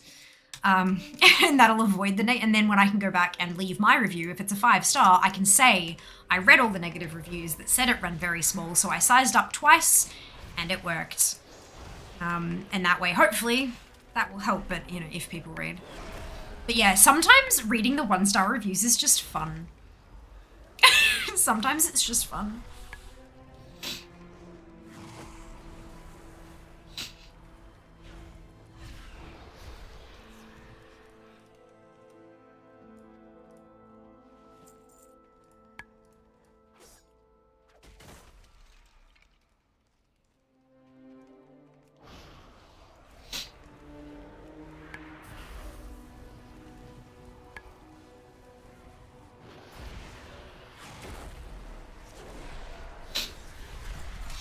Hey, complete. On to the next area. Did I update that this was 58? I think I did. Yeah, I did. Good.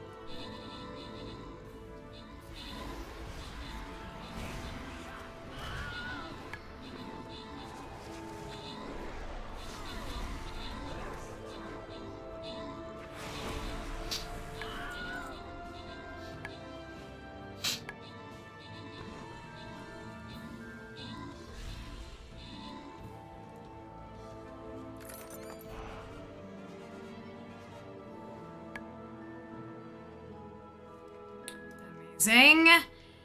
At Fade, Durin, at Other at Ateto, and at Lek, Sandrock, Meaty, and Oct. Congratulations to all of you on your bonus shit. Well done. I'm starting to feel like maybe we're getting some bot placements. I remember seeing in, excuse me, in the Discord, seeing a ton of, like, 6-letter combination names placing in units and that they were, like, bots. And I was like, oh, okay. Interesting. That's right. No biggie.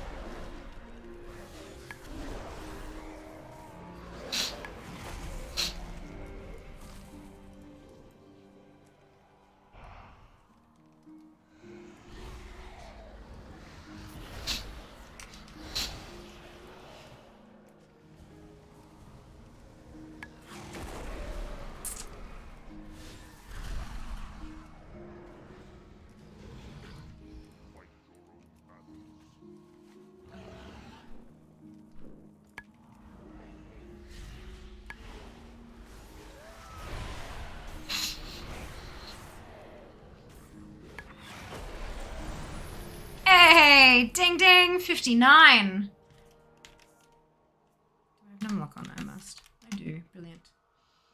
78.66. Oh my god, you guys. 14. 2 weeks. We're 2 weeks ahead. 2 whole weeks. Holy Jesus. We're up to the 3rd of October.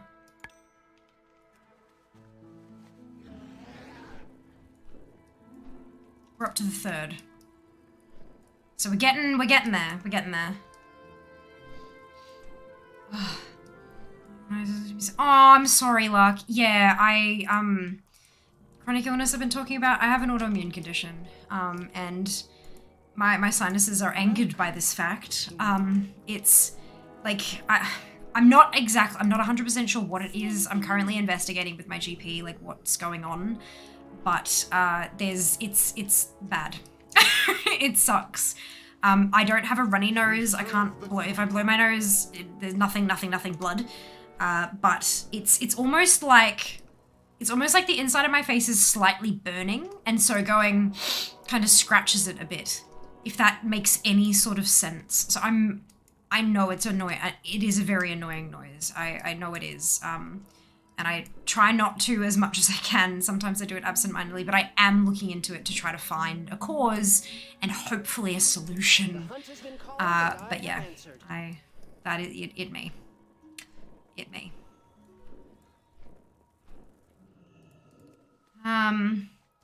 Here's the 4 hours ago. I know, that's just today as well. Like, I'm not gonna stop leveling after today. We got Wednesday, Friday's Brewfest, and then Sunday we can do some leveling. No, Sunday we're doing keys. We're not doing leveling on Sunday. And then Monday, and then nothing on Wednesday. And then on Friday the 30th, we're either if we've got less stuff left for Brewfest to clean up, I want to do that and just get it done, finish Brewfest completely. But if it is done, Wrath Time Walking. And Wrath Time Walking, it's leveling too, technically. So hopefully I'll be able to squeeze a couple of extra dings out of that too. And that's just September. Then we got October, although October's, busy. It says PAX plus some more. No, it's not. PAX is the 7th to 9th. PAX is still a few days away from where we're up to. Package! Sorry, that was loud.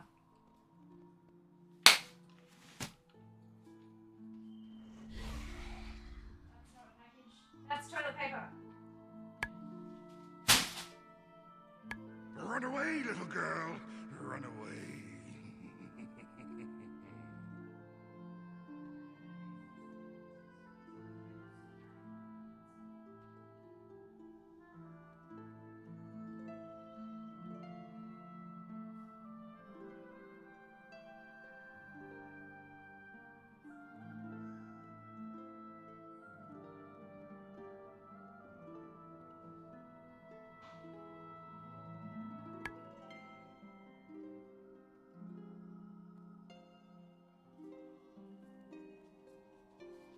One moment, please, while I black out my name and address. Where's my marker? Do I open it now? Do I open it now? Or...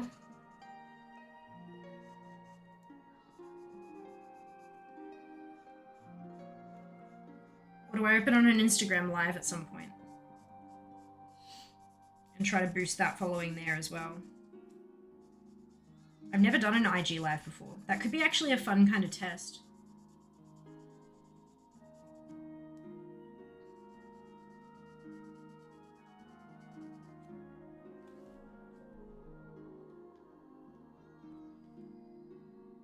Just reading the label real carefully, make sure I haven't missed anything.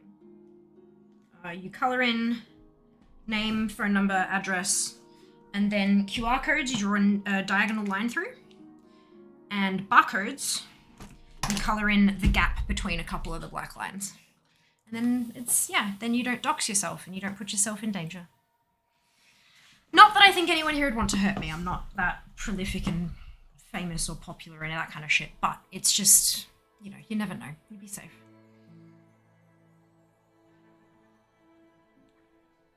Jealous awkward. Because I ran away. Sphere's like, yes, it must drive you mental. It absolutely does, Mystic. It absolutely does. One of the comments I often make, once I know that people are okay and I'm safe to make jokes, because some people are really irritated by it, and understandably, because it's like a repeated noise and sometimes, it's like, you know how some people are annoyed by people chewing with their mouths open. The same kind of thing happens with sniffing. Even when it's not like, I can't just go blow my nose, like it's not that kind of thing, which sucks. But one of the things I say quite frequently is, trust me, it annoys me far more than it annoys you.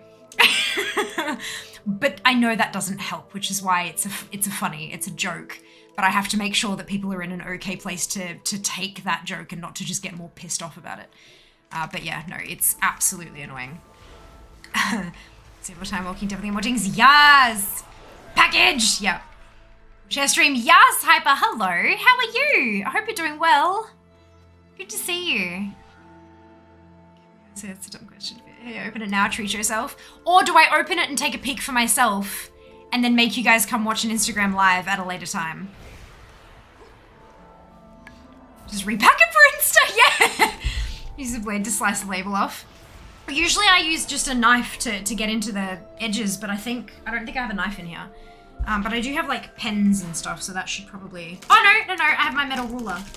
That'll do it. Perfect job. The little baby metal ruler. They're so useful.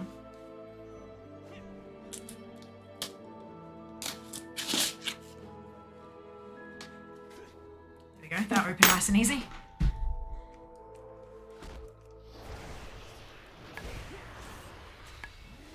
Are you really going to try delayed gratification after 3-day stream? Fuck no. No. If I was going to open it on an IG live, I would be opening it tonight straight after stream and then repacking it and doing it on Insta. Fear has a shiny. Fear got the shiny. It did get the shiny.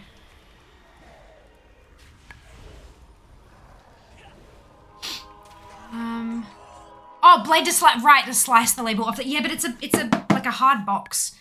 I don't think I'd be able to slice it off very well. Maybe?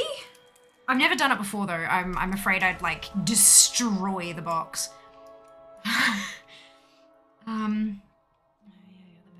Hush. No. I am absolutely not.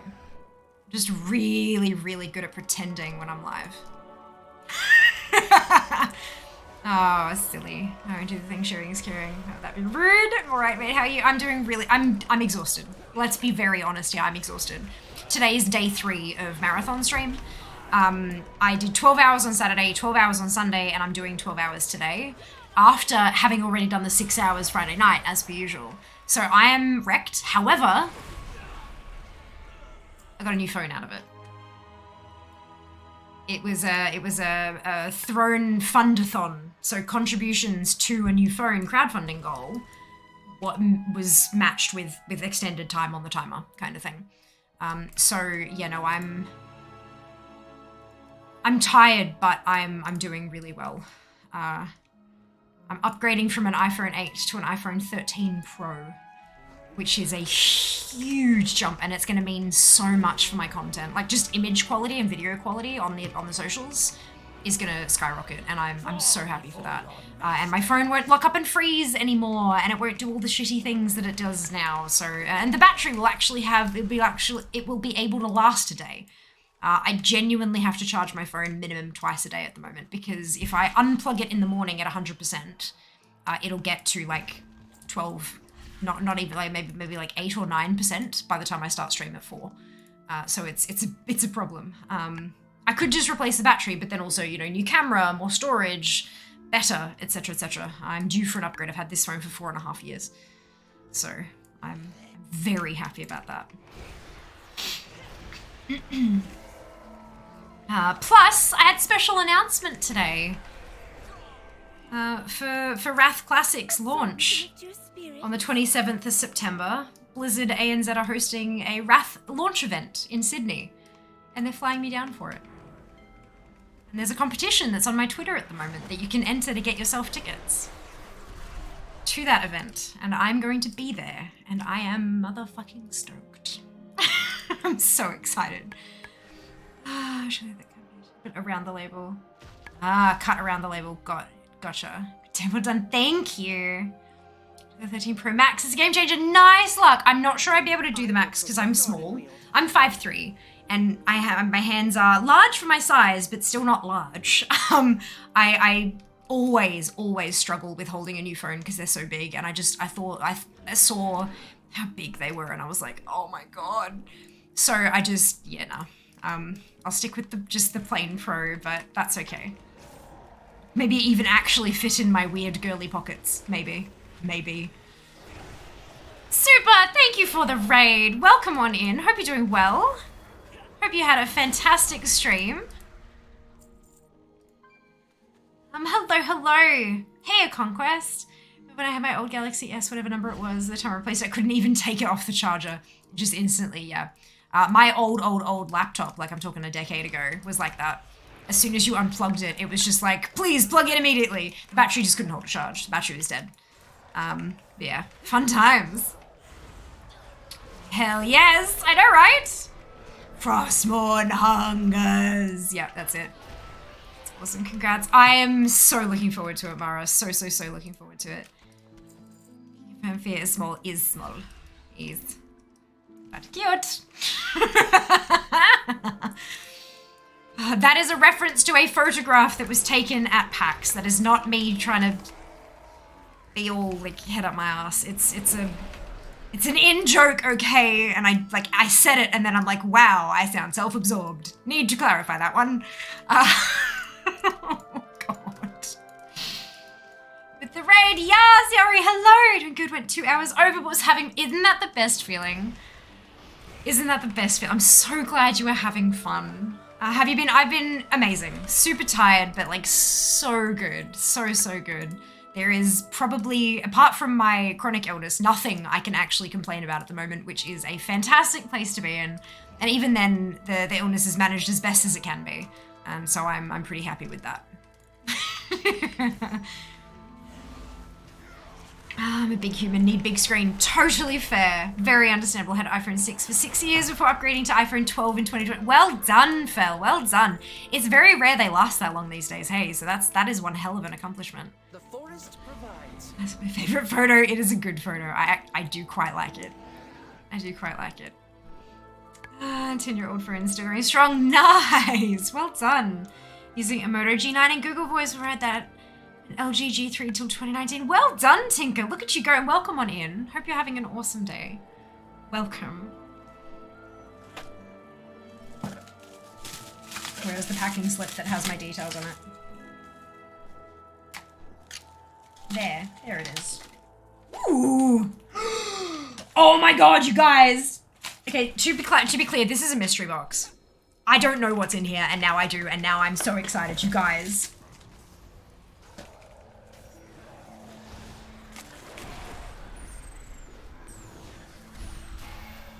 You see what I see?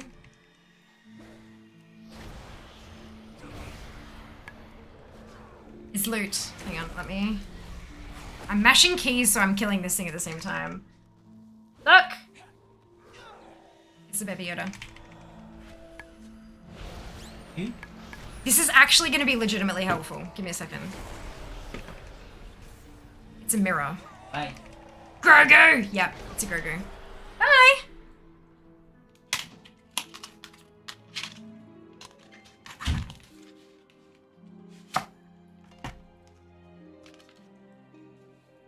Look it.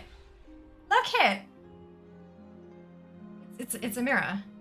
But like, how cute is that? Oh my lord, that is adorable. I'm very happy with item number 1 out of the box. What else is in here? Grogu hand mirror, indeed. Let's loot that and hop up into the sky so I don't die.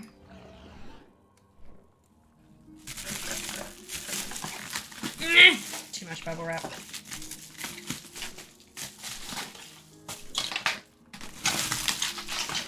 Okay, so I have hand mirror. I have crystal face jewels, which are mostly useless, but will actually probably, I've never actually played with them. So maybe that will be fun. 72 crystals. There's itty bitty tiny ones all the way up to chunkier ones, and they're in like pearlescent and silver and blue and red. I reckon I could probably have some fun with those with my makeup looks. What are you? You are a creme gel liner in the shade Get Paid, which appears to be a pale orange. Creme gel liners are eyeliners. Color sticks. What is a color sticks? Oh, these are the pencil the eyeshadow. And this is in the shade Happy Days, which seems to be like a pinky brownie sort of shade, which is very useful. Liquid liner. It's in the shade CRZY, which I'm not super happy about, but look at that color. That's the color that the liquid liner is going to be, that deep blue. Amazing. What are you? Luxe Lip Oil. In the shade Hot Spark. Oh, it's going to be like a glitter, like a pale glitter kind of nice. Love it. Lip oils are always useful. Like a lip gloss, but also like moisturizing. That's good. We like that. This is another Luxe Lip Oil in Gleam On. What is that? There's no sticker on here that shows me what it's going to look like on the inside, but it looks like limited edition packaging. Ooh, that's really pretty. It's like a peachy golden sort of shade. That's really nice. What else do we have here? What are you?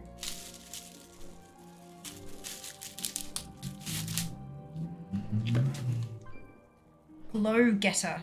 Pressed Powder Palette. Eyeshadow! Glow Getter. What does this mean? That is beautiful packaging though. Look at this. Look at that. Ooh, I like that. Like neutrals, but like with a touch of green. Pretty. I know I'm supposed to be leveling, but I'm distracted by pretties. So adorable. Put the Grogu Sailor Moon palette. Nice! Oh, that would have been awesome. Crystal for launch event. Oh, yeah, maybe. Oh, that's not a bad idea. I have my outfit picked out because it's Wrath, right? So I have green boots for Unholy, a blue top for Frost, and then my hair and my makeup's going to be for Blood. So I could probably put a couple of the red gems. That'd work really well, actually. Fantastic idea. Fantastic idea. Because I'm extra like that. I can't help myself. Set in Stone. Pressed Powder Palette. More eyeshadow. Another eyeshadow palette. 10 shades. It's a long one. Rock Solid, Stonework, Concrete, Hammer Time, Dimensional, Lookin' Sharp, Gravel, So Chiseled, Igneous, and Steady. What do you look like? Oh! That's beautiful. Look at those. That is a gore. Oh, that's beautiful. I like that. That's a good color scheme. Like warm browns. So usable, like every skin tone, like just gorgeous. We have more lashes. I've got these lashes. That's okay, because lashes they die. But the lashes in the it's called Chica. You can see just there, but they're a little fluffier than these ones, not as bold. But I have a pair of them from the last mystery box I got from Colourpop. I like them though; they're really good. Eye primer, party proof eye primer in the shade Caramel. I'm certainly not caramel colored, but maybe that's like maybe it's oh, that'll be okay. I think that'll be like just usable. It's a touch dark for me, but I think I can probably use it with like darker looks and stuff like that and it'll be just fine. Mist. Holy Jesus. Super Shock Shadow in the shade Secret Garden. Look at that. That's eyeshadow.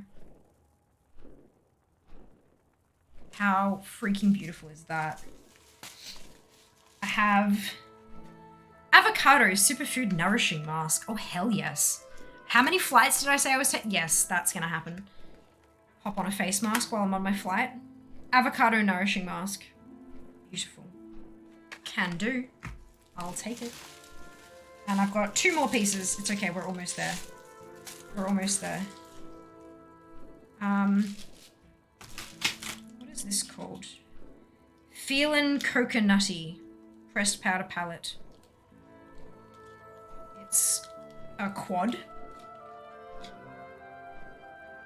That's super simple and I love it. Beautiful. And I think this is another quad. And it's called Creamsicle Pressed Powder Palette. This might have come from, I think I've got another one from this series. And I really like it. Yeah, I do. That. So pretty. I've got one called Mocktail, and it's like that, but like deeper reds. And it's really, really pretty. Like works a charm as well. Beautiful shades. Yay! Oh, I'm so happy with all of that. There is nothing in here I dislike, and that's hugely awesome for a mystery box. Let me put all this away and let's get back to leveling, shall we? Yay!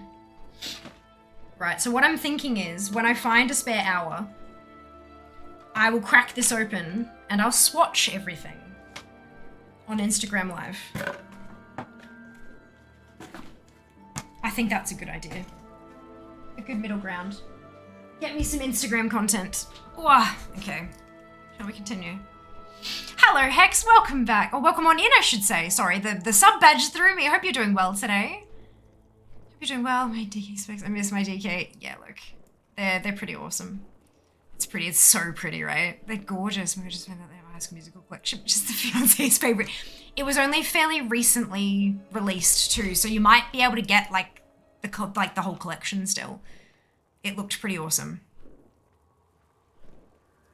Definitely good. I'm not affiliated. I don't have any codes or anything like that. I like that they're good quality things at a low price point for me personally. 6 flights. Yep, 6 flights. To Sydney, to Brisbane, to Melbourne, to Brisbane, to Singapore, to Brisbane. Yep, I've got a fun-filled month ahead of me.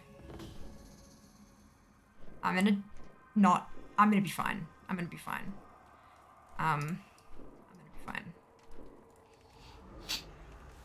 Do I tell her or buy it as a surprise?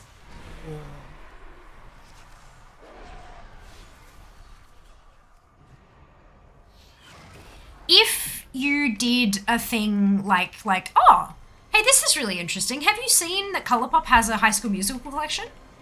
If you did that, would she just like go buy it? Or would she kind of be like, huh, and like give you an indication of whether or not she likes it? Because that's the thing with like eyeshadow and stuff like that.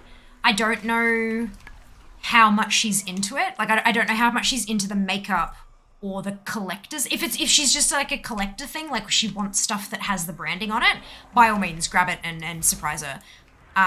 But if she actually uses the makeup, there's a chance she won't like the colors and stuff. So it might be a good idea to like gauge her reaction when she sees it somehow before you actually drop the money. But it's, yeah, only you'd know that. That's not something I'd know. A lot of flights to Brisbane, you must really like it there. No Adelaide, for shame. Well, look, no one's paying me to fly out there yet, so. We broke? Right, okay. Oh, it's a rough one. In that case, it might be even more important that she actually like the products. I'm not sure whereabouts you're based, but like I know shipping to Australia is not super duper cheap. But maybe if you're somewhere where the shipping is cheap, maybe instead of getting like a big chunk of collection, maybe you can get like a couple of smaller pieces that'll only cost a little bit. Maybe for Christmas. That's Sydney. Yeah, okay. Well, if you order now, you should have it in time for Christmas. I think that's a really good middle ground, because then Christmas you're kind of not expected necessarily. It depends on your relationship, but there is some sort of expectation that there will be an exchanging of gifts. And I think if she really loves HSM, then that's a fantastic gift. If she loves the brand, and she loves makeup in general, and she's a fan of Colourpop stuff, and she has been in the past, then I think it's a pretty good bet that it'll be a Christmas present that is received well. It's a tricky one though, isn't it? Buying stuff for other people is so hard sometimes. Unless they're specifically like, I like this thing.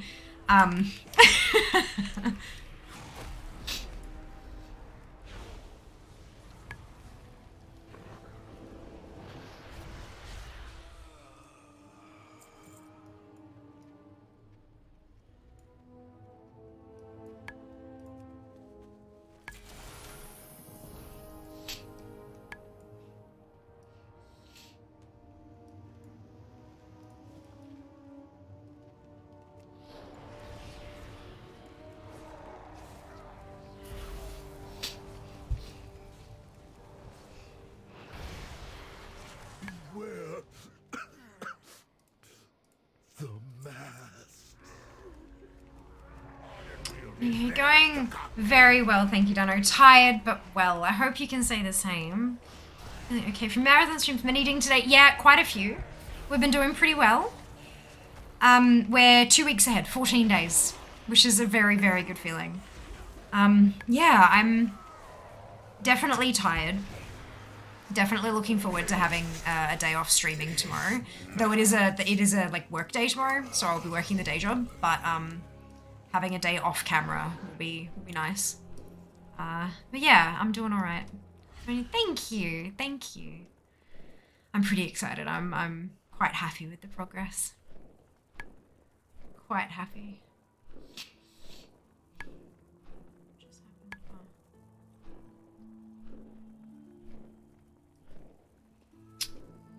So tricky. It's more of like, I don't want to show her something that she will really want, but we can't afford, and then she knows there's this thing that exists but can't have, or do I save up and surprise her? Yeah, God, I don't know. Like that's a really tricky situation, hey. It's one of those kind of things where you're the only one who's in your circumstance, who knows what the response will be like, who knows what the financial situation is like. There's just so many different variables there. But I'm sure you'll make the right decision. Whatever you end up going for, I'm sure you'll make the right one. It's good to want to repeat of sick fear after huge efforts. Agreed. I think splitting it up into the 12-hour chunks was definitely the best go. So nice to see you. I am going to be very busy over the next month with no kind of let up of anything. I have content to film after stream tonight, for an example. Like that's how busy I am. But no, we're going okay, I think. I think we're doing all right. I do have a chair stream in the redemption thing, and I'm definitely going to take advantage of that after this character's back in Ouroboros. But don't forget, y'all, there's a competition going. Check my tweets. Should be my most recent tweet. It has a link to Gleam. You should absolutely hit that and enter the giveaway if it's something that you can enter. If it's something that you'd be able to attend. Because it would be absolutely amazing to have some family representation there. Absolutely amazing. Did you happen to level any of my Tauren by osmosis while you were at it today? I'm not sure. Maybe you have to check. Did I miss the announcement? Yes, you did. Just the one. 10 to 4. It was 10 to 4 and it's now 6:20. BT's throne gift. Oh, right, the throne gift. Of course. It'll be the one under that. My sincere apologies. I forgot that tweeted. Just a little announcement. Little bubby. Tiny one.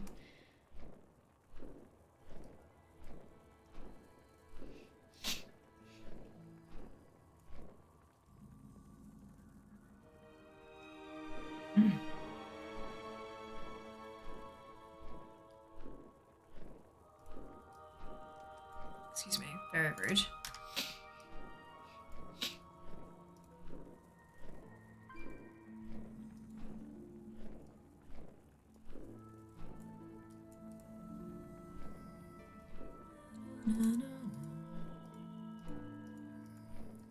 Right there.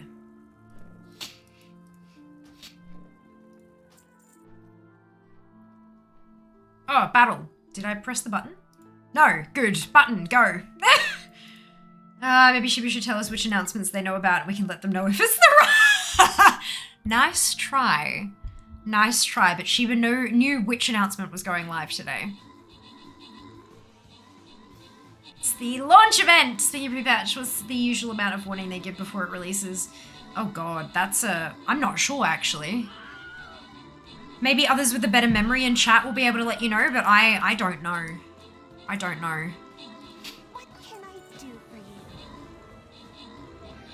I think there have been times in the past that we've had like 2 weeks notice for a patch, but that's not, I don't think that's been a pre-patch. I think that's been like a mid-expansion patch, which is a bit different. I knew there was a reason I liked YouTube. Recently, not very long, 2 weeks or less, yeah. Maybe Dragonflight release date at the Wrath. Look, I don't know, maybe. God, wouldn't that be something special? Wouldn't that be something special?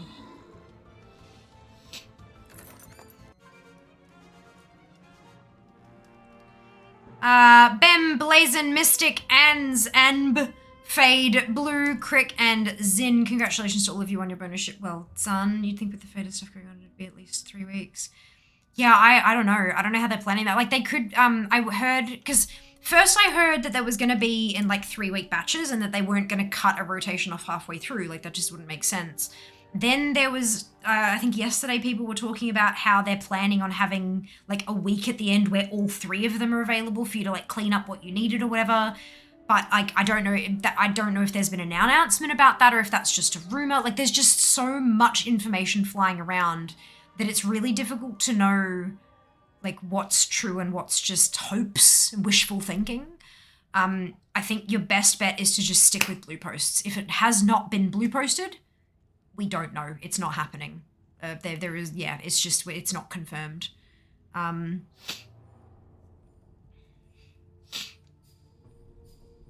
Oh, so we had 4 days notice for Legion. 4 days notice for pre-patch for Legion. Jesus Christ, that was...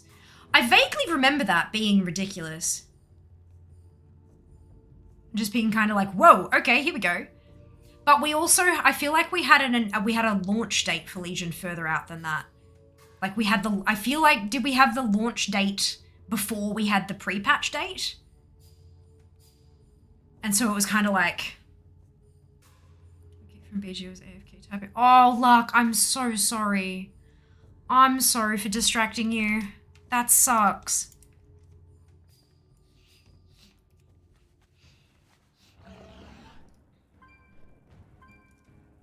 Launch date well in advance, yeah.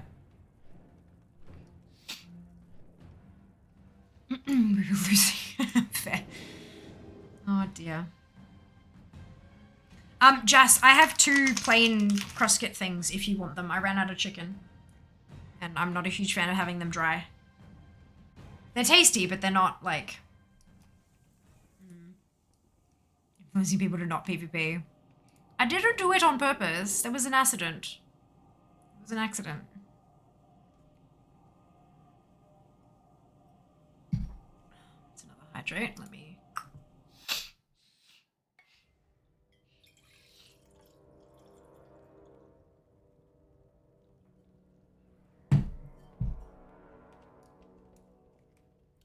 Soon, perfect. Once I get this tuned to Ouroboros and log it into the next one, I'm gonna go take a quick bathroom break. Darth have recently posted actual news. I'm thinking they're prepping for an announcement. Okay. It's all been communication about development and adjustments and stuff on beta, I'm guessing. Distracted from WoW by talking about WoW. Did you not influence Lark to not be in PvP? It was not an intentional influence. It was even then it was completely indirect.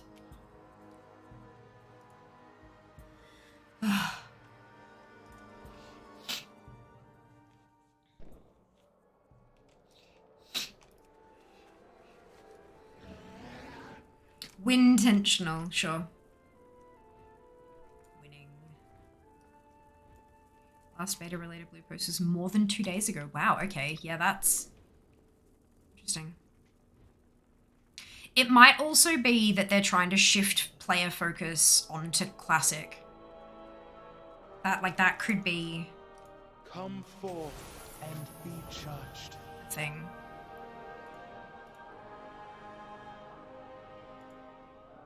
Oh my goodness. All right, so she's done. She'll be moving to... No, that's orange, not red. That one. So next one up will be a monk, Jabana. Which is awesome that's unusual. See, update cadence is so fast. Yeah, right?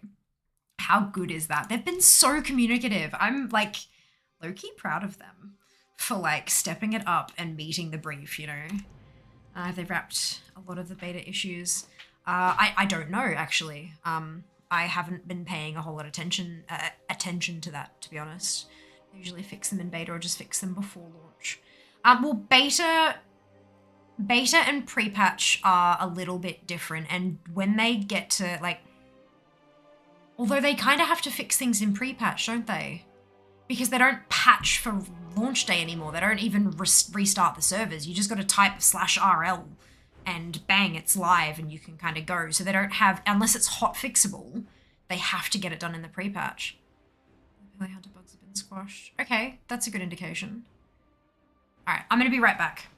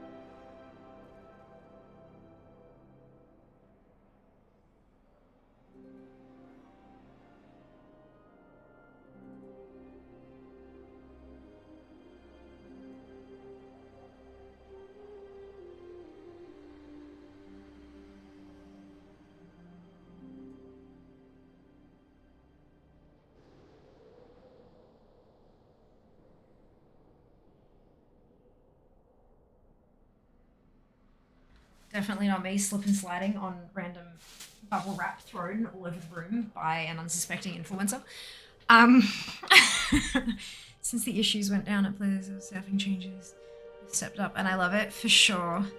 There's still a few UI issues. They're still actually adding elements, so we might see bug fixing for that carry over into pre-patch. I feel like there's not any glaring major bugs or issues left.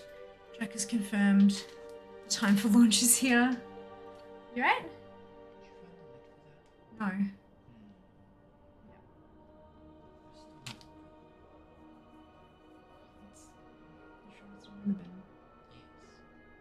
Very sure. Oh yeah? Very, very sure. I'm so sorry and thank you for checking. I stank for like 20 minutes. I'm sorry. But it's Thank you so definitely much not for- in there. I've lost the lid to my water bottle. Yesterday when I was trying to tidy up I've quickly. lost the lid. No. We've lost the lid to my water bottle. When I was tidying up my desk for yesterday's stream, I grabbed a few bits and pieces that needed to go to the kitchen and just kind of piled them in Jass's arms. And he left and took them with him, and we can't find the lid now. It's definitely not in here. I turned the place upside down before stream. That's why I was running late. I thought it might have been in one of the drawers in the kitchen, but I couldn't find anything in there, but I didn't really tear Check everything the apart. dishwasher. It's not in the sink, so not that much. It's not in your backpack or something silly, is You know what? I should check. Just in case. it? I don't know how it had managed to end up there, but like... Or it could have fallen out of your arms and fallen under the couch or something. Like, I just... Unbelievable. Magical, like... How does it even happen?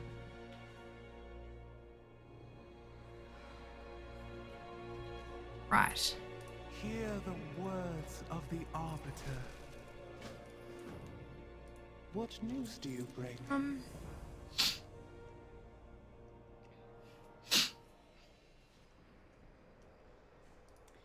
2 years ago, many issues and fear threads were about Shadowlands and the whole Ripcord saga. Yep. Not hearing anything like that with DF. Yeah. I think they learned a lot. And this is the thing. I think over the years, Blizzard have learned a lot from patch after patch, expansion after expansion, but they haven't necessarily communicated that. I relate this a bit to an issue I had many years ago with a person who was in my life, where I would say, well, you know, there was an issue that would present itself, and they'd kind of be like, well, this just won't work. And I kind of said, well, what about this? And they go, no, that wouldn't work. And I go, okay, well, what about this then? They go, nope, that won't work either. Like, okay, but you need to tell me why it won't work so that I can eliminate other possible solutions that work on the same sort of thing. You need to communicate with me why it won't work. And I think that was the issue we had a lot with Blizzard, was that they'd be like, oh, you need to just trust us. This is going to work just fine. Or it's not going to work the way you think it is. Or just kind of that kind of vague, non-committal kind of responses. And that wasn't enough for the player base, because then when it came out and our fears were realized, it's like, well, you said it wasn't going to be like this. And like, oh, well, it wasn't supposed to be like that, but you guys are just using it like that. And then, oh no. But that's because they didn't let us test stuff properly, and they didn't give us enough of that kind of heads up. Like, this is our intention with this. This is how it should feel. And, you know, it was like the early responses to dragon riding was, it feels like too much of a cost to mount up and then use a crystal or whatever it's called to launch yourself in the air to travel 200 yards to the quest giver. And the blue response was like, yes, that's right, it does cost too much to do that, because that's not the intention for the system. Dragon riding is supposed to be this big cinematic experience where you travel long distances and you dip and soar and ride. Then flying does the short up, jet down. Like, they wanted it to be two separate systems that addressed different things. They were supposed to be separate from each other, not a replacement, if you get me. And so that communication, like, yes, that is actually intended, and this is why. Those little bits of communication like that don't give the whole game away, but help us understand the thought process behind the design. I think that little thing has made a massive difference in how people have received changes. Because if they go, this isn't working, and they go, well, why? What's not working about it? Oh, it feels like it should be doing this, but it does this instead. And they go, oh, okay, well, it should be doing what it's doing, but if it feels like it should be doing something different, we need to adjust it.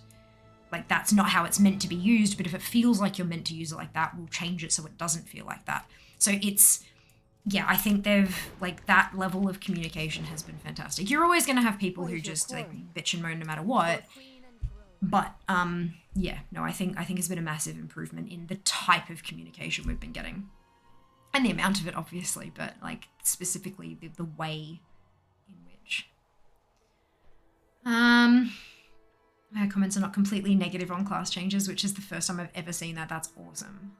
I am a little afraid of what Fire Mage is going to look like. I'm a little afraid. I know that my playstyle is going to have to shift, and I'm not sure I'm ready for that, but we'll see how I go. Well, definitely, Sass. I hope you can say the same. Welcome back. Welcome back. Frosty K should be renamed Breath Knight. Yes! Not in a bin. Yeah, because it was taken out with a bunch of stuff that could have gone into the bin, I was thinking that maybe the lid, being like a small object, could have been tossed into the bin with a bunch of other stuff, but he said it's not. Take your time. Take care. Very appreciative of him checking, because that bin was not a pleasant thing to dig through. Man, with how Icecap is tuned at the moment, a blue bill is biz for dev. Different intentions will get you to change pretty quick. Not necessarily. I'll just be bad. That's the thing. My playstyle can stay the same and I'll just be terrible. But no, once I hit max, I am planning on, like, having a look at some guides, because I'm not the kind of player who can just wing it and play, and that I get, like, that's okay. I accept who I am.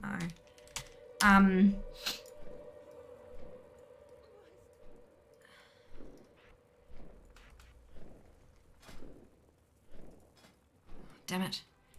I keep forgetting that I've changed my macro for my monks.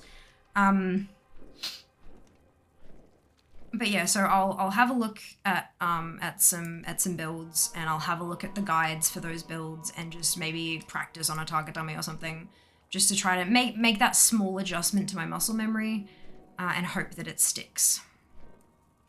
Okay, 1, 3. 1, 3, 1, 3, 2. Perfect. Alright, and now we go back.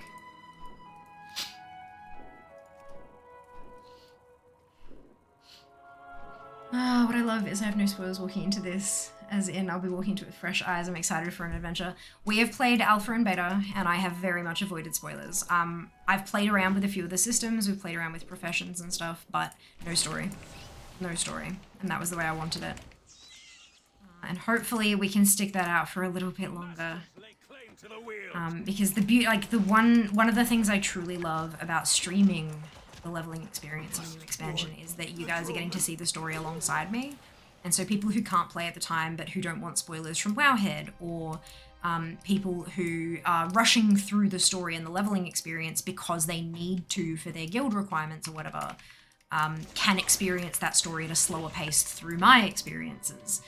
There's just so many different opportunities there for people to come in and to chill with us while I go through at a story pace.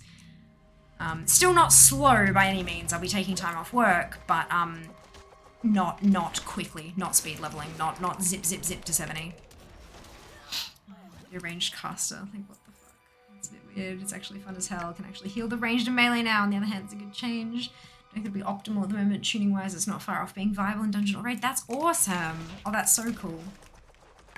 Yeah, I'm quite nervous.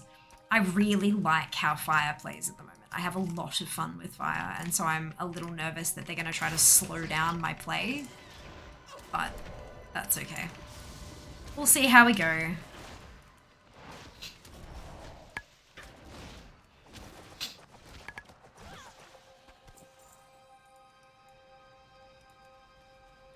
Plays until you get into any areas. Oh yeah, and then it's Flame Strike.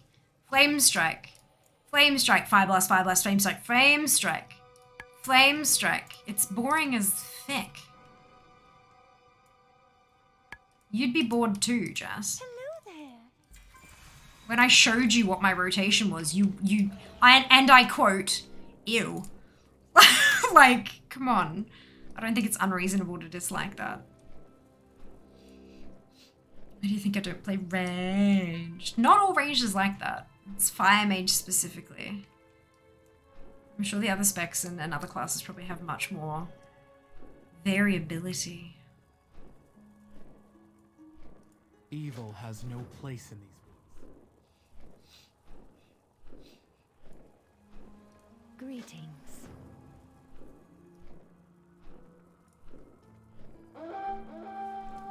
Silly cast bars. Bet. Yeah, look you. That's why we like haste.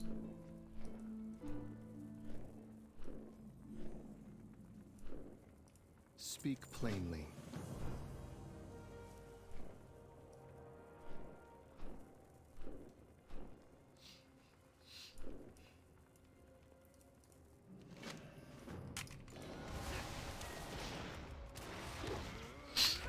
I just remembered I get Thursday off work. Oh my god.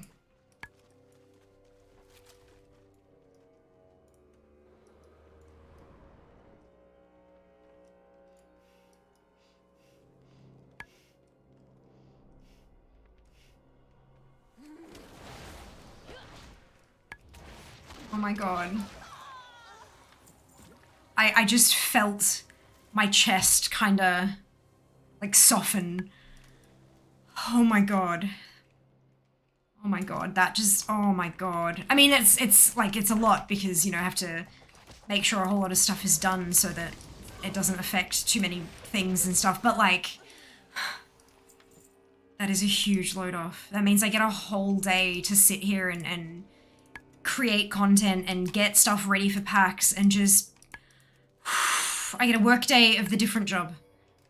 Amazing. And I don't have to stream it, so I can actually like work the whole day rather than just like 4 or 5 hours in the morning and then get ready for stream. Like that's huge.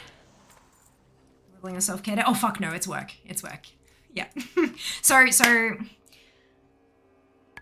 tomorrow is a work day. On Tuesdays I go into the office, so I won't get home until about 6:30 at night. Going into the office takes a lot more spoons than I realized it did. And so usually a Tuesday night, I can't be super duper productive. So it's usually just like a pass out on the couch kind of evening. Wednesday, I have a call meeting thing in the morning. Then I have a dentist appointment in the afternoon, and then I have stream at night. Thursday's a day off, which means I get to catch up on stuff. Friday, I can work in the morning, and then we have stream at night. Saturday, I've got all my household. So Saturday is like my home admin day. So we do grocery shopping, we do housework and cleaning, and we catch up on stuff we might have missed during the week in terms of cleaning or laundry or whatever, that kind of stuff. But then I also have a stream next Saturday evening for a couple of hours. It's a sponsored stream. We're going to play Hearthstone on my phone, thanks to Felix. Then on Sunday, I have the morning, but usually that's spent doing food prep, and then stream in the afternoon. Then Monday, I will be, again, working the morning and then streaming the afternoon.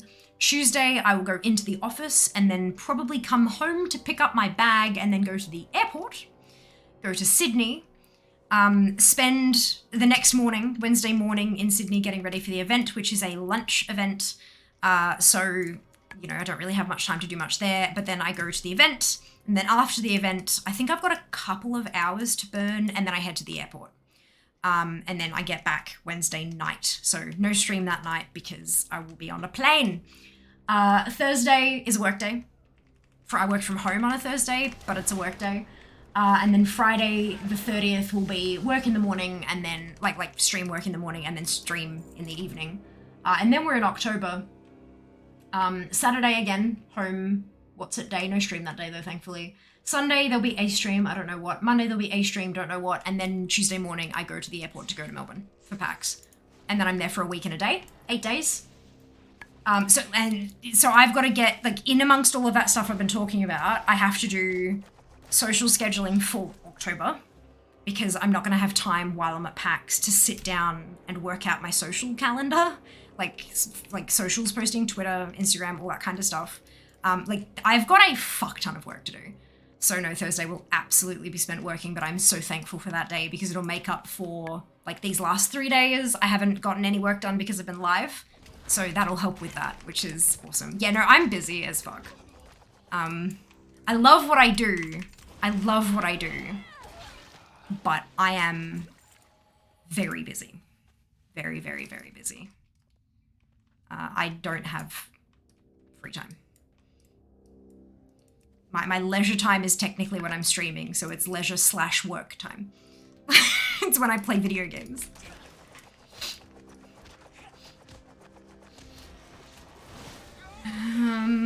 Day off for fear to recover. No. Day off for fear to catch up. Yep, that's it. Use spoons. Yes, spoons is just so much, like, it's such an easy way to explain what's going on, you know? Busy girl, yes, absolutely. Very, very busy.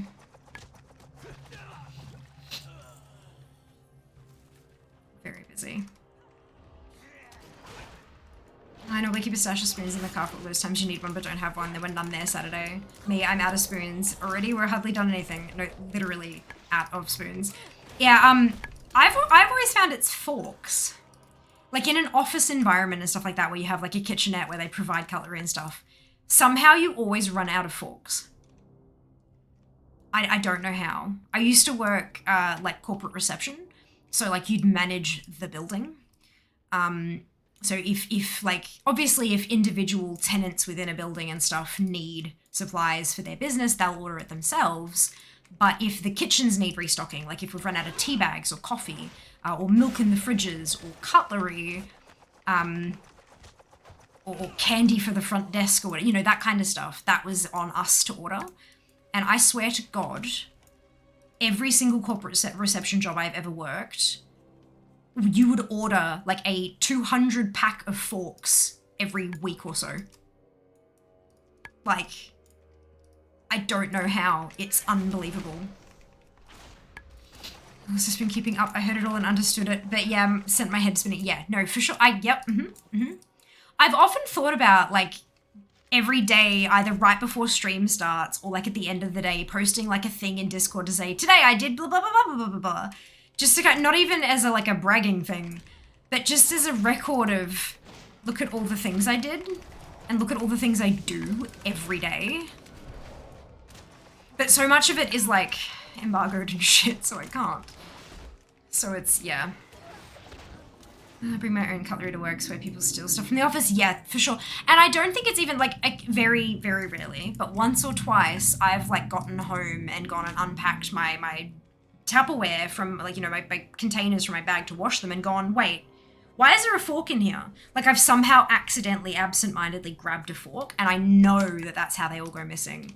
But there are absolutely also others who are just kleptos. Yeah. Cast random, macro cast. Oh, I'm using GSE. There you go. Gnome Sequencer Enhanced. It is an add-on. It's very useful. Means I can concentrate more on chat because my brain just doesn't work with 36 rotations. No. You ran out of forks. Nobody gives a fork these days. Hello, Draz. Hope you're doing well. Just how many spoons you lost? Oh god, having to quantify it every day would take spoons. Spoons I do not have. Missing cutlery weird. I know, right? So weird. Speak plainly. So weird. Nice. Yeah, it's really funky, hey Black. Super funky. I enjoy it quite a bit. It helps a lot. Oh boy.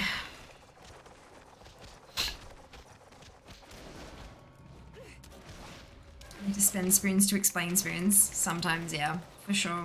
That's why I have commands like that sometimes.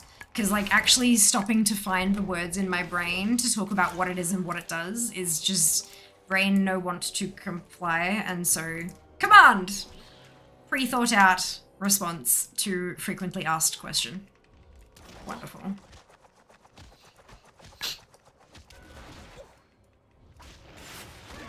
Do you think the bones or no bones ideal still carries weight? Huh? I'm sorry, Nano, I'm not sure what you're talking about.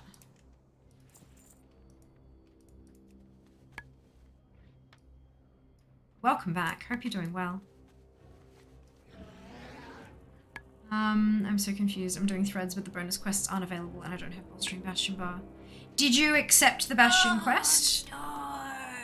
Like, up here, what does the Threads of Fate thing say? There's a meme half a year ago with a dog.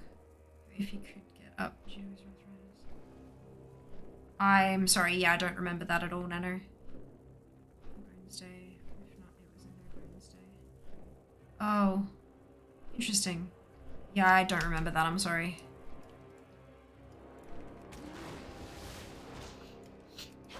I get so confused with the rotation when I'm playing more than 1 to 3 characters, so many buttons to press. I like it simple and easy. Guess gotta check that out. I do highly recommend it. I have 50 characters, 50. I've got 4 of every class, plus a bonus mage and a bonus druid. So yeah, no, it absolutely helps me with all of that. And as I have them all because I want them for collectibles, right? So like, yeah, not because I want to like top meters and things like that. I don't care about that. I just want them to be able to level successfully and stuff. So yeah, definitely helpful. Definitely helpful. Super off to bed. It's 5 AM. Oh my goodness. Rest well, go to bed. Yes, oh my goodness. Thank you so much for the raid again. I hope you had a fantastic day and have an even better rest. Some disability folks were like, oh, so my endlessly patient and detailed and talks about this didn't make it across. But this dog managed to convey it. On one hand, I'm happy they understand. On the other, yeah, but I mean, like I as a person, or any of you, anyone at all, I can't control how somebody else learns. Like there are some people who you could talk to in detail for 4 or 5 hours to and they still wouldn't quite get it, but a diagram will explain it perfectly well. And then there are other people who could look at books upon books of diagrams and it won't set in. but one conversation and it'll all make sense in under 5 minutes. Like, you can't control how somebody else learns, so no offense or anything, but I think that's bullshit. Like, just because they learn in a different way than what you were trying to teach them, not you specifically, like you, the general you, just because someone learns in a different way, that's not, like, they can't control that. Any more than you can control your chronic illness, you know? Like, fuck. That's unfair to people, I think. That's really unfair to people who may be trying to genuinely learn but just can't grasp it in the mode it's being delivered in. Ringing bells now. No, can you post the Know Your Meme page to Discord? Wants me to continue by accepting rallying Maldraxxus but only aiding the Shadowlands is ticked off. Yeah, sometimes the intro thing bugs out a little bit. You can still, if you've accepted Bastion and oh, hang on. Oh. The Shadowlands is ticked off. If it wants you to accept rally, but is bolstering Bastion in white text like I've got aiding Ardenweald there?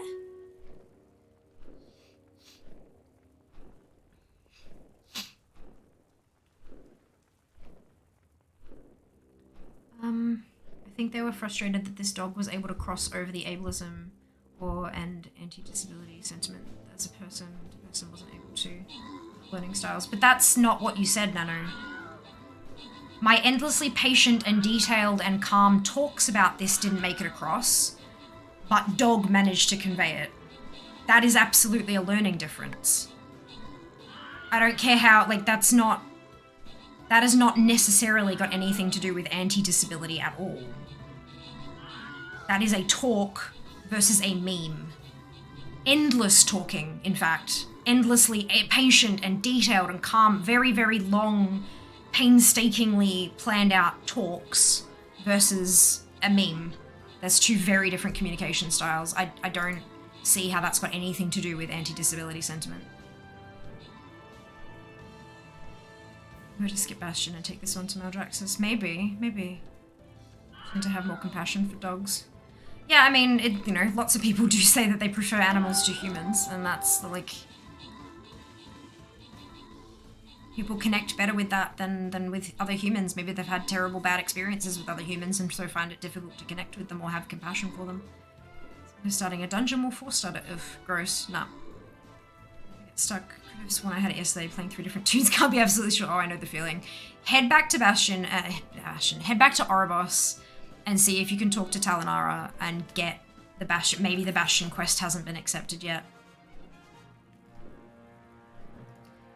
Mystic, Sand, Dux, Durin, Sarum, Fade, Paul, and Floundering, congratulations to all of you on your bonus shit. Well done. Well done. Onwards to the next one.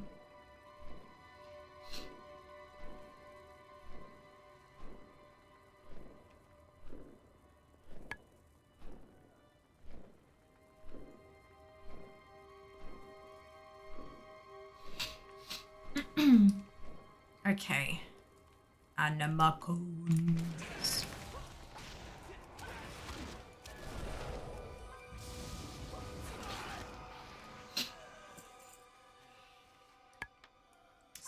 This one. Ta-da!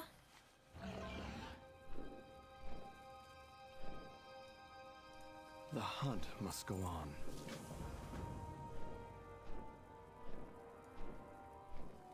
Try talking to Helena first. Sometimes I missed something. Would rather go to Maldraxxus than go into a dungeon. Yeah, agreed. I agree with that as well. But that's the other option is to maybe try a relog, not just a reload, but like logging out of the character, forcing it to send stuff to the API, and then logging back in to re-download the thingamajig might unstick something. Because I think that might be what the dungeon thing does as well, is it just kind of refreshes the character from the servers somewhat. I think I didn't put enough detail. I can't remember the tweets, it was almost a year ago. I'm not sure I have them saved. Yeah, that's okay. Look, Warcraft next. It may well be that people have more compassion for a dog than a human. It may be that they just understand a simple demonstration of the concept rather than a detailed, calm, explained, thesis. And that's not, I'm not trying to offend. That's not like, I'm not trying to be facetious here or anything. Genuinely, sometimes trying to explain your own personal experience can be as lengthy and as detailed and as referenced as a thesis. So communication styles can be very different. Sometimes people, they can't help but tune out because that's how their brains work. And, speaking from an understanding disability perspective, I would like to hope that that would be something that would be understood. I think it may well be an anti-disability sentiment. However, I don't think that's the first thing that people should jump to either. I don't think there are many people in this world who are intentionally trying to be offensive. I think a lot of people don't know any better, and that's totally, it can be on them, absolutely, especially if they have been told and they don't take on the feedback. But I think we as humans also have a tendency to feel like the world is out to get us, and that something that isn't actually intended, like, it's just genuinely that people get a simpler explanation, but that can feel very hurtful, and that's a valid feeling. Feeling hurt by that is valid, but that doesn't mean it's against you. Not you specifically. It doesn't mean it's against you. It just means that that person learned differently, and that happened to affect you in a negative way, kind of thing. Like, I don't necessarily think that it's a malicious thing. But what do I know?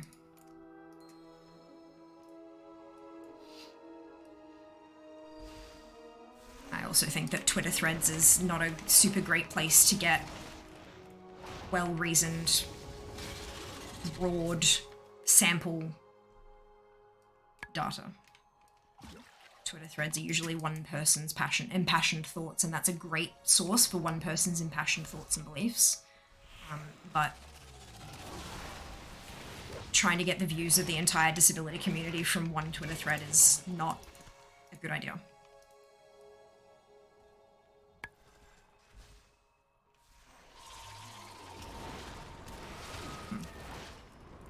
Personally, I have a friend who is a trained advocate for the disability community. She has so much training behind her. She literally wrote her master's thesis on disability in our area of work and all this kind of stuff. And she's and I know that I'm very fortunate to have her in my circle and that I can go to her with questions, and that she understands that I approach her from an educational perspective, and that she also understands that she is more than welcome to say no to talking to me about that stuff at any point, because sometimes you don't have the spoons to educate, and that's fine.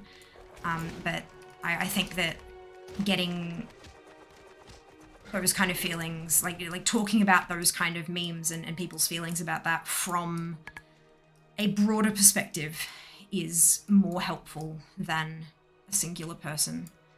Like taking a Twitter thread in conjunction with a bunch of other Twitter threads and maybe a blog post that a particular disability charity or organization may put out, or like that, like getting multiple sources like that is always better than going through like from one person's perspective. If you're looking for that, obviously if you're looking to see how your friend's feeling about that, then you go to the friend, right? In terms of an entire fucking community, one person is generally not a representative unless they've been hired and paid as such. Just, yeah, I don't know.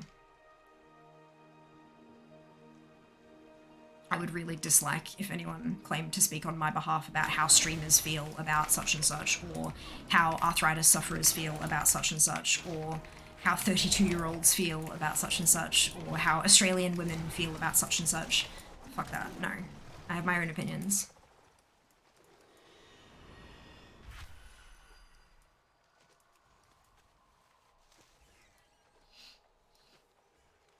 Yeah, search for confirmation bias is a really, I didn't even think of that one. Thank you for adding that. Thank you, Nano, appreciate it. Where was I up to? Shit. Hello, Zarin. I just went off lack of face ornaments today. Yeah, look. I was going to draw a mustache on my face in honor of the occasion, but then realized that I had a special announcement to make today, and I didn't want the, it was special enough that I didn't want to be wearing a mustache for it. For the launch of World of Warcraft Wrath of the Lich King Classic, Blizzard ANZ is hosting a launch event on Wednesday the 28th of September in Sydney, and I will be there.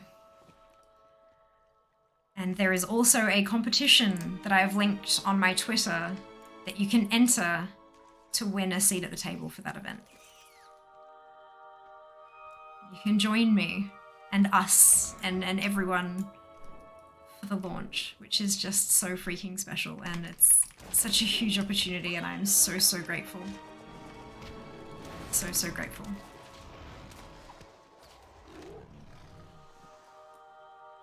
Hello, Neri, enjoy your lurk.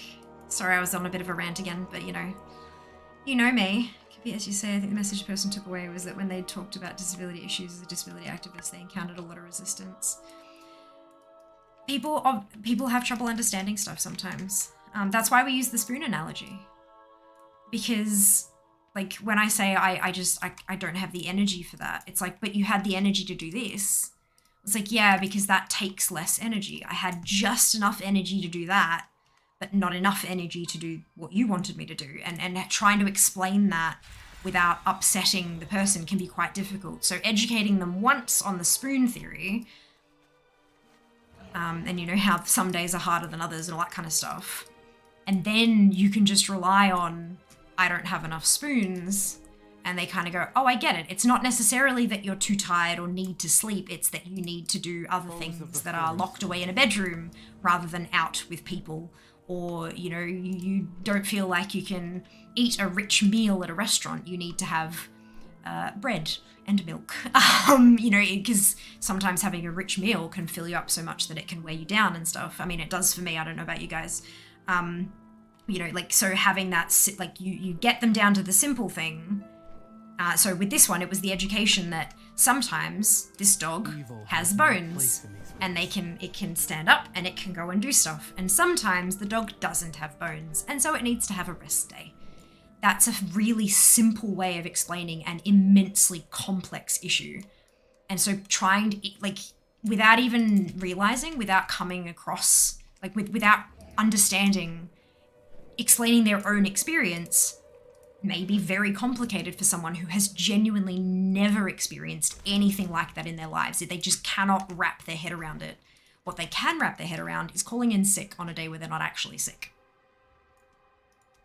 Like, but of course for someone with chronic illness or a disability, it's not that simple. So trying to explain their perspective, which is a very complex and like very nuanced experience, to have it reduced down to a dog meme may feel bad for them, but it does help others understand what they're going through to an extent. It's never going to explain everything, but to an extent. But yeah, I can imagine investing all of that energy into trying to explain it and then having someone just ignore that in favor of something else. Sure, I can get that hurts.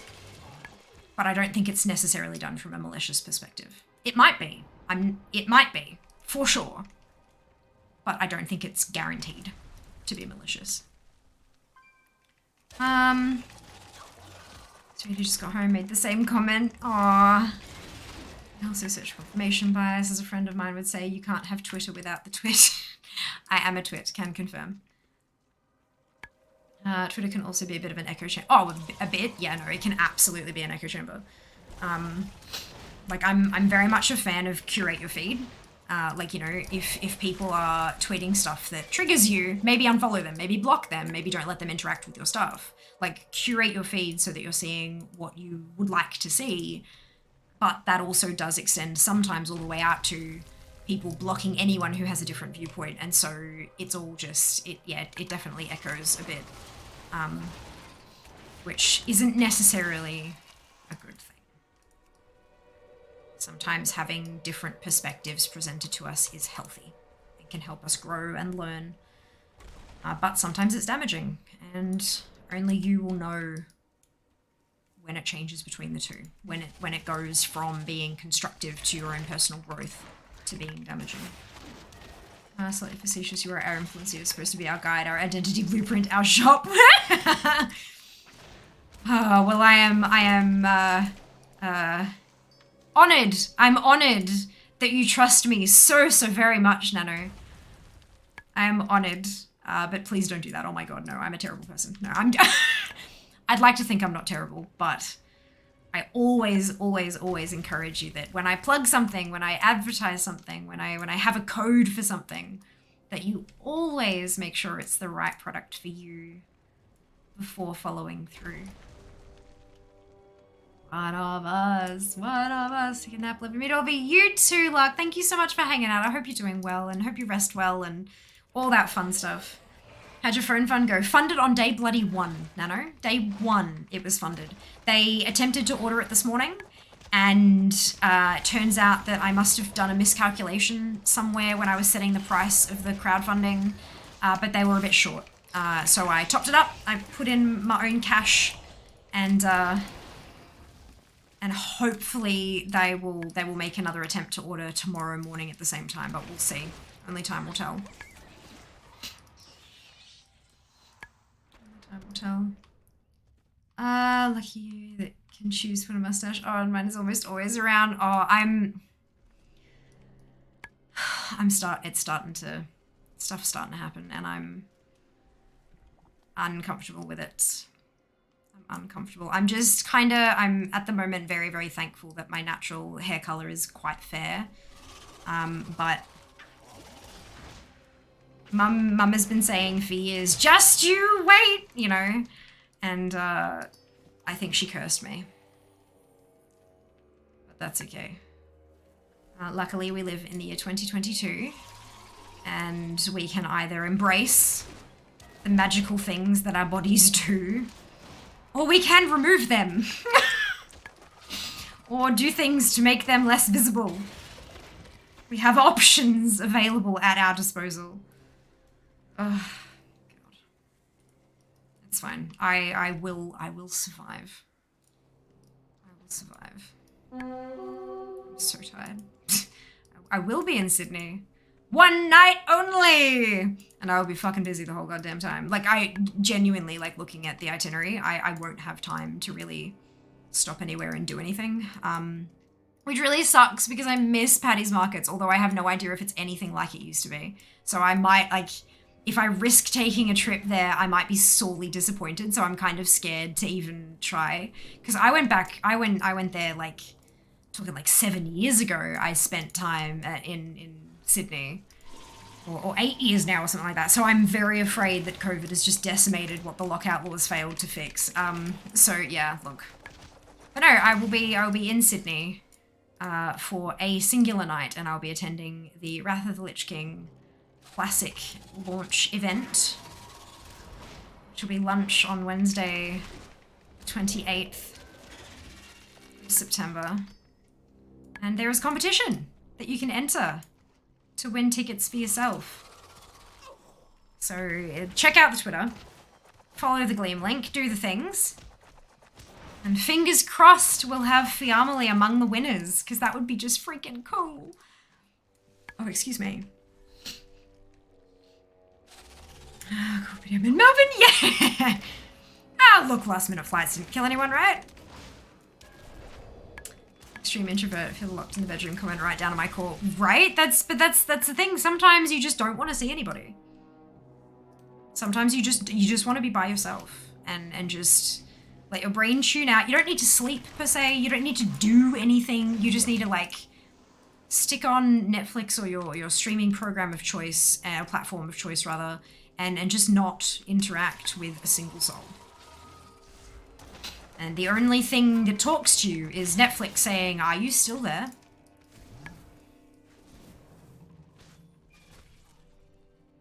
And that's not necessarily because you're tired or because you're unwell or because you've had a big day. Sometimes it's just because you don't have any spoons. Okay, I've decided after much deliberation, Beta Paladin Tree doesn't have enough skill points. I can't buy everything. Yeah. Yeah.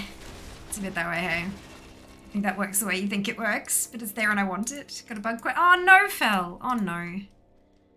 Check on Wowhead, see if anyone else has had a similar bug and if they have a workaround for it. Don't like that my body hurts. Option 1, your body looks around. Option 2, find a way to deal with the pain. How can I meet you, dear and highly valued influencer? What's it? Competition! Enter, go, do the thing. It's on Twitter. Which means it's also in Discord, because the tweet would have carried through to Discord with my bot, my magic bot. So do you need to use my legal name? No idea. I don't know what the entry points are. The cycle must be maintained. You'll need to have a look. It's a Gleam thing. So just have a look at the Gleam thing and you'll find out what you need to do. It's not my competition. It is Blizzard's. I just tweeted out the link. To be very, very clear, I am not running it. I am not involved in selecting the winners. I am not, nothing of that is my, nothing. I'm just sharing it. I'm putting up the link. I'm making content to post alongside the link, like the video, and I am attending. That's it. The rest of it, I have no association with. Blizzard ANZ are the ones running the thing. Read the terms and conditions. If anything is unclear, would probably be my recommendation. And if from there it's still unclear, probably like DMing the account or tweeting at them, like, you know, at Blizzard_ANZ, and then asking the question, kind of thing. Be your best bet. Foes of the forest beware. Okay, I am Toxicity. I am. I hope you're doing well today. Welcome on in. You should documents that show I'm John Smith. I have no idea. As I've said, no idea, zero idea. I am not involved in that side of it. I'm just sharing it. To the immediately finger influenced gift thingy. Transportation were included. Turns out the quest item had a sneaky 1 hour duration on it. There you go. There you go. Well, that's easy. At least it's just like an abandon and re-pick up. Nice and easy. Rest.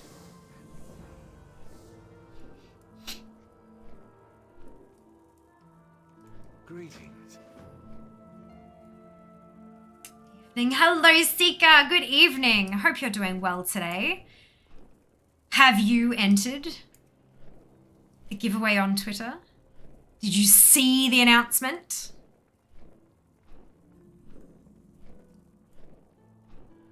I do. Okay, I made it home from work not too long ago. I was thinking about buying it, but I don't know. I used to have it back 15 years ago. Wow. Yeah, I've been using it for over, I don't know exactly how long, but I know it's been over 10 years. It's been a while. It's been a while. I use it pretty much every time I log in though, so it's not like it's just something I only use while leveling. I use it for everything. Always in stock. If I decide to do a task, my first point of order is there a Zygote guide for it? And a productive day. Yeah, we're not doing too badly. I think I'm actually, did I update it after? Oh, I haven't dinged on this one yet. We're 14 days ahead. 14. I don't know if it could be worth it now since leveling is easy now. Yeah, fair. Look, it does, for me, it makes it so I don't really have to think. I can just follow the magic arrow of destiny. It means I can concentrate on chat more, but I know that that's a pretty niche case. But yeah, no, I enjoy it a fair bit. Need to stop entering so I can win. Well, now, yes!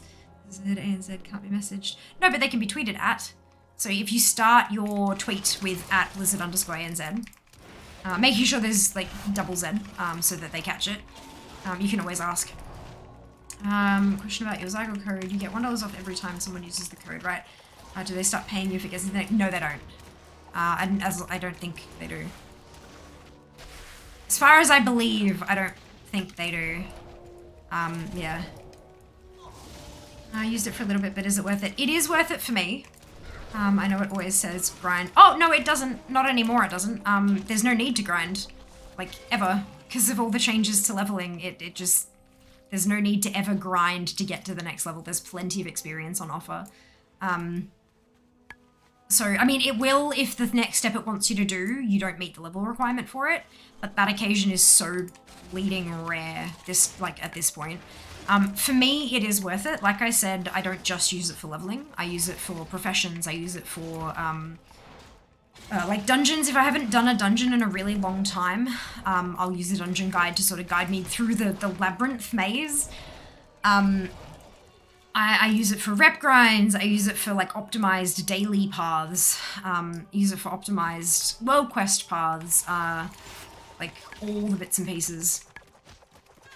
And if I'm doing, for example, transmog hunting, because I've got 50 characters and some of them have certain toys or spells or tabards that can port you places and all that kind of stuff, if I select the guide for the dungeon and I'm not at the dungeon, Zygor will tell me the fastest way using all of my little tricks on that character to get there super quick, like as quickly as I possibly can. So I use that feature a whole lot. Yeah, so for me personally, it's worth it, but I fully understand that it's not going to be worth it for everybody. And that's okay. That's valid. The Twitter post is popping. Thank you. Thank you so much. Does it help with achievement quests? Some of them. It depends on which achievement quest you're talking about.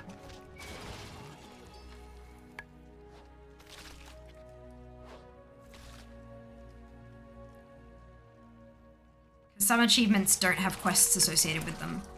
So it depends on which ones you're talking about exactly. How to get flying in Shadowlands. Flying in Shadowlands is just do the Covenant campaign. Like do your Covenant campaign and then in Korthia work through the Korthia quest line and it will unlock as you go. It's really, really easy. But yeah, it does have Covenant campaign, so it's yeah.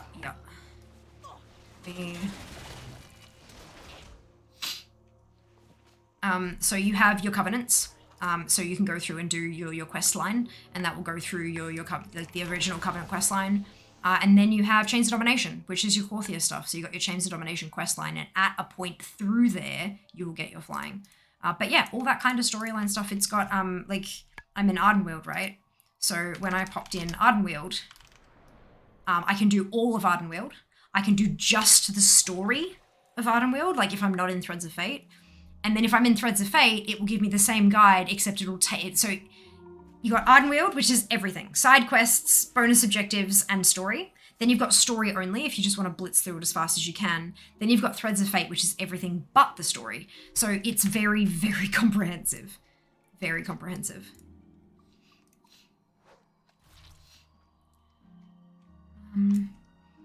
Level 60, you can't fly there. I don't know where to start really. Have you chosen a, like when you hit 60 and you finished Revendreth, like you finished questing through Revendreth, did you go back to Oribos and choose a covenant like they told you to? Usually if you go with whatever's up the top here, that chunk of quest there, wherever it tells you to go, like visit Talanara in Oribos to continue the story, that's what you need to do next. Those story chunks at the top are like your #1 priority.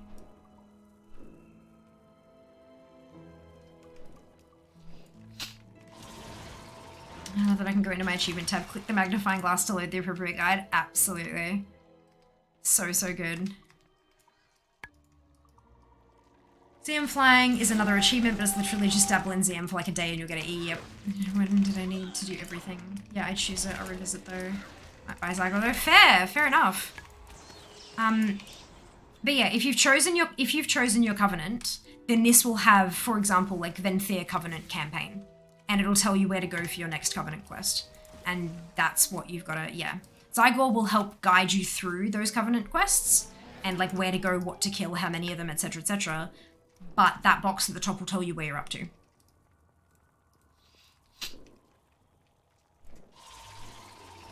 And that's just, default binding there is L. It's for your quest log. And then it's whatever's up the top. I hope for gold too. They do have some gold making things there too. They've got some like farming routes for either droppable items or for like herb ores or skins, depending on what professions you've got on your toon. There are a lot of options. Many. It's pretty awesome. Fear's link. Unfortunately there's no code, but there is a link. Yeah, they work it a little bit strange. Did you play Wrath when it first came out? I did, many moons ago. I was in university at the time. I was in my uni course. I started playing at the start of BC. And yeah, so I did play Wrath 13 years ago. Ooh, ding, 58.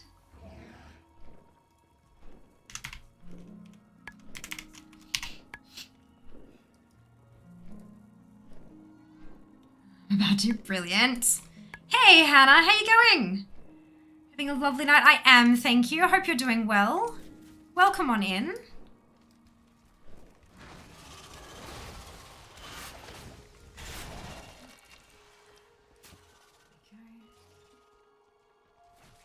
Warcraft 3 at uni. I played Warcraft 3 in late high school. So not too far behind.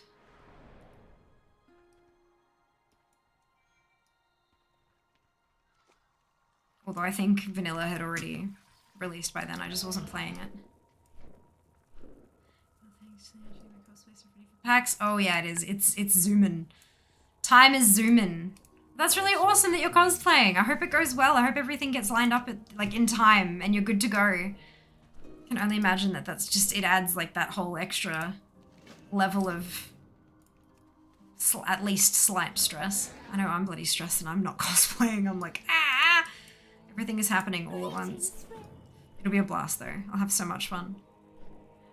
Sorry, I said code because you were landed encoded. Ah, I don't think you can enter that code like at checkout or anything like that though. I think you've got to follow the link and then it uses the cookie.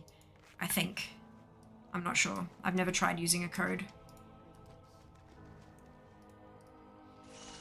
Fingers crossed. Yes, I believe in you. You'll be fine. You'll be just fine. I will help however I can. Just my only one for Sunday that's gonna be closed. Nice! That's alright. Well, it means you've got the other ones done then, yeah? Oh, that's so good. At least it's like the last day, so if there's like last minute stuff that needs to be like patched and stuck and whatnot, you'll have a couple of days to get it sorted. To believe that someone born when WoW was released would really be allowed to legally drink. I know, right? Bit batty. It's pretty much done, yay! I tried that value doesn't work as a coupon. Yeah, bugger. That's right. Oh well, follow the link. Use the link.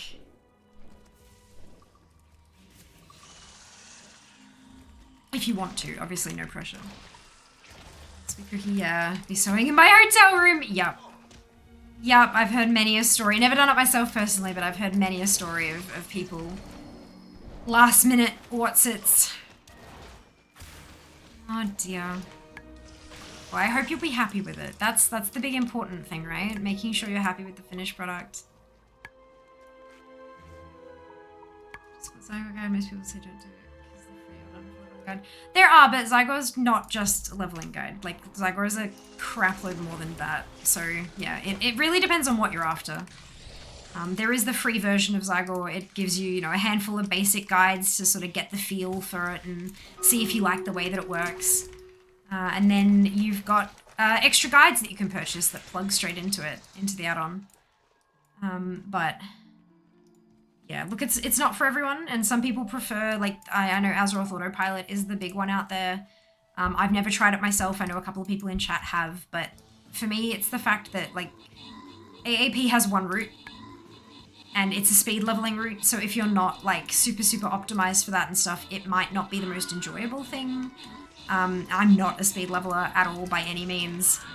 And I also love that because Zygo has guides for every single zone, if you're trying to level characters through all the different routes to try to get Lore Master while you go, then you can do that. But with other leveling add-ons, you can't necessarily do that because they stick to the one best route sort of thing, which is not always what everybody wants.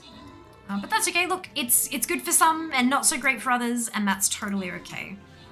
The great thing is there are plenty of options out there, so there's bound to be something that suits everybody.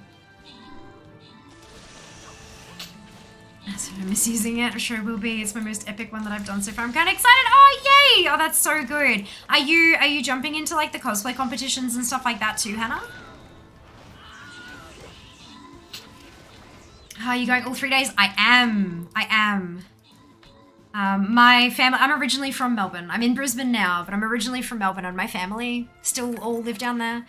So I go down a couple days early and spend time with mum, and then I go to PAX, and then I leave a couple days later and stay with dad for a bit. So yeah, it's a whole, like, it's an 8-day event for me. It's kind of my only chance each year to go and see them. And considering we've had COVID, it sucked hardcore. But I'm really looking forward to this year. My first Twitch is, good lord. My first PAX as a partner, my first PAX actually, like, working it. I'm going to be doing some stuff, like that kind of stuff, which I haven't sort of, like, everything's still being locked in, still being talked about and things like that, so I don't really want to talk about it too much, but, yeah, so I feel like this is it's a big, good, exciting thing. Esco, Itch, Duran, Dux, Big Bane, Uin, Meaty, and congratulations to all of you on your bonus shit. Well done. Well done. This one, we're going to go for the loyalty scroll chest. Done the things. 8 chances to get a ticket. Yay, Nano! Best of luck. Good luck. I know, too shy for that. Aw, look, maybe next time. Maybe next time. It's all right. The lights, when you're on stage, the lights will blind you. You can't see anybody. It's fine. Oh, it's totally, totally valid. Yeah.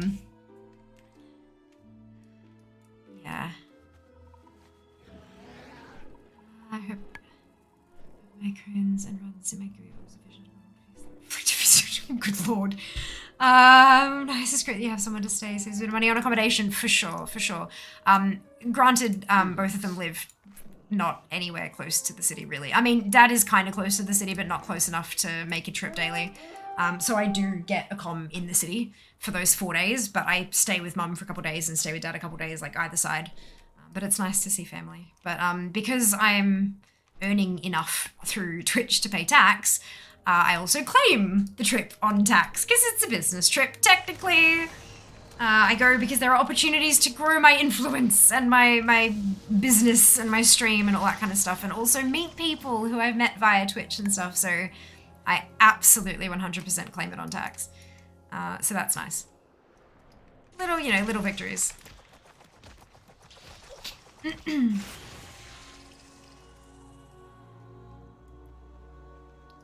There we go, should have one more. Oh, thank you, Dupe. Amazing. We have the same time that we do. We do. I did recognize your name as soon as you dropped in, but I wasn't sure if, like, sometimes I know people don't want to sort of publicize stuff, and so I tend to just sort of let them bring things up if they want to and things like that. But I did see that. Maybe we should have a chit chat about, like, connecting stuff rather than just being like, I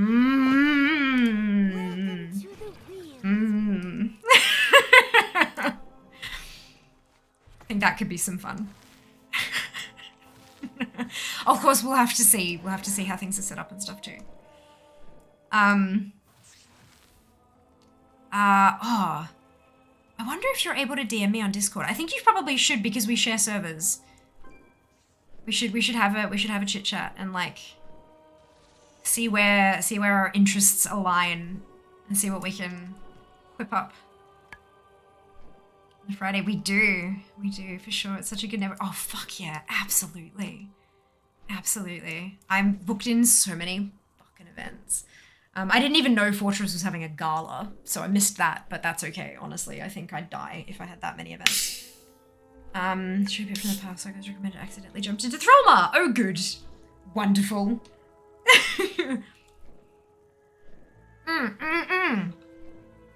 Oh my god, Hannah, same, right? Like, it's, when people say the word draft, I'm like, oh, nope, okay.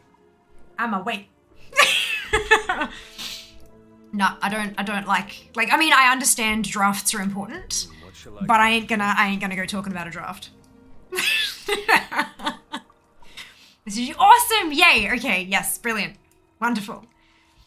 2 to 1, exactly right. Yes, for sure. It's a silly place. Oh dear. I have hydrates. I should probably like do those, hey. Mm.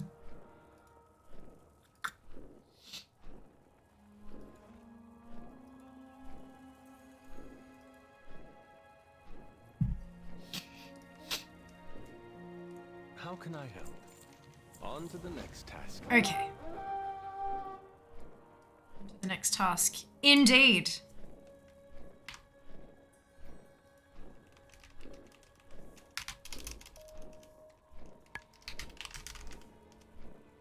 My Oh, too far. scouts report that Spriggans have taken over the growth works and are now crafting their own weapons. Exterminate the pests. It's just me. Your advent was etched in sunlight.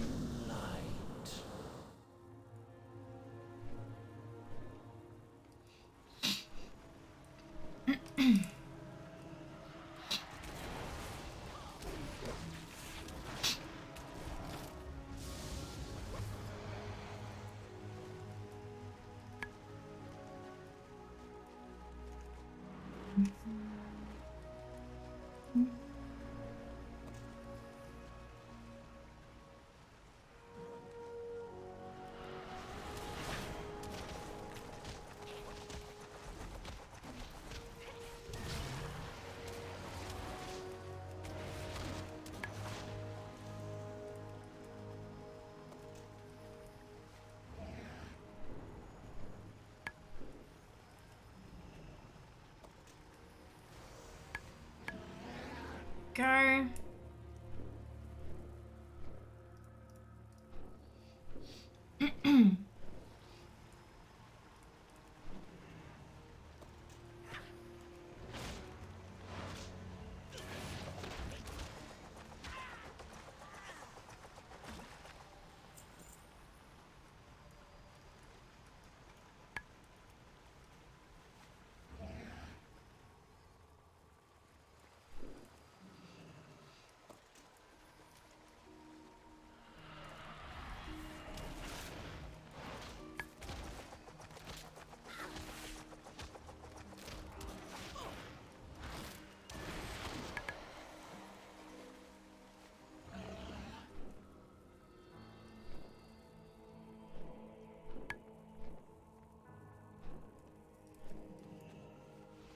I would be glad to assist you.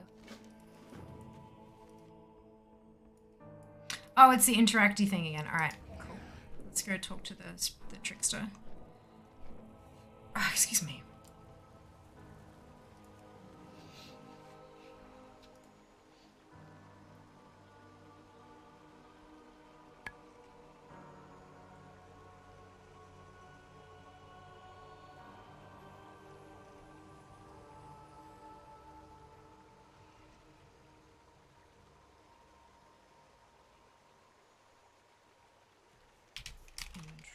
Introduce.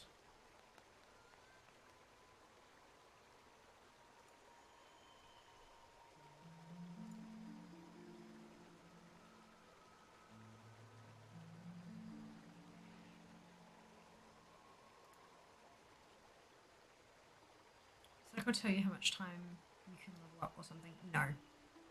No, it doesn't have an estimate of how, like... I know Titan Panel used to do that. I don't know if it still does because I haven't had Titan Panel in a long, long time. But I know that had a plugin where it would have a look at how much XP you were earning over the course of this session and tell you if you kept on at that pace, you can expect to ding in X hours or whatever. And I really liked that function. But my XP earning at the moment, because I do it on stream, is just so everywhere. Who knows at what moment... we'll drop everything and have a long conversation or open a mystery box full of makeup. I just don't know, so I don't tend to run that kind of stuff anymore. But I think Titan Panel might still have one if that's something you're looking for. That's a pretty slim add-on though as well. It's not too like heavy in terms of memory usage from memory. I just got it, but I figured you maybe no, of course. Still does. X to level is a simple one. Perfect. Awesome. And Titan Panel still does? Thank you, Fel. Thank you. I appreciate the info. Yeah, sometimes when you haven't done something in years, you just don't know, you know. And I like to help. I like helping. But I don't, like, it's not helping if I give you stuff that's wrong, is it? So I like to kind of say, I remember this, but it was ages ago. And so having people from chat fill in those blanks, oh my god, it's so helpful. I really appreciate it.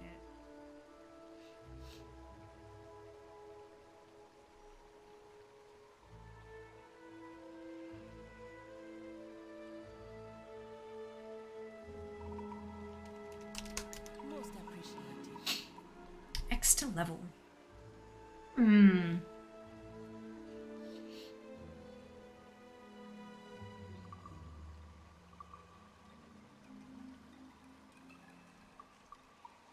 Look, I'm comfortable, okay? Fine. I should do some more hydrates though as well, because I've got a lot of them.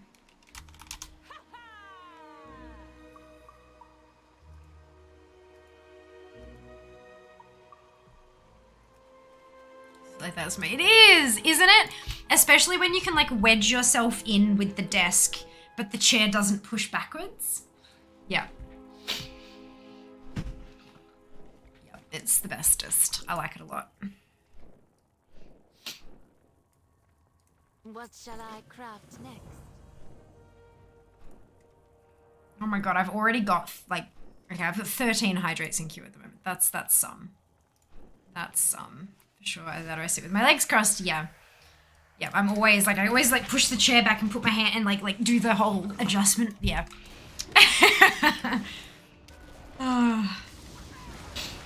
More, okay.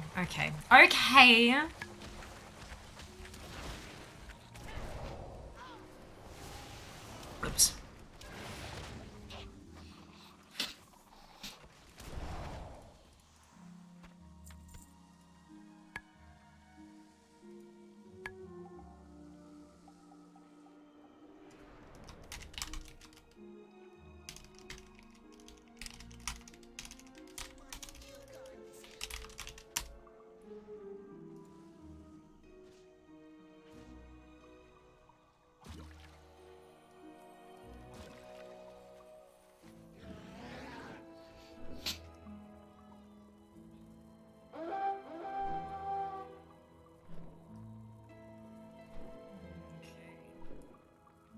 Greetings. Journey there, uh-huh. You gone through all of X's hydros? No, absolutely not.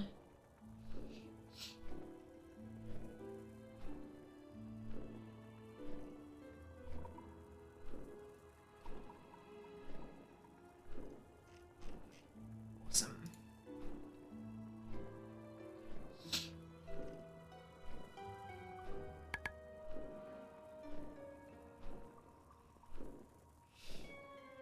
Sorry, there's things are exploding. It's fine. It's fine. Everything's fine. For Arden. Reading, just trying to spread the H2O around. I love that. I love that.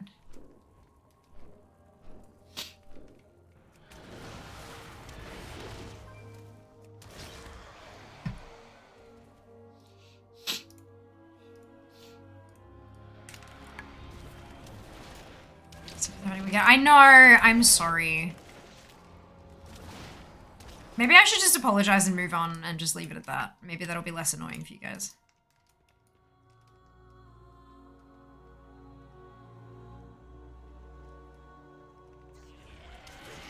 I still have 4 left for max.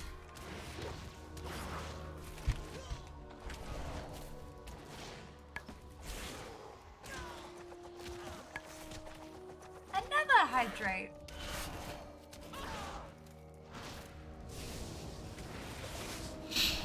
Yeah, look.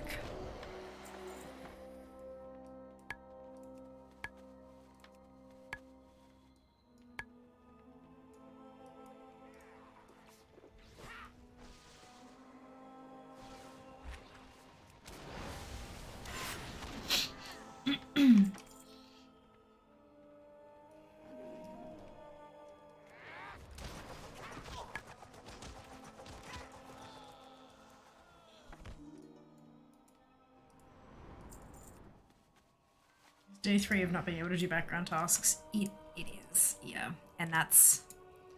I don't think I've ever felt it quite this acutely. Like, obviously, there's been days past where I've done marathons, but it's never been multiple marathons in a row. And except for like launches of stuff. But last time we had, like when we had Shadowlands launch, I was not where I am now.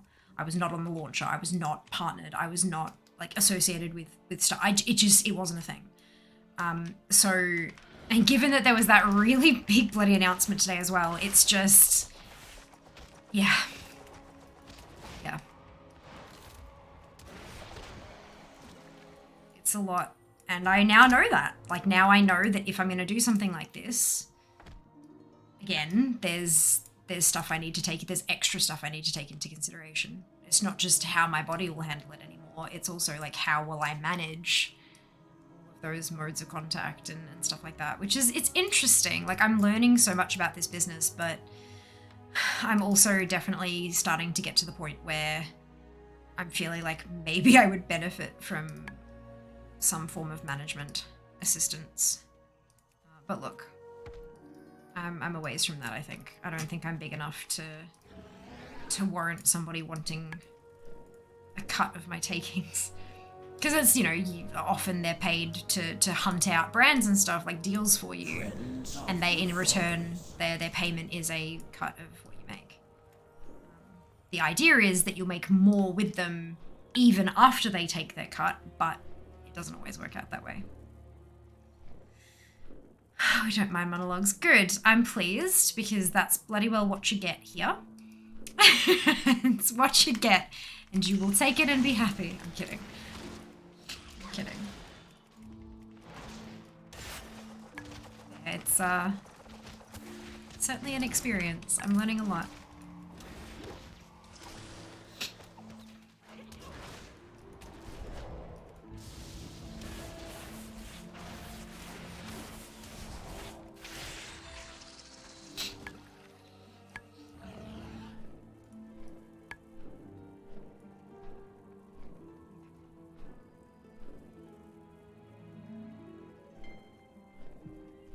Number 3. Oh, 1, 2, 3. Thank you, X.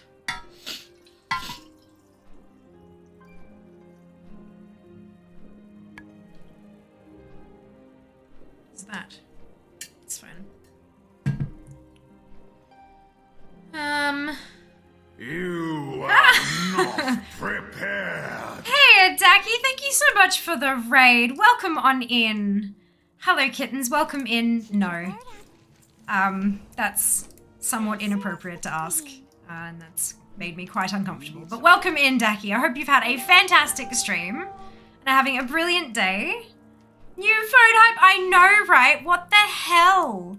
What the hell? They tried to order it this morning, but I did some miscalculations somewhere, and they were a bit short on cash, so I put in what needed to be put in, and hopefully they'll try ordering again tomorrow morning, and I'll have it in time for this event. And also for PAX, obviously, but we'll see. It's everything's happening really quickly, so we'll find out. Only one way to find out, and that's to wait and see.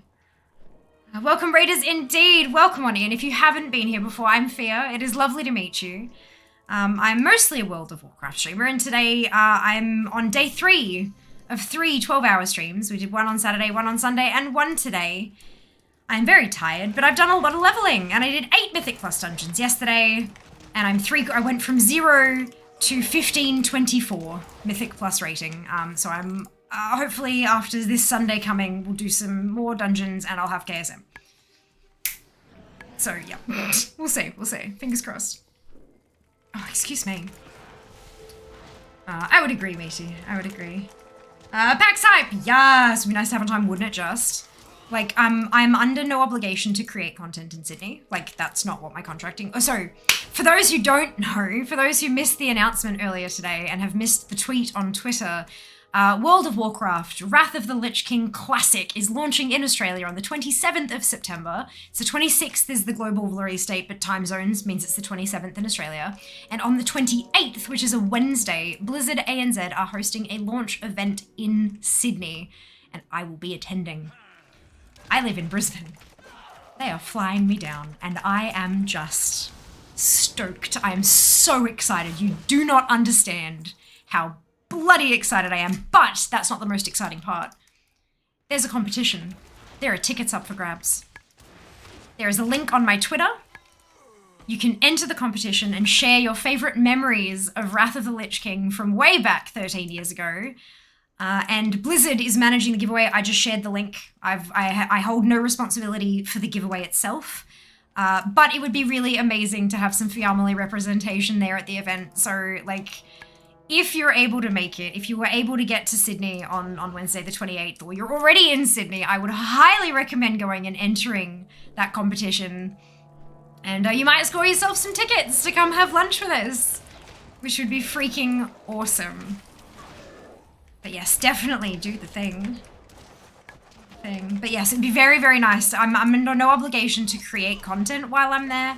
There are other obligations in my contract, but creating content there isn't part of it.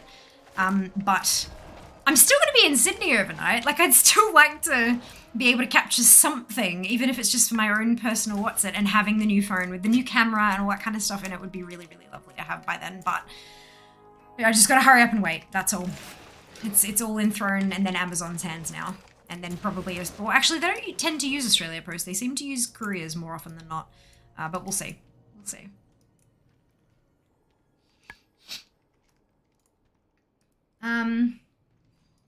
It's pretty good. It's pretty freaking awesome. Should do a Vault stream. According to Zygos, 1 yard equals 1 meter. Look, I don't think they really care because it's all made up measurements in a world that doesn't exist anyway. I think they just don't care. Amazing. I know, right, Hannah? Like, what the hell? It's so exciting. Like, when you think about, like, content creation goals, right? Like, my first goal was I wanted, you know, make Twitch partner. I became an affiliate when the program launched because I'd already been streaming for over a year at that point and I'd already met the requirements, so straight in. And then, like, after a while, it was, I want to be a Twitch partner. I want to earn partner. And so I did. We got there. It was a long, hard road, but we did it. We got there. And then, like, my goal now is, like, full-time, but there's a whole lot of little goals in there, like getting X amount of stuff from sponsorships and da-da-da, like lining up things like that. This was a goal that I did not know existed. I didn't even know that I could possibly want to add, like, travel interstate to work with a company. Like, what? What is that? What? But apparently it is, and so there you go. It's happening, and I'm very much still in shock. I don't think I'm gonna realize it's happened until I'm on the plane back. But it's pretty freaking amazing. I'm so excited, so excited. It's not on 2209. That's in like 2 days. Like, that's okay. What's your new phone? It will be an iPhone 13 Pro. I currently use an iPhone 8, so it is a big jump, And I also decided not to switch. I had a lot of people saying like, oh, why don't you go for Android or blah, blah, blah, blah. There is a very good reason for it. Through the last kind of 6 months to a year, I've been building up my workflow in terms of streaming and content creation, and a lot of the apps that I use on my phone to do that are iOS only. So if right now I chose to make the jump from one OS to a different OS, it would mean that all of those apps, I'd have to find replacements for them, and I'd have to do it pretty bloody quickly in the lead up to PAX. It's not worth the hassle for me. It just isn't. And so that's why I've decided to stick with the Apple line, because of those apps that use iOS. But yeah, that's just a me choice. That doesn't mean anything about anybody else's decisions. As long as you have tech that works for you, that is what matters. But I'm so excited. I'm so excited to get my hands on that phone. Good Lord. Everything's gonna be amazing. I'm actually gonna have a battery life. Visiting family in Brisbane in May. Oh, amazing, Gams. I hope you have a wonderful time. Done so amazing. Thank you, Hannah. I'm trying. And I'm like genuinely just working my utter ass off, but it's paying off. It's like the last couple of months, it's just sort of been Like, I've had things coming up and then planned for this, and then this is going to happen, and this is going to happen, and then nothing. And it's like, okay, cool. And I'll finish the last event thing. I'll finish the last thing, and I'm like, okay, nothing on the horizon just yet. I can breathe. And then there's like 5 emails, and I'm like, God damn it! It's so busy, but so worth it. I'm loving my life. I've never felt... I feel like I'm in the right place, doing the right things, surrounded by the right people, surrounded with the right people. Surrounded by, I think it's surrounded by is the right grammar there, but it feels better. But that, like, I've never felt like that before. And I'm 30 bloody 2, and I've never felt like that in my life before. I feel like I've earned it, and it just feels so good, which is why I want to go full time. I want to do this for realsies, but I still need to pay my bills. So we've got a ways to go. But we're on our way. 2209 public holiday. No, I know it is. I know, but like that's not nearly enough time. And plus it doesn't really line up with the launch. It makes sense that it's the day after launch. Give everyone a chance to play and then go and attend the event kind of thing. Lines up nicely for me, I think. We're having launch party a week before launch though. Yeah, I think like launch event is kind of, it's designed to celebrate a successful launch, so fingers crossed. But yeah, I'm sure they've got it, especially on a public holiday. So if you feel that's well, thank you, Hannah. That means a lot. Thank you. Ardenweald needs your strength. Sometimes I just kind of there have been a few times over the last couple of weeks where I've just kind of sat down. And Jas has sort of sat in front of me, and I've just looked at him and he's like, you good? And I'm like, I'm going to Sydney. And I'm working at PAX. And I have sponsored streams. And I have monthly sponsors who are paying me every month to be with, like, on board with them. And he's just like, yeah, you're winning. And it gets me a bit emotional sometimes. Yeah. I don't want to wake up. I don't want to wake up. Evil has no... Oh, now I'm gonna cry. God damn it, stop! I'm good, I'm fine, everything's fine. Whew, we're good. What are we doing? Leveling? Wonderful. Gonna be a public holiday in the US though. No, it's not. That's okay. Oh.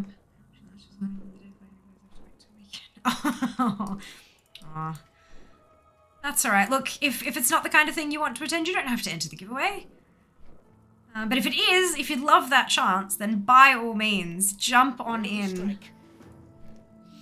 Not me refreshing the page and seeing how many entries there've been. Has been called and I have answered.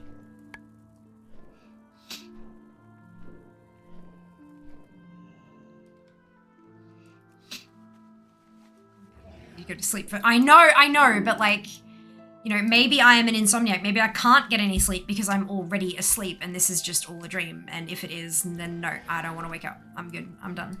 I'm happy in my little space. In and out so much recent. Can you elaborate on working at PAX, please? No. That's all that I've said at all. No one knows beyond that. So no, I cannot. You're welcome.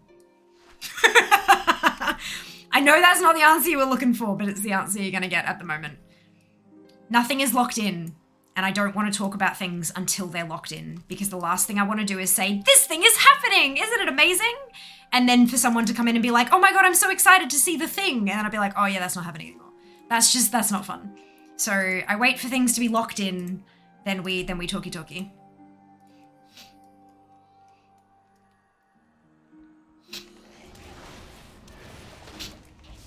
Have I missed anything? No. Yeah, as long as you got the announcement on Twitter about the Wrath launch event, then you're good. You haven't missed anything. Yep.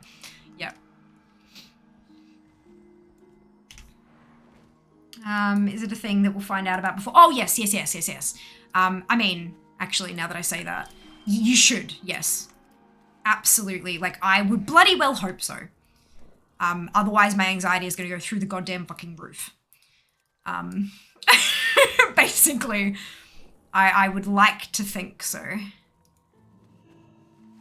She spilled the beans. Cancel the thing! Yep, indeed I did like Shadow Legend. Amazing! Thank you, Ellie. Thank you so much. But yeah, that is all that is... I mean, that's all. Just that little thing. Yeah, no, nothing beyond that has been missed. I also got a box of my mystery box from Colourpop that I very briefly pulled everything out of and talked about, but I think I'm gonna find myself an hour of time or something to sit down and try out an IG Live for the first time, because it's the one aspect of Instagram I haven't, although IGTV is also a thing I haven't tried, but I've got no idea what that actually is. Is IG Live and IGTV the same thing? Or are they different things? Does anybody know? If you don't, that's okay. Yeah. The forest provides. But yeah, that's like the one last bastion of engagement that I apparently need to try to use in order for Instagram to like my content even more and actually put it in people's feeds properly. So I think they're different. Isn't IGTV like the Insta version of TikTok? No, that's Reels. Instagram Reels are your short form video content that's pre-recorded. I know TikTok Live exists now. Like, you can go live on TikTok. I mean, I can. I know that it's not available to everyone, but some creators have access. IG Live versus IGTV. IGTV versus Instagram Live, what's the difference? Oh, okay. So IG Live is like a story. The major difference between IGTV and Instagram Live, both IGTV and Insta Live have their own significance in marketing campaigns. Instagram Live videos are shorter in nature. They are beneficial in promoting flash sales while creating a sense of urgency. It engages customers quickly, whereas IGTV gives you an opportunity for expansion. Instagram Live disappears after 24 hours, whereas IGTV does not disappear within a time frame. It can be accessed on Instagram or IGTV app. There's a separate app? Okay. Live stream on Instagram can't be edited to enhance the video, whereas IGTV offers creative tools like stickers, watermarks, etc. at the time of uploading a video. It's not live?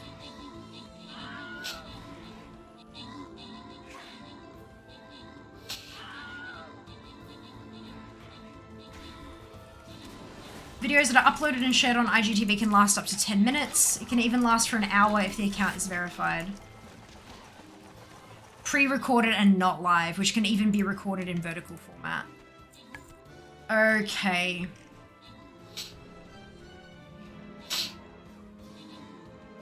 Instagram Live is a live webcast on Instagram of any event like corporate events, music events, product launches, casual parties, etc. that allows you to start a video stating that you are now live. Your followers receive a push notification of your live stream on Instagram asking them to join your live stream before it ends. Live streaming allows businesses to interact with their customers in real-time video. Instagram live streaming, the feature of Instagram Live allows videos to display at the same place where stories are displayed on Instagram. The live stream gets deleted in 24 hours, same like stories. It creates a sense of urgency and viewers may end up missing some live streams. Okay. So it's kind of like you could jump live and do like a just chatting, but on Insta. Okay. Floundering, Zem, Naren, Mara, Duck, Sand, Cade, No Mana, and Mystic. Congratulations to all of you on your ownership. Well done! I did squee. I think they're different. Mystery box. Oh yeah, it's a wee bit of false advertising. Well, Instagram Live is live, but IGTV is pre-recorded. So I don't think that's necessarily... Did I mix them up in my speaking, maybe? Sorry if I did, but no, it's definitely not false advertising. Insta Live is live, but IGTV is not. It's pre-recorded, which makes sense because television is also pre-recorded. But I think if I'm going to do an unboxing, I'd rather do it live and like do the swatches and stuff. And then I can always edit it down into a reel afterwards. Well, depends on how quickly I go. I can edit it down into a series of reels. Because you can download a story, you can save the story to your phone roll.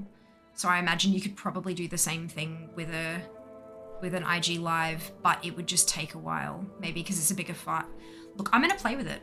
I'm gonna give it a try. We're gonna do an Instagram live at some point.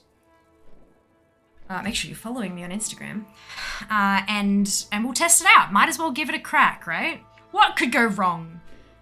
What could go wrong? I could dip under 1,000 followers again. That'd be fun. Lies and slander. Anyway. TV is not live. I've been lied to. Some of it is like close to live, but very, very little of it is actually live. Going, no worries, Toxicity. I'm glad we could help you out today. I hope you have a fantastic rest, and we'll see you next time. Done leveling for tonight. Wonderful, Fel. I've still got a couple hours to go myself. I'll survive. I'll be fine. I am hungry, though. I am really hungry. I just realized my stomach was like, grumble, grumble. I was like, oh, okay.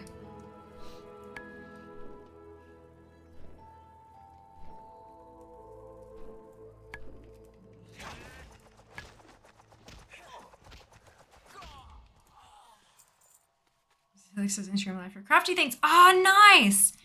Has she ever tried to download them afterwards, like the videos?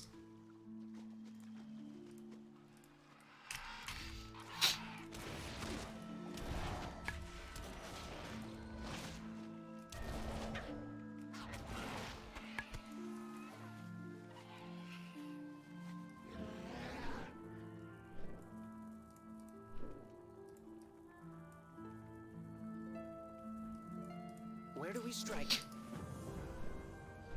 Unclear. Perfect.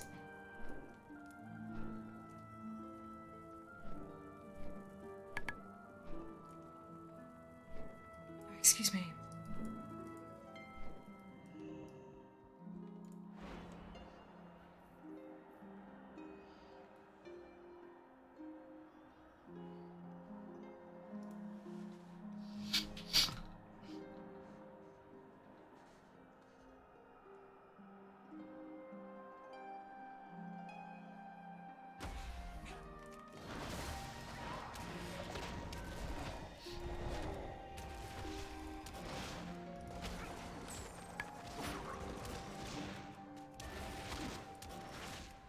Ooh, free for all. Thank you, Seeker.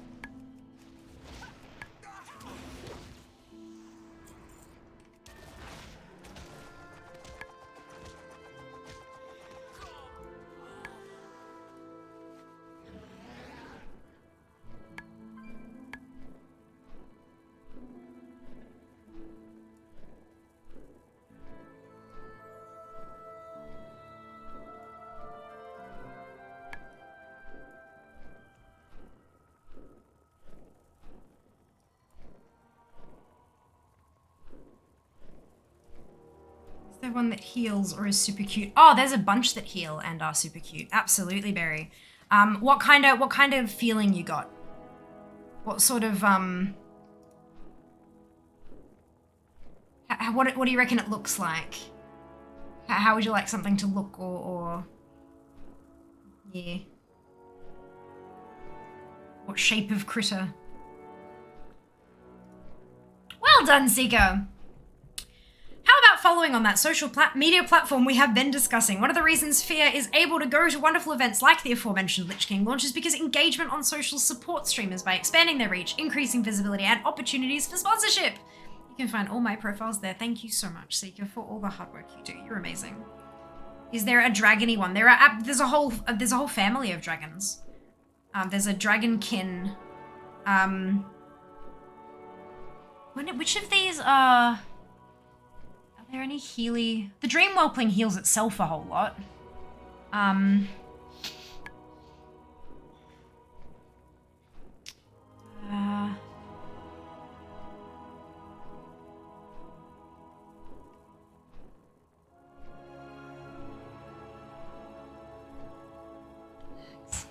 The support things would be amazing. Okay, alrighty. So they're kind of like Pokemon. They don't tend to like interact with each other super, like they do sometimes, but not like super muchly. But I know the Dream Whelpling definitely does a whole lot of healing because I use it a lot. Can I do it again? Good question, Emerald Proto-Whelp. Ah, yes, that's right, the Emerald Proto-Whelp. This one.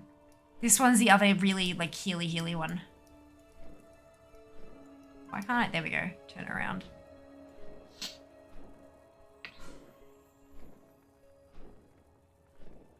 Either or. Perfect. Okay. Let's... They're both green. Spirit of Competition looks like Mushu from... Ah! Spirit of... Competition. Does it do... It has Competitive Spirit. But I don't think this does healing. It's not really a support one. They're more damage. Do you think that Blizz will stop at Wrath Classic or continue with Kata? There was, I think someone mentioned there was something on Wowhead about them putting out a survey about Kata. So they're clearly kind of measuring feelings and stuff. I don't think they've locked off the idea, but yeah. I don't know. I think it'll be a decision they'll make themselves when the time's right. I'm really not sure. I know that's a very non-committal answer, isn't it? I do apologize, but look. Alright, I reckon we go with the Emerald Proto-Whelp because I use it a lot in actual battle. Like, it's in 26 teams and the Dream Whelpling is in 2 teams. So let's go with the useful one. Where is rename? Berry! Yes! Berry the Emerald Proto-Whelp. Yay! Love that. I use it so much as well, so it'll be like super helpful when I go to battles. It'll pop up and it'll be like, oh look, it's Berry! Well done, dupe. Condolences, Seeker. Right, okay, so I've got Draz's Hydrates now, so I've got, we're getting there,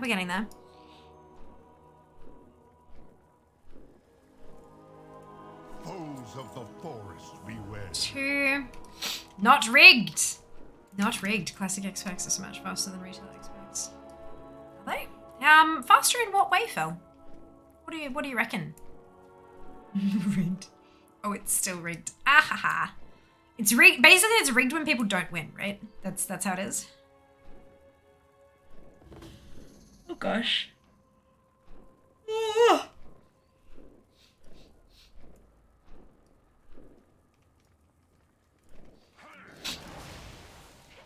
Come on. Didn't even enter and I'm calling rigged. Oh no. Unless I missed something. No, you are not currently a mod.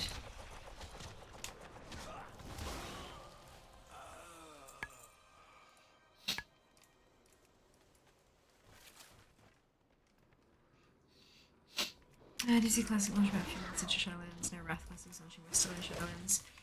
Yeah, but it's still around the 2-year mark. Keep in mind that Shadowlands was also delayed. Thank you. Yay for bubble tea.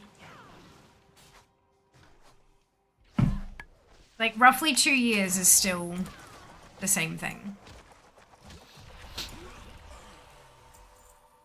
So much faster when you're talking 22 months instead of 24 months is, That's not what that means. And we are about to go into DF. Yep, on or before December 31st.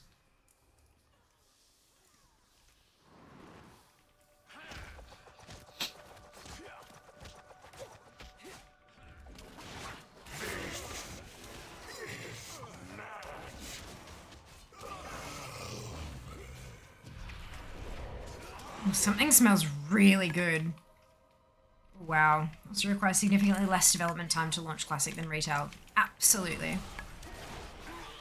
Converting stuff from one, like, thing to another is less than having to build a game from the ground up. For sure. Is it 18 months?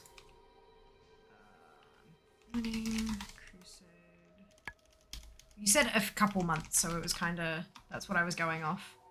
My bad.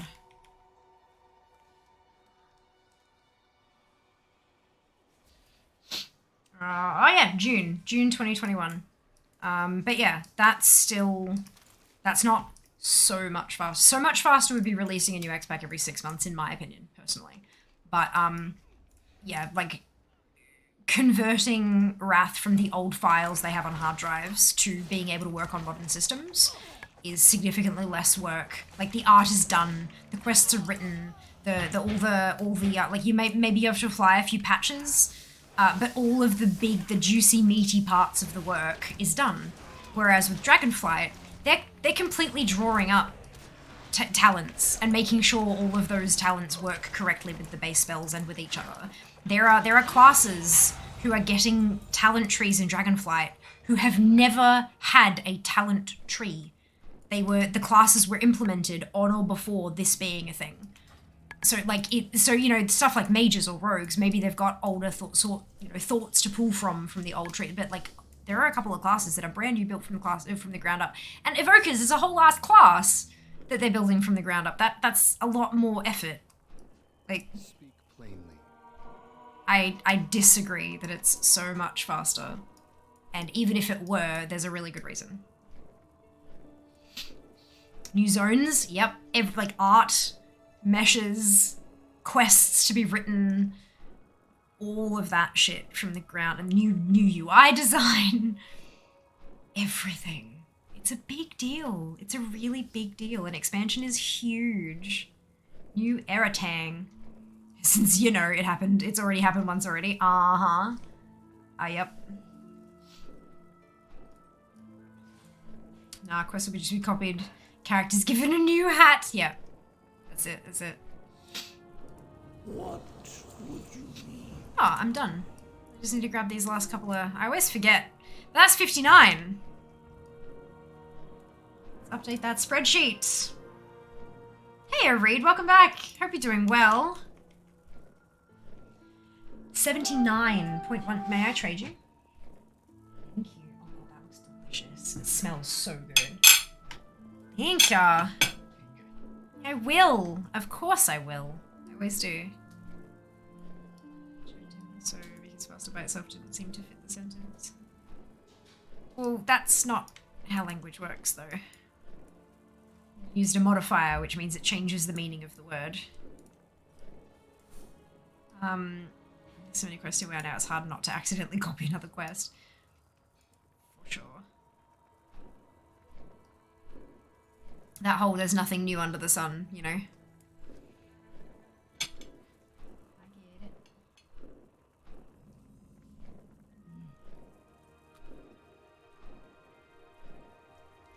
Ow. Star Trek aliens, did they accidentally double up alien designs, dude? I've not really watched much, if any, Star Trek, so I'm not too sure.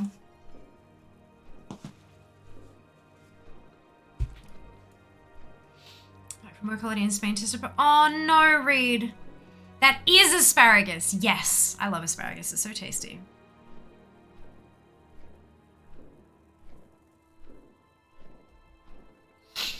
I just joked that this week it'd be an old alien with a funny hat. Noted. Brilliant. 79.16% done. And that puts us another day. Is that 15 days ahead? Oh my god, it is. We're up to the 4th of October. That's the day I leave for PAX. We're up to Fia's departure date. That's amazing. So far. I know. Well, I mean, it helps that I did 12 hours on Saturday, 12 hours on Sunday, and 12 hours today. Not all of that was spent leveling. Some of it was spent blabbing or drawing on my face, or taking a pie to my face. But we also spent like 6 hours yesterday doing some keys. But no, like this weekend has really helped, which is good because I've got a lot of stuff coming up.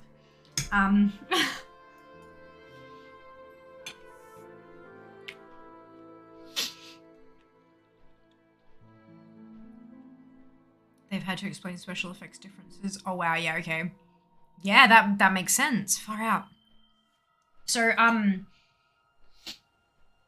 in about a week and a half, next Wednesday, I'm attending an event with Blizzard ANZ for Wrath of Lich King Classic launch event in Sydney, which is amazing.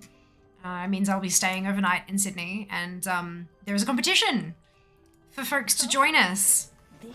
If you check out my Twitter, there is a Gleam link there, and you can jump on and enter if you're able to make it to Sydney.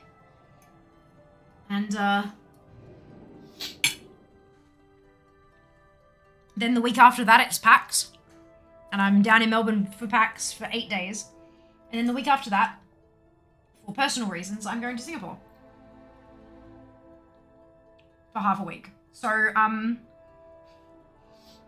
I kind of need to be ahead because I'm going to fall behind real quick.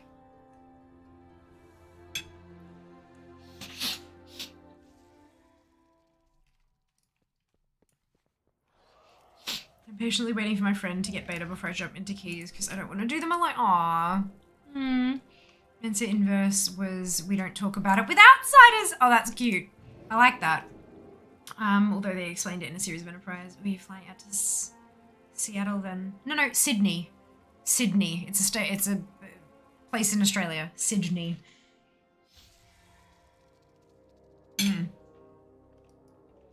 Blizzard ANZ.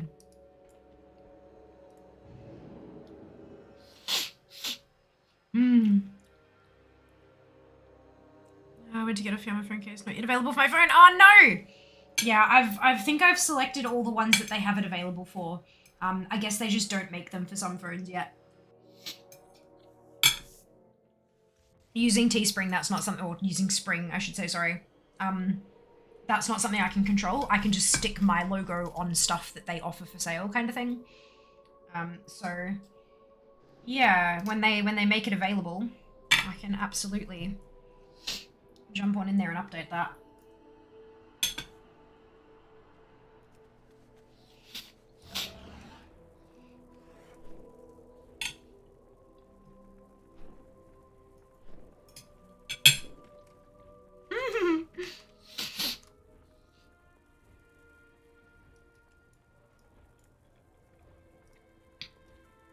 It's rigged and it hasn't even started yet. Is that right, Jack?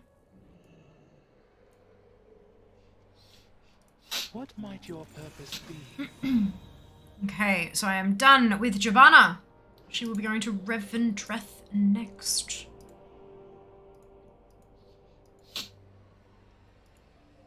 Yeah, good. Wonderful.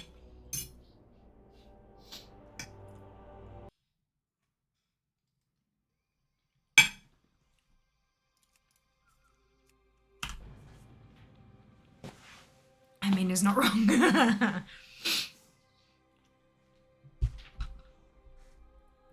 Yeah, dinner is fantastic. We love dinner.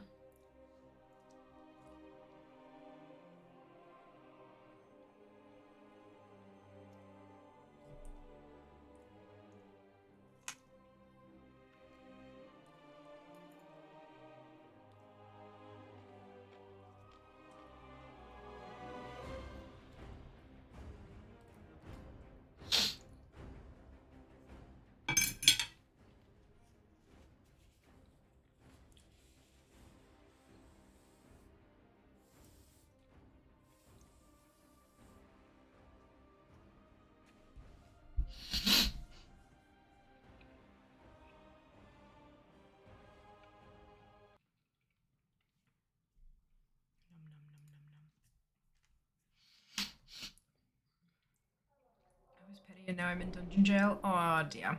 Yeah, look, not the best idea, hey?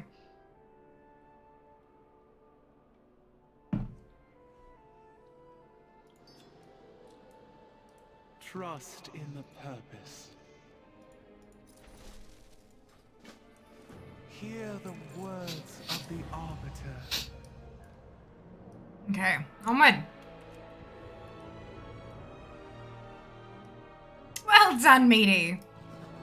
So is it still rigged? Told you it was rigged. I swap a talent, so I stopped healing him. Yeah, look. How may I serve? Like, if it's not a high key, is it really, like... I'm guessing dungeon jail means you've got, like, the deserter debuff because you were removed from the group. Which I'm assuming doesn't happen when you're in a Mythic Plus, so, like...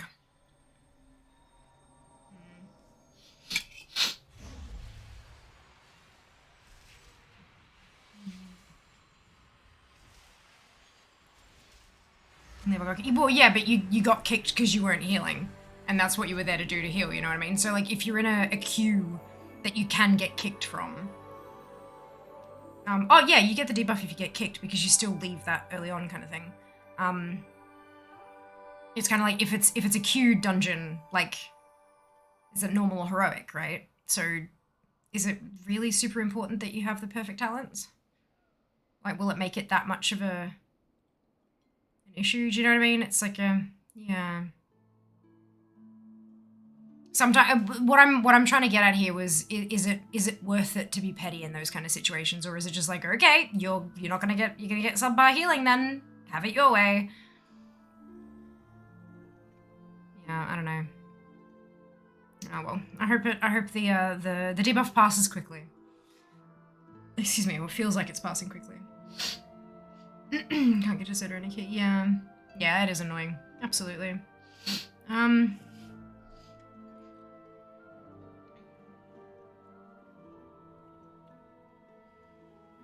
You should LM tip. Oh, fantastic, Reed. I'm so pleased to hear that. Wonderful. Here's thought if Bliss keeps releasing classics for every 15 months, retail which years, to retail 20 classic 20 Yeah, something tells me they're not gonna do that. So nice to see you. I think releasing something, it is interesting that they released one in 21 and then 22. But I get the feeling that like they're not gonna let them catch up. Like that's, yeah. They're a business, they're not that silly. They do plan this kind of shit ahead. They've probably, like, if they're planning on continuing Classic, they've probably planned it out, like release periods, 3 or 4 expansions in advance, at least. But yeah.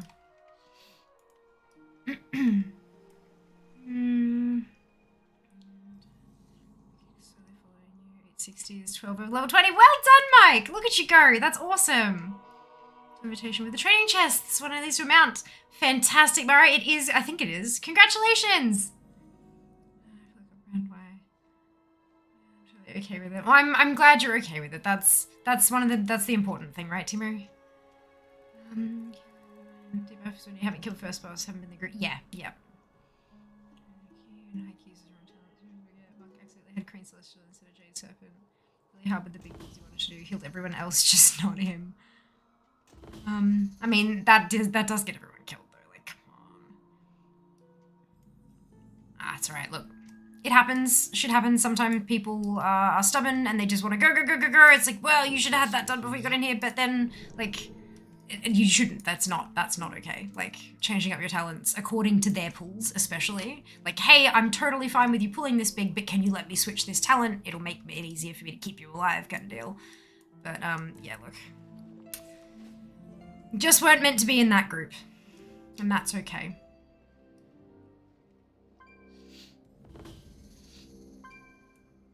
Stay.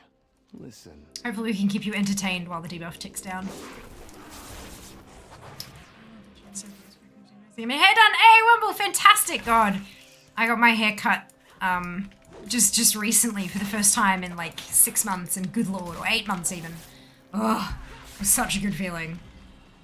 Oh, excuse me. Of course. Oh, excuse me. Where's the nil snacks in house 2 nights before shopping? It's a struggle. Yeah, I try not to have like snacks at all these days because if they're there, I just eat them. Like I can't. Especially if I'm having a stressful day, the self-control goes out the window. It's just it's bad. I know it's bad, but like my way of managing that is not have snacks. I serve the queen. But yeah, no, it's sometimes I just want a snack. She was meant to no Lego filled out the town. It's like on my Mistweaver, not Mistweaver, not thinking, yeah. Crane doesn't do all that great without it. Crane Celestial also replaces Yule and Celestial, which can be fairly powerful under certain circumstances. Doing BGs in the meantime, wonderful. Well, I hope you have some fun in the BGs. What do you need? Farewell. Could I lend a hand? Welcome to the Grove.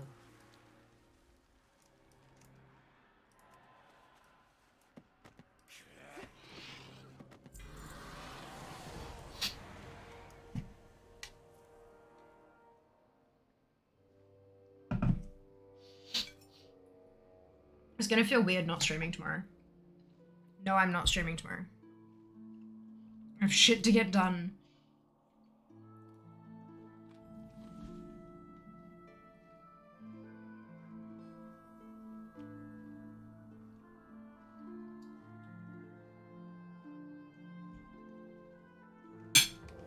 Oh, uh-oh. I'm an idiot.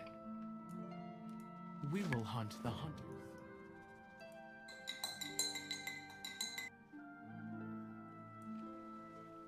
I will help however I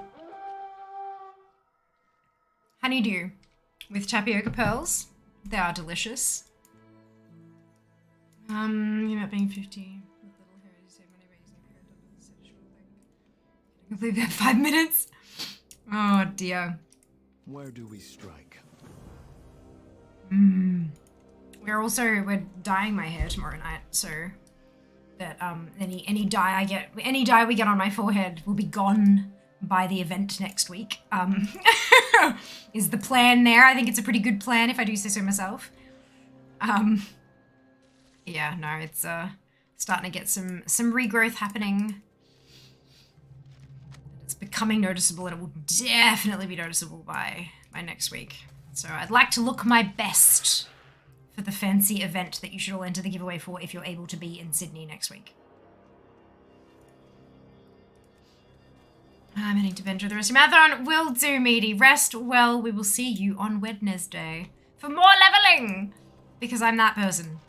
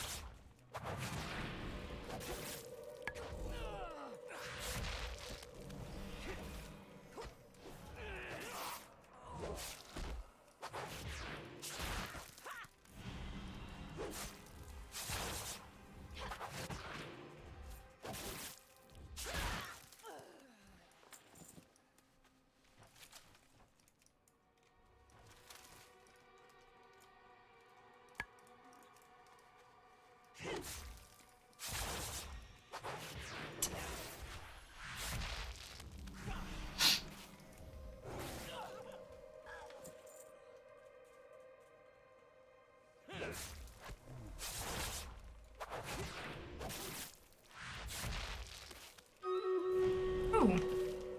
Battle! Moving into winter with little hair. You feel the cold? Oh no! Do you have like beanies and hats and things?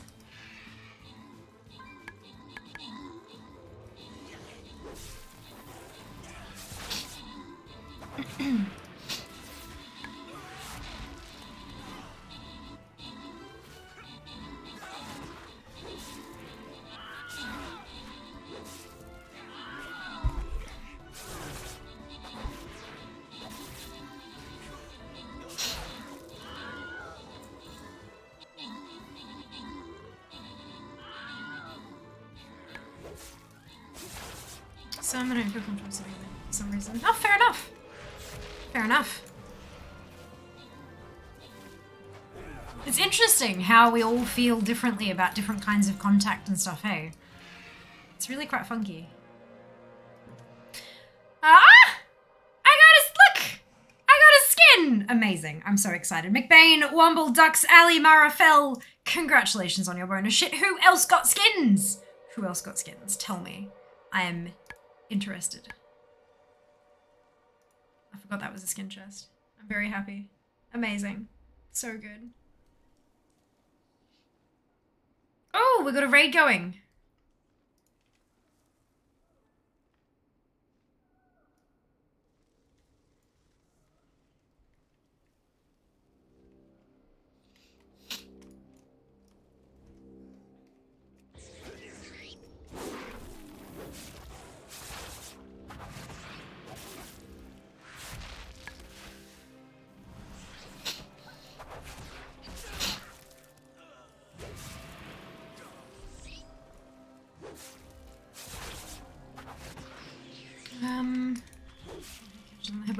Yeah, that makes sense. That makes sense. So when you got, hey, kind of like a protect. It is very cute, isn't it? I like it. I like it. What is the raid command? Exclamation raid, and then a space, and then the number of koala coins you would like to wager. If you'd like to check how many koala coins you have, you can type exclamation coins with a K. So Koins.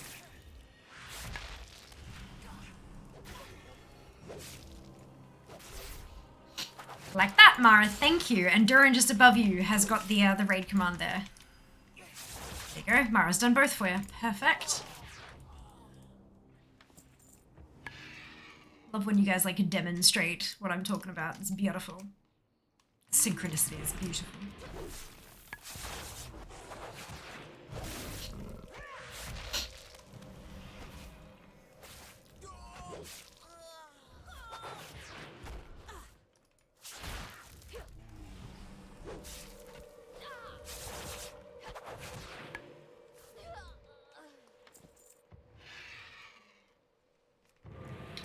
Coins I have after Nomi ate them all early. Yeah.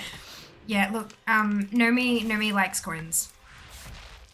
Nomi likes coins.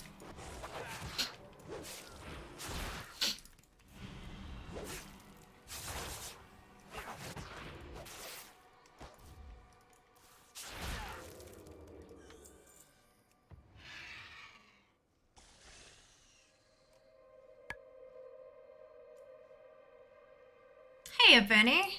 We are doing some leveling. Burning through the levels. I hope you're doing well. Welcome back.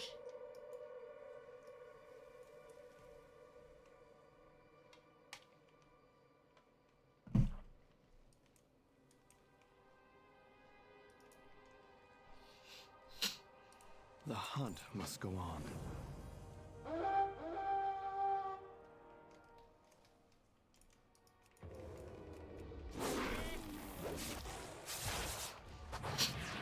Oh, well done, Duran, on winning the raid. I just saw that. Brilliant. Oh dear. A lot of coins is yeah, huh? So yeah, you wager what you want, like what you want to do. If you lose them all. But if you win, you get them back 1.5 times, like 1.5 times over. So if you like raid with 10k, you get 15k back. If you win.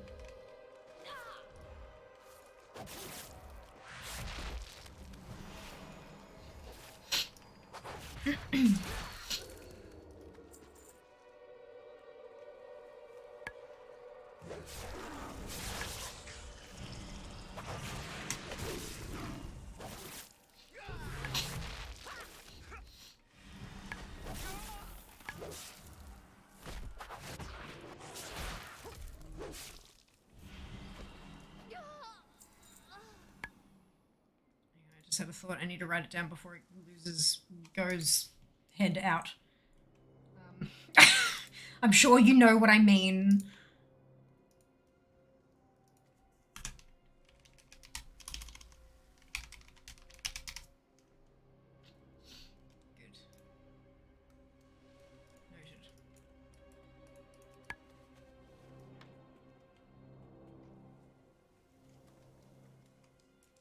Good enough 500,000 some crazy amount on the weekend. Nomi nommed them all. Yep. Nomi's a very hungry panda.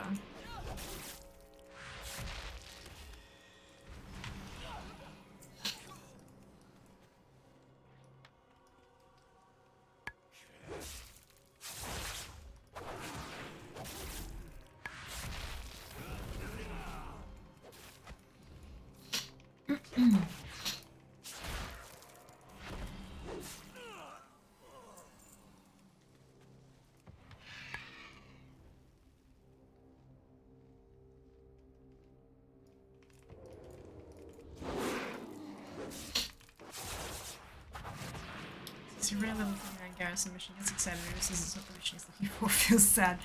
Yeah, that's look. It happens. It happens a lot.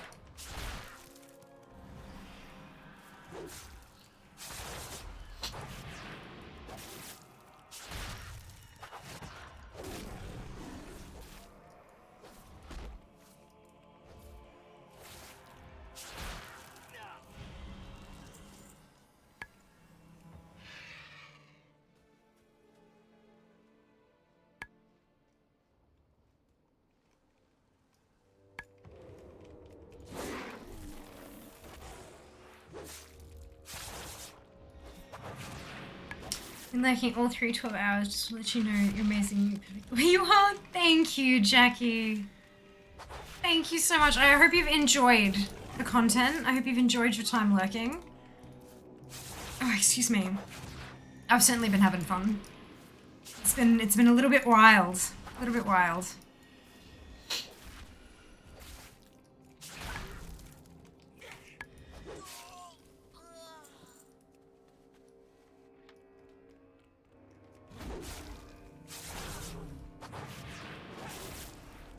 Wonderful. I'm so pleased to hear that. Not too much fear? I can only imagine by now some of you getting sick of me. Hope you're well. I am. I'm doing so wonderfully well. I'm tired, but I'm doing really, really well.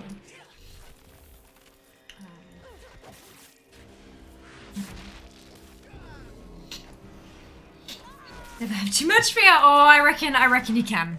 I've been getting pretty sick of her over the. I'm kidding. Oh Lord, yes, absolutely. Not sure if you. Can't remember where you're based, Jackie, but I'm not sure if you saw the Blizzard ANZ competition to win tickets to the Wrath Classic launch event in Sydney.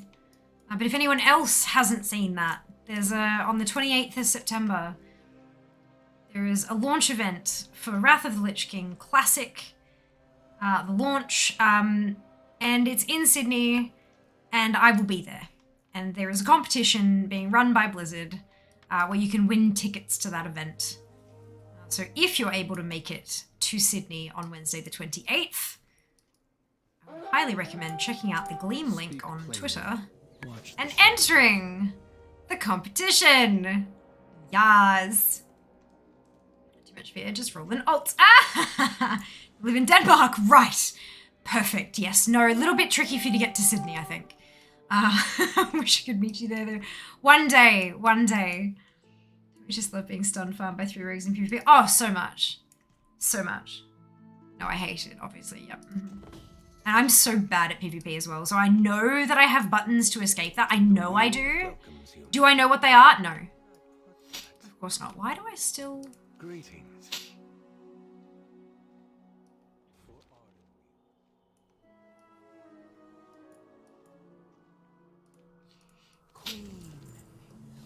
Oh wow, am I only up to this point? Jesus. Okay. That's fine. In the UK? Yes. Little bit far to travel. Just a touch. I told me I had extra punishment. Gave me rogues. Oh, that's hilarious. I am glad you're able to see it in a humorous light, though. That's always the best way to deal with unfortunate circumstances. Sometimes, obviously, sometimes it's not possible, and it is, you know, a bad situation. But if it's at least mildly uncomfortable, it is good to be able to deal with shit like with humor. Makes it hurt just a little less sometimes. So 4 escapes every PvP situation. If I got mad in PvP, I wouldn't have a monitor. Just, yep. This is why I don't do PvP. No, I'm kidding. I've never really been a ragey gamer. Like, it's just, I've never really done that. But I absolutely, yes, yep. I have felt quite the frustration dealing with PvP. Which is why I don't. As you can see here.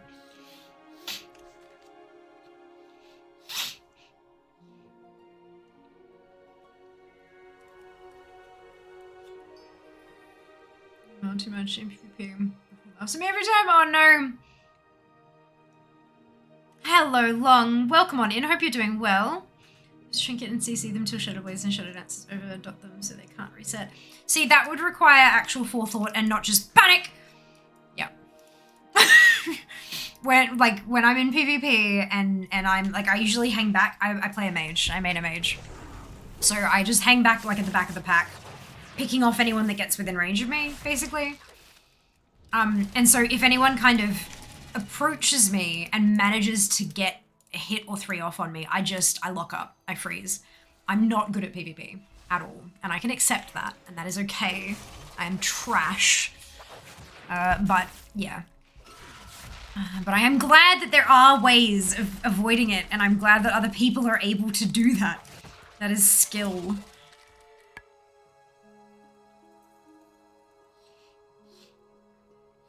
3%. Till 60. It's excuse. The only reason I'm doing it fair. Very ragey gamer when PvPing. Oof, rough. World equals mad. Annoying. Not sure if you remember. Oh no, absolutely not. I do not. But I got the gist of the sentence all in context, so I was okay. In a match with 7 hunters. Good lord. People must be leveling hunters. Does PvP? No, rogues are just busted, to be honest. Of course I don't do. Who do you think you're talking to?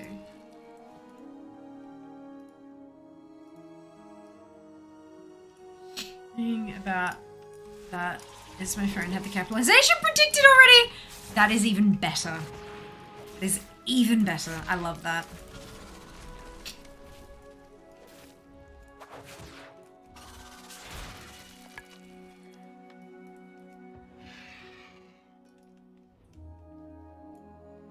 I would be glad to assist you.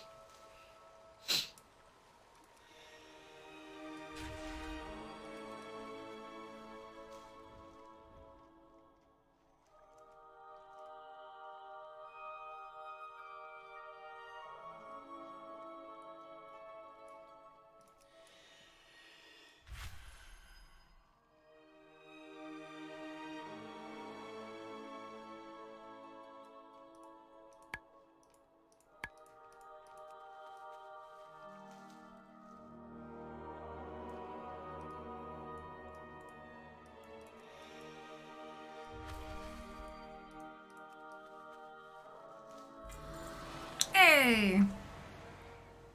I never gamble, as you can see. That's fine. Totally fine. How's the state of art in the game?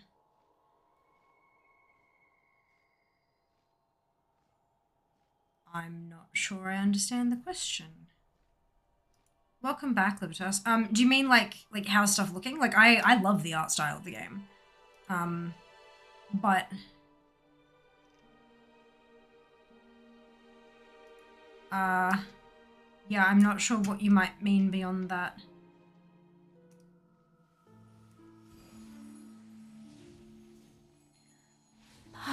There we go. Josh, thank you so much for the sub. Hope you're having a fantastic day today. Much appreciated. 6 minutes to play WoW these days. Yeah, I'm enjoying it. Otherwise, I wouldn't be playing it personally. I don't feel like we have enough time in life to waste it spending things that we don't enjoy doing, at least during our leisure time. So yeah, I enjoy it quite thoroughly. We serve the queen. Flow and dynamics. Yeah. Yeah, I'm doing pretty well. I reckon it's pretty good. Obviously, you know, different people might have different opinions on that, but from my perspective, yeah, it's good. It's good.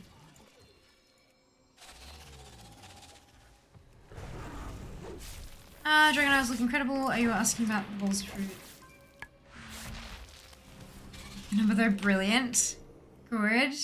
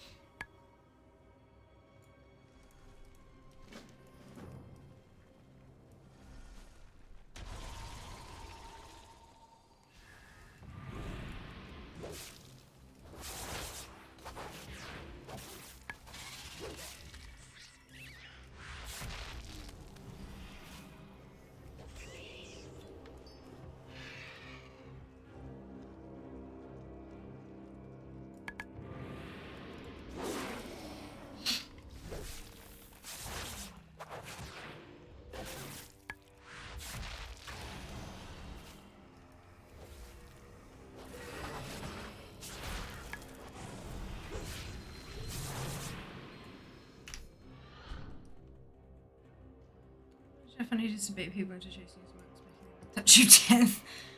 Oh, that thing comes out of nowhere. Hey, touch your death is it's a really interesting ability. It's very cool. I like it, but it's certainly very interesting. Makes for some funky interactions.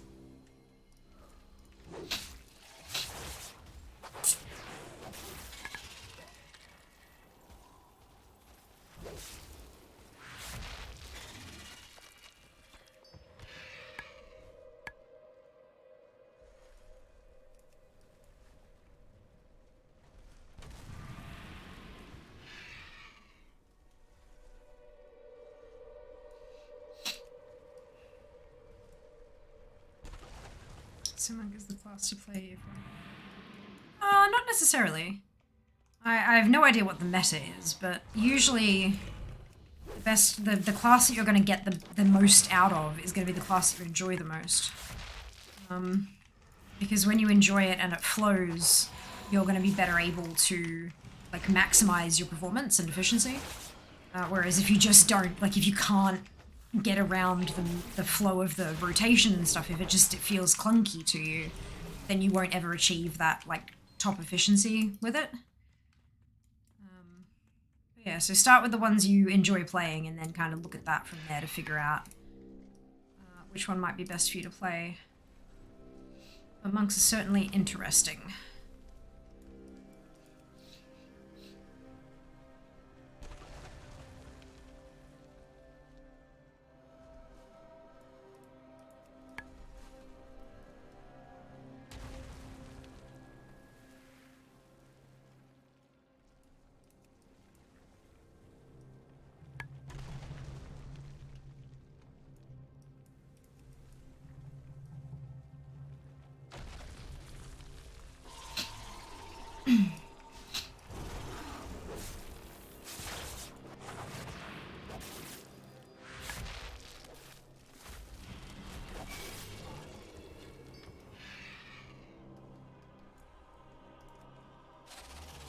And skill threshold still applies to PvP. Funny when they think You don't have a big health pool and chase and get hit with it. Yeah. Nameplates are useful to have sometimes. Very useful sometimes.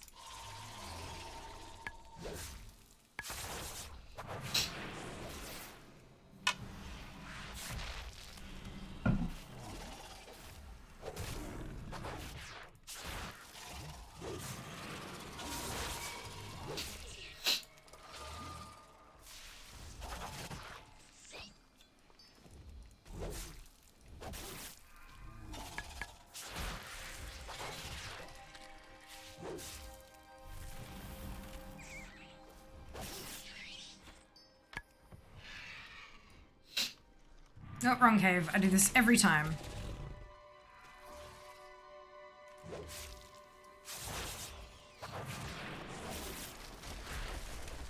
Oh, excuse me.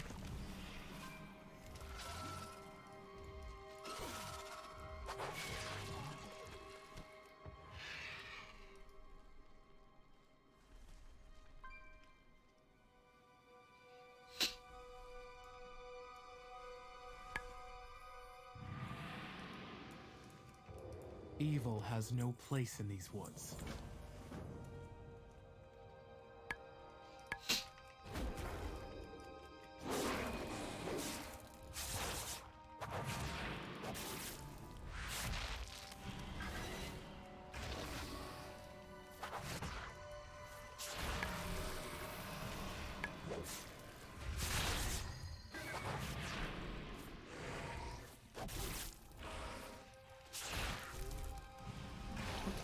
Is now level 60 or 24, I don't remember. That's okay. Well done. Congratulations. That's a huge accomplishment. Well done.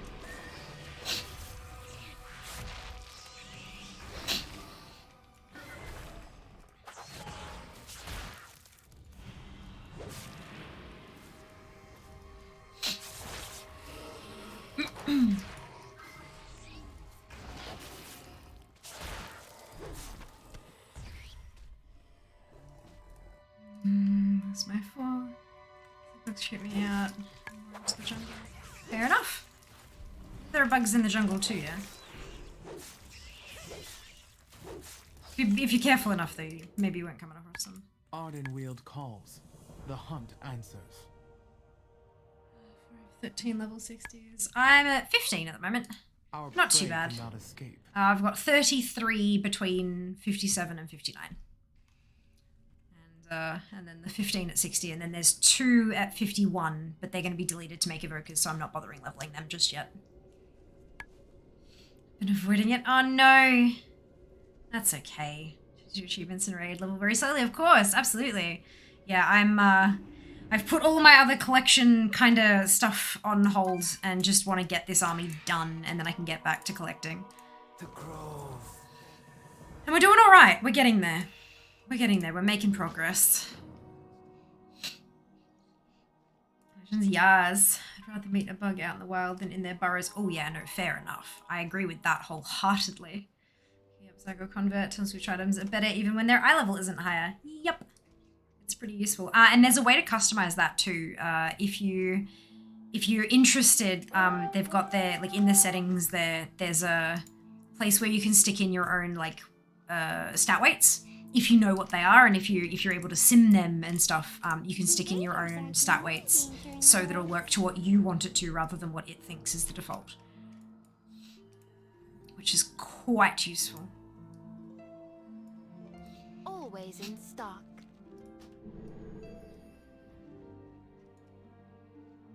Only 5 are geared enough. Geared though, Shadowlands PvP gearing is too painful for more. Fair enough. I've got none of mine are geared except for my main. She's not too bad. What is she now? 280 something, I think? Where is she? Oh, no, not quite. 279. 279 on fear. But everyone else is fairly low. But that's okay, because I mainly have an army for collections and stuff, and you don't necessarily need a high item level for collections. Makes it a lot easier, let me tell you. So much easier. I heard the new build and beta had some radical feral changes, depending if I want to restore my level 50 feral. Oh, interesting. Interesting. Love a druid. The druids make questing a whole lot easier when they can interact with stuff without breaking platform. Oh, heaven. Makes you zip through certain little areas, that's for sure. Some of them you still need to combat, but that's okay.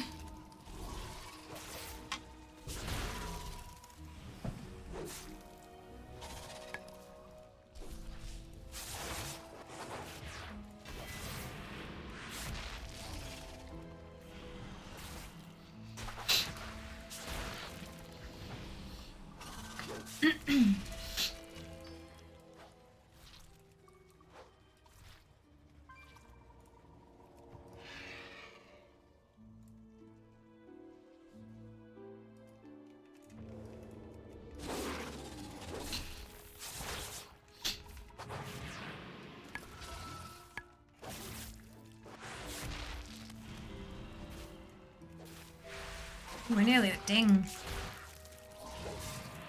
Tasty.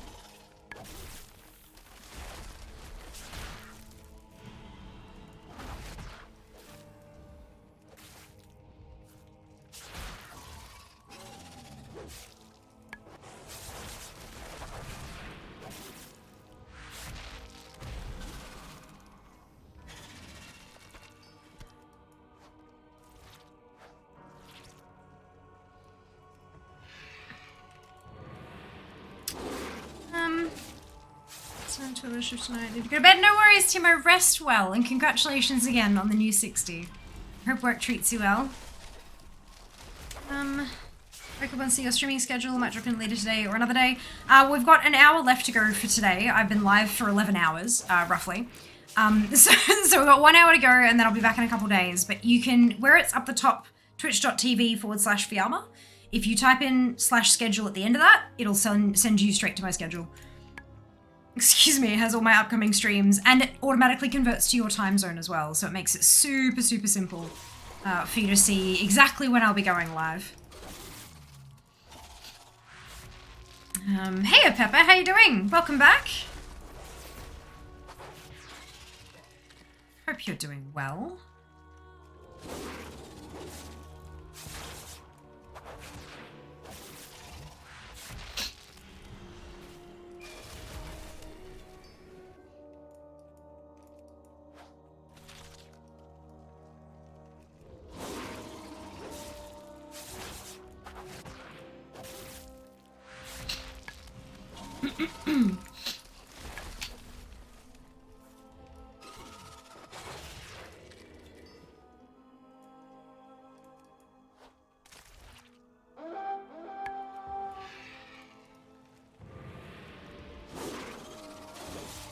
It's the 50 60s. You can't have 60 characters on an account, so it's just the 50. But we're going well. We're at 79.16% completed. And I believe we're 15 days ahead. So not too shabby at all. This weekend has been exhausting, but fantastic for that progress. Last time I ran here was better for Azeroth days. We're doing Trollish raids. Fantastic! Nico, it has been a while. That's okay, though. That's okay. This one. Let me squish this one.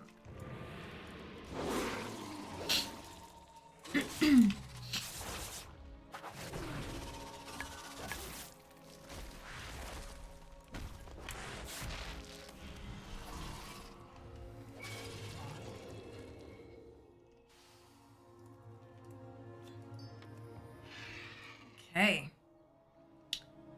Although someone actually quit without the end of that expansion. Fair. Totally fair.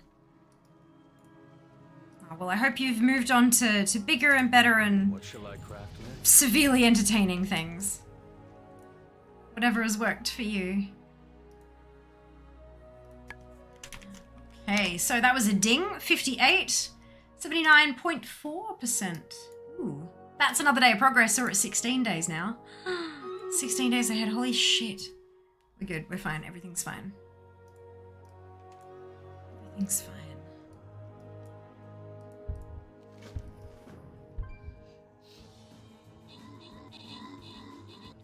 Need some help?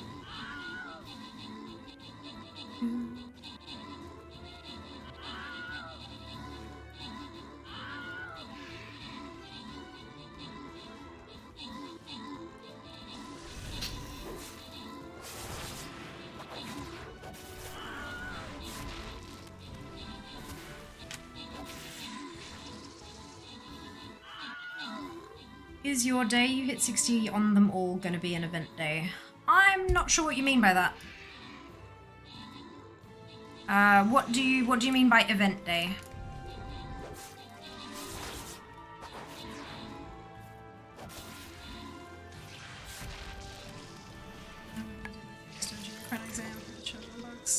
Games to play, fantastic. Oh, that sounds like a wonderful variety of games.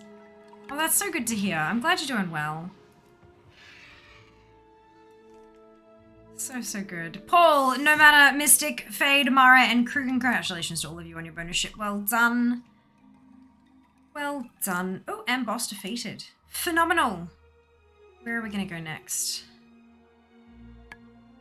We'll cut through the bottom. No. There's a gold chest up top. We'll go top.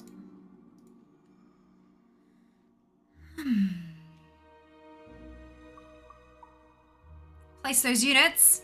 Follow the link in chat, log in with your Twitch account, and drag and drop those units to the battlefield.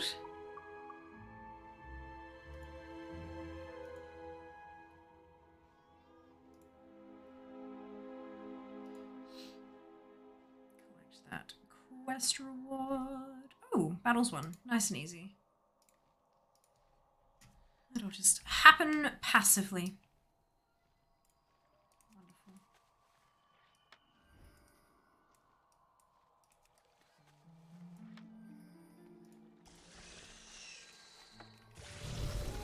Okay, you're going to get them all to 59.5, whatever it is, then schedule to take them over on a certain Saturday for once.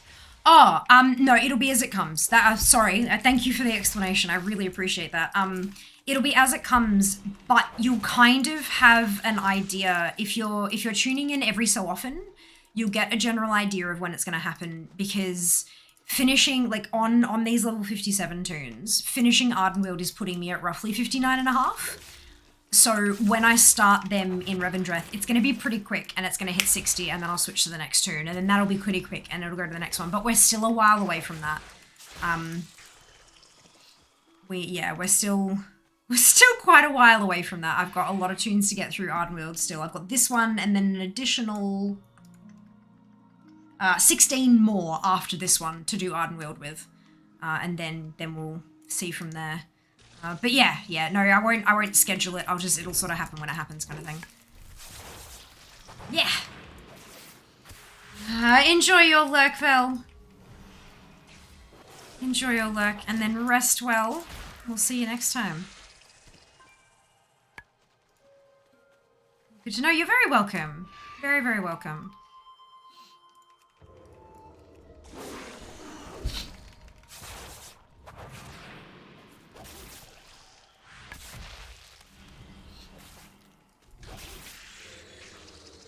How may I aid you?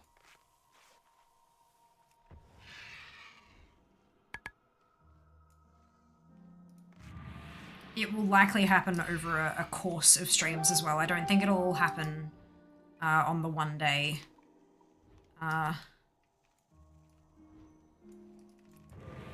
Because there are just so many of them. There's 33 of them, you know? Even if you spend half an hour in Revendreth getting half a level or 3/4 of a level or whatever, that's still only 12. And I'd still need to do 2 of them plus an extra chunk of, not a whole one, but yeah, so it will take a while. But yeah, it'll be good. It'll be a relief. It'll be a relief. Hey, Sync, very well, thank you. I hope you can say the same. Stop training BGs while flying. Oh, you're falling to your death after you come out of them, yeah?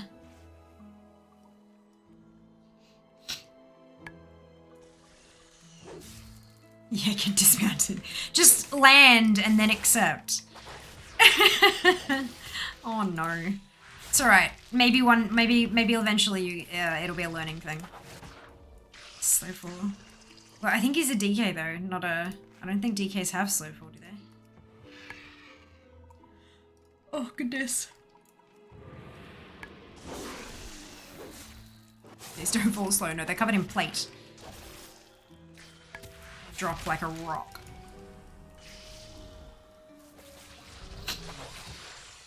Why not try blinking when you're in the air? Bloody Bonsumdi. Oh my god.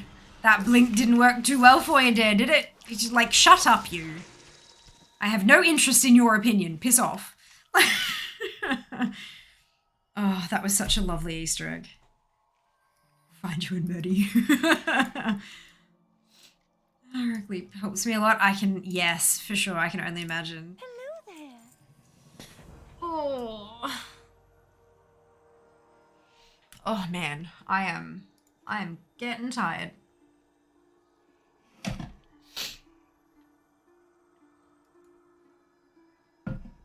I serve the queen.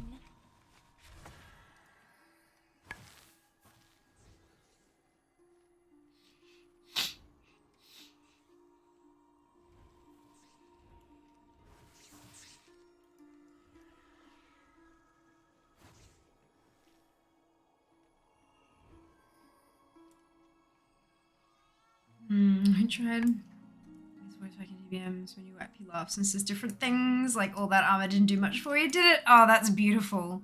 That's awesome, Reed. A lot of blood and unholy DKs in classic with one hands at the moment. I can imagine. Oh dear. Do you need something?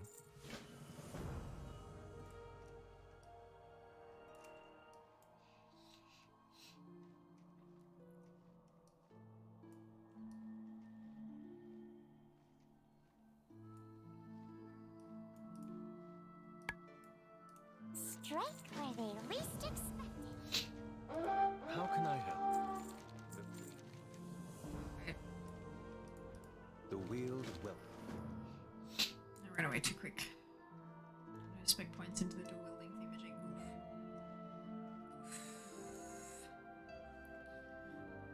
Oh, excuse me. I am going to return in a moment. BRB.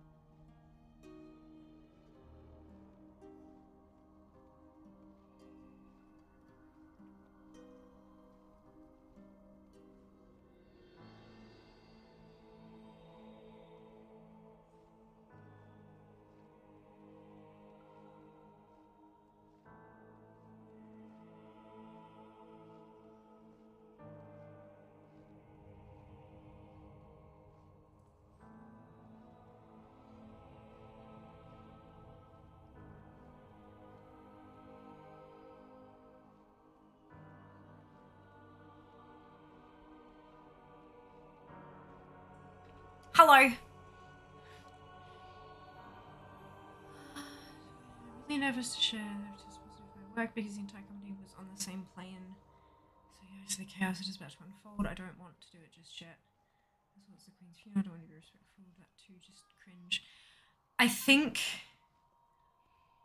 it is more important to tell them than to not tell them.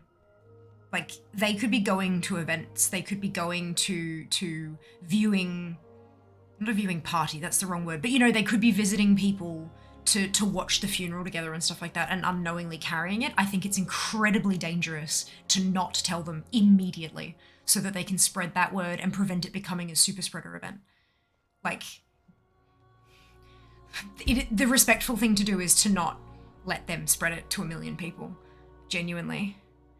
I understand the nerves. I really, like, I understand the nerves, and that is a valid concern. You'd never know how a company's going to react to that kind of news. But it's not about the company. Fuck the company. It's about the people who work for the company. And I think that's where maybe the like loyalty / concern kind of dealing, whatever that word is, should lie. But it is a very difficult conversation, absolutely. And I wish you the absolute best of luck with it, genuinely. But I think it is important that you tell them regardless of whether it's out of business hours or what. I think it's really important that you at least like leave a message for people to let them know that this has happened so that they can start spreading the word as soon as they're able to and get as many people tested and all that kind of stuff. Drop the info now. Good on you. Thank you, Reed. I know it's not easy, but we'll be here for another 45 minutes to take your mind off it if you want that. I have a thing in my team. People first. That's a good way to put it. You pop the shoe on the other foot. One of your colleagues are tested positive. Would you want to know? Yeah. Especially, like, let's say that you're going to visit your grandparent to watch the funeral with them and share memories of them growing up, watching the Queen grow up and all this kind of stuff. And now there's a chance that they've possibly spread it to that elderly person. And, you know, it's just not worth it. It's just not worth it. The potential guilt that could come later is not ever worth it. Yeah. Later when they knew sooner, I'd be annoyed. Yeah. Yeah. Difficult call, but I think telling them is the right one, personally. Like, telling them sooner rather than later is the right one. Obviously, telling them at all is very important, but, like, the timing of it is what we're discussing at the moment, so, yeah. Let's decide when we talk about it, so I'm grateful. Of course. Of course. You're welcome. Thank you for opening up about it and allowing us to have an opinion on your actions, you know? Like, that's a big vulnerability there, so good on you. How can I help? Do you need something?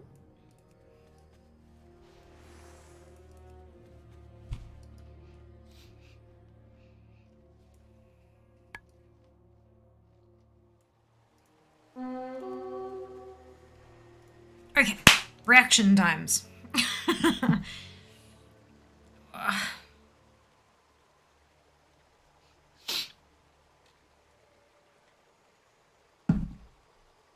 Bubble tea is so tasty. Oh, I wonder if I'll have time for bubble tea in Sydney. Probably not, but I'm gonna try. Maybe my hotel will be near a bubble tea place. That would make me so happy.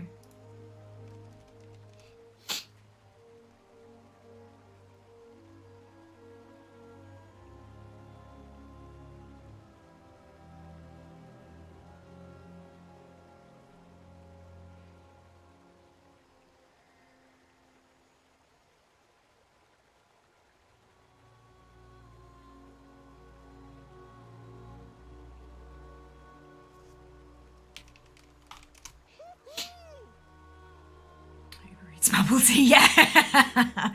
Oh, I can't justify the delivery cost when it's like half the price of the tea itself. It just, oh, it hurts so bad, you know? It hurts so bad.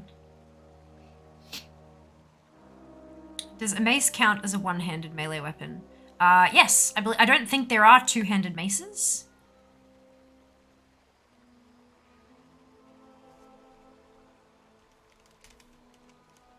Why do you ask, dude?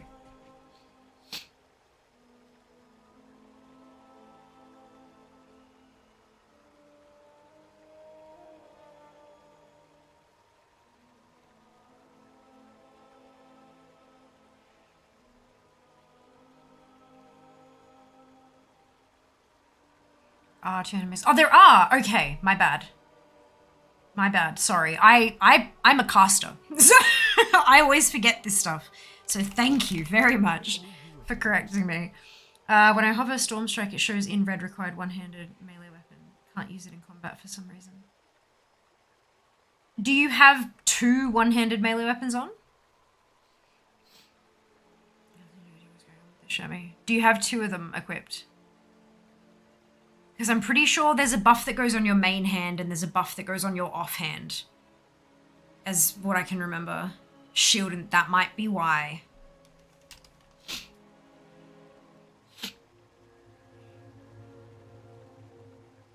What was it? Storm Strike.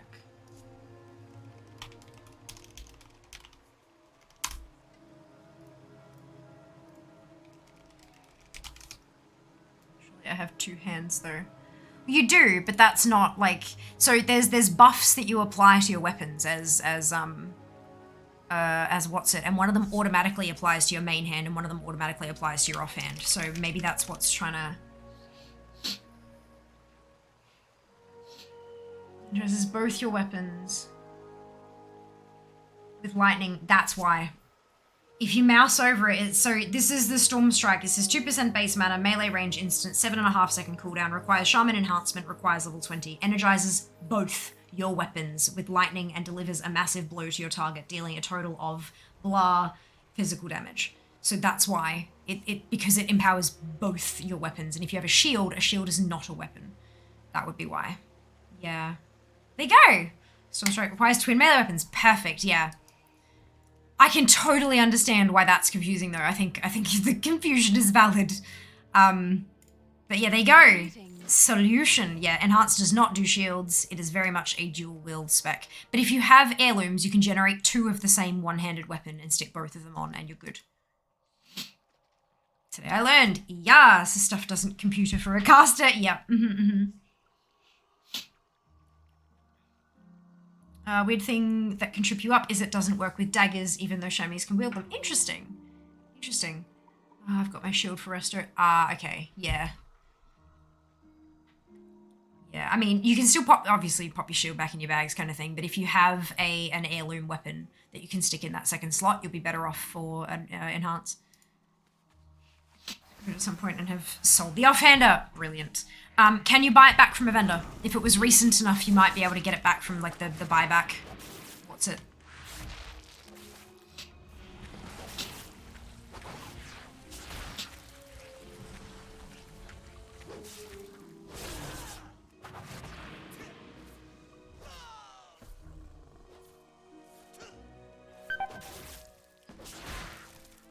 As long as you aren't zoned to another continent. Or if you logged out. Yeah, the AH for BOE. I'll go. Sounds like a plan. Sounds like a plan.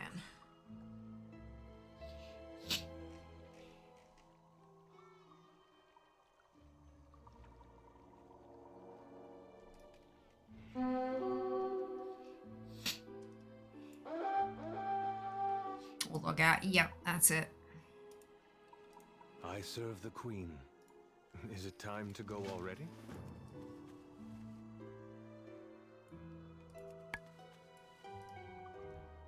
Got a character up to ZM. If so, you should be able to get one for 500 anima there. Yeah, true. Another good option. Such a helpful community. You guys are awesome.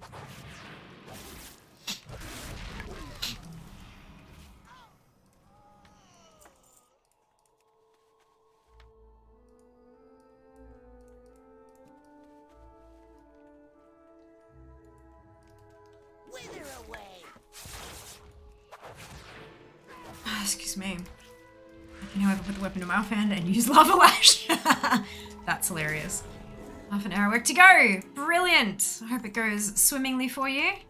Better than nothing for the time being. 226 I level 2 from 0 with Mortar Spender. Is this one your leveling dupe or is this a max level tune? That's probably where we should start before we start mentioning ZM.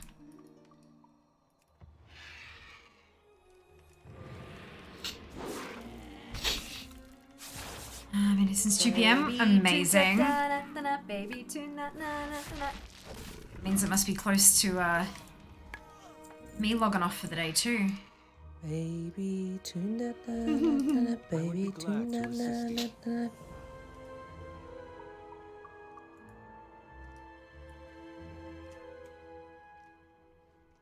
Baby, da da da da da. It's the whole team. Wonderful. Well, okay, not the whole team. Lots of the team, though. That wasn't clear. I thought so. I thought you were leveling it still, and that's why you were kind of rapid. It wasn't that you were 60 and you were switching to enhance to try it out. I thought you were like doing it while you were leveling. So yeah, I think heirlooms are probably going to be your better bet. But if you don't have them already, they can be quite expensive to buy and then upgrade. So yeah. A green BOE off the auction house will do you just fine until you get something from a quest. Or a dungeon if you're leveling through those. But, yeah.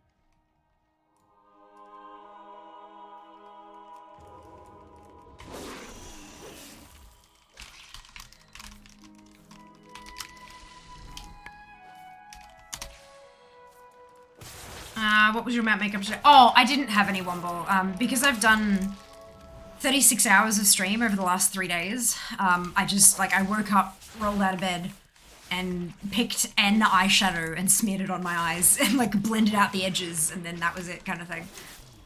No, I haven't done map makeup in a little while, actually. I've been really, really low on spoons. I just haven't been feeling super crash hot. But I'm looking forward to getting back into it soon. I'm hoping soon I won't be dead.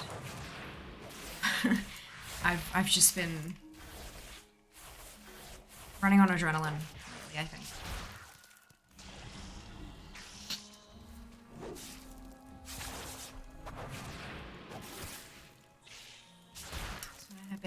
I don't know. Ah! Did a month ago. Raid. Oh dear. Well done. Well done. Congratulations. That's funny.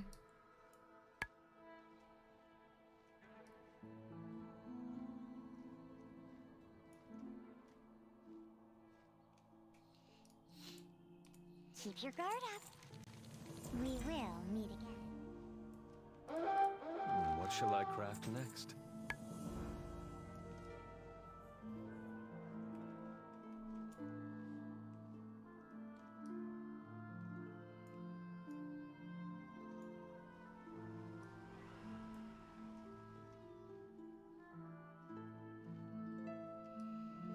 Oh, the Ardenfield music is just so peaceful. So fun sometimes. Yeah, when it was in alpha, we logged on every Sunday to check out the new builds, and we did a lot of profession stuff and checking out like dragon riding and the races and stuff like that. So like we didn't do any questing at all, none. So I didn't get any spoilers, but now that we're in beta, to get access to some of that stuff, you need to be able to get to a certain area, and to get to that area you need to be dragon riding. And to be dragon riding, you need to do some story quests. So it's like, if you're trying to avoid spoilers, it's a little bit limited what you can test these days. You can jump on and test like your class and pick out talents and smack some stuff nearby and see how it goes and that kind of thing. But yeah, you're a bit restricted now if you're trying to avoid spoilers. But that's okay. Like, there have been, like, the beta waves have been huge, which is really good to see. Lots and lots of different players invited, so lots of different play styles hopefully are being tested and lots of data being gathered. But yeah, it's it'll be here on live soon enough, and we can all dive in and experience the story. It'll be great. I love the Ouroboros music, yeah, lovely. God, I'm not sure I actually have a favorite track. There are just too many that are amazing. I do love Revendreth, but I'm also kind of biased because, like, been there. So it's interesting. It's interesting.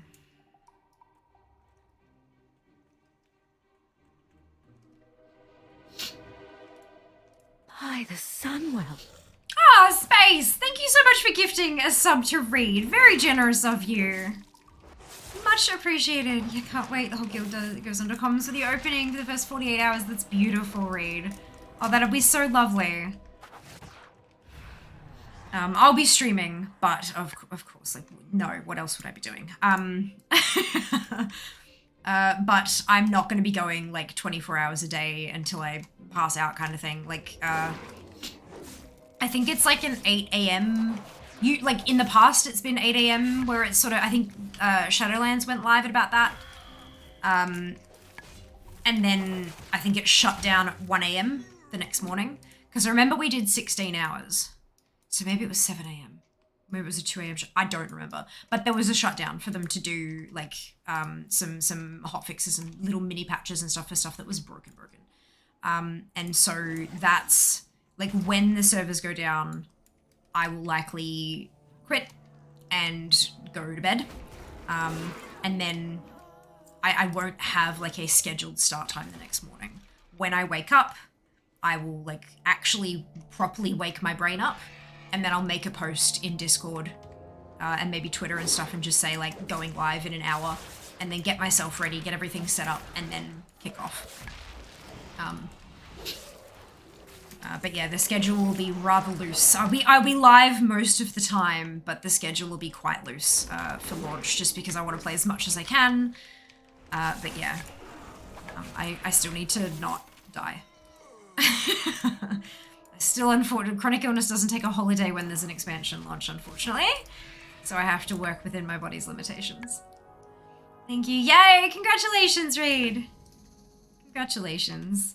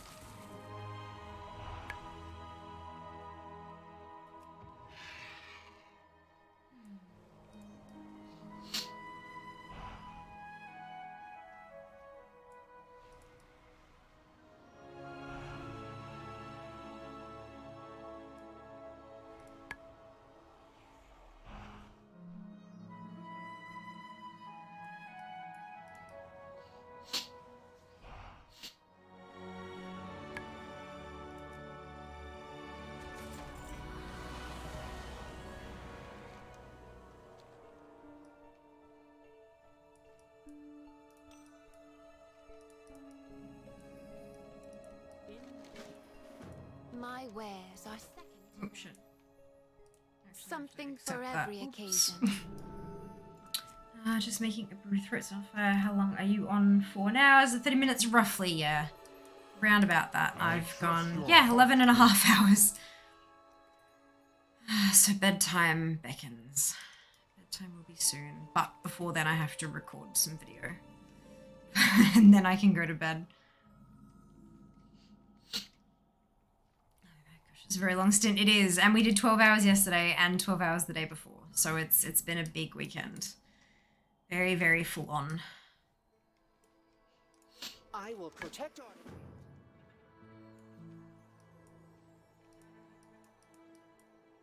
The hunt has been called and I have answered.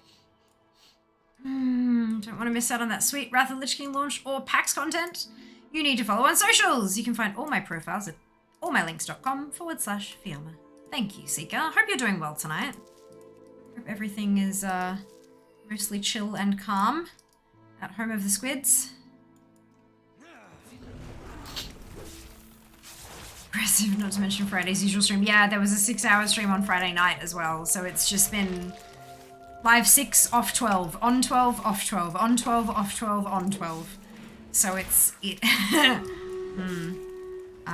something tells me I shan't be doing this again for a little while. I need to get my life under control before I try it again. Oh dear.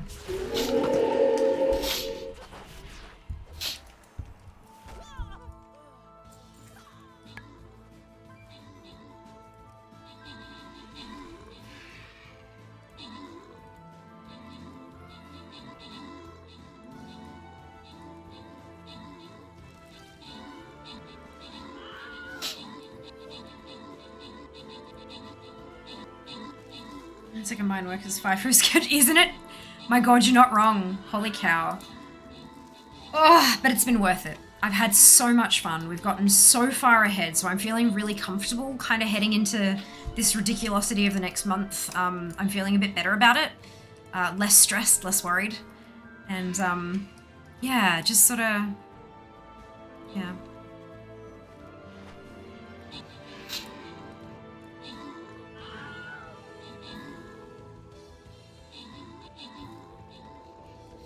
The worst streamers, I can't leave a desk schedule. Oh yeah, It's been a bit like that. She gonna need to get a massage after. Oh yeah, no, I'm getting a massage next Saturday. This Saturday coming. We have a stream in the evening on Saturday, but it's a 2-hour stream, much shorter, and it's phone based. It's sponsored by Felix, so it'll be good. But yeah, no, I'm absolutely gonna get myself a massage because I need it. Like. I really need it. Mike, Fade, Mara, Dux, Demon, Womble, and Neri, congratulations to all of you on your bonus shit. Well done. Well done.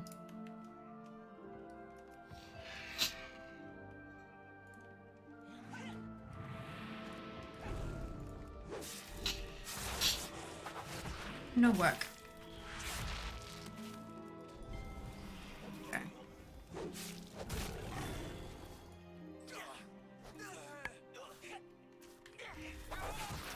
So you're playing Hearthstone on Wi-Fi or over data?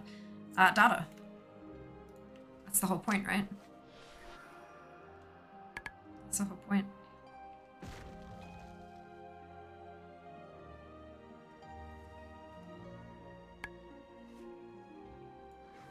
Okay.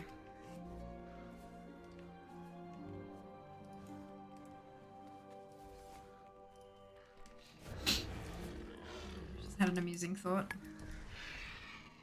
Or that I accidentally forget to turn my Wi-Fi off. Yeah, no. Yeah, I've had that thought like a million times as well, and I'm like, oh no. All work and no play makes me some. Well, that's the thing, Seeker. It might be all work, but my work is literally playing video games. So it's really sometimes it's really difficult for me to differentiate and like draw a line between work and play. So yeah, everything blends, which is not necessarily a good thing. Sometimes it's good because, you know, enjoying what you do is fantastic and beautiful. But when those lines blur a little too much, it can start to feel like you're always in work mode. All work and no play makes fee closer to being full-time fee. Yeah. Oh, you're not wrong. You're not wrong.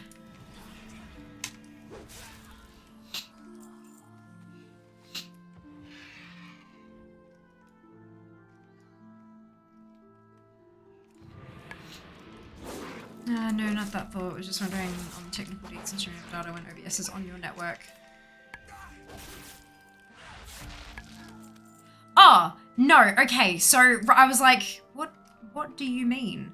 But no, so I'm going to have, my phone is going to be connected to the PC, and it's going to mirror, and I'll capture that source in OBS. So, yeah, no, it'll, like, my phone will be connected to the PC, it just won't be, like, it'll be using mobile data instead. Does that make sense? So you thought about that? Yeah. I've even run test runs.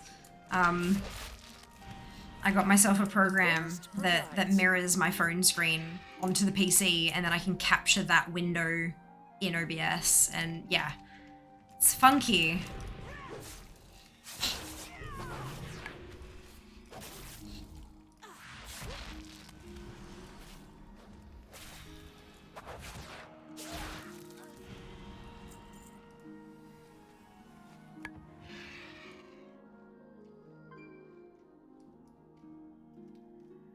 Never done a mobile phone, like a mobile game stream before, so it'll be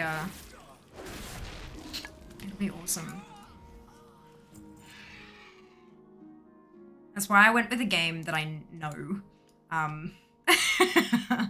So at least I know how it works, so the only thing I'm trying to figure out is how to do it on the phone.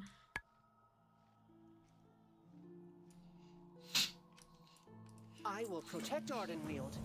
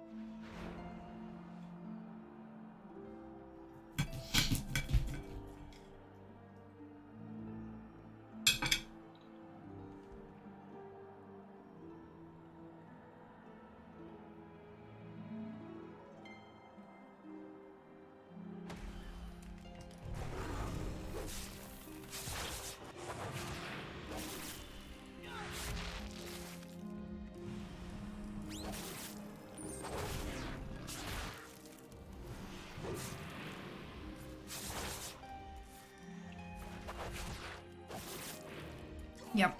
Mirroring phones has come like a long, long way recently.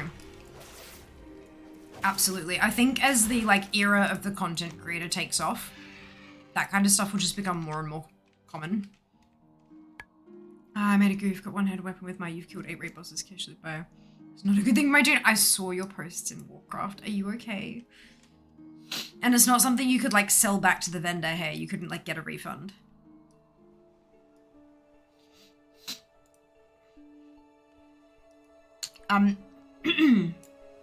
Were you able to put a ticket in? Like someone suggested in Discord? I can't remember who it was. I made it so bad. Ah. Yeah, Jack suggested opening a ticket. There you go. Oh, Jas suggested. Okay, right. Well, one of them, did the thing. No, my mistake. Fair enough. About spreading a little more sparkly mayhem. Oh my god, is this bloody quest back again? It is. God damn it. Alright, it's fine, it's fine. Oh, excuse me. Well, what do we have here?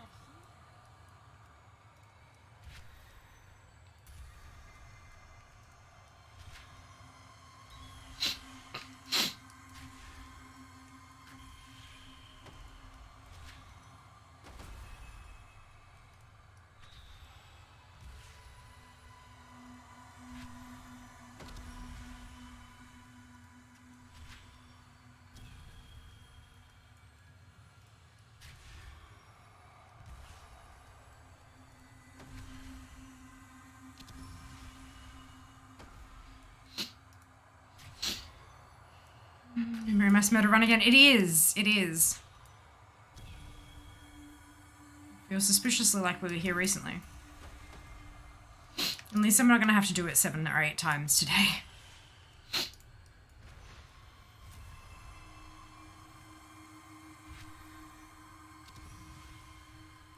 This is quite well timed.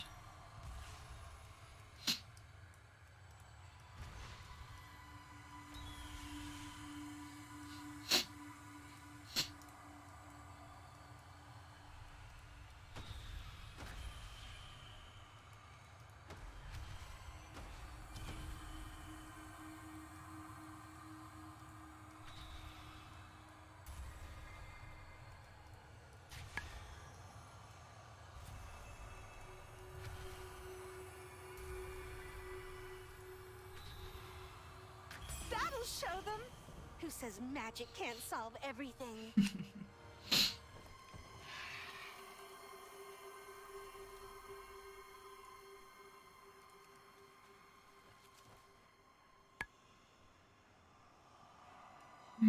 What is your quarry? The hunt must go on.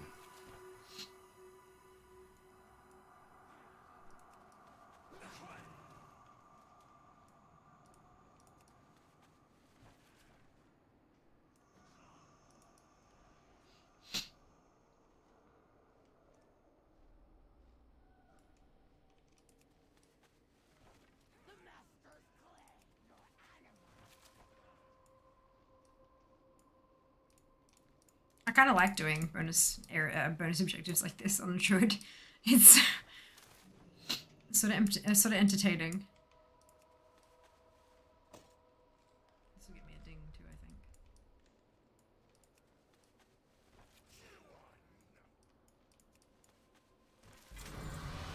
There we go, 59, baby.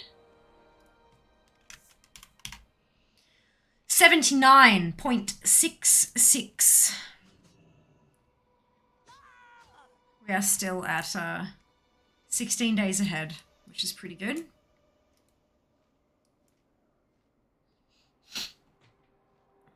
Hype.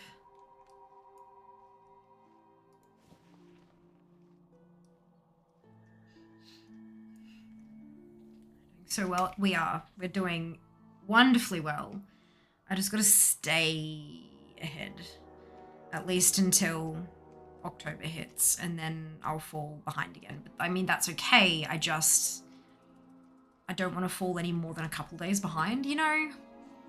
I'd rather stay ahead, but if I fall a couple days behind, I reckon I can handle that.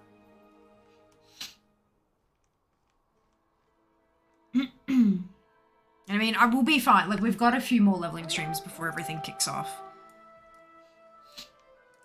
You could probably use a little help.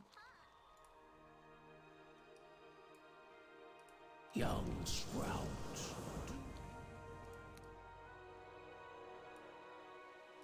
Oh.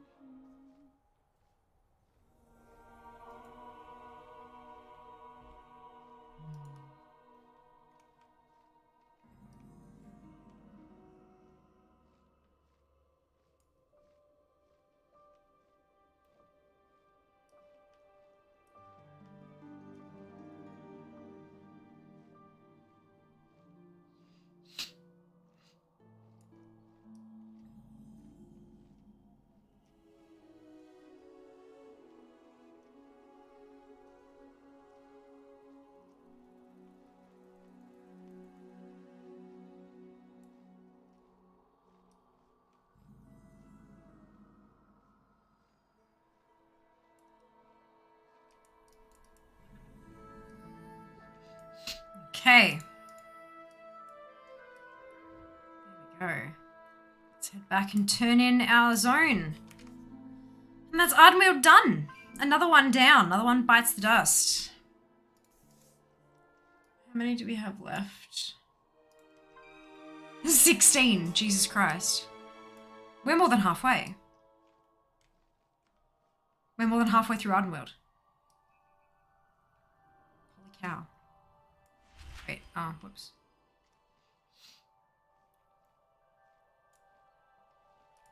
You're a special one, aren't you? That's amazing. I am so impressed. Holy Jesus. We've had many distractions this weekend, but that is something special.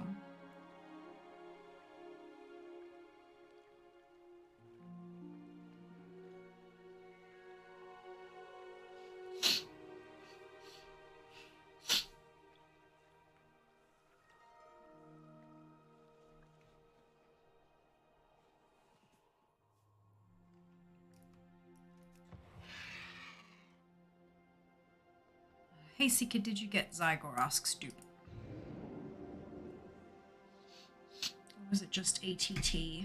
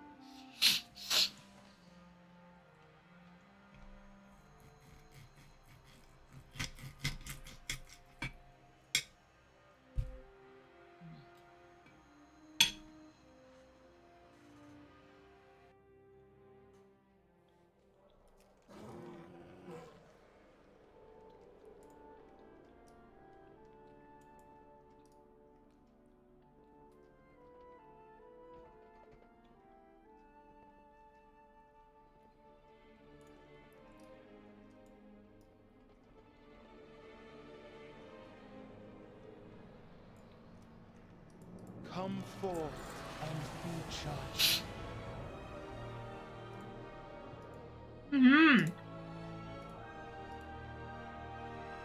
There you go.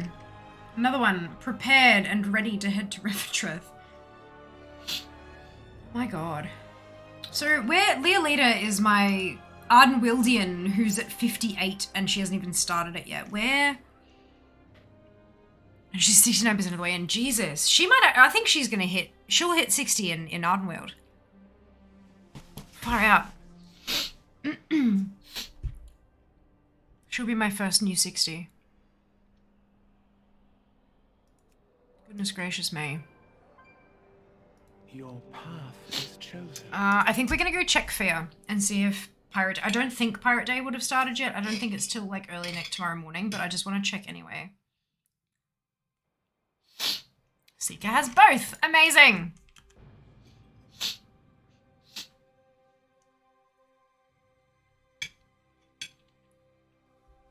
It has, at least on classic servers. Okay. Interesting.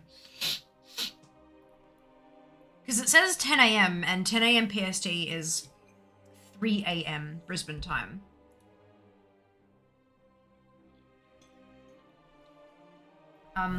But at the same time, I think back then stuff started at like midnight rather than at a time like 10 a.m. So that might be why. Third day nearly done. Almost there.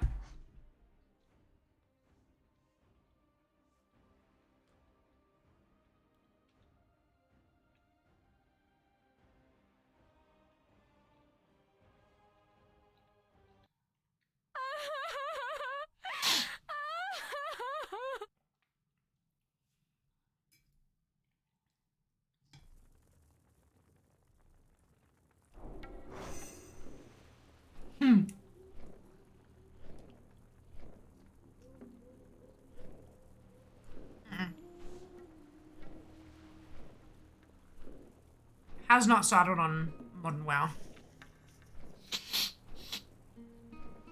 That's okay.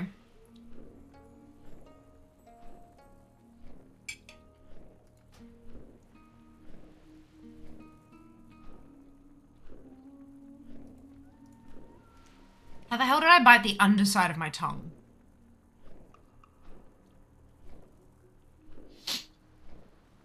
Congratulations again for your Fund-A-Thon success, 4-day streams, and your announcement for classic release. Off to bed's rest well, Yori, and thank you so much on all the congrats. Much appreciated. Ah, I hope you rest well. I hope I rest well also. I hope we all get good rest. Alright, I think Elvian will be the next one. She's still in. Ooh. I think I actually proper bit that. Ah! There's a chunk missing from underneath my tongue. I am talented. There's blood and everything. Oh my god. Like I took a proper chunk out of it. Ow! No wonder it hurts. Goodness gracious.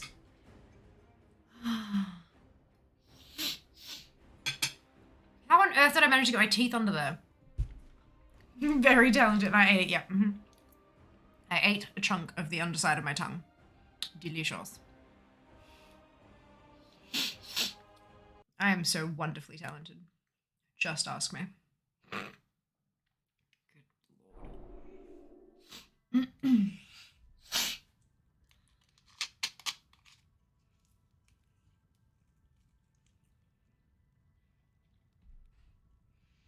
Okay. Let's get this one moving. At least in Oribos's general direction. Heard of talking while eat? Yeah, occasionally. I try not to, but sometimes I just can't wait to get something out, and so I at least try to like cover my mouth. But Lord, I don't know how I managed to get my teeth underneath my tongue. Like there's blood and everything. Look. I hope you're having a fantastic day, games. Well and truly. Ah, goodness me. Goodness me.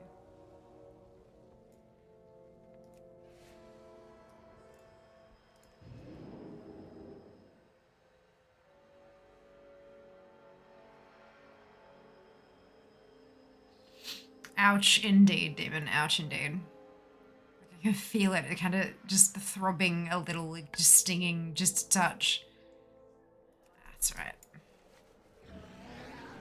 I'm sure I will survive.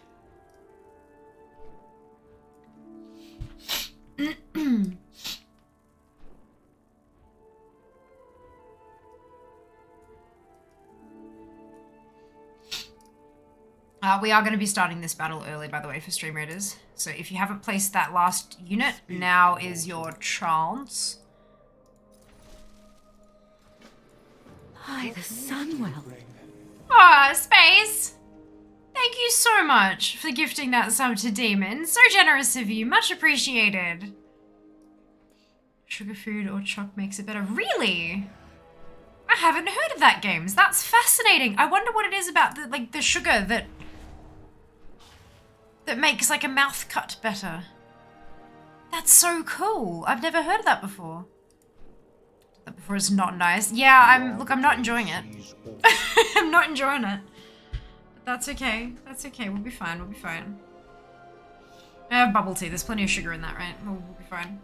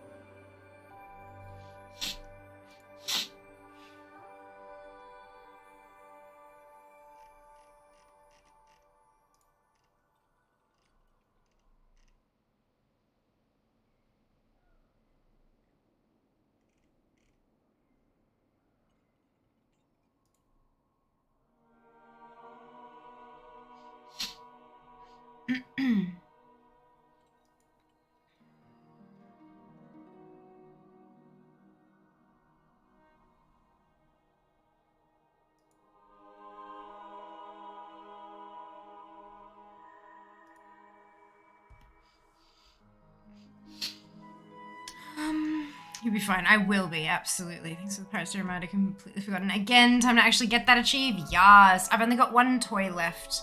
There's a toy that you can purchase from an NPC who will only talk to you if you have the Avasti Admiral achievement. It doesn't matter what your rep is. You need to have the achievement and then that's it. So I have that and I don't have the toy, so I'm gonna get that tomorrow, but not now. I will probably attempt to remind people, I'll try to remember to remind people in the Discord with a Warcraft ping. Warcraft folk ping, like I did for t-shirt day, free t-shirt day.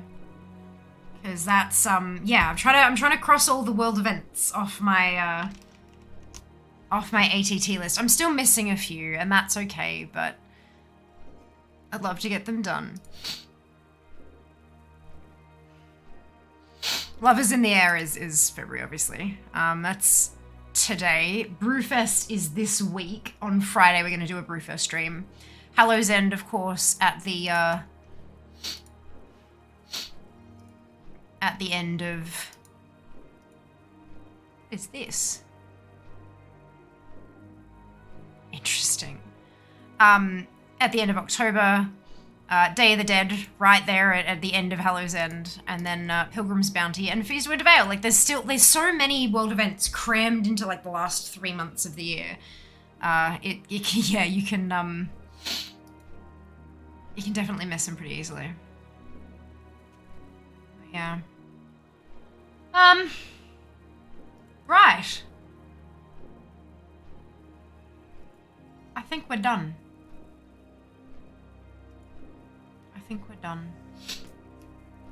Let's find the thing.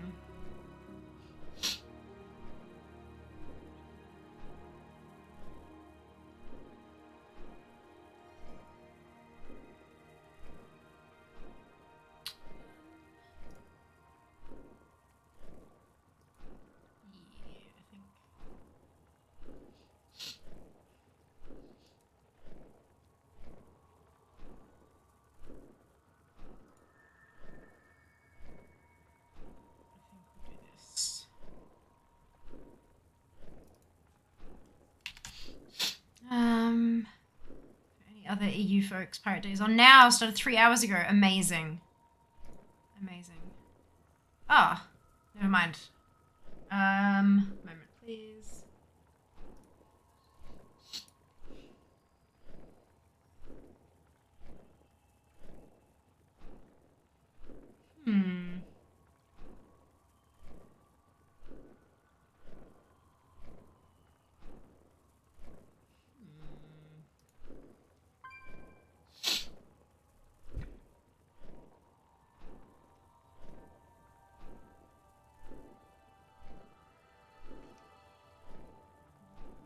I think we'll go here.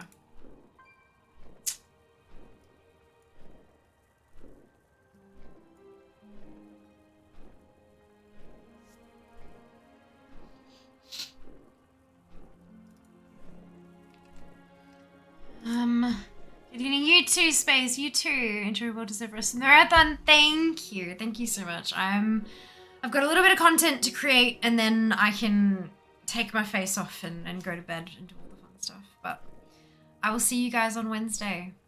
1 week to go from the event on Wednesday. I'm so excited. Oh my god. It's ridiculous. Anyway, thank you so much for funding this marathon. Thank you for buying me a new phone.